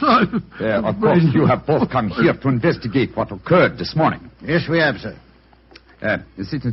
Please sit down. If you can find any furniture that is unbroken. Oh, thank you, sir. I must say the place is in a bit of a mess. And now, Herr Graf, please tell us exactly what happened. Yeah. I will tell you everything, Herr Doctor. This morning I was working in here with my secretary, poor Fräulein Ulmer. I had occasion to go upstairs to my room to get some necessary papers. As I came down the staircase to return here, I heard a scream from Fräulein Ulmer. A moment later, there was a most frightful explosion. The concussion stunned me. When I came to, my poor secretary was dead. What people were inside the house at the time of the explosion? The servants were all at the church. The only people here was my secretary who was killed. My servant, Franz, I can vouch for him because he was upstairs when I went for my documents. There were 3 other people in the house, however. Madame Lisa Varona, my hostess, and the owner of this house. A young Englishman from the Home Office. His name is Hilary Adams, and the third person in the house was a member of the German embassy, Colonel Schweiger. Oh, then it's just a matter of cross-questioning the 3 of them as to their alibis at the time of the explosion. I'll take them one at a time, Lestrade. Ring for that servant fellow. What was his name? Franz. Franz, that's the name. This is a rare privilege to watch a master detective at work. Yes, Herr Graf. I shouldn't be surprised if my methods teach you quite a bit about the art of detection.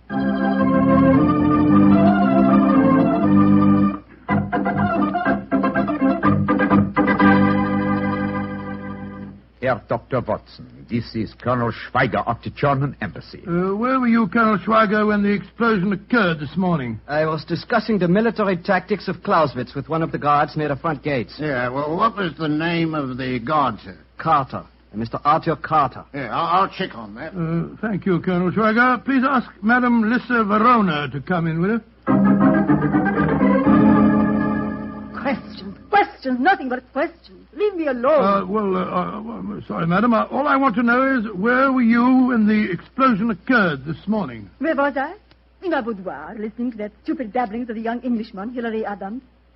Herr Graf, when I offered you my house, I did not know that I would have to put up with the love-making of your staff. Everywhere he followed. No. Please don't get so excited, Madame Verona. Questions.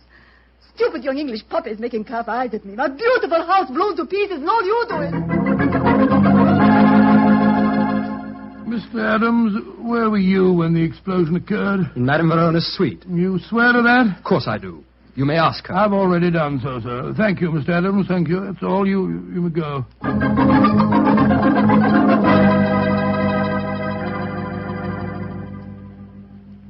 Well, Lestrade, did you check on Colonel Schweiger's alibi? Yes, Doctor. He was telling the truth.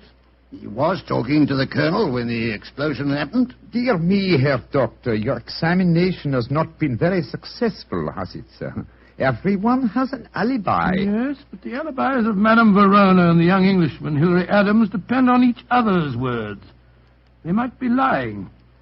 When you've been dealing with criminals as long as I have, Herr Graf, you learn to look far deeper than the obvious. Yes, Lestrade and I shall return to London now and make some inquiries. You will hear from me, sir, before the day is over.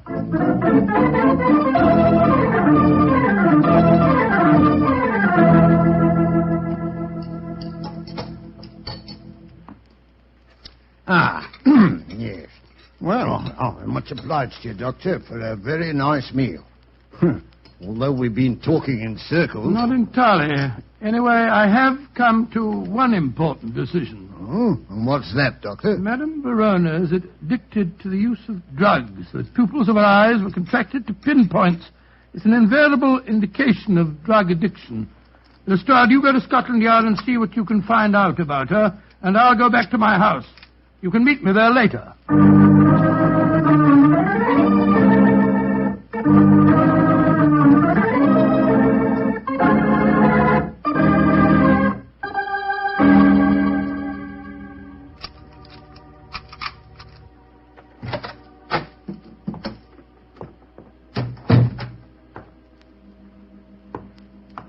I wish Mary wasn't away. It's the cook's night out, confound it. I can't see a thing. I'll strike a match. That's better. Hello? Who's that in the drawing room? Who is it? Watson! I thought you'd never come. Holmes, where on earth do you spring from? Never mind that, old chap. I've come to warn you. Keep out of the von Heldenstein business if you value your life. Well, how did you know that I was working on the case? I haven't time to tell you now, but I implore you. Keep out of it. There are dangerous forces at work. Forces that would snuff out your life without a thought. Please believe me, old chap. And do as I... Quick, Watson! Under the dining room! What's the matter?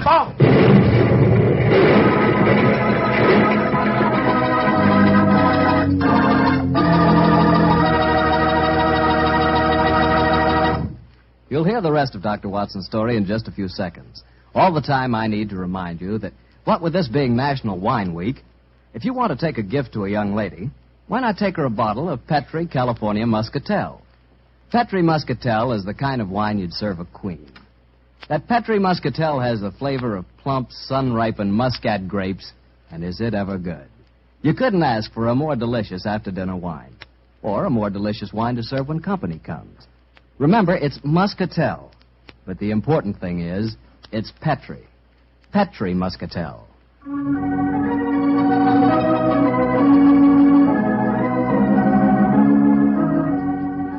And now back to Dr. Watson and tonight's adventure, the Manor House case. Well, that was a fine place to break off your story, Doctor, I must say. Mr. Bartel, I thought I'd keep you in as much suspense as possible. Well, what happened next? Were you and Holmes injured when that bomb exploded? No, my boy. The concussion of the explosion knocked me out for a few minutes. When I came to, Holmes had disappeared. And I can imagine where he'd gone. Go on, Doctor. Soon after that, Lestrade arrived on the scene, and after a quick and fruitless examination of the premises, we decided to return once more to the Manor House. And so, an hour later, I was telling my story to the man I still thought to be the Graf Otto von Heldenstein.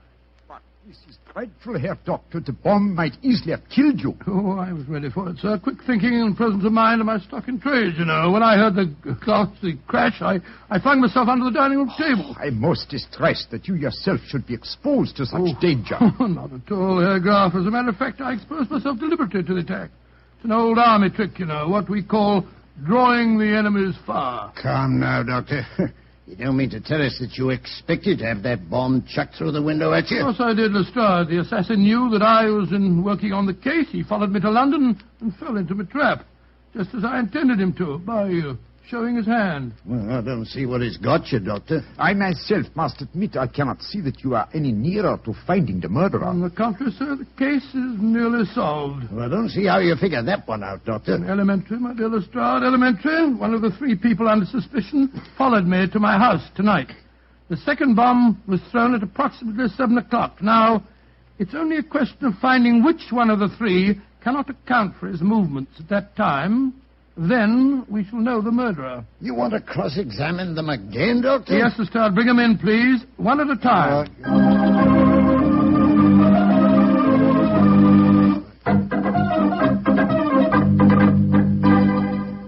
Colonel Schweiger, where were you at 7 o'clock tonight? Discussing the military tactics of Clausewitz with Mr. Carter of the Home Office Guards. Great Scott, that's what you were doing at 11 o'clock this morning, too.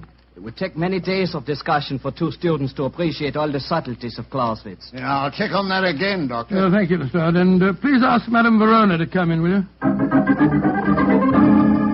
Questions, and still more questions. Where was I 7 tonight, you ask me? I was listening to more babblings from that stupid young Englishman. Ask him for yourself. Mr. Adams, where were you at 7 tonight? With Madame Verona in her boudoir. There is a curious sameness about the pattern of life in this house, is there not, Herr Doctor?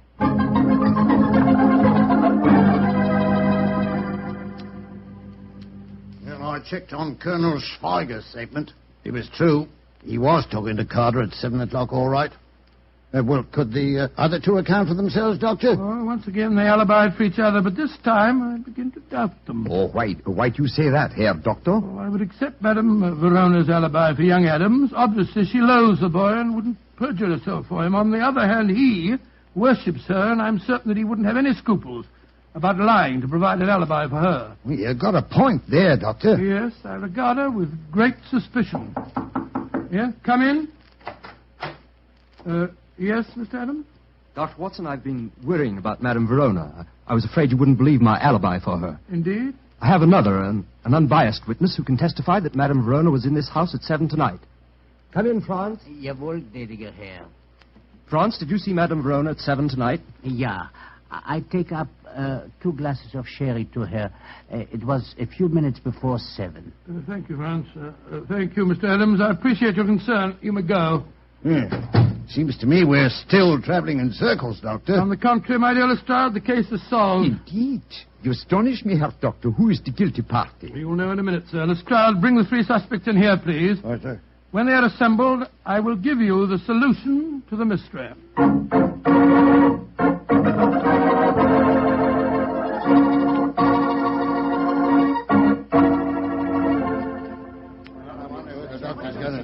Ladies and gentlemen, the mystery is solved, and I must apologize for any little inconvenience that you've undergone.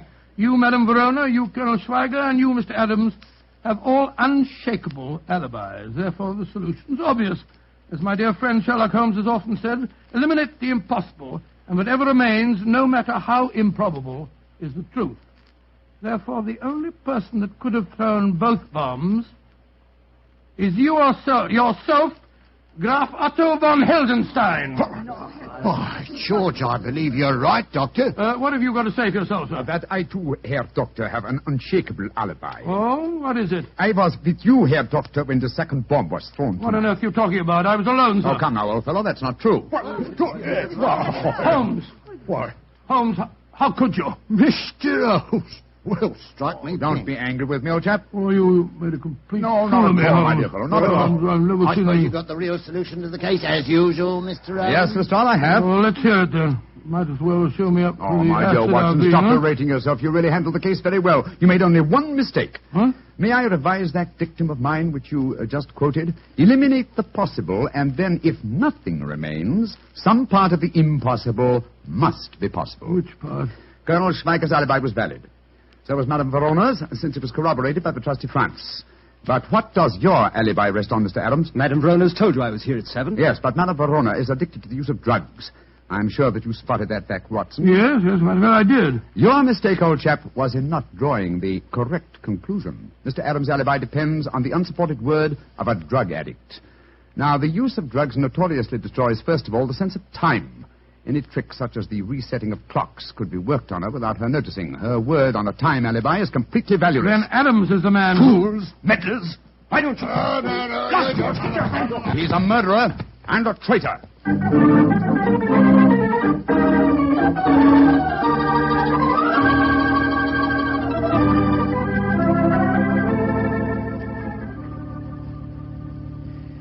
Well, now that we're back in Baker Street, Watson, I may as well tell you that I had my suspicions of Adams from the first. You did? Why? Well, my brother Mycroft had told me that he was suspected of being a traitor at heart. He's been under observation for some years. He was purposely given this assignment as a definite test of his integrity. Well, I understand it all now, Holmes. It's the same. I did make an ass of myself in front of Lestrade, too. Don't worry about it, old chap. Please don't worry. You always can correct that impression, you know. Yours will be the last word. Huh? How do you mean? Well, when you come to write this story in your memoirs, my dear fellow, you can always do a little, what should we say, re-editing of your own part. Posterity never need know.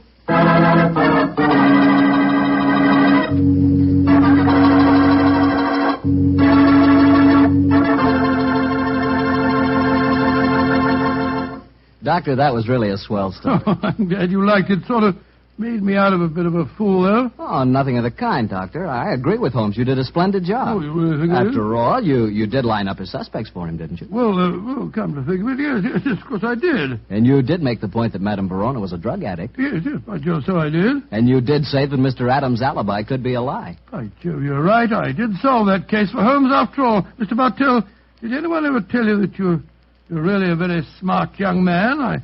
I wish you and I could work on a case together. We can. Starting tonight. No. Really? Sure.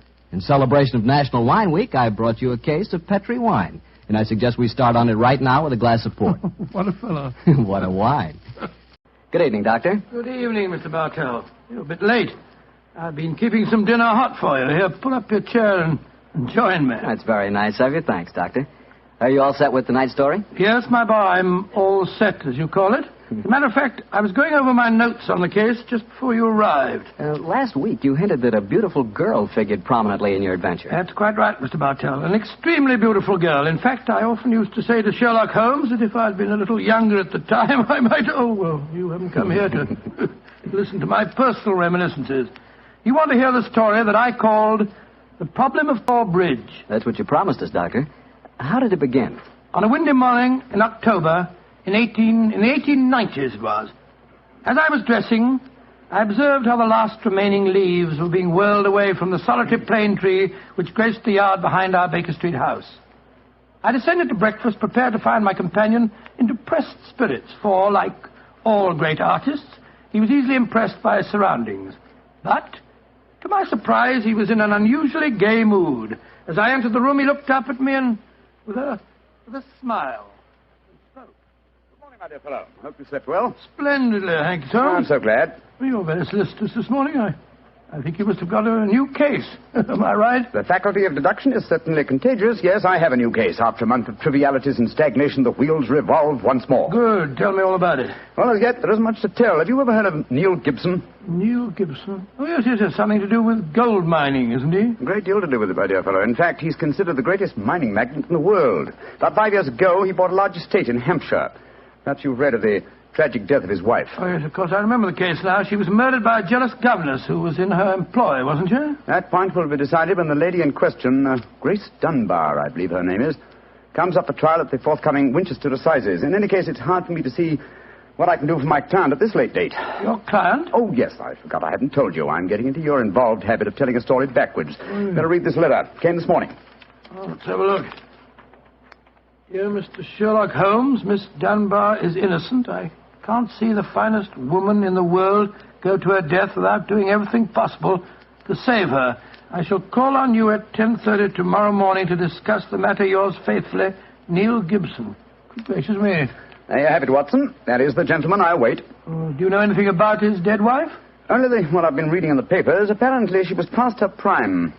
Which was the more unfortunate, as this Miss Dunbar, who superintended the education of the two young children, is reputed to be a very attractive young lady. The eternal triangle, eh? Well, where did the murder take place? On Gibson's estate in Hampshire. His wife was found in the grounds nearly half a mile from the Manor house, late at night, clad in her dinner dress, with a shawl over her shoulders, and a revolver bullet through her brain. Any weapon found near her? No, there were no clues found at the scene of the crime. What made them suspect the governess? Well, in the first place, there was some very incriminating evidence.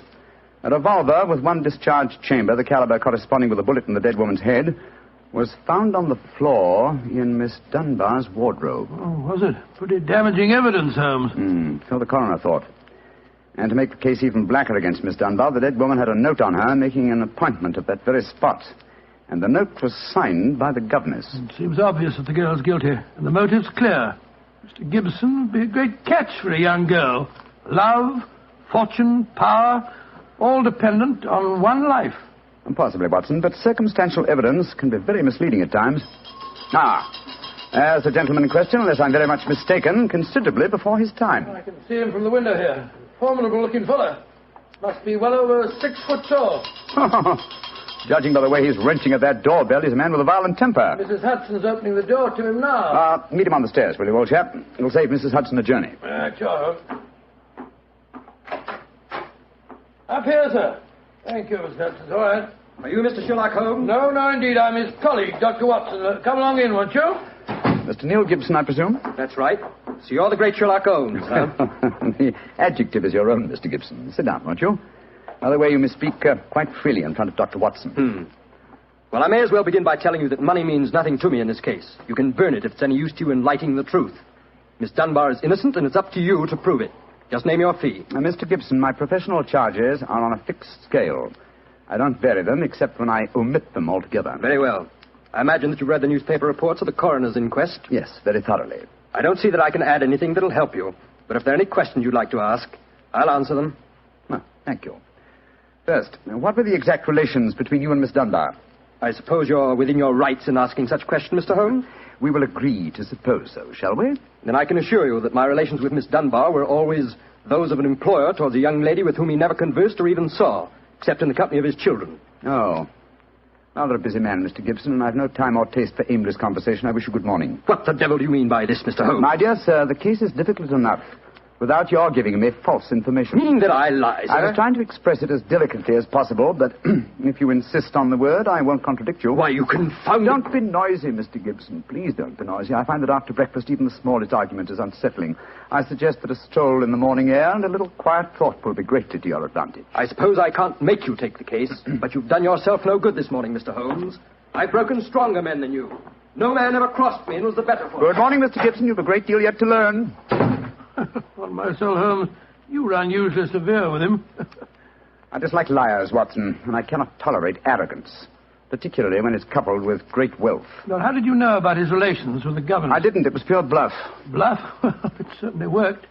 Think he'll come back? Oh, of course he will. He needs my help too badly. He'll probably change his mind before he's halfway down the stairs. Come in. Mr. Gibson. Just saying to Dr. Watson that I was certain you'd be back. I've been thinking it over, Mr. Holmes, and I feel that perhaps I was hasty in taking your remarks amiss. Just the same, I can assure you that the relations between Miss Dunbar and me really don't affect this case. Surely that is for me to decide, Mr. Gibson. You see, Mr. Gibson, my friend is like a doctor. He wants every symptom before he can give his diagnosis. Fire away, Mr. Holmes. What is it you want to know? The truth. I can give it to you in very few words. To begin with, I met my wife when I was gold mining in Brazil. Your wife was Brazilian by birth, wasn't she, sir? Yes, Doctor, and very beautiful. Well, to make a long story short, I fell in love and married her and brought her to England. After a few years, I realized that we had nothing, absolutely nothing in common. And then I suppose this young governess, Miss Dunbar, arrived on the scene. That's right, Mr. Holmes. Well, the story should be obvious to you from there. You fell in love with this girl, I suppose, sir? Who could help it? Did you suggest marriage to her? Yes, though I knew that my wife would never divorce me. I see. Then you made an utterly insincere proposition to her. Now, look here, Mr. Holmes. I came to you on a question of evidence, not of morals. I'm not asking for your criticism. It's only the young lady's sake that forces me to touch your case at all. Now, tell me, sir, what is your own opinion as to Miss Dunbar's guilt? It's very black against her. I can't deny that. One explanation of the tragedy did come into my head, Mr. Holmes. I give it to you for what it's worth. Pray continue, Mr. Gibson. My wife was bitterly jealous. She was half crazy with hatred. She might have planned to murder Miss Dunbar, or we'll say to threaten the girl with a revolver and so frighten her into leaving us. There might have been a struggle in which the gun exploded and gone off and shot my wife, who was holding it. Well, that possibility has already occurred to me. It's the only obvious alternative to deliberate murder. The revolver, Holmes, was found on the floor of the governess's wardrobe. Mr. Gibson, I should like to examine your house and the scene of the murder as soon as possible. Certainly, Mr. Holmes. Sergeant Coventry of the local police is still down there. He'll give you any help you may need. Excellent. Watson, old fellow, out with the timetable. We're catching the next fast train to Winchester.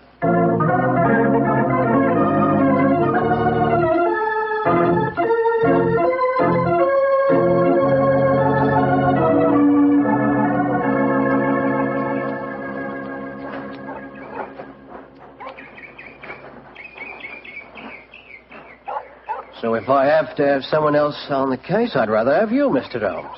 The yard gets called in, then we local police loses all credit for success. Generally gets blamed for the failures. Now I've heard that you play straight. I don't appear in the matter at all, Sergeant Coventry.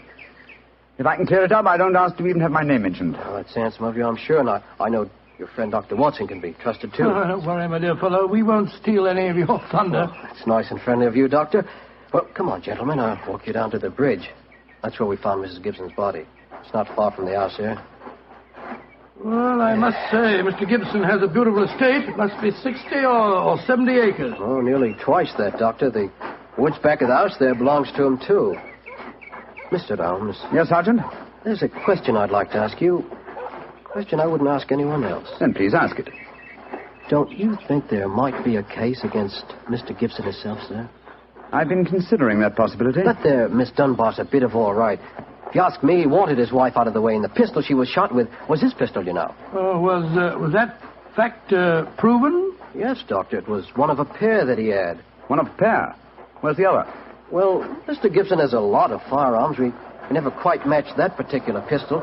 But the box was made for two. Well, if it was one of a pair, surely you'd be able to match it. Well, we have them all laid out at the house if you want to look them over. And we'll do that later. This, I presume, is Thor Bridge. That's right, sir. Found Mrs. Gibson's body lying right here at the approach to the bridge. I see. I gathered from the newspaper reports that the shot was fired at very close quarters. Yes, sir, very close. Near the right temple, wasn't it? Just behind it, sir. How did the body lie, Sergeant? Oh, on spec, Doctor. No trace of a struggle, no marks, no weapon. The note from Miss Dunbar was clutched in her left hand. Clutched, you say? Yes, sir. We could hardly open the fingers to get at it.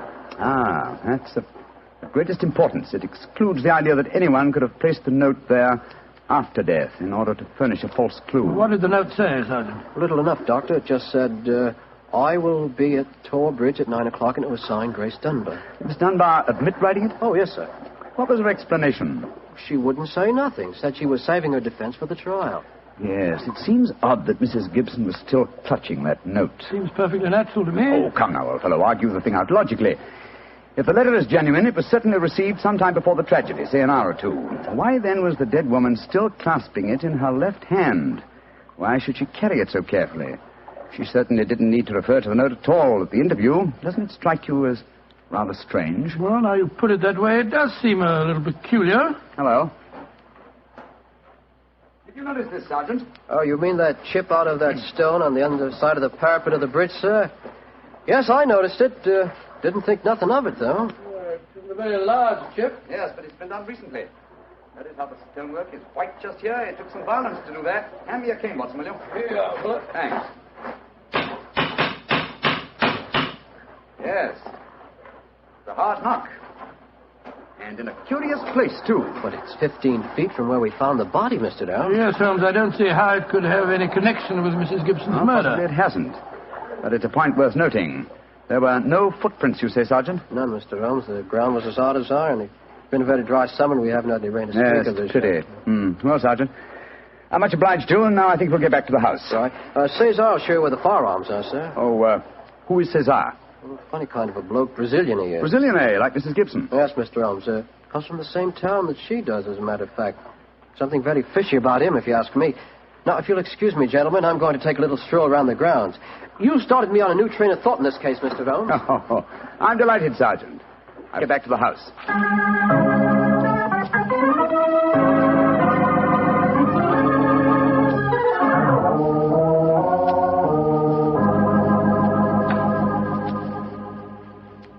I see. And these are all the firearms in Mr. Gibson's possession, eh, Cesar? Except for the revolver that is missing from the case. Yes, so I say I see him. I've never seen such a collection of guns and revolvers in my life. Mr. Gibson had many enemies, senor. He always sleep with a loaded pistol beside his bed. He's a man of great violence. There have been times when all of us were afraid of him. Did you ever witness physical violence towards Mrs. Gibson? No, senor. I cannot say that I have. But I have heard him say many terrible things to her. He would taunt her in front of we servants. I have heard him do it many times. Thank you, Cesar. That will be all. Muito bem, senor. You know, Holmes, I still think the case against Miss Dunbar looks very black. I should agree with you if it were not for one fact. The finding of the revolver in her wardrobe. On my soul, Holmes, that seems to me the strongest evidence of all. I think not, old chap. Huh? We must look for consistency. Where there is a want of it, we must suspect deception. I don't quite follow you. Suppose for a moment that we visualize you in the character of a woman who in cold, premeditated fashion is about to murder a rival. You've planned it. A note has been written. The victim has come. You have a weapon. The crime is well done. It has been workmanlike and complete. You mean to tell me that after carrying out so crafty a crime, you'd be so stupid as to forget to fling the incriminating revolver to the bottom of the stream? Or perhaps in the dense reeds that border it? Would you carefully carry it home and put it in the first place that would be searched? Your wardrobe? Well, perhaps in the excitement of the moment one... No, my dear chap, I won't admit that's even possible. When a crime is coolly premeditated, then the means of covering it are coolly premeditated also. Well, then if Miss Dunbar didn't shoot Mrs. Gibson, who the devil did? I hope I can give you the answer to that question, Watson, when we've made one further visit. Oh, Lord. Where are we going now? To prison, old chap. Prison? Yes, we're going to Winchester Prison to call on Miss Dunbar. I'm certain that the key to this strange mystery lies in her hands.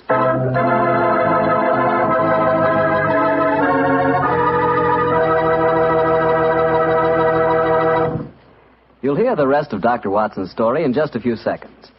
Just time enough for me to remind you that the easiest way to make good food taste better is to serve that good food with a good Petri wine. If you like a red wine, well, you want a Petri California Burgundy.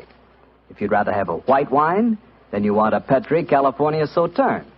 But red or white, Petri Burgundy or Petri Sauterne, you're choosing a dinner wine that's sure to turn a simple meal into a feast. Your whole family and all your friends will love Petri, the wine that makes good food taste better.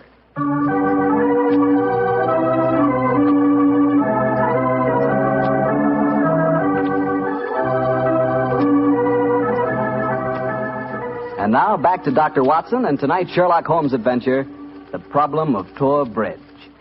Well, Doctor, did you go to Winchester Prison and see Miss Dunbar? We did, Mr. Bartell. An hour later, I found the two of us sitting in a dank and gloomy cell, talking to one of the most beautiful girls that I've ever seen. Her bright, flashing eyes and her air of quiet confidence seemed sadly out of place in such a setting. Holmes spoke to her quietly, soothingly. Dunbar, tell us of your true relations with the dead woman. She hated me, Mr. Holmes. She hated me with all the passion of her distorted mind. Please tell us exactly what happened on the evening of Mrs. Gibson's death. Well, I received a note from her in the morning. A note imploring me to meet her at the bridge after dinner that night. She said she had something important to say to me. Did you keep that note, Miss Dunbar? No, Doctor. She asked me to destroy the note, so I burned it in the schoolroom grate. I saw no reason for such secrecy, but... well, I did as she asked. And yet she kept your reply very carefully. It's interesting. Tell me what happened when you met her that night. When I reached the bridge, she was waiting for me. I won't tell you what she said, but she poured out her whole wild fury in burning, horrible words. I didn't answer. I couldn't. It was dreadful even to look at her. She was like an insane woman, standing there screaming disgusting insults at me. I put my hands to my ears and rushed away. Where was she standing when you left her? Within a few yards of the spot where her body was found later. And yet, presuming she met her death shortly after you left her, you heard no shot. No, I heard nothing. But I was so upset, Mr. Holmes, that I rushed straight back to my room. Did you leave it again that night? Yes. When the alarm came that Mrs. Gibson was dead, I ran out with the others. Did you see Mr. Gibson? Yes, Doctor. He had just returned from the bridge when I saw him. He had sent for the doctor and the police. This pistol that you found in your room, have you ever seen it before? Never, Mr. Holmes, I swear it. When was it found, Miss Dunbar? Next morning, when the police made their search. It was on the floor of my wardrobe where I keep my shoes. You had no idea how long it had been there? Well, it hadn't been there the morning before. How do you know? Because I had tidied up the wardrobe that day. I see. Then someone must have come into your room and placed the pistol there in order to incriminate you. I'm certain of it. When could they have done that? Well, it could have been at meal times, or when I was in the schoolroom with the children. Yes. Miss Dunbar, on examining the scene of Mrs. Gibson's death, I noticed that a piece of stonework on the underside of the parapet of the bridge had been broken away. Can you suggest any possible explanation for that? Oh, surely it must have been a mere coincidence, Mr. Holmes. Possibly. But why should it appear at the very time of the tragedy and at the very place? Could it possibly be that... Why, yes, of course. Idiot. Why didn't I think of it before? Come along, Watson. Where are we going, Holmes? Back to Thor Bridge, old fellow. As fast as we can get there. What have you found out, Mr. Holmes? The answer to this mystery, I hope, my dear young lady. You will get news before the day is out. And meanwhile, take my assurance that the clouds are lifting and that the light of truth is breaking through.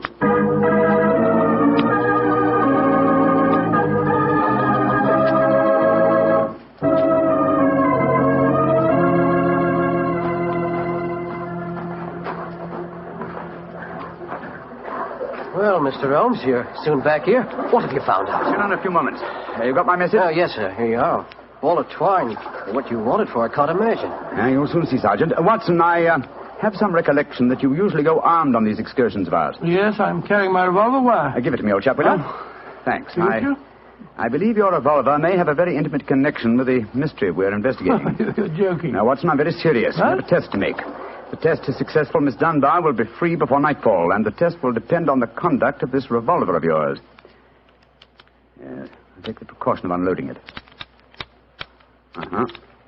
There we are. Now, Sergeant, ball of twine, please. Wish I knew what you was up to, sir. I tie one end of the twine like this to the handle of the revolver. So. Sergeant, see if you can find me a heavy stone, will you? Oh, right, sir. Holmes, what are you doing? Trying to reconstruct the killing of Mrs. Gibson. But you've seen me miss the mark before, Watson. I have an instinct for such things, and yet it has sometimes played me false. It seemed a certainty when it first flashed across my mind in Miss Dunbar's cell. But one drawback of an active mind is that one can always conceive alternative explanations which would make our scent a false one. And yet, oh, well, we can but try. Here's a nice stone, Mr. Holmes. Thank you, Sergeant. Yes, now, sir. I tie the other end of the twine to the stone. Wait a minute. Like that. Splendid. Sergeant, will you please take the stone and stretch the twine across the parapet of the bridge there, so that the stone will swing just clear of the water on the other side of the bridge? Right, sir. I'll stand on the spot where Mrs. Gibson's body was found. That's it, Sergeant. Over the parapet. How's that, Mr. Holmes? The stone swinging about 8 feet above the water. Splendid. Now, Watson, watch closely. I raise the revolver to my head. Careful, Holmes, careful. Don't worry, old chap, it's not loaded. Now, let us imagine I am the late Mrs. Gibson. I raise the revolver to my head and fire it. Instantly, my fingers release their grip and... There's your answer, Watson. Great Scott, the revolver flashed back out of your hand, struck the parapet of the bridge, and then the weight of the stone flipped it over into the water. Was there ever a more exact demonstration? Come on, old fellow. You're a blooming magician, Mr. Holmes. That's what you are. A blooming magician. Look at that. Observe the second chip on the stonework, the parapet here. Same size as the first. And the murder of Mrs. Gibson... It wasn't murder at all. It was suicide. What? We can follow the various steps quite clearly. A note was extracted very cleverly from Miss Dunbar, a note which made it appear that she had chosen the scene of the crime. Mrs. Gibson, in her anxiety that the note should be discovered, somewhat overdid it by holding it in her hand to the last. That alone should have excited my suspicions earlier than it did. So she stole one of her husband's revolvers and planted the other one in Miss Dunbar's wardrobe. Exactly. After discharging one of the cartridges, which you could easily do in the woods without attracting suspicion, she then went down to the bridge, where she contrived this exceedingly ingenious method of getting rid of her weapon. When Miss Dunbar appeared, she used her last breath in pouring out her hatred, and then, when the girl had left, carried out her terrible purpose. Then the missing revolver... You'll find it with the aid of a grappling hook at the bottom of the stream, and also the stone and the string, with which this vindictive woman attempted to disguise her own crime and fasten a charge of murder on an innocent victim. Yes, Sergeant, and don't forget while you're at it that my revolver's down there, too. No, don't worry, Doctor. I'll get some grappling hooks right away. I must say, Holmes, you've solved this case brilliantly. Quite brilliantly. I disagree, old chap.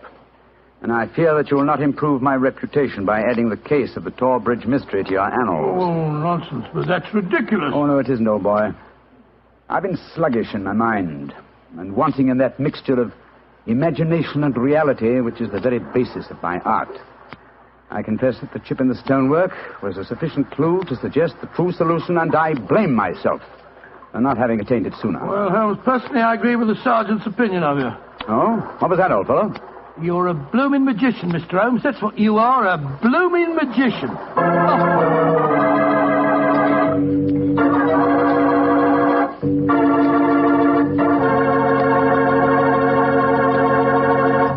Well, Doctor, Holmes really was a magician. That is, if you did find Mrs. Gibson's revolver and your own in the string. Oh, we found them all right. You don't think I'll tell you the story otherwise, do you? What do you take me for, anyway? Well, now that you ask, I'll tell you. I take you for a very charming gentleman, a wonderful storyteller, and a fine host. Oh, that's very nice. Really, Well, you are a gentleman of the old school. And you do tell a fine story. You flatter me, you... And you are a perfect host. That meal we had tonight was wonderful. Oh, it was, eh? And, that wine, what kind was it? It was Petri wine, and you know it. And I should have known that you were leading up to something. Mr. Bartell, you should be ashamed of yourself.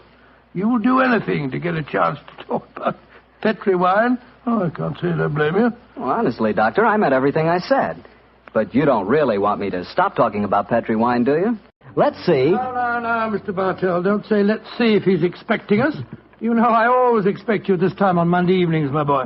So draw up your usual chair and settle down. Thanks, Doctor. Ah, that's it. All alone this evening, Doctor? Where are the puppies? Out on the patio. They had a most unfortunate encounter with a dead seal on the beach this afternoon. In consequence, they're a little malodorous, shall we say. In that case, Doctor, perhaps we'd better change the subject.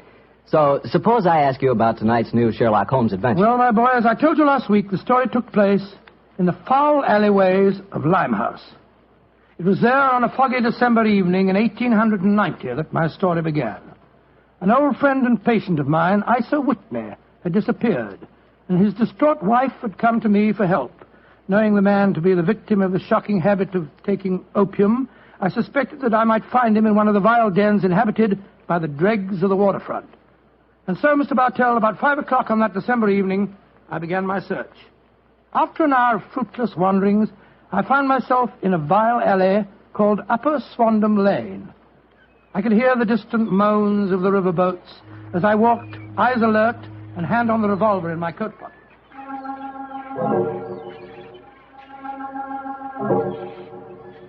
Suddenly, I saw a steep flight of steps leading down to a black gap, like the mouth of a cave. I walked down them.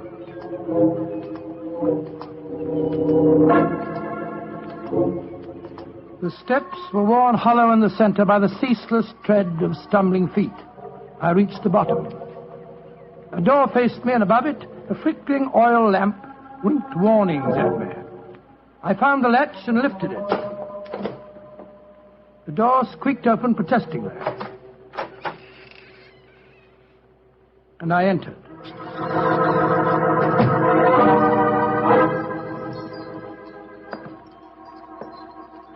There was a tinkle of Chinese wind bells as I walked towards a long, low room. A strange sight met my eyes. Through the gloom, thick and heavy with the brown opium smoke, I saw that the room was terraced with wooden berths, like the forecastle of an emigrant ship. Out of the shadows, there glimmered little red circles of light, now bright, now faint, as the burning poison waxed or waned in the metal pipes. Bodies lay in strange, fantastic poses. Bowed shoulders, bent knees, heads thrown back. The attendant came up to me with a pipe and beckoned me to an empty berth. I haven't come here to smoke your filthy drug. I'm looking for a friend, Mr. Isa Whitney. No, Mr. Whitney here. Well, I'm going to search the place. You must not disturb the priest. I'm carrying a revolver, so you'd better not argue with me, my good man. Out of the way. I searched that filthy den, but found no trace of my missing friend. As I was leaving in despair, a long shaking hand reached out and plucked at my sleeve. I turned, and there sprawled in a berth was the wreckage of a man, his gaunt face yellow and twitching, his clothes filthy and ragged, and the pupil of his eyes like pinpoints. He spoke to me in a thin, quavering voice. For heaven's sake, get me out of here. Now, look here, my man. Don't say you won't help me, Governor. Ain't you got an heart? Please help me, Governor. Take me out of here. Strike me, think I'm going balmy, I tell you. Oh, what must you expect if you indulge in this filthy habit? Take me out of here, Governor. I'll go straight this time. Cross me out, I will. Oh, very well. Come along with me. I suppose it's my duty to help you. God bless you, Governor. Here you are. Here, now, give me your arm. You cannot take him away. He owe me money. That's a bleeding lie. I paid him when I come in, I did. He cannot go with you, mister. You remember what I said about my revolver, you blackguard? If I have any more trouble with you, I'll fetch the police. Come along. He owe me money. He owe me money. Infernal scoundrel, owe me money. Tell him more proper, Governor. I'd hope you didn't.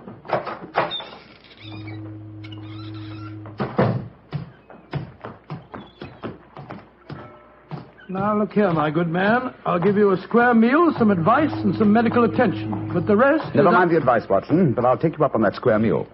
Holmes? Yes, I'm very glad to see you, old fellow. What brought you to that filthy den of iniquity? Oh, gracious me, I want to find a friend. And I, an enemy.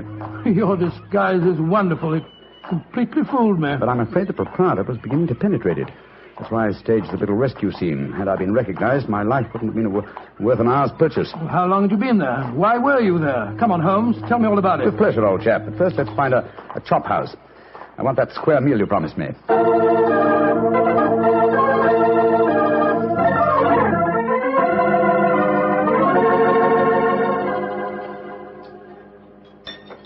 An excellent meal, Watson. Yes, they're surprisingly good for such a shoddy-looking place. Well, Holmes, now perhaps you'll tell me what you were doing in that opium den. I've already told you my story. I'm shadowing a most unusual criminal. A man who haunts the opium dens. And yet I know that he himself is not an addict. Oh, I don't see anything very criminal about that. He might be looking for a thrill, or perhaps he's one of those writer fellows or something. But this man pretends to be an addict. I've watched him closely. He fakes his smoking, and grease paint has enabled him to simulate the characteristic pallor of a drug victim. He even affects the typical mannerism of nose-scratching, but it's his eyes that give him away. The pupils are wide open, I suppose. Exactly, old fellow. Whereas, if he were really addicted to the drug, they would, as you know, be contracted. I myself always treat my eyes with a special kind of drop on the occasion when, I have to enter these dens. Why does a man haunt an opium den in order not to smoke? That, my dear Watson, is the problem that I intend to solve. Perhaps the fellow's a policeman or a private detective like yourself, Holmes. I've already checked on those possibilities. No, Watson, I believe there is only one answer. I believe the man is planning a murder. A murder? It's a tempting setting for a murder. Your victim is an addict, drugged and helpless. Your witnesses are in an equal state of befuddlement. The proprietor is anxious to cover up the crime because of the police. That you? Yes, Holmes. Now, the question is, who is the intended victim? That, my dear Watson, is why I've been shadowing this man. Unfortunately, he was not present in the den we just left, but I intend to continue my search. Holmes, can I help you? My wife's away, you know. You know, it's a long time since we were on a case together. I should be delighted, my dear chap. I've missed you sadly during the past few months. And are you, Holmes? What's the next move? Back to Baker Street, old fellow. My disguise is wearing thin, and I must contrive a new one.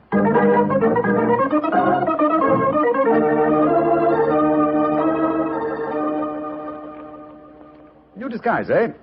Well, which one shall it be, Watson? Well, how about the old flour cellar? I love that one. Well, it's pretty impressed about it. Oh, no, my dear fellow, no. Hardly appropriate for an opium den. In any case, the clothes are so wretchedly uncomfortable. Well, how about the music hall singer? Oh, that chap, yes. Oh, I don't want to be beside the seaside. Oh, I don't want to be beside the sea. I don't want to stroll along the prom where the brass band plays tiddly-um. Oh, confound it. Who can that be? You weren't expecting anyone, were you? No. So this is just like the old days. The doorbell ringing, Mrs. Hudson toddling off and bringing up some poor devil in trouble and... You say that rather wistfully, old fellow. Don't tell me that you repent of marriage. No, of course not, Holmes. Mary's a perfect darling, and I couldn't be happier.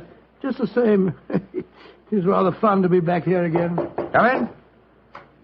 Yes, Mrs. Hudson? It's a gentleman, sir. He gave me this card. Says he's very anxious to see you. Wayne J. Leyton, President, Leyton Corporation, Chicago, United States. Ask him to come up, will you, Mrs. Hudson? Aye, sir. Well, it's quite the cold times to see you back here, Dr. Watson. That's just what I was saying myself, Mrs. Hudson. Mr. Leyton has scribbled a message on the back of this card. If £1,000 for a week's work interests you, you'll see me. £1,000? Big fish, Watson. Very big fish. This way, sir. Thank you. Oh. How do you do, Mr. Leyton? I guess you're Sherlock Holmes. You guessed correctly, sir. Excuse me. Oh, Mrs. Hudson, just a moment, Mrs. Hudson. Aye, Mr. Holmes. Sit down, won't you, Leyton? My name's Watson, Dr. Watson. I'm Sherlock Holmes' colleague. Yes, I've heard about you, too. Like a cigar, Doctor? It's a good one. Set me back 3 shillings. Oh, 3 shillings? Oh, thank you. That's very nice. It's a good one. Oh, no, I see you did yourself. Splendid. And now, Mr. Leyton, may I ask what brings you here? I'll talk fast and to the point. I'm a businessman. I like to do things in a business way. I have a chance to control the guano deposits of the Republic of San Pedro. Their minister will be in London tomorrow, and if it weren't for one thing, I know that I could swing the deal and get the concession. And what is that one thing, Mr. Leyton? The deal is secret, see?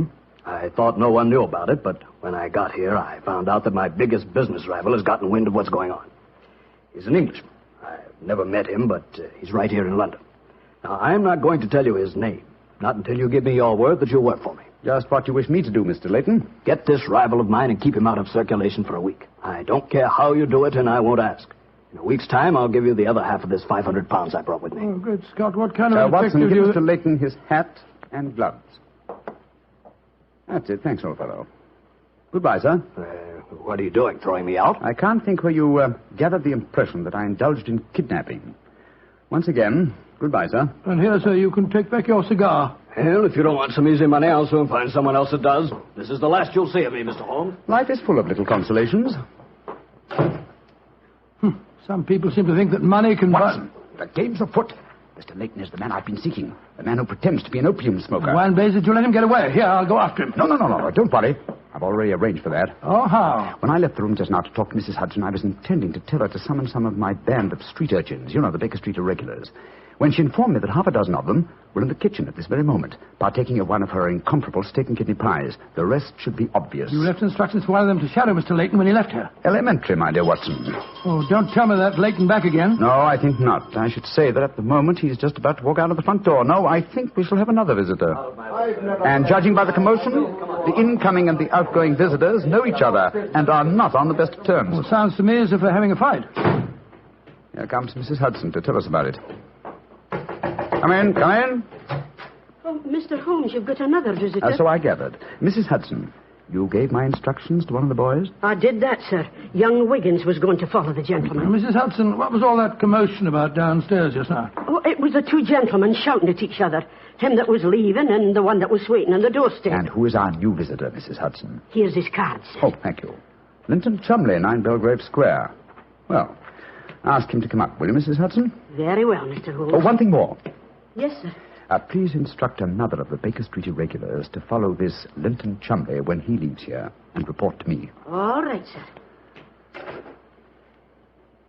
You're taking no chances, Holmes, eh? You're having this fellow shadowed, too. Leyton is a potential murderer. Of that I'm convinced. This Mr. Chumley might possibly be his intended victim. While we are talking to him, Watson, old fellow, I want you to be sure to look at the condition of his eyes. Yes, I certainly will. Come in. Oh, good evening, Mr. Chumley. Are you Mr. Sherlock Holmes? I am. This is my colleague, Dr. Watson. How do you do, sir? That was Wayne Leyton that was just left here, wasn't it? Won't you sit down, sir?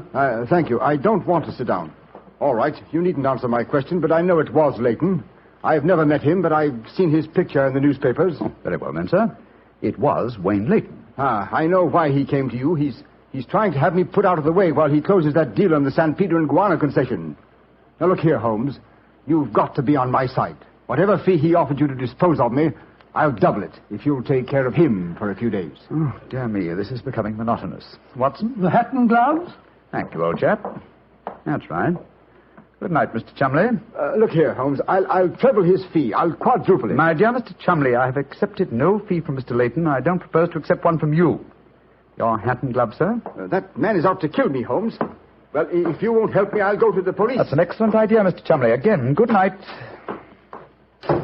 Did you notice his eyes, Watson? Yes, the pupils were contracted. He's obviously an opium addict. And also a potential corpse. What do we do now? Wait for the irregulars to report? No, you'll return home for your medical bag. I have a feeling that you'll need it before the night is out.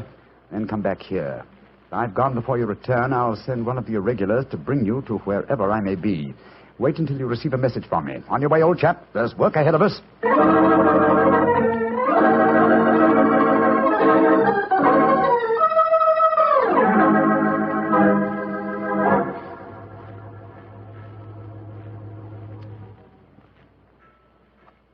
Wiggins, you're certain that this is the place that Mr. Holmes told you to bring me to? Oh, yes, Dr. Watson. The corner of Swanham Line and Brixell Street, Mr. Holmes said. Yeah, well, this is the spot, all right. I don't see any sign of him.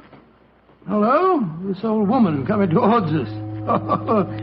So that's the disguise he chose. Oh, spare me a few coppers, will you, mister? My feet hurt something awful, and I ain't had a bite of food all day.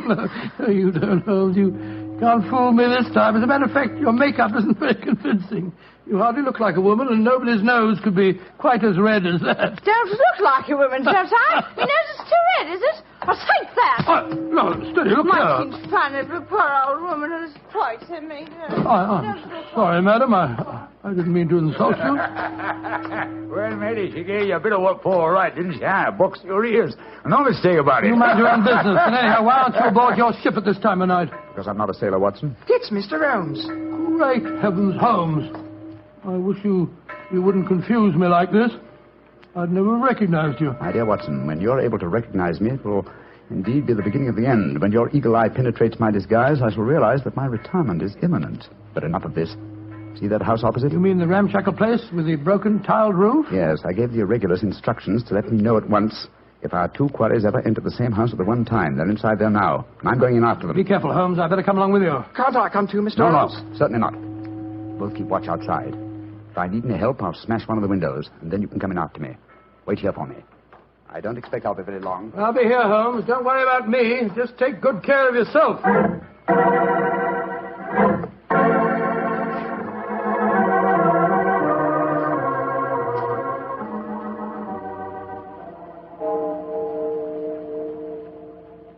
It's 1 o'clock, Doctor. Yes, I know, Wiggins. He's been in there half an hour. I'm beginning to get worried. Start going off, No, Wiggins. You know Mr. Holmes. When he gives orders, he likes them. There's the signal for help. Keep watching the house, Wiggins. I'll be out in 5 minutes. Go for the police. Right you are, sir. All right, Holmes, all right. I'm coming.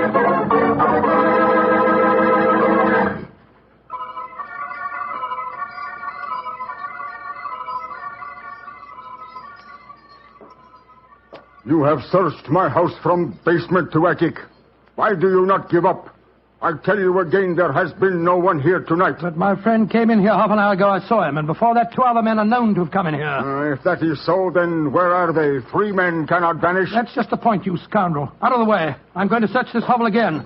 I'm not leaving here until I find Mr. Sherlock Holmes.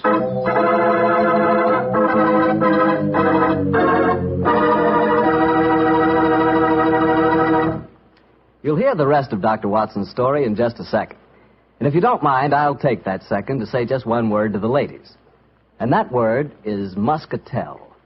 Petri California Muscatel. I want you women to know about it because Petri Muscatel is one wine that practically every woman likes. Maybe because it's such a beautiful color, like pale gold.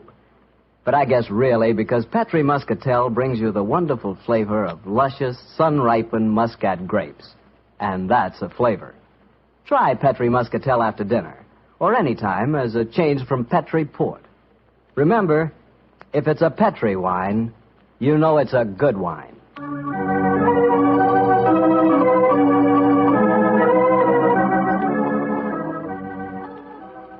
And now back to Dr. Watson and tonight's story, The Eyes of Mr. Leyton. Well, what happened next, Doctor? When you searched the house for the second time, did you find any trace of Sherlock Holmes or the 2 rival businessmen? No, Mr. Bartell, I'm afraid I didn't. What did you do? I told Wiggins to report the matter to the nearest police station and then rattle back to Baker Street in a hansom cab as fast as I could.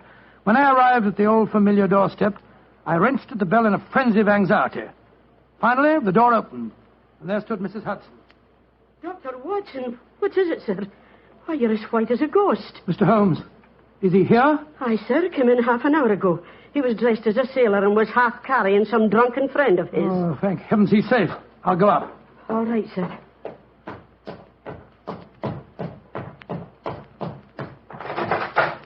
Now, what's no, chap? There you are. Holmes, I can't tell you how glad I am to see you. Who's that lying on the sofa? Well, up with your bag, Watson. Oh, I'm afraid the poor devil's done for. Great Scott, it's Wayne Leyton, the American fella. With a knife wound between his ribs. See what you can do for him, will you? All right. This is extraordinary, Holmes. You said that Leyton was a potential murderer, and now he's a victim himself. The biter bit, eh, old chap? Yes, he's still breathing, but he hasn't a chance. I'll try him with an injection of strychnine. Holmes, how did you get his body out of the house? I searched the place from top to bottom. I found no trace of any of you. When I went in, I found the stabbing had already taken place. The proprietor then bribed me, or rather the broken-down sailor he took me for, to smuggle the body out through the secret stairway leading to the wards at the back of the house. Oh, there's no trace of Chumley there? No, he must have left before me by the same exit. Well, then you smashed the window and bolted. Yes, I knew that I could count on you to hold the fort while I was getting the body away. Try to say something, Watson. Yes, the injection's beginning to take effect. Yes, Mr. Leyton? What are you trying to say? Tell us, who stabbed you, sir? Shh. Lips are moving.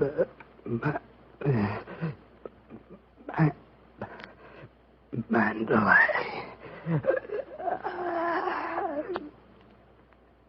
He's dead, Holmes. Yes, but he gave us the clue to the murderer's identity.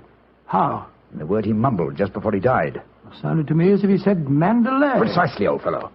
Never did a corpse give us a clearer instruction as to our next and final move. And that is? Back to Limehouse, Watson. Back to Limehouse.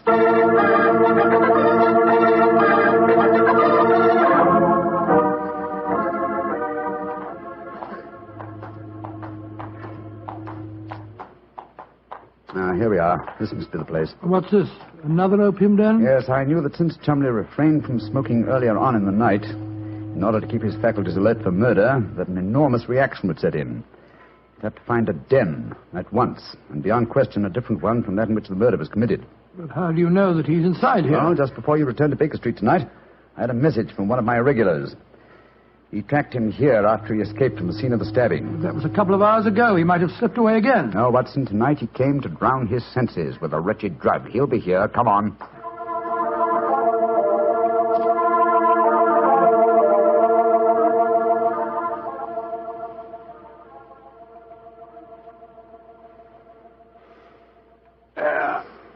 That second injection of caffeine should bring him round. He's heavily drugged, but I think it'll work. Surprising what a £5 note will do, isn't it? Yes, the proprietor let us bring Chumley into his private room, and he's coming too. Who are you? What do you want? You remember me, sir? I'm Sherlock Holmes. Oh, yes, I remember you. You're in serious trouble, Mr. Chumley. Very serious trouble. Trouble? What trouble? Wayne Leyton didn't die. Oh. He's badly wounded, but he's going to live. He's at Baker Street now. He wants to go to the police and give evidence. You've got to get me out of this, Holmes. I'll pay you anything. 10,000, 20,000. Why did you stab Leyton? He was in my way. I wanted the San Pedro concession. I meant to kill him. But we can fix it up now, can't we, Holmes? We can fix it up now. Yes, we can fix it beautifully, sir. As neat a murder confession as ever I listened to, Holmes. Exactly. Come along, Mr. Chumley. I think some night air will be good for you. We'll take you for a nice drive to Scotland Yard.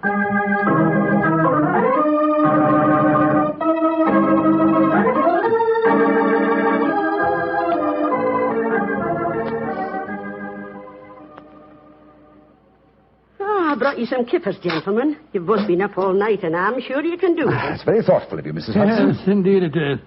What is Mrs. Watson going to say when she finds you've been out all night? Oh, don't you worry about that, Mrs. Hudson. She's very understanding. It's lucky for you that she is. Well, I'll go and leave you to your breakfast. Holmes. Yes, dear fellow? There's only one thing that puzzles me about this case. Oh, what's that? When Leyton was dying, he muttered the word Mandalay. How did that give you the key to the murderer's identity? Oh, the dead American had never met Mr. Chumley, you remember, except when they bumped into each other in our hallway. Yes, he told us that he recognized him from the newspaper photographs. Being an American, he had no reason to know that the name Chumley is in no way pronounced the way it is spelt. Oh, Joe, I never thought of that. Chumley. That name's spelt C-H-O-L, Chol, M-O-N, Mon, D-E-D-L-E-Y. Chol Mondale. Mondale. Precisely, old fellow. What you thought to be Mandalay was really Chol Mondale, the name of the murderer. Amazing case. You did a remarkable job, Holmes. I'm beginning to be confoundedly sleepy. Why not sleep, old chap? Your old room's all ready for you. Are you going to take a nap? Oh, dear me, no.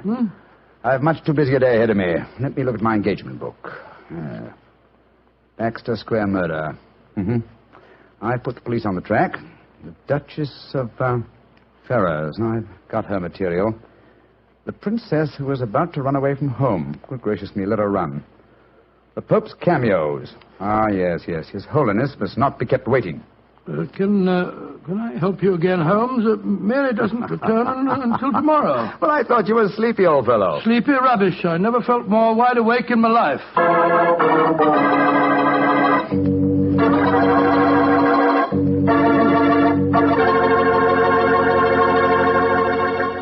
That was a swell story, Doctor. I'm glad you enjoyed it. And it was really funny when you mistook that old lady for Holmes and she slapped your face. It wasn't very funny at all. Sure it was. Come on, admit it, Doctor. Well, she did look like Holmes in disguise, and you would have made the same mistake that I did. Okay. Her nose was ridiculously red, and she did look like a man. Look, Doctor, forget I ever said anything. I won't say another word. I'll keep my mouth closed forever. Oh, come on, I wouldn't do that. Mr. Bartell? Mr. Bartell? Won't you even open your mouth to finish your wine? Your Petri wine? Okay, you win. You know I'll open my mouth for Petri wine anytime. That Petri wine is always good wine. And for good reason, too. The Petrie family has always owned and operated the Petrie business. They've been making fine wines for 3 generations, since way back in the 1800s. That adds up to a lot of experience. Experience handed on down from father to son, from father to son. The Petrie family really knows how to turn luscious California grapes into fragrant, delicious wine. And that's why, no matter what kind of wine you want, I'm sure you'll like it better if it's a Petrie wine. Because Petrie took time to bring you good wine. And now, Dr. Watson, what story are you going to tell us next week? Well, now, next week, Mr. Bartell, I'm going to tell you a most unusual adventure that Holmes and I had in the heart of the English countryside. It concerns a corpse, a missing revolver, and a beautiful girl who was frightened of her own shadow.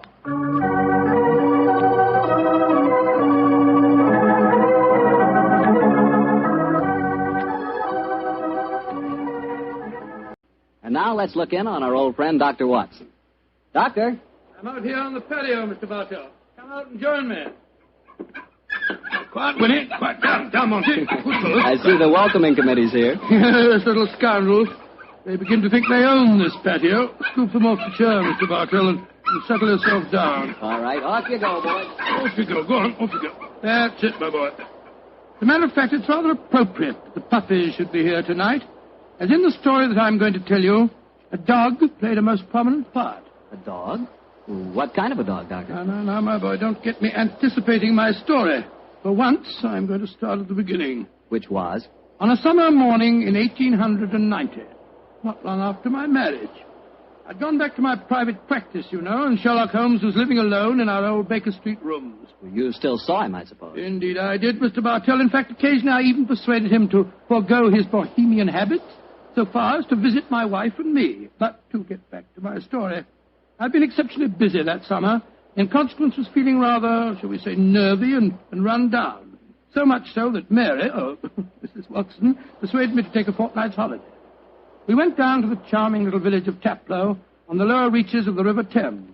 But, as so often happens, the best-laid schemes of mice and men gang after glade. I guess the holiday backfired on you, Doctor, and you found yourself involved in a mystery.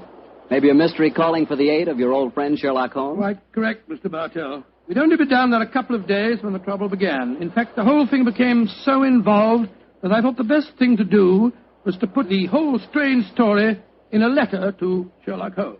This I did. And I can imagine how he chuckled when he read mine. Dear old Watson. Seems to be a little out of his depth. My dear Holmes, I need your help. Or at least your advice. 2 days down here, and I've become involved in a most unusual problem. It began this morning when Mary and I were out for an after-breakfast stroll. The sun was shining, the birds were singing, and there seemed every indication of it being a happy and carefree. You know, Mary, I've always thought up to now that balmy was rather a silly word. I still do, John, dear. Nevertheless, it's the only possible word that describes a day like this adequately. Very well, dear, it's balmy. Personally, I'm so happy to see you relaxing that I don't care what the weather's like. You've been working much too hard. Yes, it's been a busy year. Yes, and last year Sherlock Holmes monopolized most of your time. At least I got you to myself for once. You dear little thing, you've always been rather jealous of my association with Holmes, haven't you? Not jealous, dear, but I must confess his influence on you wasn't entirely for the good. He had a habit of keeping you out all night. Well, you should be used to that, dear. After all, it happens often enough in my practice. True, John, but on those occasions I know where you are and don't worry about you. And again, you've copied so many of Mr. Holmes' eccentricities. Keeping your tobacco in a Persian slipper, for instance. And, oh, John, look down.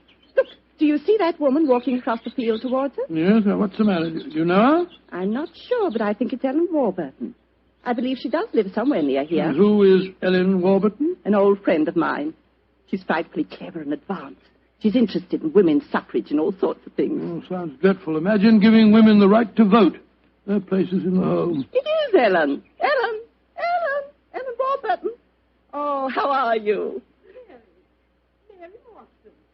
How very nice to see you again. I'm Mary Watson now. This is my husband. How do you do, Miss Warburton? How do you do? How do you do? Mary, I'd heard that you'd married. Aren't you a medical detective or something, Mr. Watson? Not quite, dear. I hold the degree of Doctor of Medicine from the University of London, madam. But he's helped the great Sherlock Holmes on many of his cases. That's how I've heard of him, then. Do you mind if I walk with you a little way? Of course not, Ellen. Come along. Do you live near here, Miss Warburton? About 4 miles away, Doctor, at Chevy Grange. I'm a glorified housekeeper for my uncle, Colonel Warburton. Oh, dear, that sounds rather dull for you. As a matter of fact, the state of my uncle's health at the present moment makes it anything but dull for me. That's why I asked if I might walk with you for a way. Well, what's the matter with him, Ellen? He's going mad. Before my eyes. And I can do nothing to help him. Mad? Come now, Miss Warburton, surely you... Doctor, I'm not an hysterical girl. In fact, I regard myself as something of a scientist. I studied physics for a number of years at Bristol University. And I tell you that my uncle is going insane. What are the symptoms? Most of the time, he's perfectly normal. But when these attacks are on him, he gets in the most frightful rages and says the strangest things. He's even complained of hearing a shrill, piping whistle that comes out of nowhere. I can't hear it, nor can anyone else. But Uncle gets into the most dreadful state. I wonder, would you have a look at him for me, Dr. Watson? Well, I don't hardly Of course, feel... John will do everything he can. Thank you so much. Then supposing you both come over... So, my dear Holmes, at 7 o'clock this evening, we found ourselves approaching Chevy Grange. It was rather a forbidding-looking place, covering a little more than an acre, I should say. As we stood waiting for admittance, I must confess that I was not entirely... Gloomy-looking place, isn't it, Mary? It is a little forbidding, John, dear. Oh, dear. What's that? Sounds like a tom-tom. Someone singing a weird chant. Seems to be coming from the direction of that barn over there. It doesn't seem quite appropriate, dear, does it? I mean, not in the heart of Buckinghamshire. Why not knock on the door again, John? Yes, it's all right, I will. Perhaps they didn't hear us. Oh, they did. Who is it? Oh, it's Guess. It's Dr. and Mrs. Watson, my good man. Acker's the name, sir. Come in, please. The Colonel's expecting you, sir. He's in the study. This way, sir. By the way, Hacker, as we were waiting outside the front door, we heard a strange chant, and it sounded as if someone was beating a tom-tom. Oh, that was Miss Narda. You'll be hearing more of her. Promising beginning. Let's see what happened next.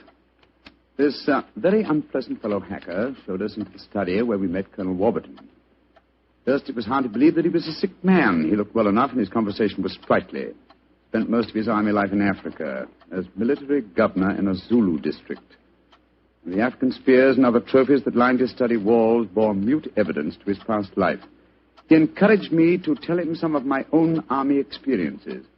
Oh, dear, poor fellow. It was really rather sad. There I was, Colonel Warburton, on the howdah of this wretched elephant. The river was a raging torrent, and I couldn't get the confounded animal to budge. Well, I'm a pretty strong swimmer, you know. Won several cups of swimming, as a matter of fact. Of course, I was a much younger man then. And John, dear. Yes, ma'am? You interrupted Colonel Warburton's story. Oh, dear. sorry. I thought this little incident would be interesting. Do go on, Colonel. Yes, Your story was so all right, interesting. all right. You were telling us that you were intercepted by an African drum code message. Oh, yes. Well, I don't want to sound conceited, but I doubt if there was another Englishman in the world who could have told you what those particular drum beats meant. Oh, I don't doubt that, Colonel Warburton. Well, I'd spent a good number of years studying the native customs. I spotted the code right away. It meant that an uprising was planned to start throughout the whole province at noon the next day. Of course, there it is again. The devilish whistle. Can you hear it, Dr. Watson? Mrs. Watson? I can hear nothing, sir. Nor can I. Of course not.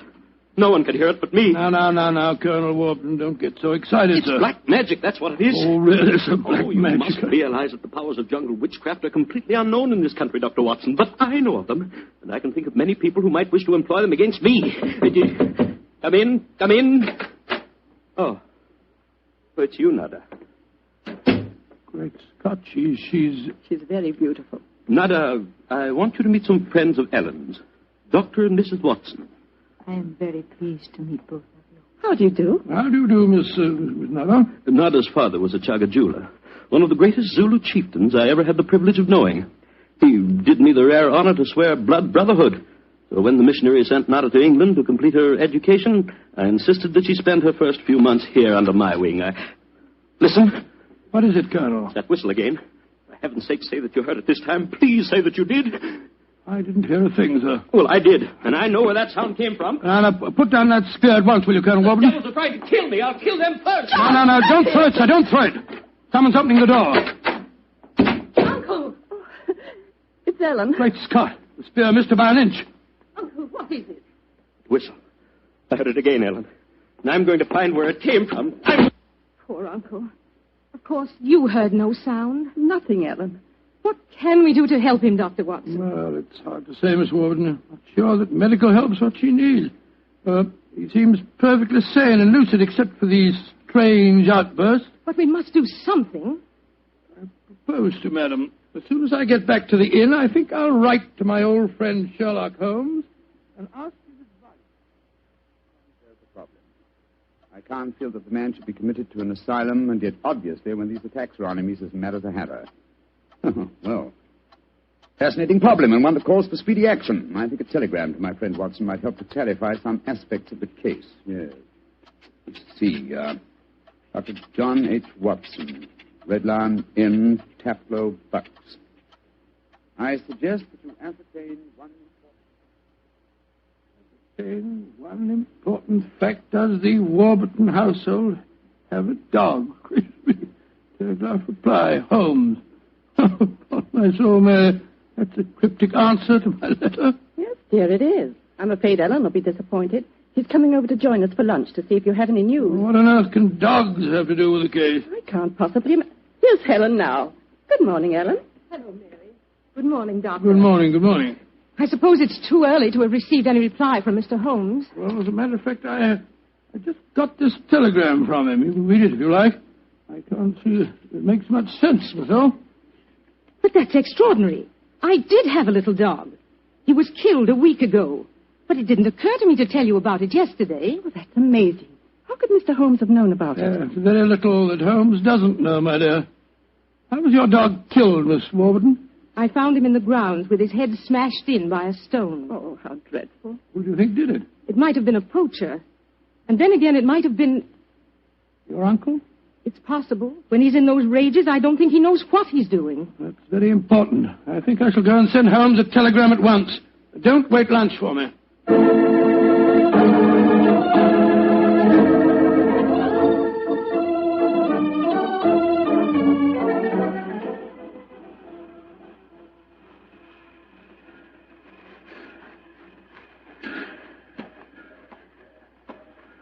Why did we have to walk over to the station, John, dear? To see if there was an answer at the station telegraph office to the wire that I sent Holmes. Oh, it's only 4:30, dear. It's hardly possible for him to have answered as quickly as that. In any case, they delivered the telegram to the hotel, you know. Well, it was a nice walk, my dear. Hello, there's a train in the station now.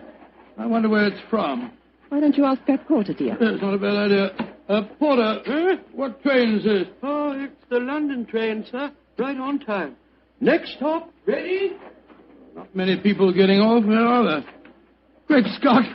Look who's here. Oh, dear, it's Mr. Holmes. And he's got a dog on a leash. Oh, Watson, my dear fellow, how are you? Mrs. Watson, how nice to see you again. Thank you, Mr. I'm Holmes. delighted you're here, old fellow. We walked over to the station to see if you'd answered my telegram, and here you are in person. It occurred to me that I could be down here in the same time that it would take a telegram to reach you. And I decided that a day or two in the country would make a pleasant change, apart from the fact that Colonel Warburton's problem interests me enormously. Why on earth did you bring a dog? I thought that this was a case in which a dog would be of invaluable assistance. Oh, be careful, John. Yes, look out, old chap. I think it would be safer not to pat him. I picked him up on the Mile End Road for a couple of florins, and I fear he's a dog that should have remained in London. A singularly unattractive nature seems to have been entirely ruined by an hour's train ride. Unpleasant brute. Isn't he? By the way, Holmes, what do you make of the case from my letters? Well, I should prefer to reserve my judgment until I've met the Colonel. However, I will vouchsafe one opinion. Oh, what's that? To paraphrase a proverb, don't disbelieve all you don't hear.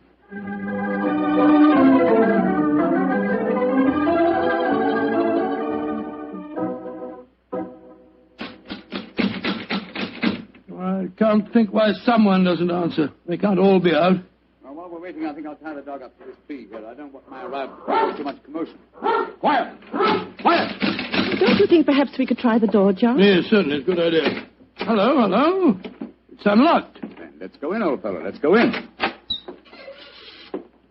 Colonel Warburton? Colonel Warburton? Ellen? Ellen? What was the name of that butler fella? Hacker. Yes, of course, that's it, Hacker. Hacker! We appear to be in an empty house. The dog! Oh, fool that I am, I shouldn't have left him here. Come on!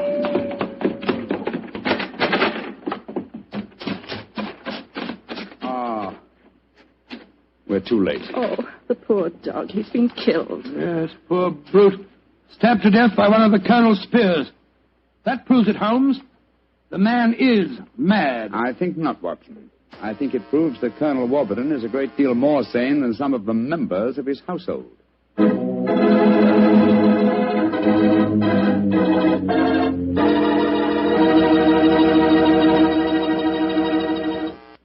You'll hear the rest of Dr. Watson's story in just a few seconds.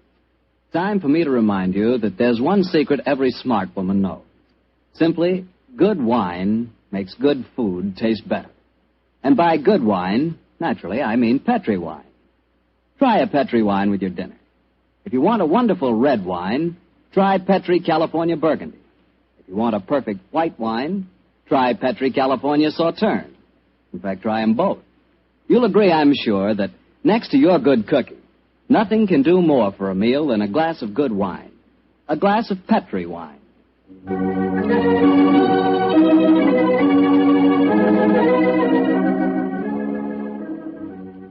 And now back to tonight's new Sherlock Holmes adventure, the story of Colonel Warburton's madness. Holmes, why are we heading for this barn? Seems to me we should be back in the house. Why, old chap? Found the house empty. Besides, I thought I heard. Shh. What is it? Listen. It's the same sound that Mary and I heard yesterday. Oh, once more, it's coming from the barn. Come on, Watson, but quietly.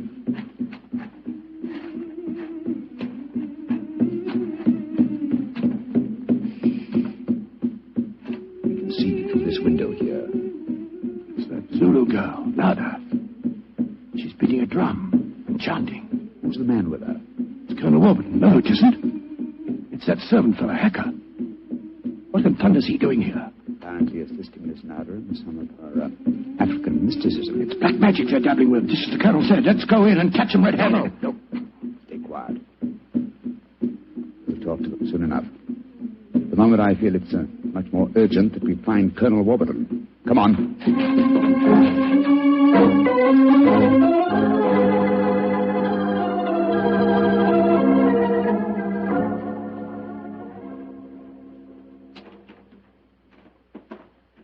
There's the Colonel, pacing up and down in front of the house with Mary and his niece, Miss Warburton.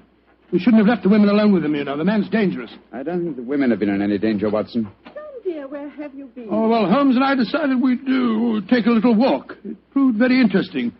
Miss Warburton, this is Mr. Sherlock Holmes. How do you do, Mr. Holmes? I'm so glad you're here. How do you do, Miss Warburton? And this is Colonel Warburton, Mr. Sherlock Holmes, eh? I suppose you think I killed your wretched dog. Well, I might have done it. When I hear that whistle, something seems to snap in my brain. I might have killed it. Why doesn't your doctor friend certify me as insane? Send me where I belong before I do any worse, damn it. Poor man. Isn't there anything you can do for him, Mr. Holmes? I most certainly will try to, Miss Warburton. Watson, old fellow, I wonder if you'll follow the Colonel and give him a sedative. I'm afraid he has quite an ordeal before him. Of course I will, Holmes. Miss Warburton, where were you when my dog was killed? Down in the greenhouse. As soon as I heard the poor animal yelping, I ran up to the house. I see. Mr. Holmes, you are going to be able to help the Colonel, aren't you? I'm convinced of it, Mrs. Watson. That is why I brought a dog with me from London. But now that he's dead, I must obtain another one before I can proceed further with the case. Now, I wonder where on earth I can find a dog. Look. Huh? Down by the gate. There's a little girl walking with the dog. That's Sarah Entwistle, the daughter of our neighbors. Sarah, eh? Oh, excuse me, will you? Just a moment. Sarah! Sarah! Yes? Oh, Sarah. Sarah, my dear, what a pretty dog you have there. What's his name? It's a her. Her name's Pigeon. What's your name? Holmes. Sherlock Holmes. Sherlock? That's a funny name. Yes, it is, isn't it? Look here, Sarah. Here's a nice, shiny half-crown for you. Why are you giving me money? Well, because I love dogs, and I want to borrow, what did you call him? Boojum. Boojum, oh, yes. I want to borrow Boojum for half an hour. Why? Well, I want to play with her, Sarah. You can play with her here. She's awfully friendly. Well, you see, I really want to take her for a nice walk. Why? She's just had one. Now, look here, Sarah. It's a beautifully shiny half-crown. Mummy's told me I mustn't take money from strangers. I'm not a stranger. I'm a friend of Colonel Warburton. Having trouble, Mr. Holmes? Yes, I am, Mrs. Watson. You see, I want to give Sarah half a crown for borrowing Boojum for a short while, but she doesn't want to do it. Sarah, does Boojum like bones? Oh, yes. Loves them. We've got a lot of bones up at the house we'd like to give her. Have they got plenty of meat on them? Plenty. She can have a wonderful feast, and then we'll bring her back in half an hour. All right. Go on, Boojum. Now, promise you'll bring her back in half an hour. We promise. Yes, Sarah. And Sarah, what about the half crown? Well, I'll take it home and ask Mummy if I may keep it. Good. Goodbye. Goodbye. And take care of Boojum. Oh, she's a sweet little girl. Mr. Holmes, you're not going to expose Boojum to any danger, are you? None, Mrs. Watson. Otherwise, I shouldn't have borrowed her. I'm convinced that Boojum will give us the clue to what appears to be Colonel Warburton's madness.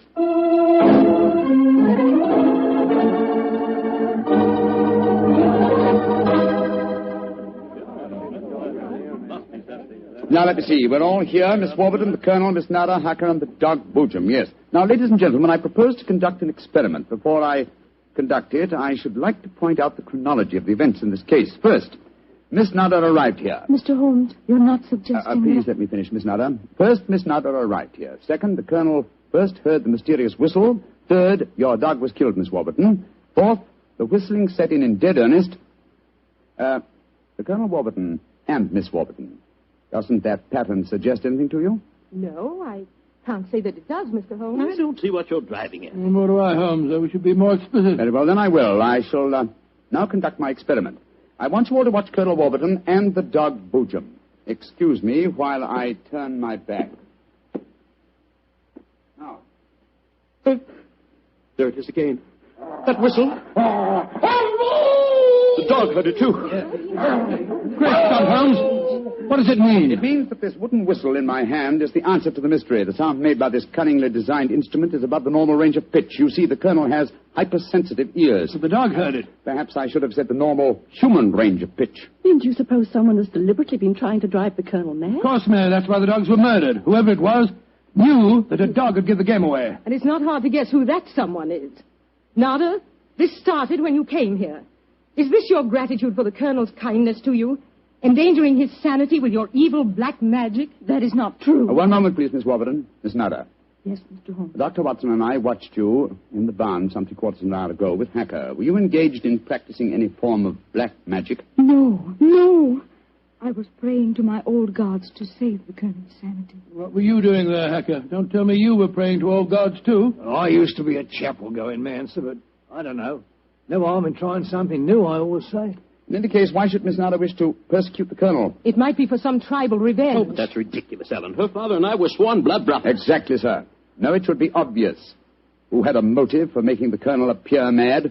His niece and heiress. What do you mean? She has studied physics, you will remember, and so could know about supersonic research.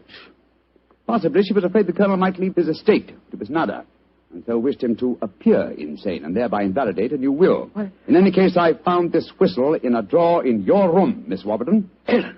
Ellen, how could you? I did it for your sake, to save you from Nada. She's just an adventuress, only you won't see it. Colonel Warburton, what action do you wish me to take regarding your niece, Miss Warburton? My niece? I have no niece, Mr. Holmes. Come, Nada, my dear.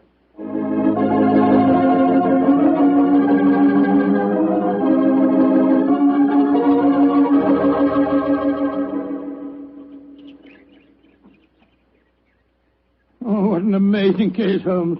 Mary, wasn't it clever the way Holmes solved it? It was very interesting, dear. I was quite enthralled. Oh, now I think I shall return to London and let you two finish your holiday in peace. Before you do that, Mr. Holmes, there's one thing we should do. What, Mary? Boojum. We promised, you know. Oh, yes, of course. I think the three of us might walk her home. But before we do that, I suggest we rummage through the kitchen. The kitchen? What on earth for? Bones, dear. Exactly. And bones with plenty of meat on them.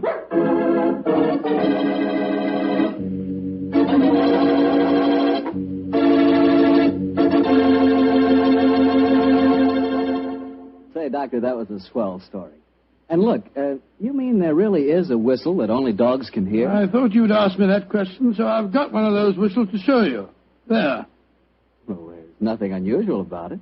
Blow it, Doctor. Well, listen, Mr. Bartell, if I want you to come quickly, I don't just have to whistle. All I have to say is, would anybody like a glass of Petri wine? And hey, presto, there you are. Well, can you blame me? And now let's look in on our good friend Dr. Watson and see if he's expecting us. Come in, Mr. Bartell. You're just the man I've been expecting. How are you, Dr. Watson? It's good to see you again. Thank you, my boy. It's very nice to see you again, too. I've missed our Monday night visits during the last 3 months. Sit yourself down. Would you care to join me in a glass of port? Well, thanks, Doctor. That'd be nice. You know, it seems to me after our summer vacation, a toast to the great Sherlock Holmes would be in order. That's an excellent idea. Here you are, young fellow, my lad. Thanks. You propose the toast, Doctor. To Sherlock Holmes, master detective and loyal friend, whose adventures have brought considerable, shall we say, fame to a certain retired doctor now living in Northern California. I'll drink to that. Well, now, suppose I might as well get on with tonight's story. Which particular adventure have you selected, Doctor? One that I call the Limping Ghost. Sounds exciting. And, as usual, you find me saying, how did it begin? In Baker Street on a windy December evening at the turn of the century. A young, white-faced boy sat in front of our blazing fire. And as he told us his strange story, the flickering firelight danced weird patterns on the walls. The young man was Alexander McMorris, the 7th Earl of Lochnair. The Earl of Lochnair? Say, didn't I read in the papers the other day that the 8th Earl of Lochnair had been killed in an airplane accident? Quite right, my boy. Even in this day and age, the tragic history of violent death seems to dog the footsteps of the Lochnair family. But to return to my story. On that December night in 1900, we heard the whole history of the Limping Ghost of Lochnair. The first Earl had lost a foot at the Battle of Flodden Field in 1513. In spite of this terrible handicap, he fought on valiantly until he died on the battlefield from loss of blood. From then on, right until the time this story begins, the Limping Ghost, clad in a suit of armor, always appeared at Lochnair Castle before and after the death of the current Earl. Yes, Mr. Bartell, it was a strange story that Sherlock Holmes and I listened to that night.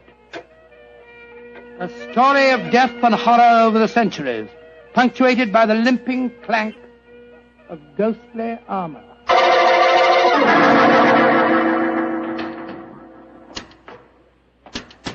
Milady, I have terrible news for you. Your husband, the Earl, was killed in the explosion that destroyed Lord Darnley.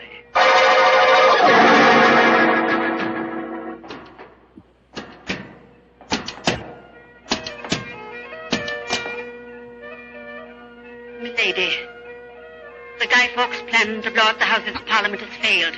Your husband is in the Tower of London. They say he's to be hanged, drawn, and quartered.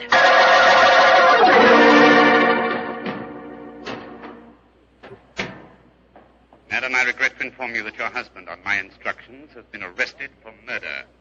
I have no doubt that he will hang. And that's the story of the Lochnairs, Mr. Holmes. You were instrumental in sending my great uncle to the gallows, a fate which he richly deserved, I'm told. So it seemed only natural to come here to Baker Street and consult you now that I'm in trouble. I shall be most happy to do anything I can to help you, sir. I don't remember anything about your sending the Earl of Lochnair to the scaffold, Holmes. Well, he did, Dr. Watson. Mm-hmm. And the servants have always sworn the ghost really did walk at midnight on the day that he was hanged. Indeed.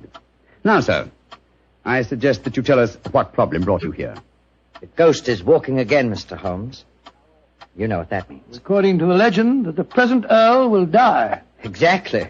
And as I'm the present Earl, you can see why I'm rather worried. Am I to understand that you've actually seen this ghost yourself? Yes, Mr. Holmes.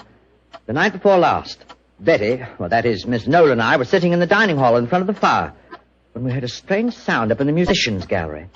We looked up and in the moonlight saw a ghostly figure in armor limping towards the staircase. Oh, gracious me. My dear sir, you're certain that you really saw it? Moonlight can play strange tricks, you know. There wasn't any doubt about it, Doctor.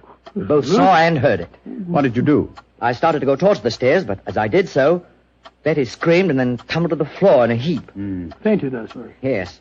While I was reviving her, the ghost disappeared. Who's staying with you at Lochnair Castle at the moment? Well, there's Betty Nolan. She's the sister of James Nolan. He looks after my estate. Betty and I are engaged to be married. Oh, congratulations. Thank you. Yes, indeed. Anyone else staying with you? Yes, a distant cousin of mine, Jeremy K. McMorris, an American. He turned up in England a couple of months ago with his son Walter. They're both with me at the present. A distant cousin? That's right, Mr. Holmes. Actually, they're descendants of a more than usually black sheep branch of the family. I don't know how long the old man's going to be with us, though. If you ask me, he's a dying man. How do you say that, sir? As far as I can gather, he's been wasting away for years. It's only a question of time before his strength fails him entirely. I was hoping perhaps you could take a look at him, Dr. Watson. That is, if I could persuade you and Mr. Holmes to come and stay at the castle for a few days. Well, what about it, Holmes? It's an intriguing problem, Watson. The current Earl of Lochnair would seem to be in danger. A cousin of his is dying of an obscure disease, and the ghost of Lochnair Castle is walking again. Yes, it's an irresistible invitation. I see no reason why we can't leave on the Scotch Express tonight.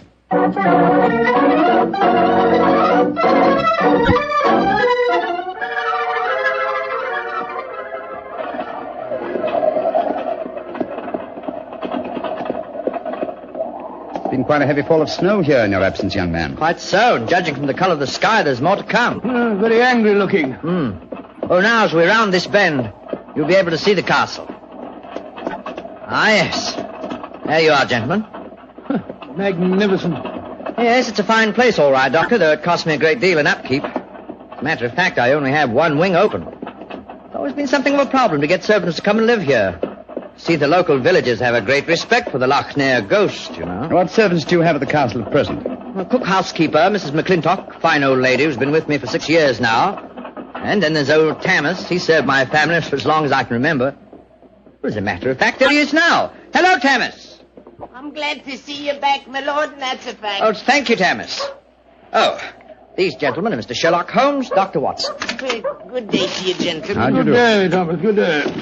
Before I take the trap round to the stables, I may as well break the news to you. Yes? What's happened, Tammas? It's your cousin, my lord. Poor old Mr. McMorris. He's dead. What? Died early this morning. God rest his soul. Dead? I'm very sorry that I arrived too late to be of any help.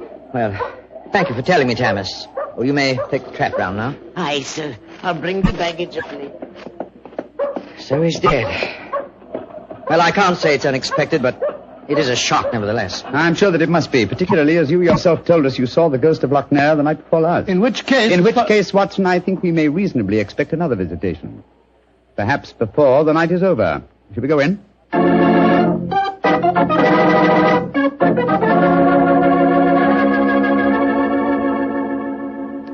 This is Miss Nolan, my fiancée, Mr. Sherlock Holmes, and Dr. Watson. I'm very glad to meet you. How do you do, sir? And this is her brother, James Nolan, the manager of my estate. How do you do, sir?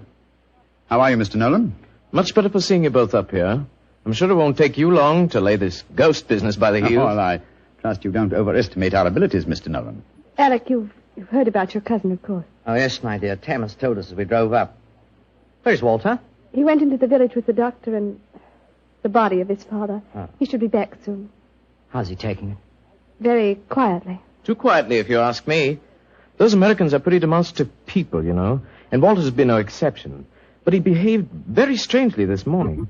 When the doctor told him his father was dead, he just said, now things will start to happen, and then shut up like an oyster. I can't make head or tail of the fellow. Yes, quite so, quite so. Mr. Holmes, I expect you and Dr. Watson would like to go to your room. Yes, I must be. I think first I'd like to take a look at the musicians' gallery, if you don't mind. Oh, yes, of course. Would you excuse us, darling? All right, Alec. It's in the dining hall here. They must have been very hospitable people in those days. 50 or 60 people could eat at that table. Yes, Doctor. Needless to remark, we hardly ever use the room nowadays. There's the musicians' gallery, Mr. Holmes. Oh, yes, I see. How do we get up there? I'll show you. See, there's a stone staircase behind this tapestry here. Follow me. Watch your step. It's quite narrow, rather dark. Watch your head, Watson, old chap. Oh, don't worry about me, Holmes. I'm perfect. Oh, I say. Must have built these stairs for pygmies. Oh, yes. Here we are, gentlemen. This is the musician's gallery. By Jove. It must have made a pretty picture in the days gone by. A little string orchestra fiddling away up here and down below the Scottish nobility bobbing and floating round in the intricacies of a Highland schottische or a stately gavotte or something. Where does that door lead to? To the bedroom wing. And that's where the ghost appeared from the other night, I suppose. Yes, Mr. Holmes. Uh-huh. The door's ajar. You generally keep this door unlocked, sir? Why, no. But the key mysteriously disappeared about a week ago. James is having a new one made, so I must remind him about that. Alex, where are you? Oh, we're up here, Walter. We're coming down. That's Walter McMorris. My dead cousin's son. Poor fellow, this must be a dreadful day for him. Yes, I'm afraid this is going to be a rather painful interview. Oh, hello, Walter. This is Mr. Sherlock Holmes and Dr. Watson. How do you do, sir? How do you do? Sherlock Holmes, huh? I've heard about you and your friend, Dr. Watson. Walter, old man, I'm dreadfully sorry about your father. Are you now? Isn't that nice of you? Well, you'll be sorry enough when you hear that I'm going to take you to court and prove that I'm the real Earl of Lochmere. Why, Walter, you're out of your mind. Am I? No. Father was out of his because he kept quiet all these years. But I'm going to have my rights. I've looked up the records. I've had genealogists working for months. And I've got all the facts that prove you're an imposter. Oh, man, what are you talking about? You know well enough. When Sherlock Holmes here sent your great-uncle to the gallows 20 years ago, the title and estate should have come to my father. When I leave here tomorrow, I'm going straight to the finest lawyer in London. Man, if you believe this, why have you said nothing about it till now? Because I'm smart. I found out a thing or two since I've been staying here. And one of the things I found out is that your precious fiancée and her brother wouldn't look twice at you if it weren't for your money and the title. Shut up. You'll find out. She's a smart little filly, and she knows what kind of a track she's running on. You dirty... My compliments, sir. A very professional uppercut. Yes, and a very well-deserved one. Offensive scoundrel. Sorry about this. Please don't say anything in front of Betty. It'll only upset her. I quite understand. Come along, Watson. Let's go and find our rooms.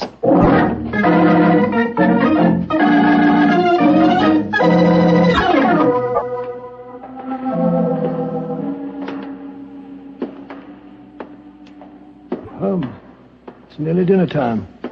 Why are we wandering about here in the dark instead of having a glass of sherry with the others in the library? I'm a conscientious practitioner, Watson. I like to earn my fees.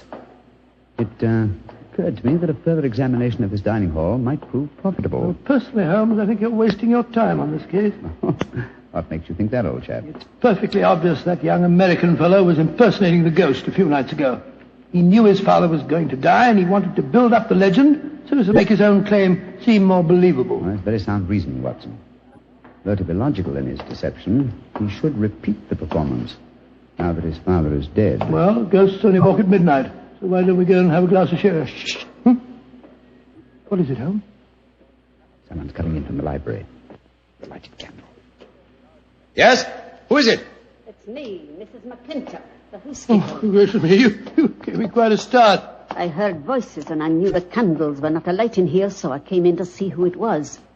You're watching for the ghost, I suppose. Well, you'll no be disappointed, gentlemen, though you may see more than you bargain for. Those that meddle with ghostly things they dinna comprehend are playing with something much more dangerous than fire. Fire burns. But the shades on dead people... Holmes! Look up there, the gallery. The door's opening. It's the ghost! Aye, here he comes, the poor body. See the armor on him, and the way he's dragging one leg behind him. Yes, it's really quite an effective impersonation. And the twilight provides most appropriate lighting for his play acting, too. You mean it's the young American? Of course, obviously. Look behind him. There's another figure. Yes. Dressed in the same kind of armor and carrying a sword. Game's afoot, Watson. The ghost has seen him. He's turning. The second figure's raising his sword. Look out!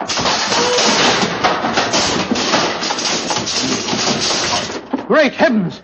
He's knocked him through the railings. That must be a 20-foot fall. Come on, old fellow. Help me open his visor. Just a minute. Yes. It's Walter McMorris, the American. Though from the angle of his head, I would suggest that it might be the late Walter McMorris, eh, Watson? He's dead, all right, Holmes. Neck broken. Meanwhile, the second figure has been able to slip back through that wall and escape us. Come on, he was dressed in armor. He can't go very fast. Perhaps we can overtake him.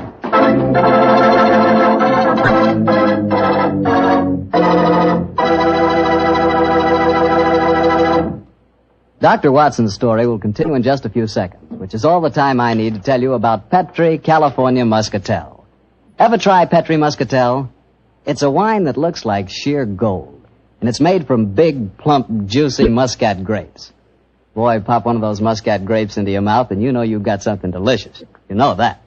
And you get the same flavor in Petri Muscatel. It's a perfect wine to serve a lady. Women love it. And that best time to serve it is after dinner or on a Sunday afternoon, you know, times like that.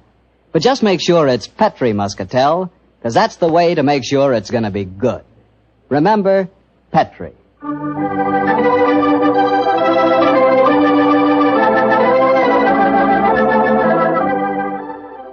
And now back to tonight's new Sherlock Holmes adventure and the story of the Limping Ghost of Lochnair. Confound it, Holmes. There's no trace of the ghost in the musician's gallery. We gave him too much of a start, I'm afraid. Of course you didn't find him.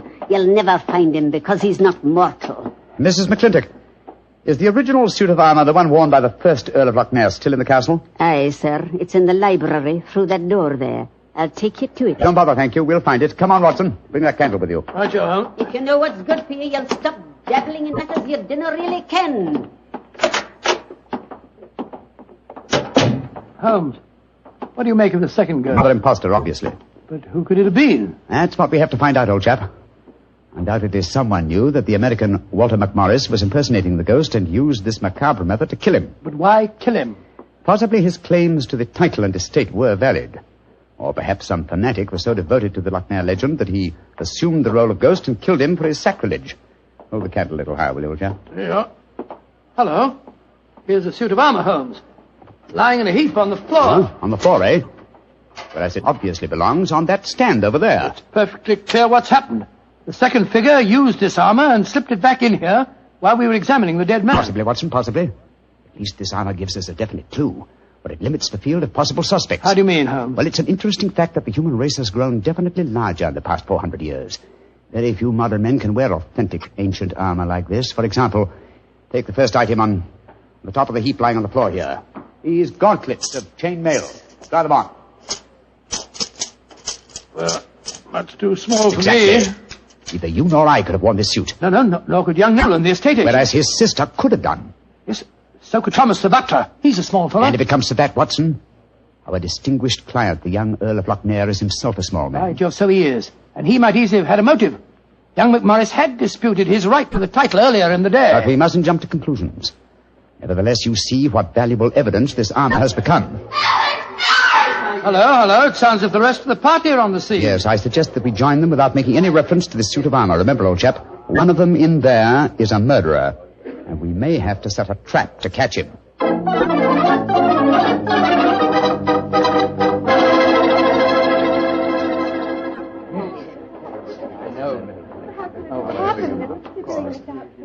Are you sure he's dead, Dr. Watson? There's no doubt about it. His neck was broken instantly by the fall. It's dreadful. Father and son both dying on the same day. And you said the real ghost came up behind him, Mr. Holmes, and struck him so they crashed through the railing up there. I said another figure dressed in armor and killed him, Mr. Nolan. 'Twas a real ghost. I saw him with my own two eyes. He killed that man for trying to bring shame on the name of Lochnair. Shouldn't we get into touch with the police? How can I get a message to them tonight? Have you looked outside? We're almost completely snowed in. Snowed in? Oh, Alec, I'm frightened. Hush, darling. There's nothing to be afraid of anymore. No, at least we have the assurance that the ghost will not limp again. Why? Well, the murderer has no further motive for impersonating the ghost. To walk now would be to support the dead American's claims. No. We shall spend a quiet night, and tomorrow I shall communicate with the proper authorities as to my quite definite notions regarding the murderer's identity. But if the ghost should walk again, Mr. Holmes? Well, then, sir, I shall know that at last I've encountered a truly supernatural crime and shall retire from the practice of detection.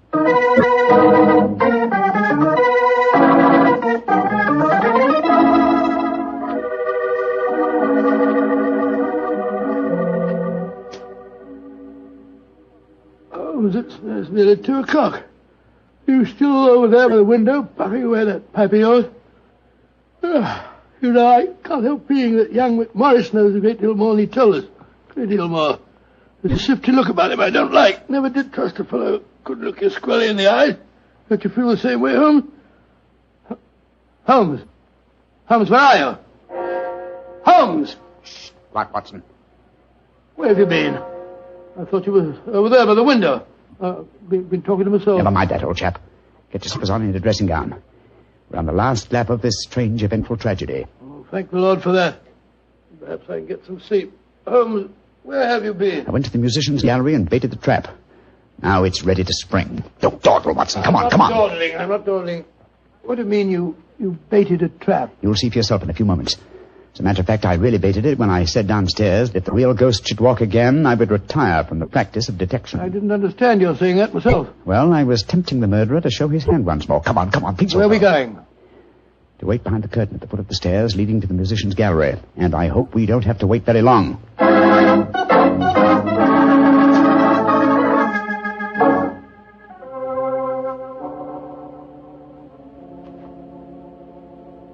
Holmes, I'm getting a crick in my neck trying to peer through this wretched curtain.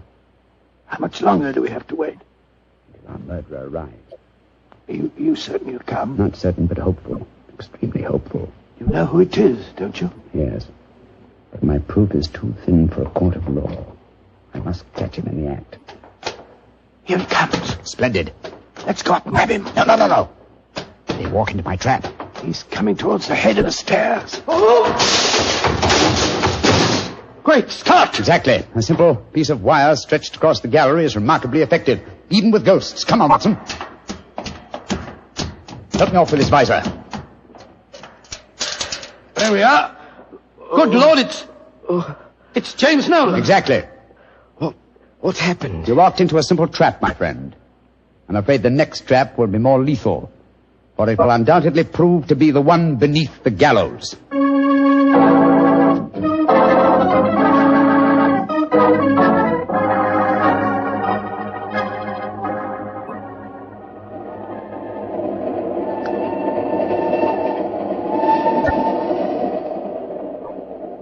Now that we're headed back for London, Holmes, perhaps you'll settle one or 2 points in the case that are bothering me quite a bit. With pleasure, my dear chap. What are they? I still don't see what Nolan's motive was in murdering the American. Oh, that should be obvious.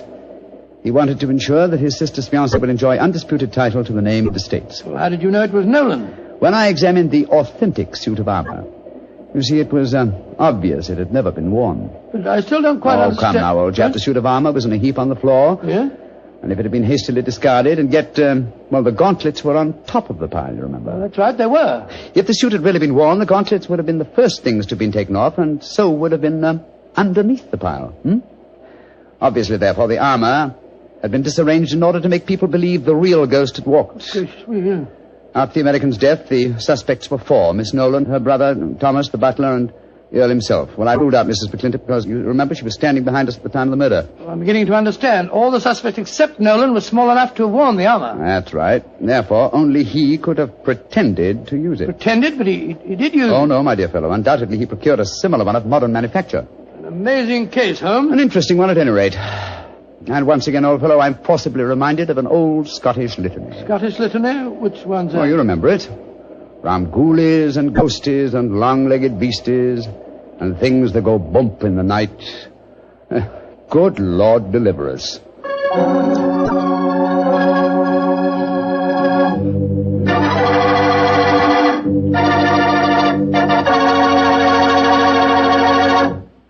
Well, Doctor, that was really a swell story.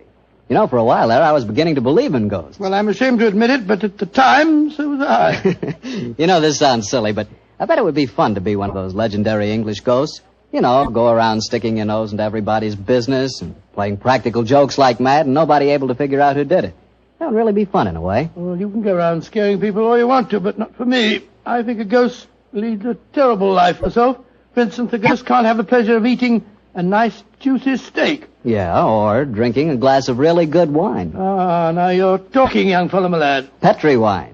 Yeah, still talking, young fellow. You see, when I say good wine, I always mean Petri wine because you can depend on Petri. I know. Why, the Petri family has been making wine for generations. And now for our weekly visit with the good Dr. Watson. Let's see if he's expecting us. Come in. Ah, good evening, Doctor. Good evening, Mr. Campbell. It's about time you got here. Go up a chair and make yourself comfortable. Oh, thanks. Well, you have the old black dispatch box out again, I see. I suppose you've been going over your notes on tonight's adventure. That's right, my boy. And this may interest you. Mrs. Watson figured prominently in the story. She did? Yes, in fact, if it hadn't been for some remarkably quick thinking on her part, Holmes and I might have... well, there I go again, telling you the end of the story before I forget it. Well, how did it begin, Doctor? On a winter evening in 1887. I'd been married some months, and in consequence I hadn't seen much of my old friend Sherlock Holmes. Oh, you're still living at Baker Street, I suppose? Yes, my boy, but we couldn't persuade him to come round and see us. From time to time I'd heard some vague accounts of his doings, of his summons to Odessa, in the case of the Trepoff murder, and of his clearing up the singular tragedy of the Atkinson brothers.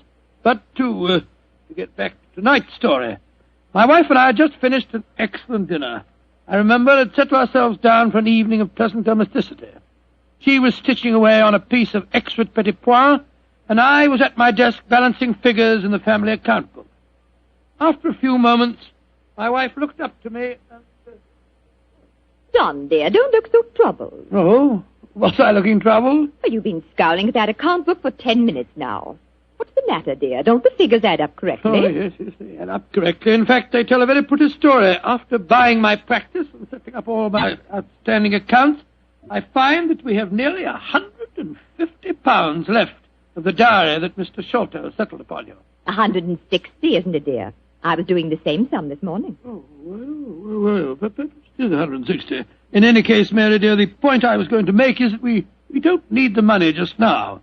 My practice is picking up splendidly, and I was thinking that we might invest it in something really sound, of course. Who's been talking to you, John? Dr. Wilson again. Well, as it happens, I did bump into him at the hospital today. He can put us onto something very good in Peruvian silver. What do you think of the idea? Well, John, the fact is, I'd almost decided to make a business investment with it myself. I thought I'd surprise you. Well, now let me tell you about it, John. Oh. Yesterday, when you were out on your rounds, a most charming man called here, a Mr. Ted Barber. He introduced himself as a friend of Mrs. Cecil Forrester's. He said he was certain we'd be interested in his new company. And he talked so convincingly that, well, I'm afraid I almost promised him I'd buy some stock in the company. Really? What sort of company is it? Well, I didn't quite understand that part of it, but it sounded wonderful. He left a prospectus. It's in the right-hand drawer of the desk. It's something to do with a wonderful new metal that's been discovered by an American chemist called Paradol or Paradis or something. Oh, let's have a look and see what it says. A company formed to exploit the amazing new metal discovered by Dr. Paradis. Paradol preferred stock. The potentialities of this new alloy are immeasurable. The fourth dimension has been conquered. What? Vital dislocation is an accomplished fact. Oh, gracious me, my dear child. This prospectus is absolute poppycock. Now, John, you mustn't be stubborn. I think at least we should investigate it. The man said that if we went to the laboratories, Dr. Paradis would give us a demonstration himself. But Mary dear, the fourth dimension. I mean to say, it's obviously fraud. That's what everyone says when a new invention comes out. This might be an opportunity for us to make a lot of money, John. Mary, I do wish to please me, dear. Well, I can't argue with you very long, Mary. All right.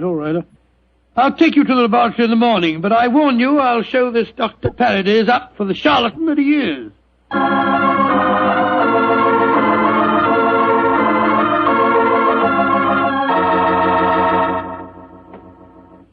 Dr. Paradis will be with you both in a moment. Thank you, my man. She's just concluding an experiment. She? Dr. Paradis is a woman, then? Oh, yes, madam, and a very brilliant one, too. Excuse me. Oh, it's a last straw. The whole thing sounded like an obvious fraud, and now we get here and find that a woman doctor's at the back of it all. Just because she's a woman, it doesn't mean to say that... How do you do? I'm Dr. Paradis. Oh, how do you do, madam? I'm Dr. Watson, and this is my wife, Mrs. Watson. Oh, yes. Come into the laboratory, won't you? Oh, thank you so much, Dr. Paradis.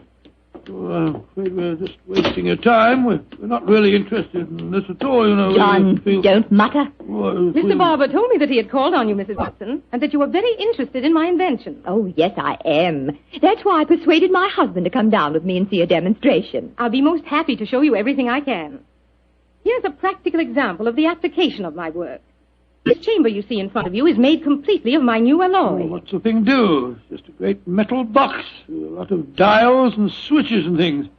Why is it so big? Do Do people get inside it? They can. What? Though if they do, they're liable to find themselves transported many miles from here. Come inside, won't you? Oh, what a lot of nonsense. Now, John. I'll give you a demonstration. I want you both to see that there is no exit from inside this chamber. No trapdoors or anything. The only exit is the door we just came through. Yes, it's just like an airtight metal room. Stuffy in here, isn't it? Now let's go outside again. I'll show you how the machine operates. Albert! Yes, Dr. Paradise. I'm going to demonstrate the Paradol chamber to Dr. and Mrs. Watson. Oh, very well. The usual time? Yes, please, Albert. Now, my assistant goes inside the chamber. I close this metal door on him, so. What are you going to do with him? Within a matter of seconds, he will be 7 miles from here. Really, madam, you Please, can't Dr. expect Watson, us to believe. you're a scientific man. At least give me the opportunity of demonstrating my work. I'm sorry. Now, I adjust these dials, turn on the electrical generator, and...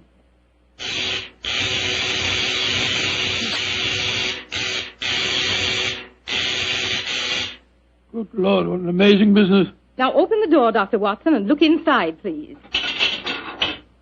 Great Scott, he's gone. I don't believe it. Dr. Paradise, will you explain this to me? Gladly. My metal Paradol is an unnatural alloy. What? It causes a dislocation in the warp of space and enables us to enter the 4th dimension. You see, time is a dimension. Any object in the past, present, or future can be described precisely in 3 dimensions of space and 1 of time. Yes, but this machine of yours... The alloy of Paradol, combined with the great forces of electricity, has created a new force. This element is controlled by these dials, and it is possible to move in 4 dimensions at once. Thus, bodies or other objects can be transported great distances away, all in the twinkling of an eye. I've coined a word to describe the process. Teleportation, I call it. Teleportation? Well, I'm completely confused. All my scientific training tells me this is impossible, and yet, I wonder if you'd give us another demonstration. Certainly. Perhaps you yourself would like to be teleported somewhere. Certainly not. Good gracious me, no. No, I think John would be very unhappy in the 4th dimension. He wouldn't belong. Yes, you said that any objects could be moved. How about that brown paper parcel on the table over there? Certainly. It only contains some company circulars. I suggest you write your initials on it so that you can identify it later. Oh, very well. J.H.W. There you are. Where do you want it dispatched to? Send it to my house. I'll give you the address. That won't be necessary. Mary, this is an amazing business. Isn't it, John? Exciting, too. There we are. Now I adjust the dials once more, and...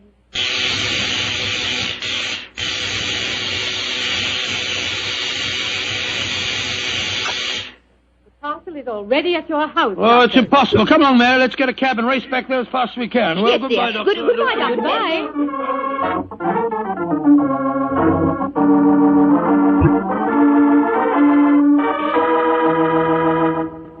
Now, dear, John, you must admit you're just as excited as I am. Well, I confess that I'm enormously intrigued. Let me just get my latch front door key up. Here we are. Dr. Paradise is a devilishly clever woman. Even so, my intelligence tells me it's impossible for the package to have reached here before us. Here we are. There you are, Master. Mum, just in time for lunch. Tell me, Annie, did a package arrive for us? Oh, yes, it did, Mum. I put it on our table. Great Scott. How was it delivered, Annie? Well, now, that's the funny thing about it, sir. I don't know. I went out to polish the brass on the door knocker a few minutes ago, and there was the parcel, lying on the doorstep. No one had rung the bell or anything. I didn't know how it got there. Thank you, Annie. You can go now. Yes, Mum. Well, John, what do you say now? There's a miracle's been performed. I don't believe my eyes. Look, there are my initials on the package. Mary, I think that if you don't mind, after lunch You'll go round to Baker Street and tell Sherlock Holmes about this. Oh, do you mind, dear? Of course not, dear. Good. It'll be nice to see Holmes again anyway.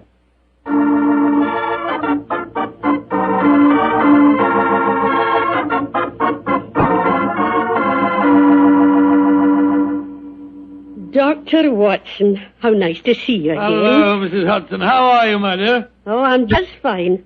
Oh, you're looking grand, sir. Marriage agrees with you, if you don't mind my saying so. Oh, thank you, Mrs. Hudson. Is Mr. Holmes in? Aye, sir. And I'm very glad you're seeing him. He's no been acting like himself lately. Oh, really? Locking his door, and only unlocking it for me when I give him a password. And he's hardly touched his food for the last 3 days. To tell you the truth, Dr. Watson, I'm awful worried about him. Really? Well, I'll go up to him. He'll be glad to see you, I'm sure.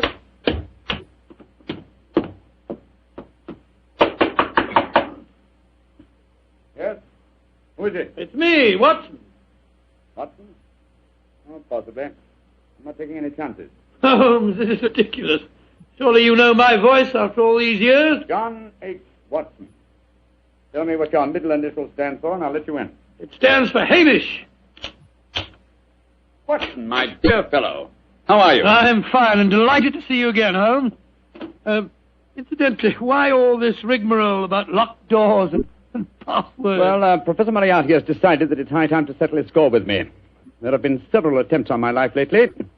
Twice I've been attacked in the streets, and only yesterday a shot was fired at me through the window you see broken there. Lord Holmes, you must be careful. I am being very careful.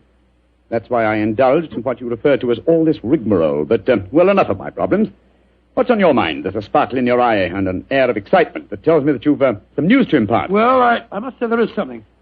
Of course there is, my dear fellow. Come on, tell me about it. You ever hear of a new metal called Paradol and its inventor, Dr. Paradis? Oh, yes, indeed I have. I received a prospectus concerning it the other day. Well, what do you think of the idea? Oh, obviously it's rubbish designed to fool a gullible public into buying shares. Don't tell me that you were taking advice. Oh, no, of course not, Holmes. Naturally, as a scientific man, I knew it was rubbish. My wife, however, had got a little involved in the concern, and so today, to prove to her that the whole thing was a fraud, we went down to the laboratory and met this Dr. Paradis. Oh, did you indeed? In the first place, let me tell you, this Dr. Paradis is a woman. Oh, a woman? As you can imagine, I didn't have any difficulty in discrediting her theories. In fact, I'm afraid I made her seem rather stupid. However, we did stay there long enough for her to give us a demonstration.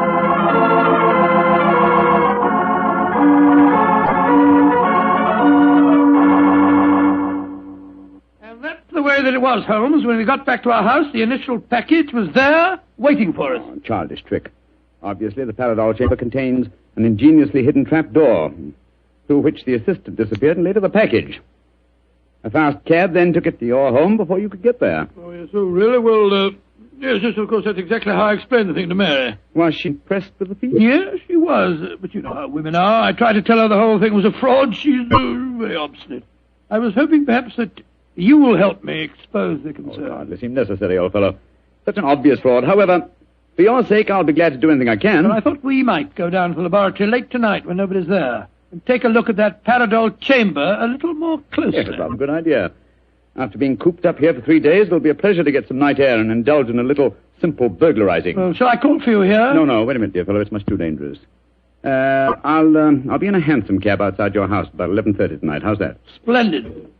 Quite like old times, isn't it, Holmes? Yes, 'tis, old chap, though I think that this time, for Mrs. Watson's sake, I must try and keep you out of trouble.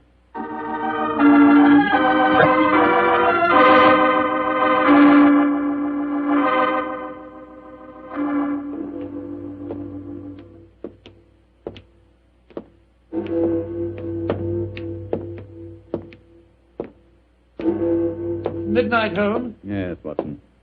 Time that only concerned old bachelors like myself should be wandering the streets of London. Oh, rubbish, Holmes. You talk as if Mary was a tyrant. Now, don't get angry with me, old chap. I was only being facetious. Is this, Dr. Paradis' laboratory? Yes. I'd like to be seen. I don't imagine it'll be very hard to break in, though. Strike a match, will you? I took the precaution of bringing this lantern. There you are. Thanks, old fellow.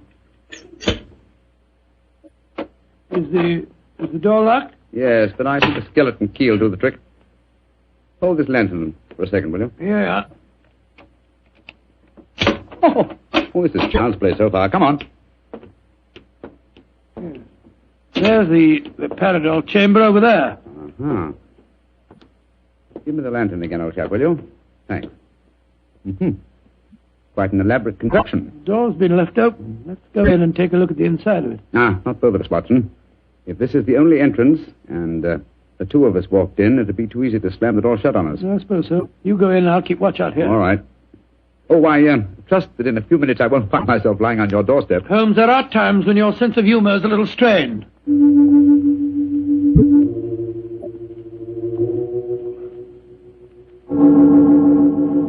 Holmes, Holmes. Holmes, you all right? Watson! What is it, Holmes? The body of a dead woman. She's been shot. Unless I'm much mistaken... Let me come and look. 1,000 to 1, it's Dr. Paradis. Yes, it is. Watson, get out of here. Don't you see that? Good Lord, someone has slammed the door shut on us. Yes, my dear fellow. We walked into a trap very neatly. I'm afraid that we're imprisoned in what appears to be an airtight metal chamber, and the only person who can help us to get out of it again is a corpse.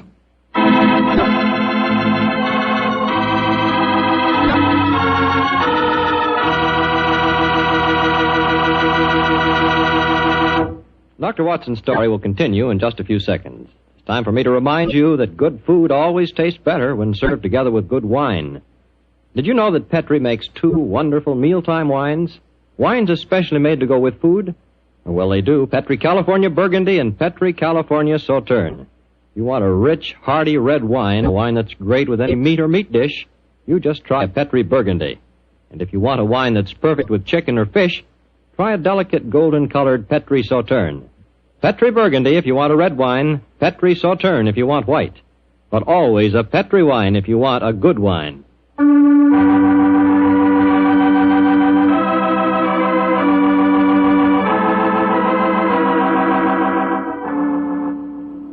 Now back to tonight's new Sherlock Holmes adventure. It is in the early hours of a winter's morning in 1887. The famous pair, while investigating the mysteries of a scientific laboratory in the East End of London, have been trapped in an airtight metal cabinet, their only companion being the dead body of a woman scientist. As we rejoin our story, Sherlock Holmes and his old friend Dr. Watson are listening intently as footsteps approach what appears to be their metal coffin. There's someone outside. They're sliding back the mental panel. Good evening, gentlemen. That voice, it's Dr. Paradis' assistant. Let us out of here. Or should I be more precise, Mr. Holmes, and say good morning? Hello, Moriarty. Moriarty, you scoundrel. If I can just get my hands on him. Dr. Watson, I wish you could get over your dislike for me. For my own part, I'm genuinely sorry that my trap had to catch you, too. I've often felt unhappy that you're not on my side. Such slavish admiration of you given your friend Sherlock Holmes must be highly gratifying. There's never mind about all that. What do you think you're up to? It's obvious, my dear Watson. The whole scheme was a plan to lure me out of my safe hiding by presenting an intriguing problem, and one that victimized the wife of my old friend. You knew it would get back to my ears, didn't you, Moriarty? Yes, exactly. But why did you murder this Paradis woman? That's equally obvious, my dear Watson. It served her purpose in presenting a most convincing scientific front. As soon as the trap was baited, she was a liability. She might tell tales, and so she was killed. Like so many other of your accomplices, my dear Professor. Ah, precisely. Now, my dear fellows, I'm afraid that I must close this panel and say goodbye. Quite sorry to have to kill you, but you're becoming dreadfully in my way. And how do you plan to kill us, Moriarty? By doing nothing more than closing this panel. Oh, I could be frightfully dramatic and release deadly gases into the chamber, or poisonous snakes, or something equally colorful. But quite frankly, it seems so much simpler just to shut you in. Your oxygen supply won't last very long, you know. And for your benefit, Dr. Watson, I may tell you that Paradol, whatever its other shortcomings as a metal, is bulletproof. Goodbye, you meddling fool! Oh. There seems nothing for us to do but look around and ascertain our chances of escape. Holmes, I don't like this. We're in a very nasty situation. My dear Watson, sometimes you're a master of understatement. Aha, just as I thought. What have you found, Holmes? Sliding panel, just behind the dead woman. It leads us to a passageway. A passageway that has been bricked up only within the last few hours. But long enough, I'm afraid, to make it impossible. No, there's no escape here. Hold the lantern a little higher, will you, old chap? Yeah. That's it. Well, what are we going to do now? I was just estimating the cubic capacity of this chamber. Yes, supply should last comfortably for at least another 8 hours. I recommend a brief sleep to refresh us and also to conserve our oxygen supply. Sleep? Who could sleep at a time like this? I can and you can, old chap, if you discipline yourself. Well, I'll try, Holmes, but I know perfectly well I shan't close my eyes.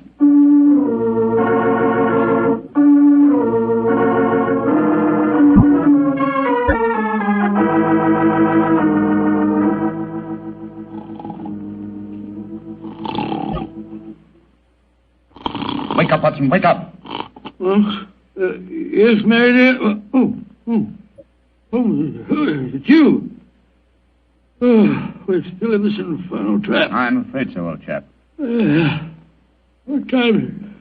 Just after 7 in the morning. How long did you estimate our oxygen supply would last? Probably about another hour. Well, it's just possible that some worker will come to the laboratory early and let us out. I shouldn't count too much on that if I were you.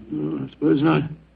I say, Holmes, I'm famished. Yes, I thought you would be, my dear chap, so I saved you this half of a bar of chocolate. I ate my own share just before you awakened. Oh, thanks, my dear fellow. Did you sleep too, Holmes? No, I didn't, Watson. I employed my time in conducting a minute examination of this chamber. I was trying to find some possible way of getting out. And you failed, eh? I'm afraid so. Holmes, this looks like the end, doesn't it? Well, if it is my time to die, I'm glad that we're together again. Although I blame myself entirely for letting you into the trap. Come now, my dear fellow. Don't take it as badly as that. But you admitted you're defeated and that there's no possible way out of this destiny. I meant that there's no way out from the inside. So my plan worked. Good gracious me, what on earth? The guard, there you are. Mary! Mary, you dear little thing, you must have been frightened to death. Hello, Don. Oh, poor dear, you must have spent a miserable night. Well. Mr. Sherlock Holmes and Dr. Watson have been getting themselves in trouble again, eh? Sir, this is no time for your heavy-handed badinage. There's the body of a murdered woman inside that chamber. She was killed by Professor Moriarty. Professor Moriarty? It's too bad you didn't get my message sooner. Your message? Oh, bless my soul, Holmes, I wish you'd tell me how you got your message to Scotland Yard. Well, ever since these recent attacks on my life, I've had my delightful band of ragamuffins, the Baker Street Irregulars, watching my house in fixed watches, 2 at a time. I gave the boys instructions to follow me whenever I went out. And if ever I did not reappear within 3 hours, they were to report to our friend Lestrade at Scotland Yard. Holmes, you're amazing. You think of everything. Just a minute, gentlemen, just a minute. I didn't get no message from any of your Baker Street irregulars. Oh, you didn't? No, sir. Though I did find a couple of the boys tied up when we came in here just now. But if you didn't get a message from them, how did you come here so opportunely? That's an easy one. Because Mrs. Watson here came and fetched me. You did, Mary? But how on earth? Go on, Mom. Tell him. Well, it's really very simple. When John came back from seeing you yesterday, Mr. Holmes, he was over-elaborately casual in his references to the Paradol chamber. So, of course, I knew at once the two of you were going to investigate the matter. I also caught him oiling his revolver after dinner. I didn't know that you slipped out last night, John. But as soon as I woke up this morning, I realized what had happened.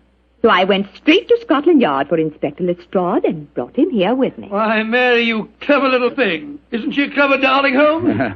Mrs. Watson, this has been a salutary experience. Will you allow me to congratulate you on your deductive ability? Well, that's very nice of you, Mr. Holmes, but I really don't deserve any compliments, if you don't mind my saying so. It was elementary, my dear Mr. Holmes. Elementary.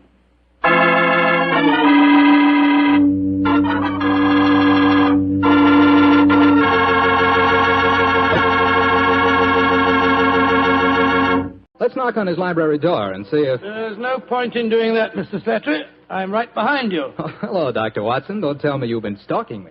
No, my boy. I was on the patio and I heard your footsteps, so I thought that I'd come in and fetch you. Let's go back and sit out there, shall we? It's a beautiful evening. That's fine with me, Doctor. Here we are. Now, settle yourself down in a chair and light a cigarette, if you have one. I'll get on with my story. Well, last week you told us it concerned an adventure that you and Sherlock Holmes had in Flanders during the First World War. That's right, Mr. Slattery, did. I thought that you and the great man had retired at that period. We had, my boy, but it was only natural that as soon as the war broke out, we both offered our services in any capacity that might help our country. Of course. And how did tonight's story begin, Doctor? It was in the winter of that first year. Things weren't going very well for the Allies. The Germans were advancing on Paris, and the picture was looking very black. It was just 24 hours before the famous Battle of the Marne began, the battle that changed the early course of the war, when Holmes told me that we had to go up to the front lines on a secret mission.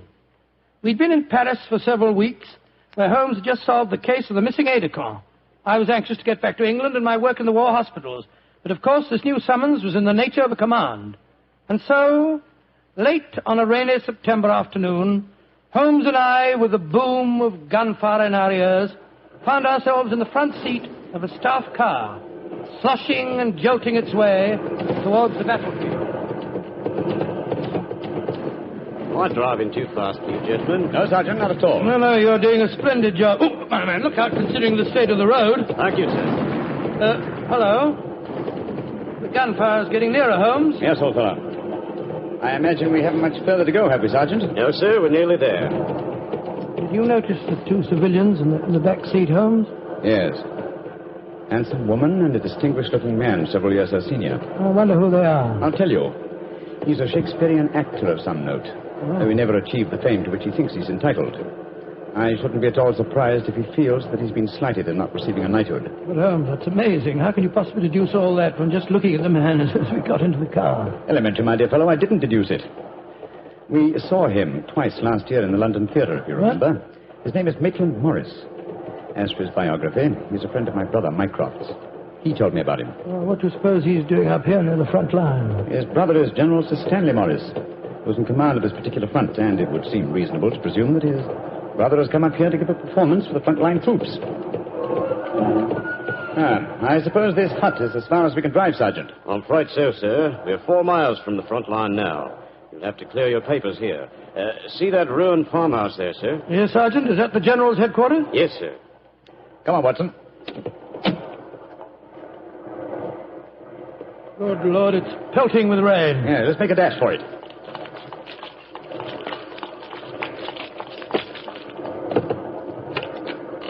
Oh, who goes there? Friend, Give the password. St. Crispin. Pass, friends, and show your papers. How did you know the password, Holmes? I was given it before we left Paris, old chap. Oh, it's Sherlock Holmes and Dr. Watson, isn't it? Yes, Captain. I'm Captain Maxwell, General Morris's aide-de-camp. He asked me to escort you up to his headquarters. By the way, weren't Maitland Morris and his wife in the car with you? Yes, they're just behind us. Oh, splendid. I'm afraid I'll have to ask to see your papers. Yes, of course. Here's my permit, Captain Maxwell. Thank you. I know you both, of course, but we can't afford to take any chances when we're this close to the enemy lines. Let's see. Oh, yes, that's fine, Doctor. Everything's in order. Yours, please, Mr. Holmes. Here you are. Thanks. Oh, who goes there? Friend. There's the rest of your party now. Oh, good. This is quite in order, Mr. Holmes. Show your papers. Oh, there you are, Captain Maxwell. Oh, hello, sir. Hello, Mrs. Morris. How are you, Captain Maxwell? Well, you both met Mr. Sherlock Holmes and Dr. Watson, I suppose? Well, no, we haven't, even though we drove up in the same car. Natural reserve of us Britishers, I suppose. How are you, Mr. Holmes? How do you do, sir? I know your brother Mycroft very well. How are you, Doctor? I'm glad to meet you, Mr. Morris. I saw you a couple of times at the theatre last year and enjoyed your performances very much. Well, thank you, sir. Well, then you must know my wife, my leading lady. How do you do, gentlemen? How do you do, Mr. Morris? Can I see your papers, Mr. Morris? Just a matter of form. You understand. Yes, of course. Mrs. Morris, I presume you and your husband are going to give a performance tonight for the men going up the front line. Yes, Doctor. We're very flattered. They've asked us to do some Shakespearean scenes. Oh, yes. Although I should have thought something a little lighter would have been more appropriate. The General, he's Maitland's brother, you know, seemed to think differently. Well, my dear, show Captain Maxwell your papers. Then we can all go along and see my brother Stanley. Very well, Maitland. Mr. Morris, I shall look forward to hearing your reading of Shakespeare's St. Crispin's speech from Henry V tonight. Well, bless my soul, Holmes. How did you know I was planning to do it? Well, the setting is so perfect and the time so appropriate, I can't conceive an English actor who could resist the temptation. Oh, right. I noticed that your brother appreciated the fact in naming today's password. Yes, it's amazingly appropriate. You know, it's almost 500 years ago to the day that the Battle of Agincourt took place. Well, let's hope that the results of the forthcoming battle will be equally successful for England. Yes, indeed. Oh, by the way, Holmes, this will probably seem rather silly to you, but I'm an inveterate autograph collector, and I have my book here with me. I wonder if you'd mind signing. I should be very glad to, Mr. Morris. Give me a pen, will you, Watson? Here we are, Holmes. You'll find yourself among quite distinguished company in that book, sir. So I see. Adelina Patti, Crown Prince of Norway. Oh, no. Field Marshal von Tauchnitz. Oh, yes. He was one of my admirers when I played in Munich before the war. I suppose now that our countries are fighting, I should tear that page out. You know, I cannot help but feel that art and the appreciation of art are independent of national hatred. Quite so, sir. I myself still have a medal presented to me by the University of Leipzig for some trifling services. There you are, Mr. Morris. Oh, thank you very much, Mr. Holmes. A notable addition to my collection. I shall be very glad to sign your book for you, Mr. Morris, if you'd like me to. That's very kind of you, Doctor. Oh, Captain Maxwell, if our permits are all in order, don't you think we should be moving along? Just what I was going to suggest myself. I'll take you all straight over to General Morris's headquarters.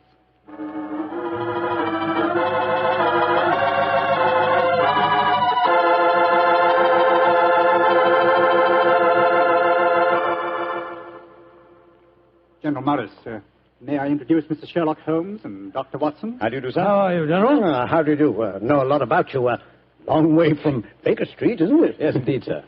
Where's that brother of mine? Ah, there you are, Maitland.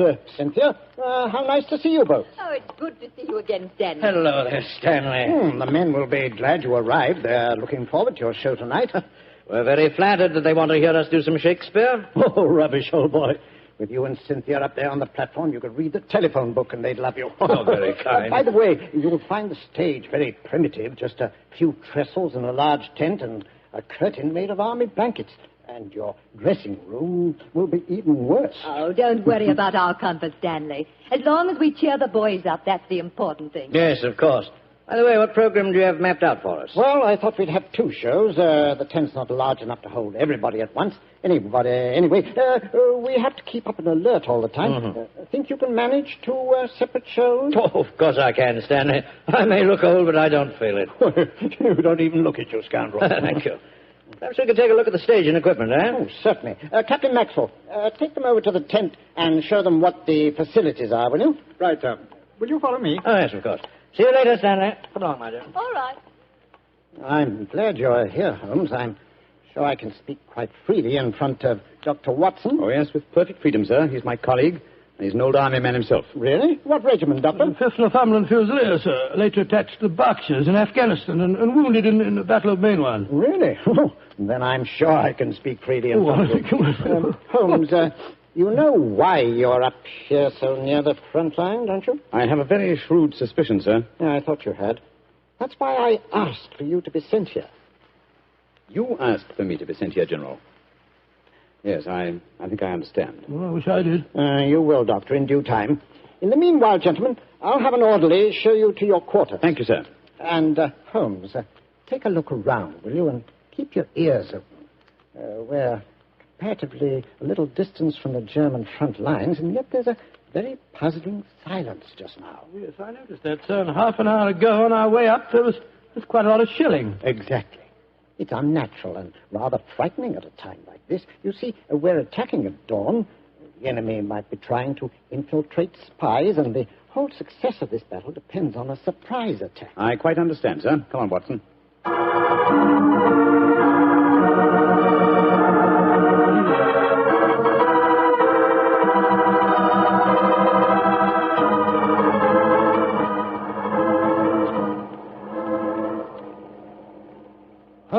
Holmes. The first performance starts in a few minutes, you know. They're all there waiting. Why are we tramping about out here in the mud and the rain? I thought a pipe or 2 in the open air would clear our brains. Yes, a pipe in the open air is one thing, but a pipe in a downpour of rain is another. Was it raining? Oh, didn't even notice it. I was listening to the silence. What do you mean? Thousands upon thousands of Germans. Armed Germans. Full of a blind fanatical hatred and desire to kill. Are crouched in trenches only a mile or 2 from here. Surrounding us are an equal number of English boys, also armed. And with a will, if not the desire, to fight. Because they know their cause is the cause of freedom and justice. All these thousands poised, ready to pounce on each other and fight to the death. And yet, beyond that patter of rain, there isn't a sound to break the stillness of a September evening. Strange world we live in, old chap. You're being unusually rhetorical, Holmes. Yes, I am, aren't I? Let's be a little more practical, shall we? I wonder what is wrong with the actors tonight. Why do you ask that? Well, a little while ago I noticed Mrs. Morris in a great state of excitement, going towards the farmhouse where the General is. Then she went back to her own quarters, and now she seems to be headed in our direction. Is anything wrong, Mrs. Morris? It's Maitland. What's wrong with her, madam? He's disappeared. Disappeared? What's happened? We were in the tent together, making up for our performance, when an orderly came in with a message. Maitland said it was from his brother. Slipped on a raincoat and went out, saying he'd be back in a few moments. I waited and waited, and after a while I got worried, and I went over to see the General myself.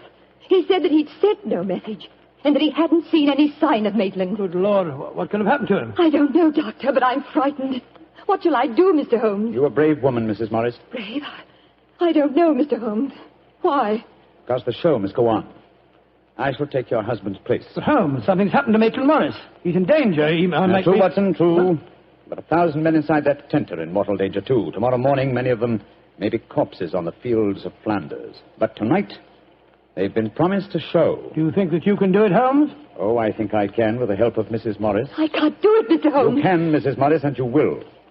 If only to uphold that great tradition of the theater that the show must go on.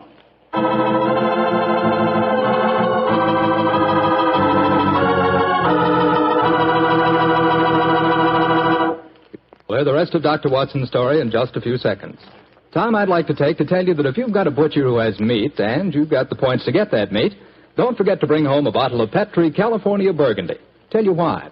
That Petri Burgundy is a rich red mealtime wine that's wonderful with any meat or meat dish. That's a fact. Petri Burgundy can make a banquet out of a hamburger. And boy, Petri Burgundy and old-fashioned Irish stew are bosom companions. Just get yourself some Petri Burgundy and share it with your family. Petri Burgundy is the best friend a good meal ever had.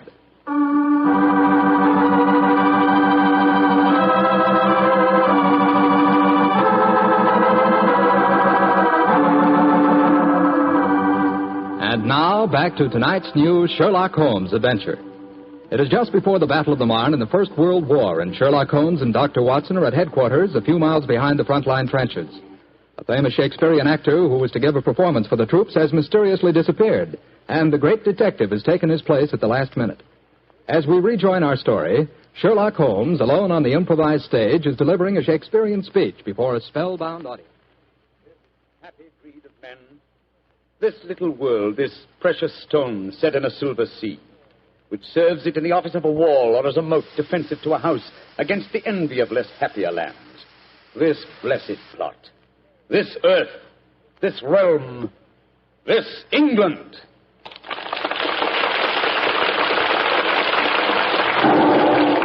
Holmes! That shot, are you all right?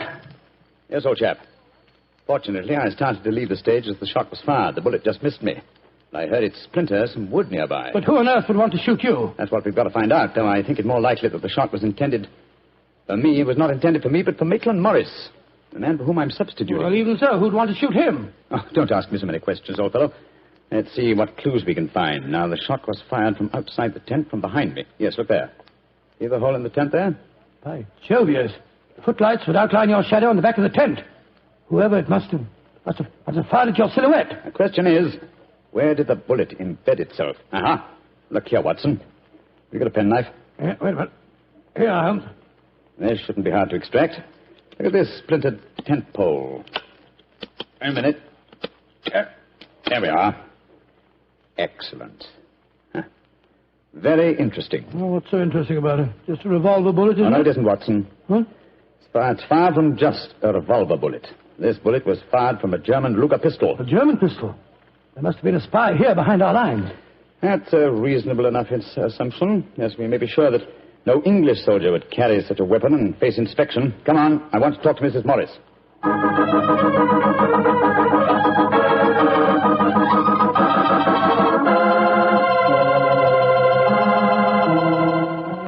Mrs. Morris, I want you to be very frank with me. But of course, Mr. Holmes. You know why your husband's missing, don't you? No, I don't. Have you found out anything? Come, madam. Why keep up this pretense any longer? I know that your husband is a spy, or at least a great sympathizer with the German cause. The general's brother a spy? Good Lord. How dare you say that? Because it's true. Foreign Office have been suspicious of his sympathies for some time. His own brother knew it. That's why he asked to have me sent up here to keep an eye on him during his visit. It is true. Why should I keep up the pretense any longer? You see, Maitland was a disciple of Stuart Houston Chamberlain. Oh, who was this Stuart Houston Chamberlain? An Englishman who married one of Richard Wagner's daughters and became a German citizen, and an arch-enemy of England. I tried to dissuade Maitland. I implored him to consider his British heritage, his brother's name and mine. But Maitland was a strange man. His life was one of frustration and envy. Envy of his brother, I suppose? Yes. When Stanley was knighted, it hurt Maitland terribly. He said it was typical if the English would knight a soldier and yet leave a great artist like himself unrecognized. That in Berlin, they really understood and rewarded the artist. Well, if the authorities knew that, it's amazing they allowed him to come so close to the front lines at a time like this. Oh, it was at the general's request. He wanted to plead with my husband to warn him that his secret was known. And now Maitland's gone over to the German line. Oh, it's terrible. It's worse than that. It's disastrous. He can give them information as to the strength of our troops here. He knows the password. He might even know the hour the attack is timed to start. How did your husband expect to enter the German lines in safety, Mrs. Morris? He speaks fluent German, Mr. Holmes. I fancy the autograph book he was carrying, containing the signature of Field Marshal von Tobacconist, was in reality his pass through the German line. You told the general that his brother was gone, of course. I haven't been able to. He moved up to the front line position immediately after the first performance, though I had warned him what I thought Maitland was planning to do. I think he intended to give his performance first, then cross the lines immediately afterwards. But something must have made him change his mind. Perhaps he suspected I'd warned the general. Anyhow, as you know, when I got back to our quarters, he'd gone. Did he leave any note, madam? Yes, he did. Here it is. Thank you. I have gone, my dear. Try and understand and forgive if you can. You wouldn't come with me, and so I'm taking what is left of my heart and my hopes where they belong, among the friends that understand and appreciate me. It is something stronger than love and blood and country that makes me do this. It is something dearer to me than life itself. Dearer to me than life itself. Oh, how could he? How could he? The shame of this will kill poor Stanley. Mr. Holmes, will you break the news to him? I know it's cowardly of me, but I just can't tell him myself. Don't worry, Mrs. Morris. I'll tell him. Dr. Watson and I will ask Captain Maxwell to escort us to the General's frontline headquarters. In the meantime, try and keep calm. We'll tell him.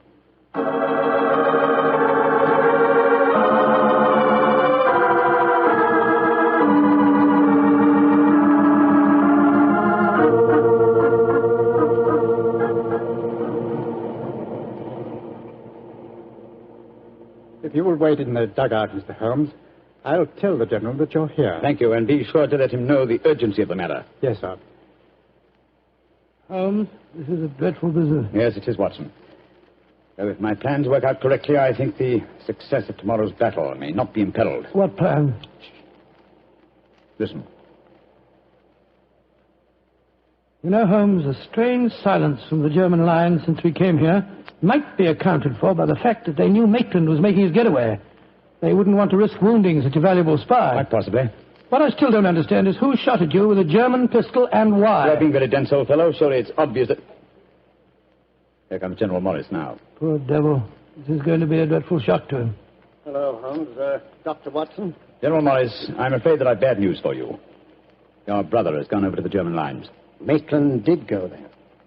I should have put him under an armed guard as soon as he came here, but I thought I could reason with him, appeal to his sense of honor. Instead of which you tried to shoot him, sir, but fortunately for me, you missed. You see, I took his place at the first performance. But that shot was fired from a German pistol. True. That was when I first knew the general had fired the shot. But I still don't see how you could now. Only a high-ranking officer, not subject to inspection, could carry a non-regulation firearm. You're an old army man, you should know that. In any case, you'll observe that the general carries a Luger at his waist. Great heavens, Holmes, I thought I was firing at Maitland. I had no idea that it was you. You intended to kill your own brother, sir? Yes, and I'm sorry I failed. I'd rather see my brother dead than alive and a traitor to his country. But now he's safely in the German lines. Heaven knows what secrets he may be imparting. One thing we can be certain. Our chance of a surprise attack in the morning is gone. Possibly not, sir. Oh, what do you mean? You see, I took the liberty of altering your brother's credentials quite extensively. How, Holmes? I knew of his German sympathies. Mycroft had given me a great deal of information about him, and so I took it on myself to decide that it was unsafe to allow him so near the enemy lines with his own identification on him. Well, what did you do, Holmes? I took the liberty, sir, of stealing his autograph book, the one containing the magical signature of Field Marshal von Tobacconist. I have it in my pocket now. I think we shall find within its pages a code concealed in the various autographs, giving valuable information to the enemy. Good Lord. I also switched military permits on him. I felt that in the event that he did go over to the German lines, his welcome might be less cordial if they were under the impression that they'd captured Sherlock Holmes. To make that identification doubly sure, I also slipped in his pocket a slight souvenir of my own. By Joe, Holmes, you mean that medal that was presented to you by the University of Leipzig? Exactly, old fellow. I no longer wish to own a decoration given me by a country of barbarians, and it seemed a rather neat and effective way of returning it to them. So the Germans will think they've captured Sherlock Holmes? Yes, sir, and unless I'm much mistaken, he'll receive very short shrift at their hands. Yes, they hate you. There's your answer, sir. I'm sorry. Well, don't be sorry, Holmes. It's better that way. Now his secret can die with him. Excuse me, sir. Yes, Maxwell, what is it? Would it be in order for me to return to headquarters now, sir? It's very nearly time for the second performance, and I've still been unable to trace the whereabouts of your brother. Well, my brother will not be acting tonight, I'm afraid. Holmes, I wonder if I might ask you to take his place once again. If you want me to, General. I do.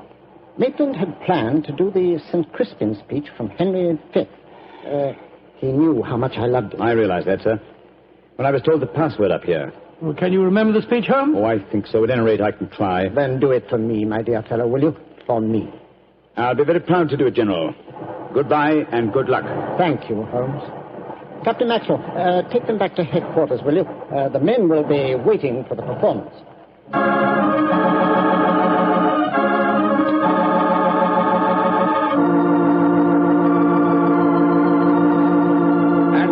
Christian shall ne'er go by from this day to the ending of the world, but we in it shall be remembered. We few, we happy few, we band of brothers. For he today that sheds his blood with me shall be my brother. Be he ne'er so vile, this day shall gentle his condition. And gentlemen in England now abed shall think themselves accursed they were not here, and hold their manhoods cheap, while any speaks that fought with us upon St. Crispin's Day.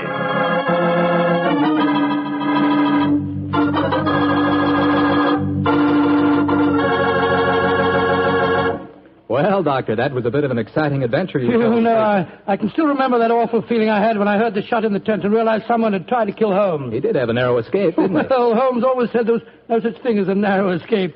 He said you either escaped or you didn't. If you did, well, why worry? And if you didn't, you couldn't worry, so what?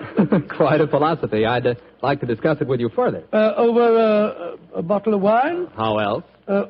What kind of wine? Naturally. Naturally. You couldn't ask for a more delicious wine than Petri. That's because the Petri family knows how to make good wine. It began on a summer evening in 1906. I'd been for a long walk in the park, I remember, when I returned to Baker Street and entered our rooms. Holmes looked up at me with a twinkle and spoke. You look positively glowing with health, Watson. Well, I had a splendid walk, my dear fellow. You should have come with me. The park was looking particularly beautiful. Well, chap, during your absence, I've decided to write another monograph. Oh, well, what's the subject this time? Occupational liability to murder. For instance, the mortality rate is naturally high among policemen and detectives. Physicians are murdered with fair regularity, but the murder of a dentist is rare. And who ever heard of a murdered veterinary surgeon? It's quite true, but what's the occasion for this little homily? I've been browsing over my newspaper clippings. Yeah? You recall ever hearing of a murdered tobacconist, Watson? No, I can't say that I do. Oh, why? And yet my clippings inform me that no less than 3 tobacconists have been murdered in the past 6 months, and all the murders have occurred in the same small shop at the east end of London. Now, why do you suppose 3 tobacconists would be murdered in the same shop? Come now, old fellow. Give me a logical solution to the problem, will you? Well, let me see. You say that the shop's in the east end? Yes. Is it near the river? As it happens, it's on the water's edge. And supposing the tobacconist's shop was the headquarters of a smuggling ring. Perhaps boxes of cigars were unloaded from the dock and brought to the shop. Cigars containing pearls or opium or something. Watson, my dear fellow, you're doing splendidly. You must walk in the park more frequently. You're positively scintillating. Oh, no, you're making fun of me. I assure you I'm not. You're expecting anyone home? No, probably a visitor from Mrs. Hudson. Go on with your fascinating theory. Now, why are 3 tobacconists murdered? Well, because they know too much. Perhaps they demand a share in the profits, so the head of the ring decides to kill them. Plausible enough, Watson. I really must congratulate you. I can see that I'm very lucky in having a biographer with such a lively imagination. Thanks very much. Come in. That's very nice of you. Imagination. Oh, hello, Lestrade. Lestrade, I'm glad to see you. I hope I'm not intruding. Not at all, my dear fellow. Come along, sit down. Thank you, Miss Holmes. Anything remarkable on hand? No, Miss Holmes. Nothing very particular. Then tell me all about it, Lestrade. Can't hide anything from you, can I, sir? Yes, there is something on my mind, and no mistake. And it concerns the 3 murdered tobacconists, I see. Splendid. Now, how the blazes did you know that? Yes, Holmes, that's pure magic. Not at all, my dear Watson. It's simple deduction. Observe the 5 cigars peering out of Lestrade's breast pocket. They are of a far superior quality to his usual brand. Obviously, the scene of his latest investigation has proffered certain, well, shall we say, professional perquisites. Am I right, Lestrade? Of course you are. Careful one, Mr. Holmes. Thank you, I'll stick to my pipe. Well, how about you, Doctor? Oh, thank you, Lestrade. By Jove. Coronas. And now, Inspector, tell me about the murdered tobacconists. Well, how much do you know about the case, sir? Just what I've read in the papers. Well, curiously enough, we were discussing the affair as you walked in, Lestrade. It's a strange business, gentlemen. I only got hold of the old story today when I had a long talk to young Jack Longworth. He's the owner of the shop. Well, in relation to Gerald Longworth, the taller member of Parliament who battled so successfully against the slum clearance bill? His son, Mr. Holmes. Nice young fellow, too.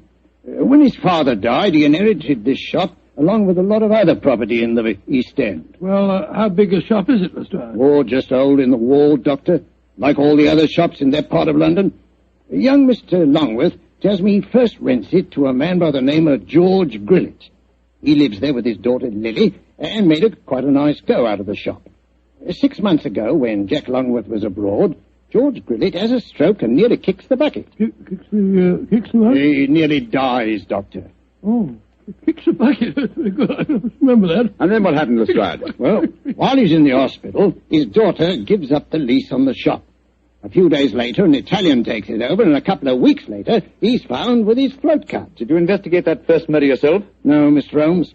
It seemed like any of a dozen killings we get in that part of London. A shopkeeper cut up, his till emptied, no clues. Well, who was the next tenant? A Scotchman. Bloke by the name of Mackintosh. A few weeks after he moved in, the same thing happened to him. That time, I did go down there, but I couldn't find out nothing. Was robbery again the apparent motive? Yes, sir. But the killing wasn't the same. He was strangled with a silk scarf. Silk scarf, eh? And who was the third tenant? The man who was murdered yesterday? A Hindu fella. A man by the name of Mukherjee. He takes it over a week last Friday, and yesterday we finds him knife through the back and his money gone. Of course, I was down there before you could say Crystal Palace.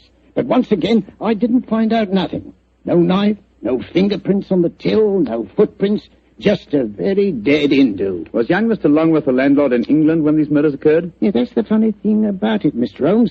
He docked at Tilbury yesterday morning. He didn't know nothing about what had been going on. Well, I imagine he'll have difficulty in renting the shop after 3 murders. Well, that's just it, Doctor. That's why he comes to me at the yard. George Grillet, his first tenant of the shop, moved back there today with his daughter Lily. And young Mr. Longworth's worried about them. Well, if you ask me, he's more worried about the daughter than he is about old man Grillet. So the original tenants of the shop are back in residence again, eh? And, what do you want me to do? Well, I thought perhaps you'd be interested enough to come along with me and look at the shop, Mr. Holmes. I should be very glad to, my dear fellow. Get your coat and hat, Watson. Oh, that's your... Oh, dear, that wretched instrument. I'll answer it. Hello? Mycroft, how are you? What? Yes. Yes, he's here now. Why, of course. I'll do everything I can, certainly. Let's have dinner together soon, shall we? Splendid idea. All right, goodbye. Well, was that your brother, Holmes? Yes. Lestrade, I do think you might have told me the whole truth. Well, how do you mean, sir? I thought your visit was prompted by a need for friendly assistance. I didn't realize that you came here virtually on a government order. Well, it wasn't just quite like that, Mr. What's Holmes. the government got to do with the case, and how does your brother Mycroft fit into the picture? Not sure yet. But of one thing we may be certain. There's obviously a great deal more in this case than Lestrade would have us believe. Why do you say that, Holmes? You must bear in mind, old fellow, that occasionally Mycroft is the British government.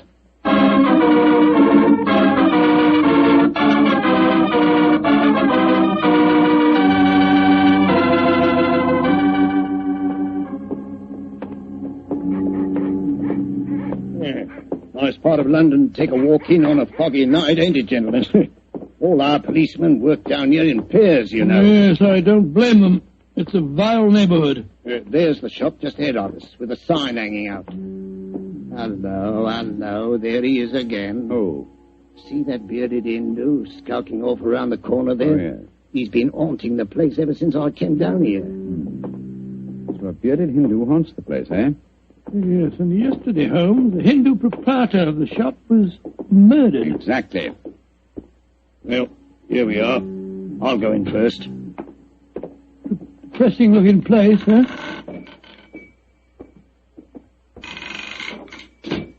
I'll be out, Gypsy. That's Lily, George Grillet's daughter. Helps him with the shop. Sorry to keep you wet. Oh, Oh, it's you, Inspector Lestrade. Yes, Miss Lee. I brought some gentlemen to see your father. This is Mr. Sherlock Holmes and Dr. Watson. Pleased to meet you, I'm sure. Miss Grillet. How do you do, young lady? Is your dad home? No, Inspector, he won't be in till after dinner. Went down at the docks, he did, to see about some cigar shipments. Mr. Longworth's here. If you want to see him, we were just having some tea in the back room. Yes, I'd like these gentlemen to meet him. Jack, come out in the shop, Jack. What is it, Lily? Oh, Inspector Lestrade. And this must be Mr. Sherlock Holmes and Dr. Watson, I'm sure. How do you do, sir? How are you, Mr. Longworth? I'm very glad the inspector was able to persuade you to come down here, Mr. Holmes. I'm dreadfully worried about this business, particularly since Lily's father insisted on coming back here. I'm afraid they're in great danger, but I can't make Mr. Grillet see it. Young lady, I wonder if I might ask you a few questions. Well, of course, Mr. Holmes. Before your father had his stroke, did he receive any threats concerning his occupancy of the shop? Well, if he did, he never told me about him. But it wouldn't surprise me. I often told him his biggest enemy is himself. If you know what I mean. Yes, I think I do, Miss Grillet. When your father had his illness, who decided to give up the lease on the shop? I did. No money was coming in, and, well, it looked like Dad might be an invalid for life. Of course, I couldn't run the shop by myself. Anyhow, I never did like this part of London. It wasn't the right business for Father.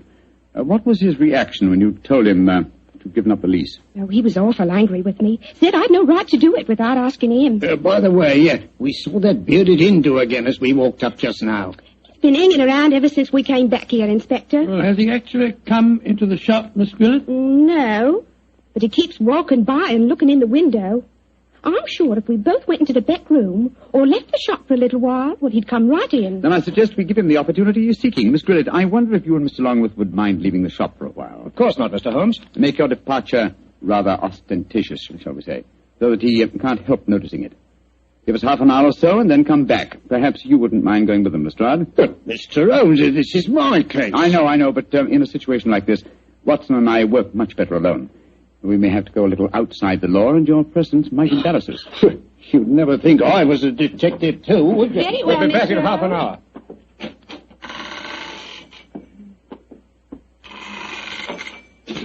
Poor old Lestrade. He gets very touchy as the years roll by. I blame him. I'm leaving him completely in the dark. Come on, Watson. Behind the counter. No, my dear fellow. Not under it, old chap. We lift the flap. So. Now it's just to be crouched down behind here. Come on. That's it. Have you got your revolver, Watson? Yes, it's in my pocket. Good. Meantime, make yourself as comfortable as these cramped quarters will permit. We may have quite a wait ahead of us.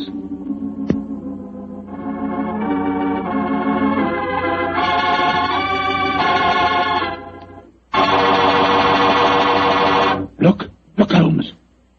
There's the Hindu now, peering through the window. Handy. Yes, sir. Here he comes.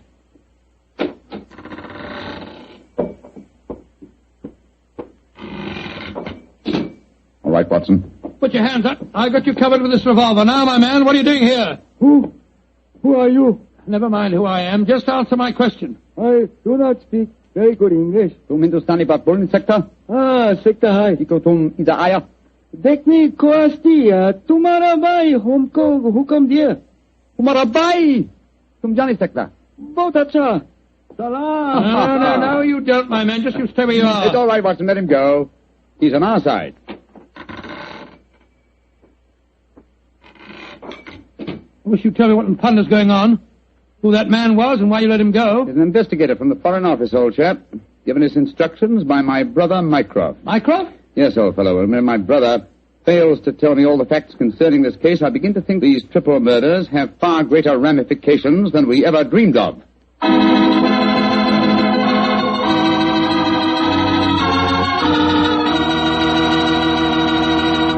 Dr. Watson's story will continue in just a second. Just about time enough for me to mention that any meal becomes a better meal when you serve it with Petri wine. And say, you'll find that Petri California Burgundy and Petri California Sauterne are just made to go with food. That Petri Burgundy is a rich red wine that's bosom pals with any meat or meat dish. Boy, what a flavor. And that Petri Sauterne is the delicate white wine that's just perfect with chicken or with fish. Yes, sir, with food, You just can't beat a good Petri wine.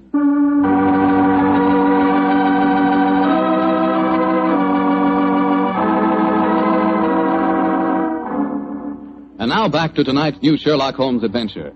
A puzzling case is occupying the attentions of Sherlock Holmes and Dr. Watson. 3 murders have taken place in a small tobacconist shop in the East End of London. As we rejoin our story, it's late at night, and Sherlock Holmes and Dr. Watson, accompanied by Inspector Lestrade, are once again walking toward the ill-fated shop. Well, I don't see that you've accomplished much, Mr. Holmes, except that you've just bought me a nice dinner. We're making progress, Lestrade. If only by the elimination of obvious suspects. But there's a pattern to this case, and that should give us a clue. Well, how do you mean, Holmes? My dear fellow, consider the obvious motive of these murders, and particularly observe the results they've obtained. Well, the motive was the same in all 3 killings, robbery. Oh, no, Lestrade. Don't let the theft of a few pounds from the till blind you to the real motive. Look. Here's Miss Grillet now, coming out of the shop. Good evening, Miss Grillet. Hello, Mr. Holmes. Is your father home yet? Yes, he is, Mr. Holmes. And I can't tell you how anxious I am for you to talk to him. I'm going to meet Mr. Longworth. He's taken me to the music hall. I should be home just after 10. I hope you'll be able to stay with Dad until then. Well, don't you worry, Miss Grillet. We'll keep an eye on him. Oh, thanks ever so much. Oh, Mr. Holmes. Yes, Miss Grillet? Please don't go into our rooms in the back, will you? I've left things in a frightful mess. I quite understand, Miss Grillet. Well, ta-ta all. See you later. Let's go into the shop.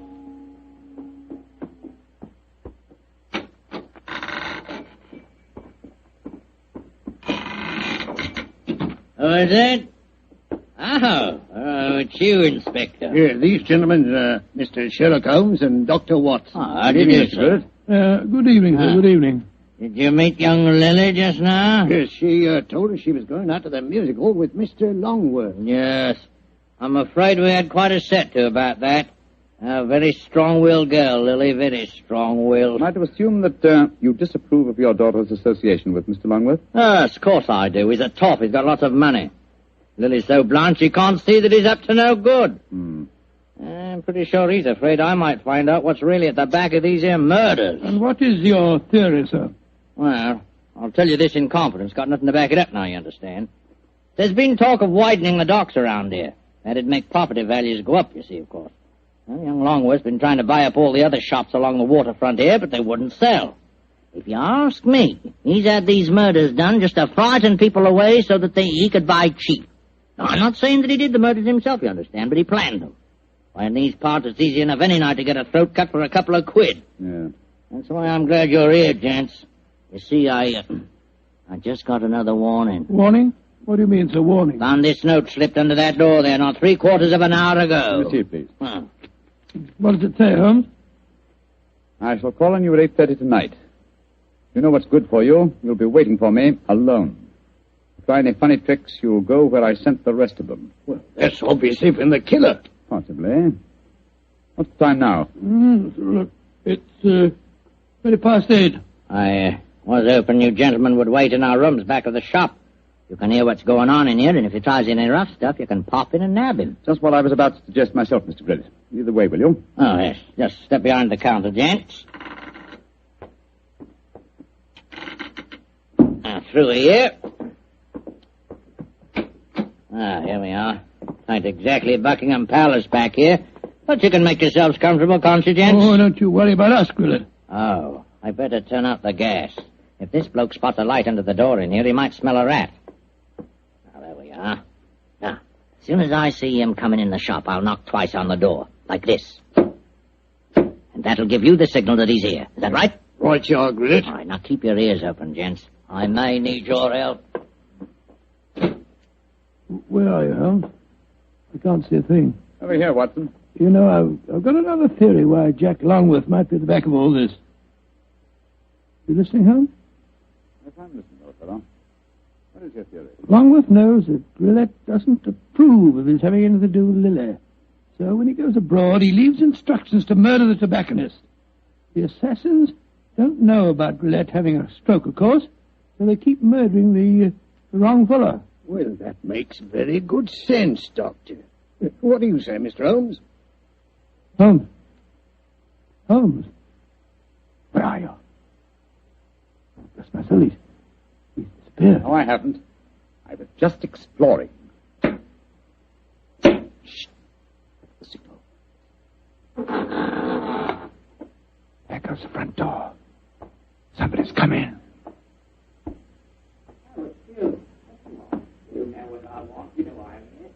We'd better go in. Right, Watson, listen.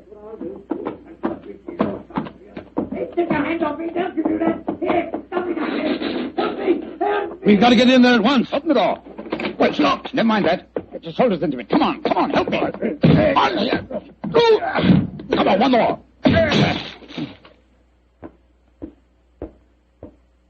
Poor devil. He's been slashed with a knife. Guileless!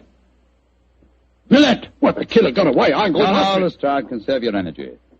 Your murderer lies there. But that's Guileless. Of course it is. Search his pockets, Watson. I think you'll find a blood-stained knife. Let's have a look. Good Lord. Here's a razor in his pocket. It's covered with blood. You mean to say that he slashed himself? Let's slip the handcuffs on him, Lestrade. While he's still play-acting, he may be more difficult to handle when he realizes the game's up. Take your hands off of me. Come on, quick. Come on, yes. Hey. Come on. Very neat, Lestrade. Yeah. Well, now that I've knocked a wounded man out cold, perhaps you'll tell me what's going on, Mr. Holmes. Yes, I'm completely in the dark, too. Oh, it's very simple, really. Willett has just staged a fake attack on himself. Fool us into believing that someone else is the murderer. Yeah, but the threatening note he received... Composed by himself for the occasion. Yes, but we heard voices. We heard the shop door open. We heard Guileless talking to himself. And as for the shop door, that's how he gave himself away. Well, how do you mean, Mr. Holmes? Whenever the shop door opens, there's a bell that jangles. You will notice... So. Yeah, that's right, there is. There was no bell jangle when we were in the back room. Guileless got us in there, locked the door on us unobtrusively, and staged his little drama. Yes, but we heard the door creak open and close, Mr. Holmes. The creak of this flap in the counter would sound exactly the same, my dear fellow. Now listen. Yes, but why, Holmes? How did you spot that Guileless was a man? It was obvious from the beginning that since nothing had changed about the shop except the ownership, that the attackers were directed against any tobacconist who was not Guileless himself. Of course, his daughter, Lily, obviously knew what was going on. Well, I don't see how you figure that one out, Mr. Holmes. Every remark that she made showed that although she loved her father, she knew his failings. In any case, she gave me the final clue. Well, what clue was that?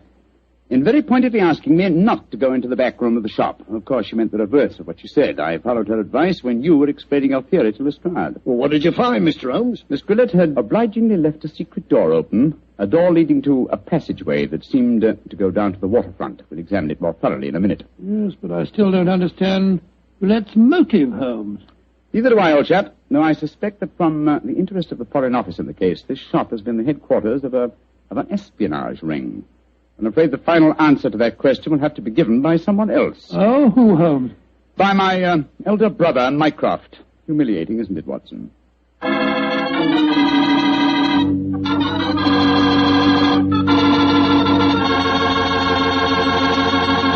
And what was the final answer to the question, Dr. Watson? Well, Holmes was right as usual, Mr. Foreman. The shop had been the headquarters of a spy ring operated by Guileless. Many international criminals had been smuggled in England or foreign ships moored up the river. And did Mr. Guileless hang for his crime? No, he didn't, my boy. Before he came to trial, he had another stroke and he died. Probably just as well for his daughter's sake. Oh, his daughter. Lovely girl. Did she marry Longworth? Indeed she did. As a matter of fact, I danced at her wedding. It was a very wonderful wedding reception. See, you would have been there yourself, Mr. Foreman. In fact, you'd have liked it very much. They served a pretty good wine. Was it a Petri wine by any chance? Oh, well, it was so good it easily might have been. You mean because Petri wine is the kind of a wine you can't forget? That's exactly what I do. Well, that's because the Petri family really knows all there is to know about the fine art of turning luscious, unripened grapes into fragrant, delicious wine. Good evening, Doctor. Good evening, Mr. Bartell. You'll forgive me if I don't get up, won't you, my boy? Of course, Doctor. What's the matter, a touch of rheumatism? No, I played 18 holes of golf today. I hope that when I'm your age, Doctor, I can be half as sprightly. Oh, it's very nice of you, but if you don't mind, we won't discuss the question of my age. So draw up your chair, make yourself comfortable. I'll get on with tonight's new Sherlock Holmes adventure. Well, from the hints you gave us last week, it sounded like quite a spooky story. It was, Mr. Bartell. It certainly was. Towards the end of November in the year 1895, a dense yellow fog had settled down over London. For 4 or 5 days, it was impossible from our rooms in Baker Street to see the outline of the houses opposite. A real London pea-souper, huh, Doctor? Yes, my boy, and it became most depressing. The first day, Holmes had spent in cross-indexing his huge book of criminal references. The second and third had been patiently occupied with a subject which he had recently made his hobby, the music of the Middle Ages. But when on the fourth day, on pushing back our chairs after breakfast, we saw the greasy, heavy brown swirl still drifting past us and condensing in oily drops upon the window panes, Sherlock Holmes' impatient and active nature could endure this drab existence no longer. He paced restlessly about our sitting room, chafing against the inaction.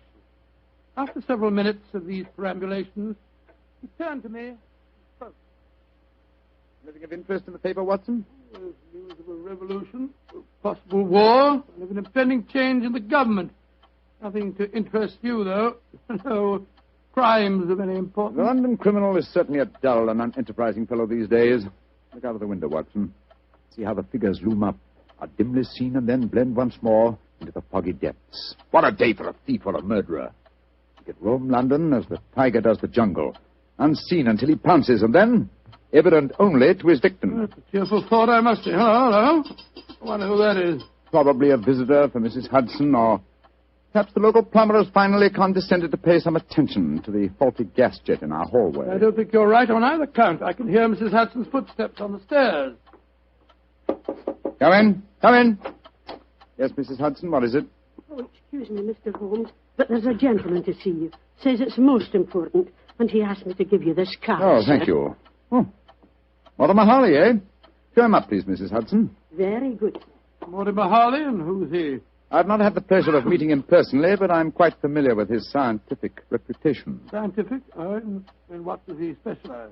Oh, I suppose one might refer to him as one of the greatest authorities on all matters connected with the occult. You mean the fellow dabbles in supernatural stuff and all that sort of thing? I mean, my dear Watson, that Mortimer Harley is an extremely intelligent man with a thoroughly comprehensive and scholarly knowledge of his field and an intense belief in the existence of the supernatural force. Now, here he is to speak for himself. Oh, come in, Harley. Thank you, Mrs. Hudson. You're Mr. Sherlock Holmes? Yes, sir. This is my colleague, Dr. Watson. How do you do, Mr. Harley? How do you do, Doctor? Won't you sit down, sir? Thank you. Well, you fellows are probably wondering who I am and what's brought me here. Well, we're not wondering who you are, Mr. Harley. My friend Holmes was just telling me of your scientific eminence. I'm flattered that you know of me, Holmes. Just the same, you're wondering why I'm here. Naturally, sir. Well, since you know I'm a student of the occult, I'll get right down to my problem. Mr. Holmes, have you ever heard of the Headless Monk of Trevennis Chapel? Oh, yes, indeed, Mr. Harley. An apparition to be counted among our more intangible national treasures, I should say. I'm sorry to appear stupid, but I have never heard of the Headless Monk of whatever it is, Chapel. Well, then, let me tell you about it, Doctor. Yes, I wish you would. Trevennis Manor in Cornwall was once an abbey. It was expropriated during the reign of Henry VIII, and several of the monks were killed in some of the minor difficulties attendant on such an act. But one of the murdered monks, a certain Brother Hugh, the chapel organist, was persistent. He still haunts the chapel today. He still plays the organ, and since he was beheaded, he always appears headless. Charming little legend, Mr. Harley, but you don't expect us to believe it's anything but a legend, surely. Ah, skeptic, eh? How about you, Mr. Holmes? I'm extremely curious to know why you come to see me, Mr. Harley. I'll tell you why. I have a rare opportunity to investigate the phenomena. You see, the son of an old friend of mine, a young fellow by the name of Leonard Miles, is secretary to the owner of Trevennis Manor. He asked me to stay there, and I find the invitation irresistible, particularly since the phenomena have curiously increased of late, Mr. Holmes, almost as though some more mortal agency were motivating them. Oh. Now I see why you've come to me, Mr. Harley. I knew you would, Holmes. You see, I'm like my good friend and fellow investigator, Carnacki. I believe in being prepared to meet phenomena on either the natural or the supernatural plane. If the phenomena are real, then they fall legitimately in my field. Whereas if, as I'm sure you suspect, they are being contrived by human forces, then you think that's more in my department, eh, Harley? Exactly. Well, what do you say, Holmes? A little trip to Cornwall would be a nice few days. We'd probably escape the fog down there. Oh, the place is with the weather, Watson. What? I'm much more concerned with the fog that surrounds the appearances of the Headless Monk at Trevennis Chapel. Mr. Harley, I accept your invitation with pleasure. There's still time to catch the Cornish Express. We can be at Trevennis Manor before the moon is up.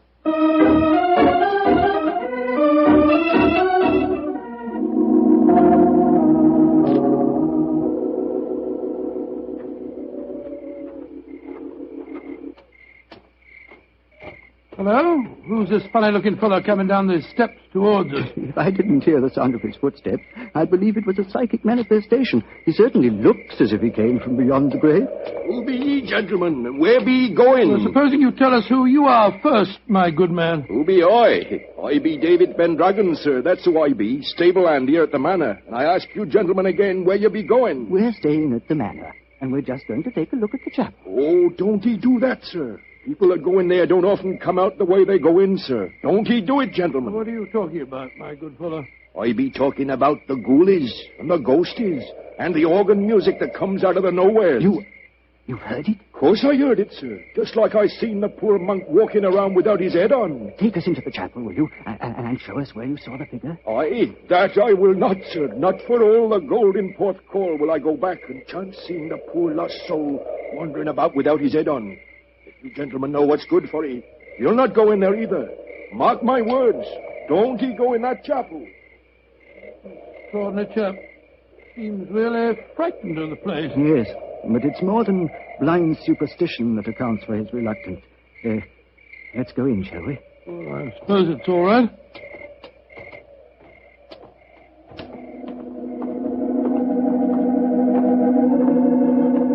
Great Scott.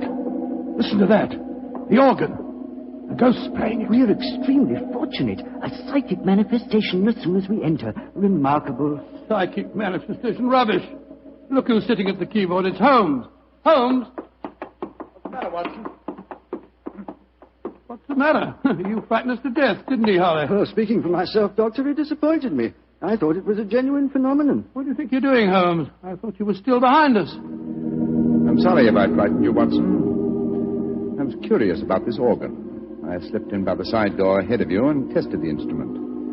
It's in astonishingly good condition for a disused chapel, don't you think, Harley? Yes, I do, Holmes. One might reasonably presume that someone tends it with great care. In fact, I would go further and say... What are you doing in here? We are guests at the Manor House, and we decided to pay a visit to the chapel before we paid our respects to our host. Oh, my father is your host. I'm Dorothy Brownlee. How do you do, Dorothy? My name is Holmes, and these gentlemen are Dr. Watson and Mr. Harley. How do you do, Dr. Watson? Mr. Harley. I heard the organ music, and I was terribly frightened. You've heard of the legend, I suppose. You mean about the headless monk and the ghostly organ and music, Miss Brownlee? Yes, Doctor. And it's more than a legend, I assure you. That's why I rushed over here as soon as I heard it. It must have frightened all the servants within hearing distance. Why were you playing the organ? I was curious to see whether it was in good repair. Obviously it is, Mr. Holmes. Well, my father and his secretary, Mr. Miles, are expecting you, I know. Let's walk over to the house, shall we? I'm sure you've seen enough of the chapel for tonight.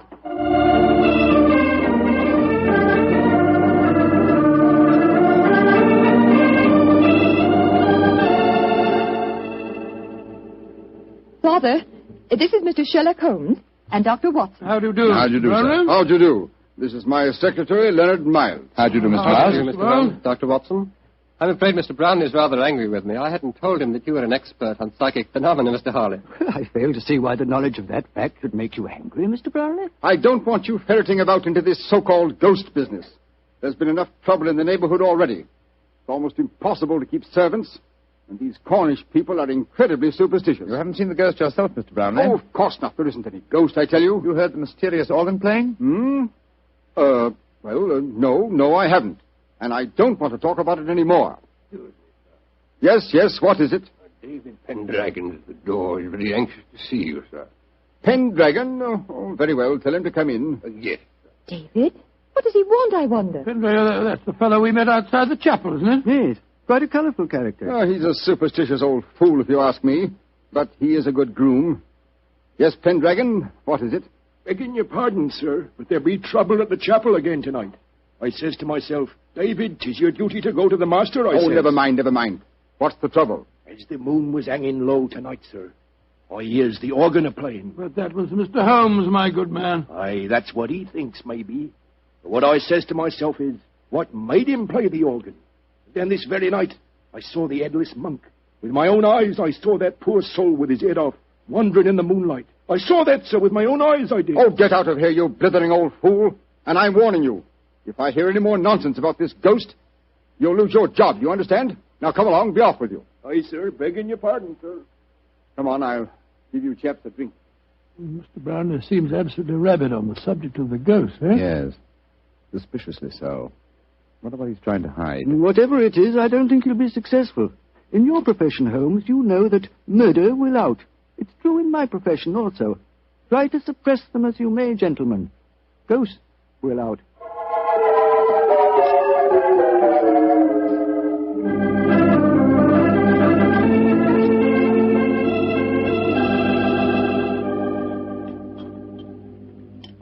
Well, Holmes, this place may be haunted, but I swear that I never spent a better night anywhere.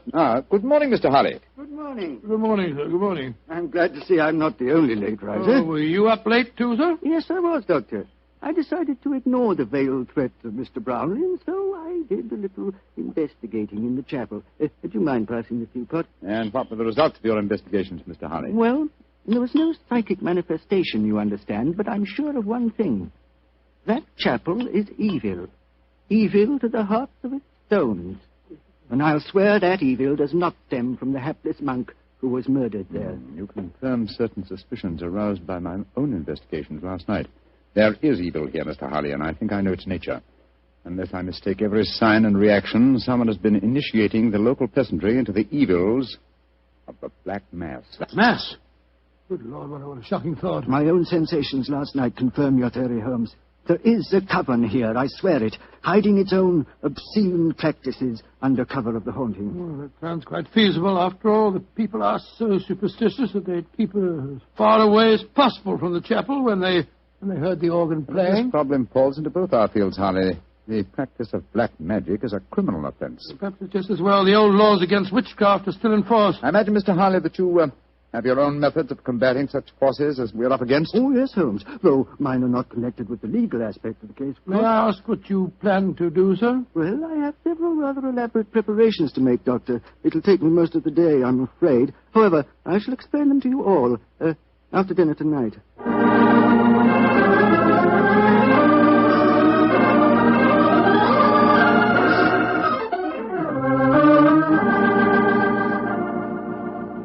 It's very pleasant to sit here after a good dinner with a superb brandy at one's elbow. And listen to the piano being so charmingly played. You're very kind, Want to play something more, Miss Brownlee? I'd love to. Are you enjoying your stay down here? Oh, Mr. very Holmes? much, thank you.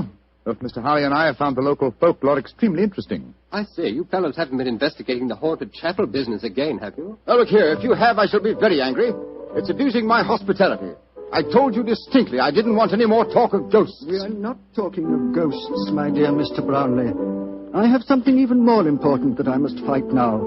It's possibly a little hard to imagine me as a crusader.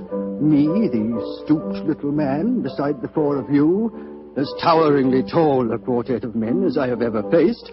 And yet, I am your St. George. What on earth are you talking about, sir? I'll tell you in secrecy. This mustn't reach the ears of the peasantry. I refer to myself as St. George because I go to wipe out an evil that lives in your midst. A living, modern dragon. Please, Mr. Holly. That sounds dreadfully frightening. And to rid you all of this fiend, I must cleanse the chapel, purify it, exorcise it, remove its residue of psychic evil. That, gentlemen, is my mission tonight. Dorothy! Fainted. Get some smelling salts, quickly. I'm afraid you were a little too graphic, Mr. Holly. I'm sorry if I frightened the young lady, but I'm sure that after tonight she will have no further grounds for fear in Trevennis Manor.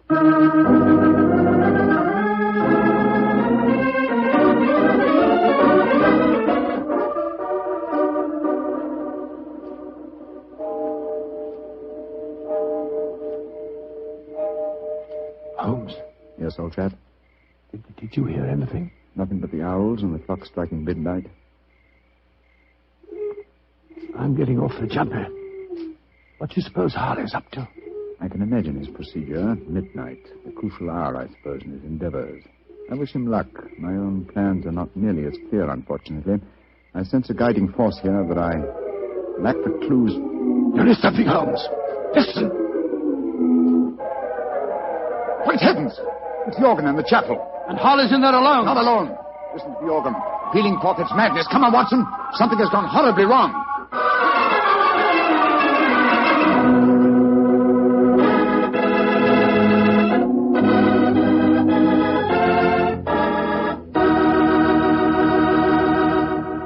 You'll hear the rest of Dr. Watson's story in just a second.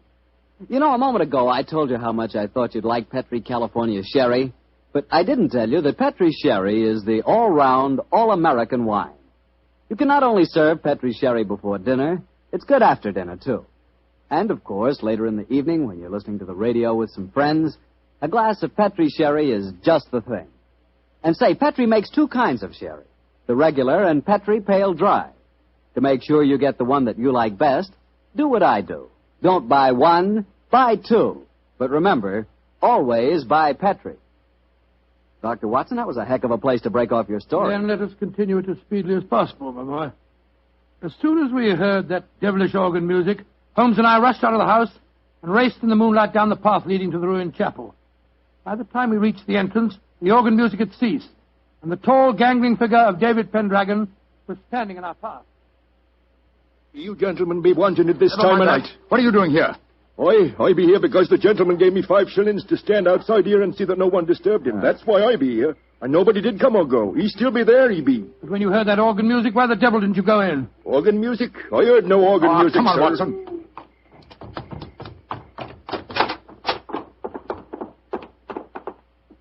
Great heavens.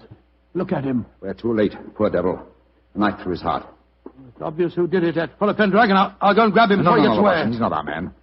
This murder was planned with devilish cunning. The curious thing, there's no sign of a struggle at all. Looks he just stood here and allowed himself to be stabbed. There are these chalk marks with which the body is surrounded.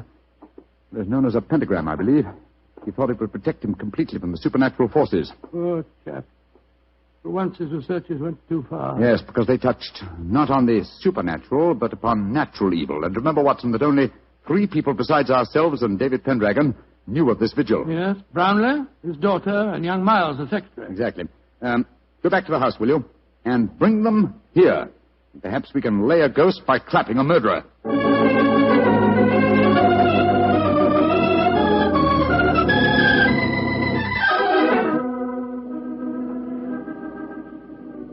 And that's all I know, Mr. Holmes. Well, you've not established much so far, Holmes.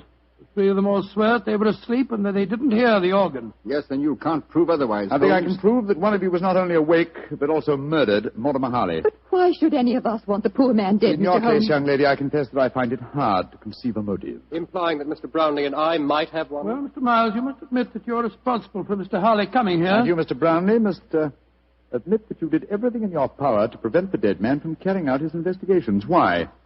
What were you trying to hide? Nothing. It's just that I wanted to sell the manor house. All this talk about ghosts was giving the place a bad name. And if it had gone on, I'd never have disposed of the property. Well, speculation can get us nowhere. Let's get down to facts.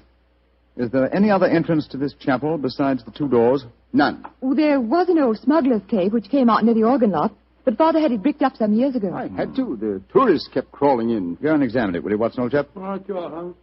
If you don't mind my saying so, Mr. Holmes, it seems obvious who did this murder. You told us David Pendragon admitted that no one went in or out as he stood guard.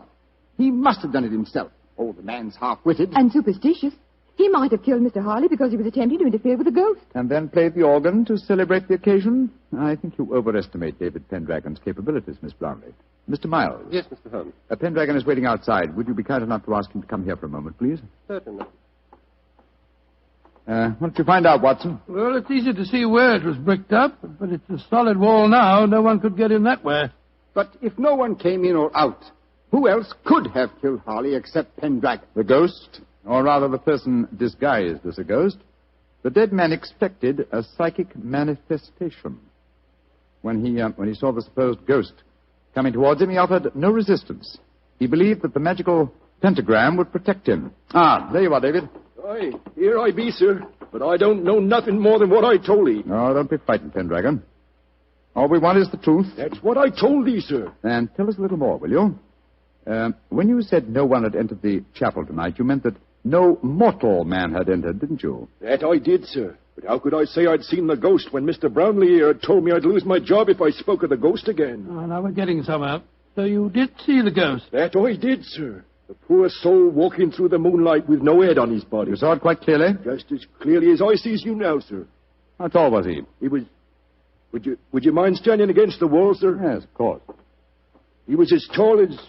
Well, his shoulders come to just where your shoulders come now, sir. A tall man, then. So we narrow it down to either you, Mr. Brownlee, or you, Mr. Miles. This is utterly ridiculous. Of course it is. On the contrary, gentlemen, the case is solved. Which one of them was it, Holmes? Neither.